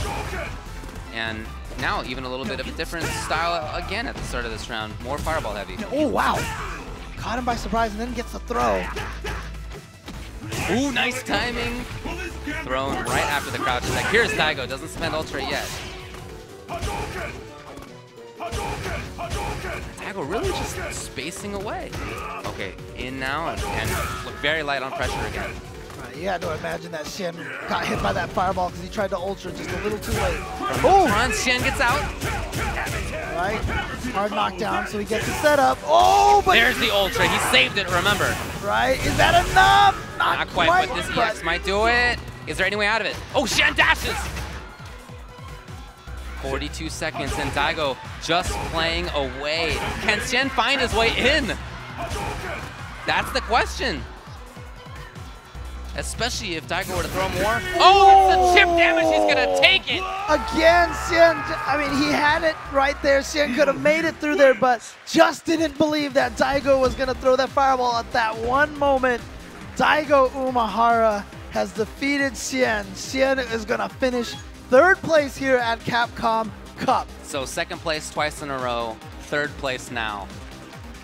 Congrats to Shen. You know, even though he didn't take it today, round of applause for this guy. I really think he's one of the best Street Fighter 4 players ever. Oh, yeah. So consistent. I mean, he won EVO 3 top 3s at Capcom Cup. Won 3 premieres, the most out of anybody this year. His dominance has extended over the past 3-4 years now. So very, very strong. Right, right. And, you know, he has been playing, he was one of the players that had one of those years for him, you know, 2013. Yeah, 2013 was his year. Again, you know, you talk to a lot of people and they name their strongest Street Fighter 4 players, and you know, there seems to be this tendency to, you know, leave Xian off that list, and I don't think that's fair. I don't think that's fair at all. I think there's just no question, unequivocally, he is one of the top 5 Street Fighter 4 players of all time throughout, from start to finish. I think so. Yeah. And once again, before we get into this grand finals match, shout outs to all of the sponsors that have helped make Capcom Cup, even just Capcom Pro Tour all year long happen. Mad Catz has been there the whole entire way. They've got a whole line for Street Fighter V coming out. Turtle Beach, all the players using the headsets over there. Also Totino's for their pizza rolls and all the products that you can get. So definitely shout outs to all of the sponsors that have helped. I hope that it's been a good Capcom Pro Tour year. Has it been good? Have you guys had a good year? Has this been solid? And how about today for Capcom Cup itself? Has it been good? Have you enjoyed yourselves? Let me hear that. I think come on, guys. We are coming into grand finals. Daigo Umehara versus Kazunoko. Let's hear it. Grand finals, Capcom Cup 2015. Let's go. Two of the best players that we could have in this situation. We already saw Kazunoko send Daigo to losers 3-0 very dominantly. As you said, he won the previous that they had 7-0. If he were to win this 3 in a row, he would have a 13-0 in his last 13 games. But here comes Daigo. He got one good read on the up kicks. Wow. I gotta imagine that was supposed to be an uppercut. You're probably right, but it worked. It was cool. Wow, just goes in for a low. Look at the sequence from Kazunoko. Goes for a regular throw. Beautiful stand short, but Kazunoko making this comeback again. He did this so many times. No juggle, because that was a juggle ultra. Right.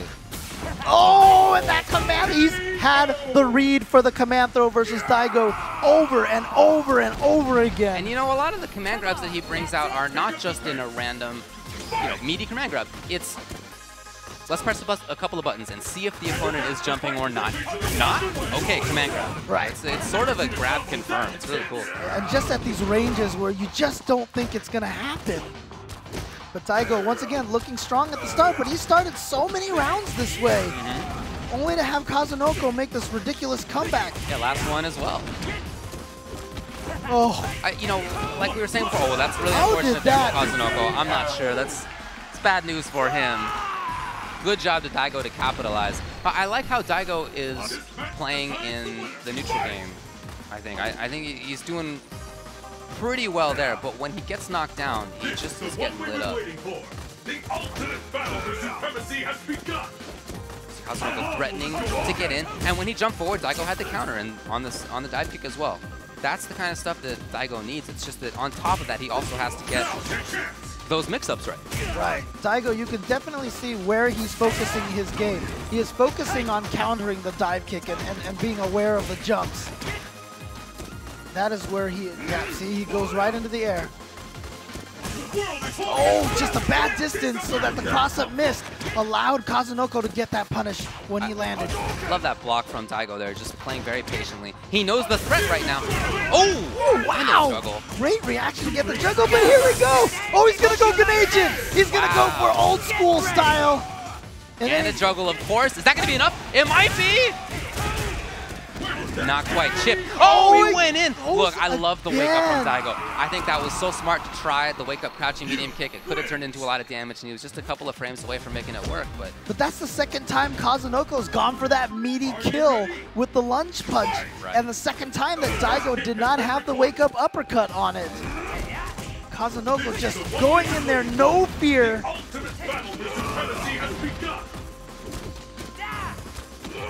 It just feels like Kazunoko has been able to get away a lot from when Daigo wants to get in, and on the other side, it has not been the same. It's been the opposite. And like I said, he has just been so perfect on his command grabs. He has landed it pretty much every time he's wanted it. Okay, Daigo with the meaty fireball. Yep, good spacing for him, good timing for him. And Daigo with control there. Oh, jump to ward. Actually, that was not a great trade for him. Oh, but I love that anti-air fireball. Oh, and Kazunoko just goes right in there with that lunge. And Daigo patient. Oh, not in time. Oh my God, just caught him right on the toes. Daigo just pressed the button too early. Kazunoko with the mix-up in timing is really what that was. Oh, beautiful focus. Punish through the shoulder. Knows that's not a true block string. Trying to keep the pressure going. Okay. Kazunoko crouch tech is a pretty good situation for himself. Nice struggle though. Here's Daigo. Oh, He did not take the Daigo, bait. yeah. Not this time. Daigo with the patience. This is the last round. Fight! Oh, wow. What's next? Kazunoko now with knockdown. Okay. You see how Daigo getting away, right? He just wanted to play very safety. Yeah, he didn't even try to hit confirm that uppercut. That was instant backdash. Oh, just a little bit off on the distance. And oh, Kazunoko with a combo drop. See Daigo with all those dashes. Push him in the corner. Wow, Daigo's now gone to manic wake-up uppercut mode. Oh, why not? EX, it's enough. Wow, and Daigo finally stops the streak from Kazunoko. Dating all the way back to Topanga A-League, Kazunoko had won 11 in a row on Daigo. He's not going to get 13-0'd. No, no. Ooh! That short dive kick. Okay, frame trap with a low strong. Oh, first time Daigo has gotten away from that command throw. What a great read in that situation. This time. Here he is. Looks like Daigo waking up a little bit in this matchup. Oh, yep. Kazunoko says, you know what? You're going a little crazy. Time for me to punish that. That delay on that dive kick is just so good. Well timed. Yeah, and also remember, guys, Daigo has to win 2 sets of 3 out of 5 to take this because he's coming from loser's bracket. Oh, no. Daigo with a combo drop. Again with the combo drop. That was huge. And that 50% life loss was really because of that.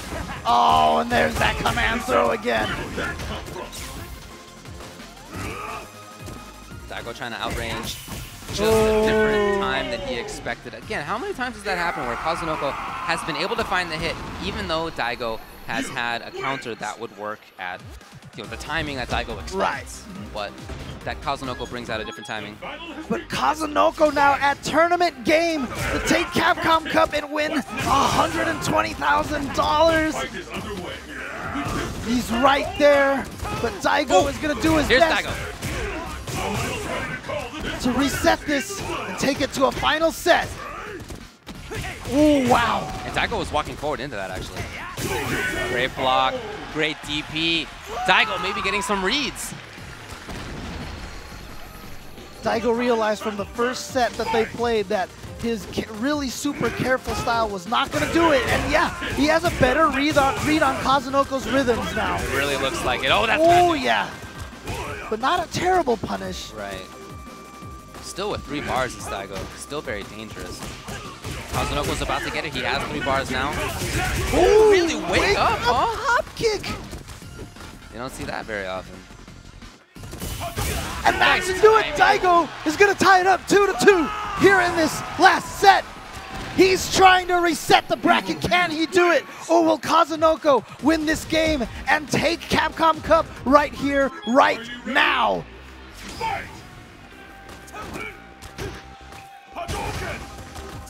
I do really like a lot of the adjustments that Daigo has made.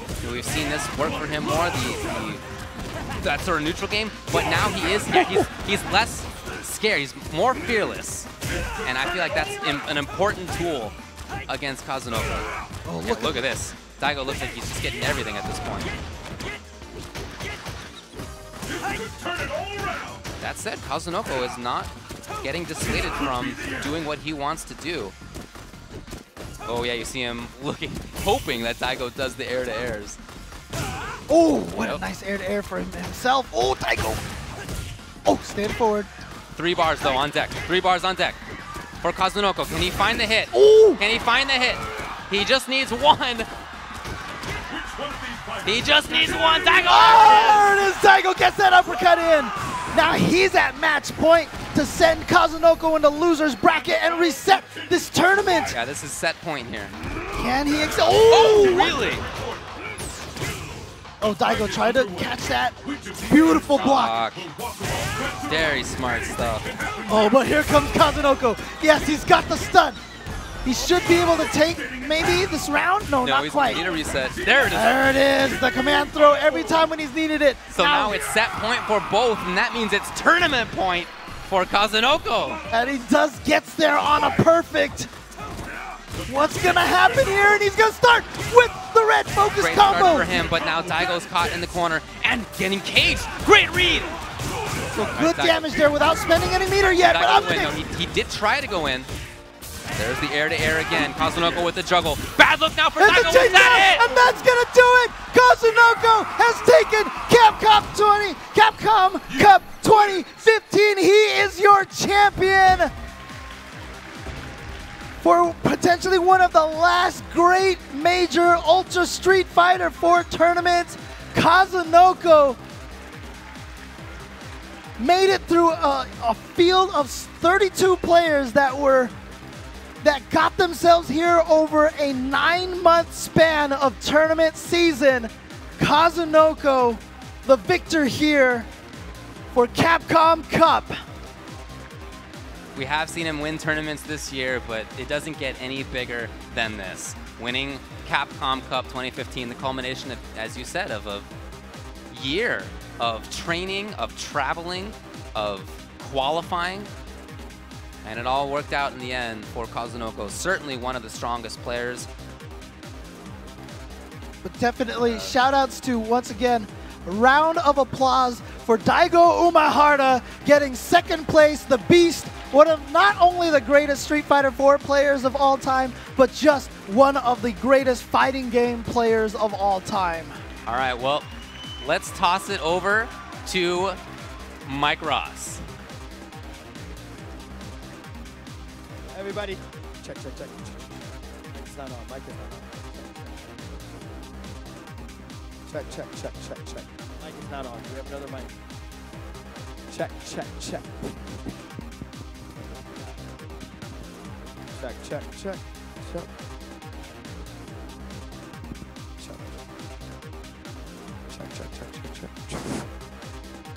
Can you? All right, perfect. All right.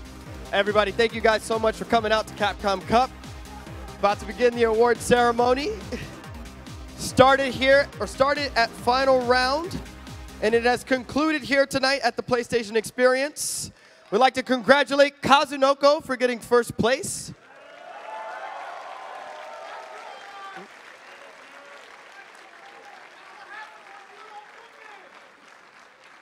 But as we have to present our awards, for second place, can we get to the stage? Everybody give it up for Daigo.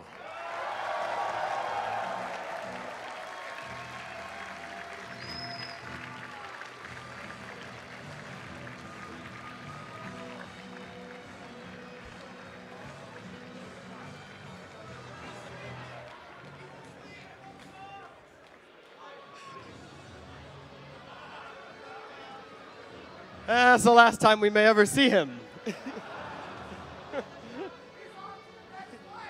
And in first place, everybody make some noise for Kazunoko.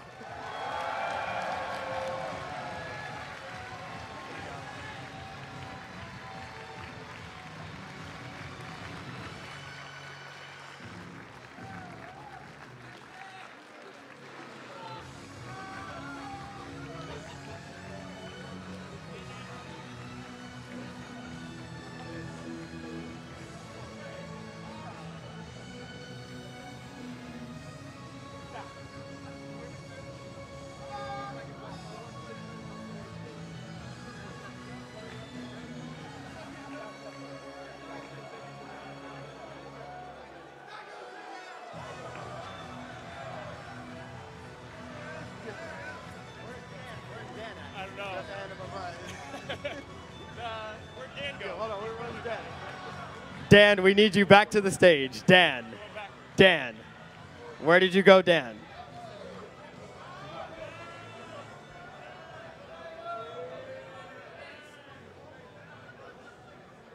In second place, everybody give it up for Daigo.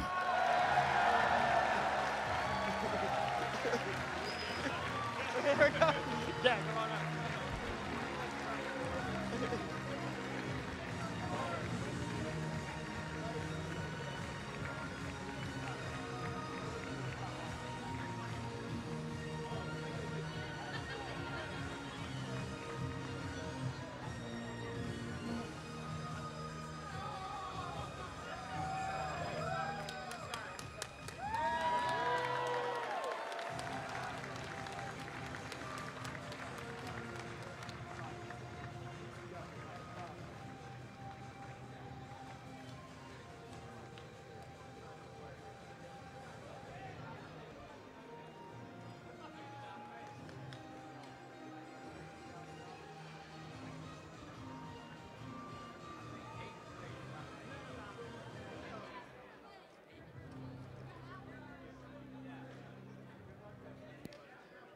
And don't go anywhere yet. We're about to have a special announcement. I'm about to pass the mic here to Director of Brand Marketing and Esports, Matt Dahlgren. All right, everyone give it up one more time for Kazagnoko. He's not just this year's Capcom Cup champion, but the first fighting game player in history to walk away with a six-figure paycheck from a single win.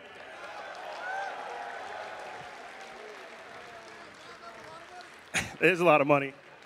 All right, thank you everybody that came out to PlayStation Experience and Capcom Cup this year, and to all of you watching from home. It's definitely been a wild ride this year, and with your support, the Capcom Pro Tour continues to grow at a rapid pace. Though we've accomplished a lot in the last 2 years, in our eyes, we're still just getting started. With the launch of Street Fighter V this February 16th, we're really going to rise up and create history together. I'd like to give a quick round of thanks to everyone who helped make this tour possible this year. First, a huge thank you to our partners at Twitch. Without them, the tour wouldn't be possible, so thank you for your support. Also, a huge thank you to our friends at Sony for producing this awesome stage, allowing us to collaborate here at PSX, and for our awesome partnership on Street Fighter V. Thank you to our sponsors, Mad Catz, Turtle Beach, XSplit, and Totino's. Totino's.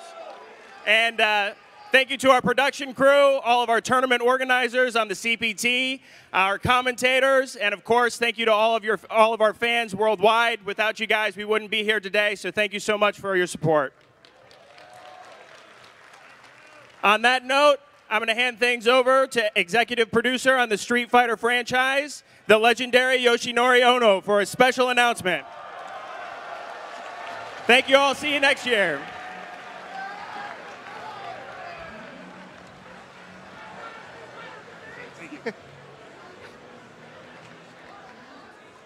もう一度今日参加していただいた32人の選手に拍手をお願いします。 Everybody, please give a warm round of applause to all 32 of our competitors here today.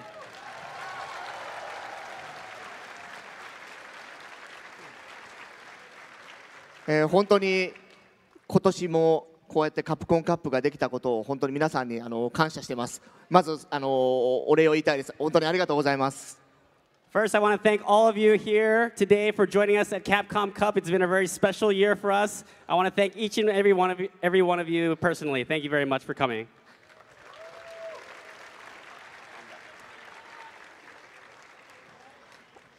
ストリートファイターがリリースされてから今年でもう7年が過ぎます。この7年間をですね、本当にサポートしてくれたこのユーザーの皆さん、そして選手の皆さん、そしてオペレーションをしてくれた皆さん、本当にありがとうございます。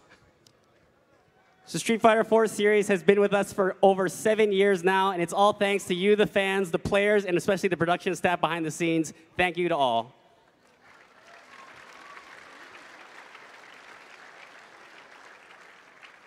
来年もカプコンカップやります。 Next year, we'll be doing Capcom Pro Tour and Capcom Cup again. 今年と同じく50万ドルの商品をかけてですね、3月の18日からアトランタのファイナルラウンドでからカプコンプロツアーを始めます。種目はストリートファイター5でやります。With a baseline prize pool of $500,000, the tour next year will kick off on March 18th with final round in Atlanta, Georgia, featuring Street Fighter V as the official game of the tour.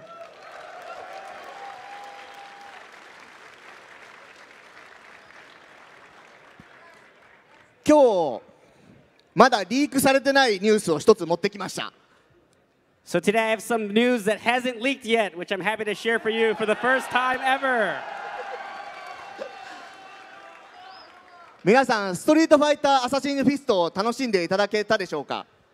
Did all of you watch Street Fighter Assassin's Fist?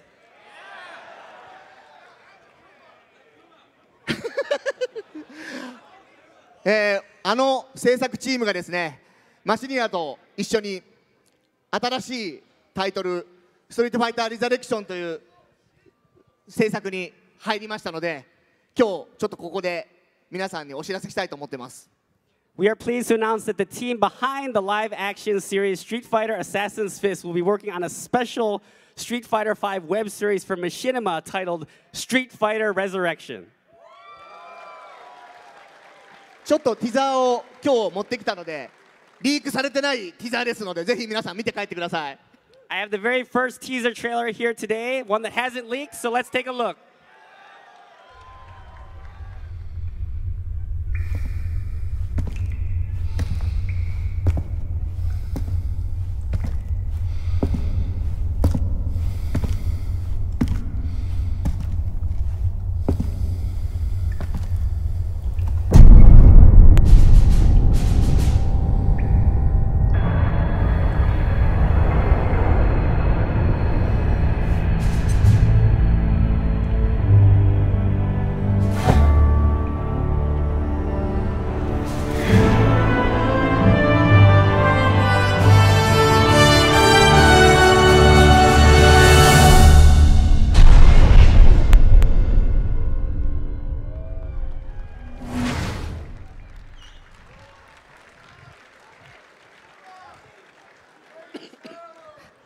チャーリーですね悪魔じゃなくチャーリーが出てきましたけど皆さん来年の前半にですねこの映像公開する予定ですので、ぜひとも楽しみにしておいてください。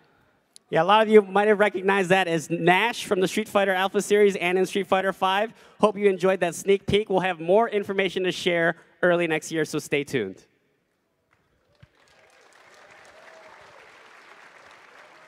今日はですねストリートファイター5の制作チームも来てるんですけども、来てて大丈夫なのかっていう今状態ですけども、2月の16日に、皆さんに発表した通り、発売できるように今、目下最後の開発チューニングを進めています。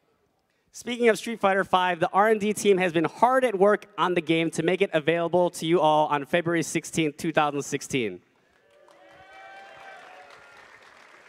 ベータテストもですね、随時行ってきてますけども、皆さんからいろいろなここが悪い、ここがよくできてない、こういうチューニングしてくれっていうの意見をよく聞いてます。 We've been running numerous worldwide beta tests throughout the year, and we heard your feedback, and we've been working very hard in order to improve the stability of our online servers ahead of launch. 今回12月の18日からベータテストを行います。皆さんにとってはですねクリスマスプレゼントになるような状態でお届けしたいと思ってますので、ぜひ12月18日からのベータテストの参加は皆さんご協力よろしくお願いします。 I'm pleased to announce that we will be having the third round of beta tests from December 18th until the 20th. Please think of it as an early Christmas present to all.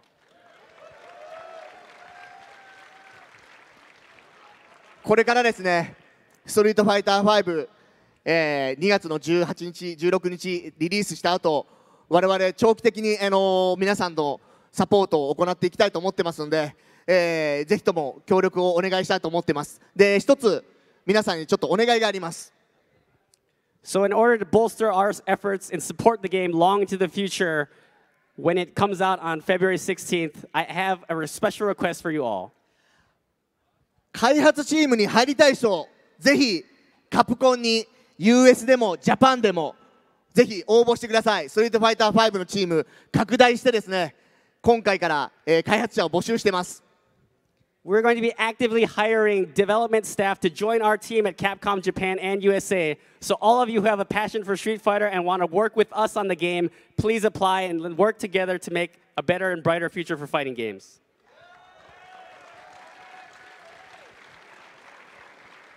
もう一つありがたいことに、今回本当ありがたいことにもう一つリークされてない映像を持ってきました。 And finally, last but not least, I do have one final trailer that hasn't leaked that I want to share with you all today. 5のオープニングの映像です。 It's the opening cinematic to Street Fighter V. Let's take a look.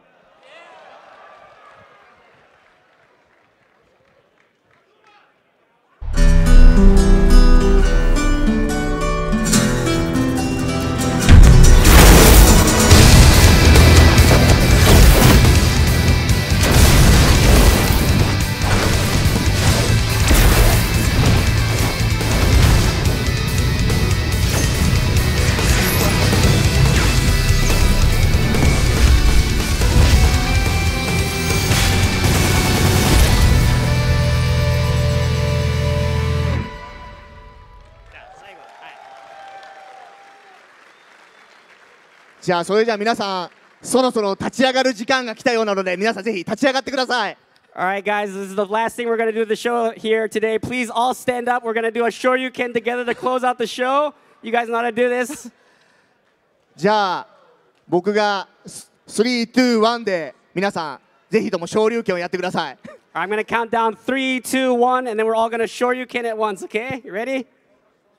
Are you ready? Okay. 3, 2, 1. Thank you very much, everyone. Thank you.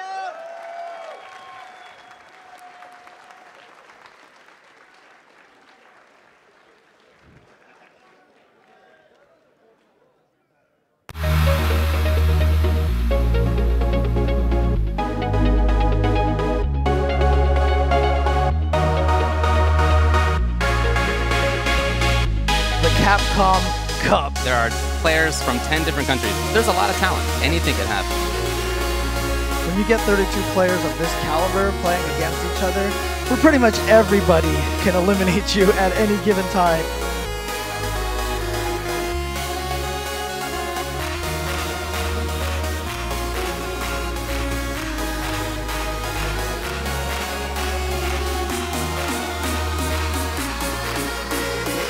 You guys ready to watch the first match? Yes, there it is. No, we got him. We got him. No! The magic pixel. You meant to be. Oh! Oh, he's got the setup. Oh, he does! Chips him out. And he jumps up in excitement. At this point, is anything really an upset? Oh, and he gets the big frame trap and only. Oh, and he closes it out. Exacts revenge on his arch nemesis. At this point in time, I can guarantee you nobody's bracket. All brackets are dead. Oh my God, right at the last second. What a dominant performance. Wow. This guy is he's a wizard. Two players just beating the hell out of each other.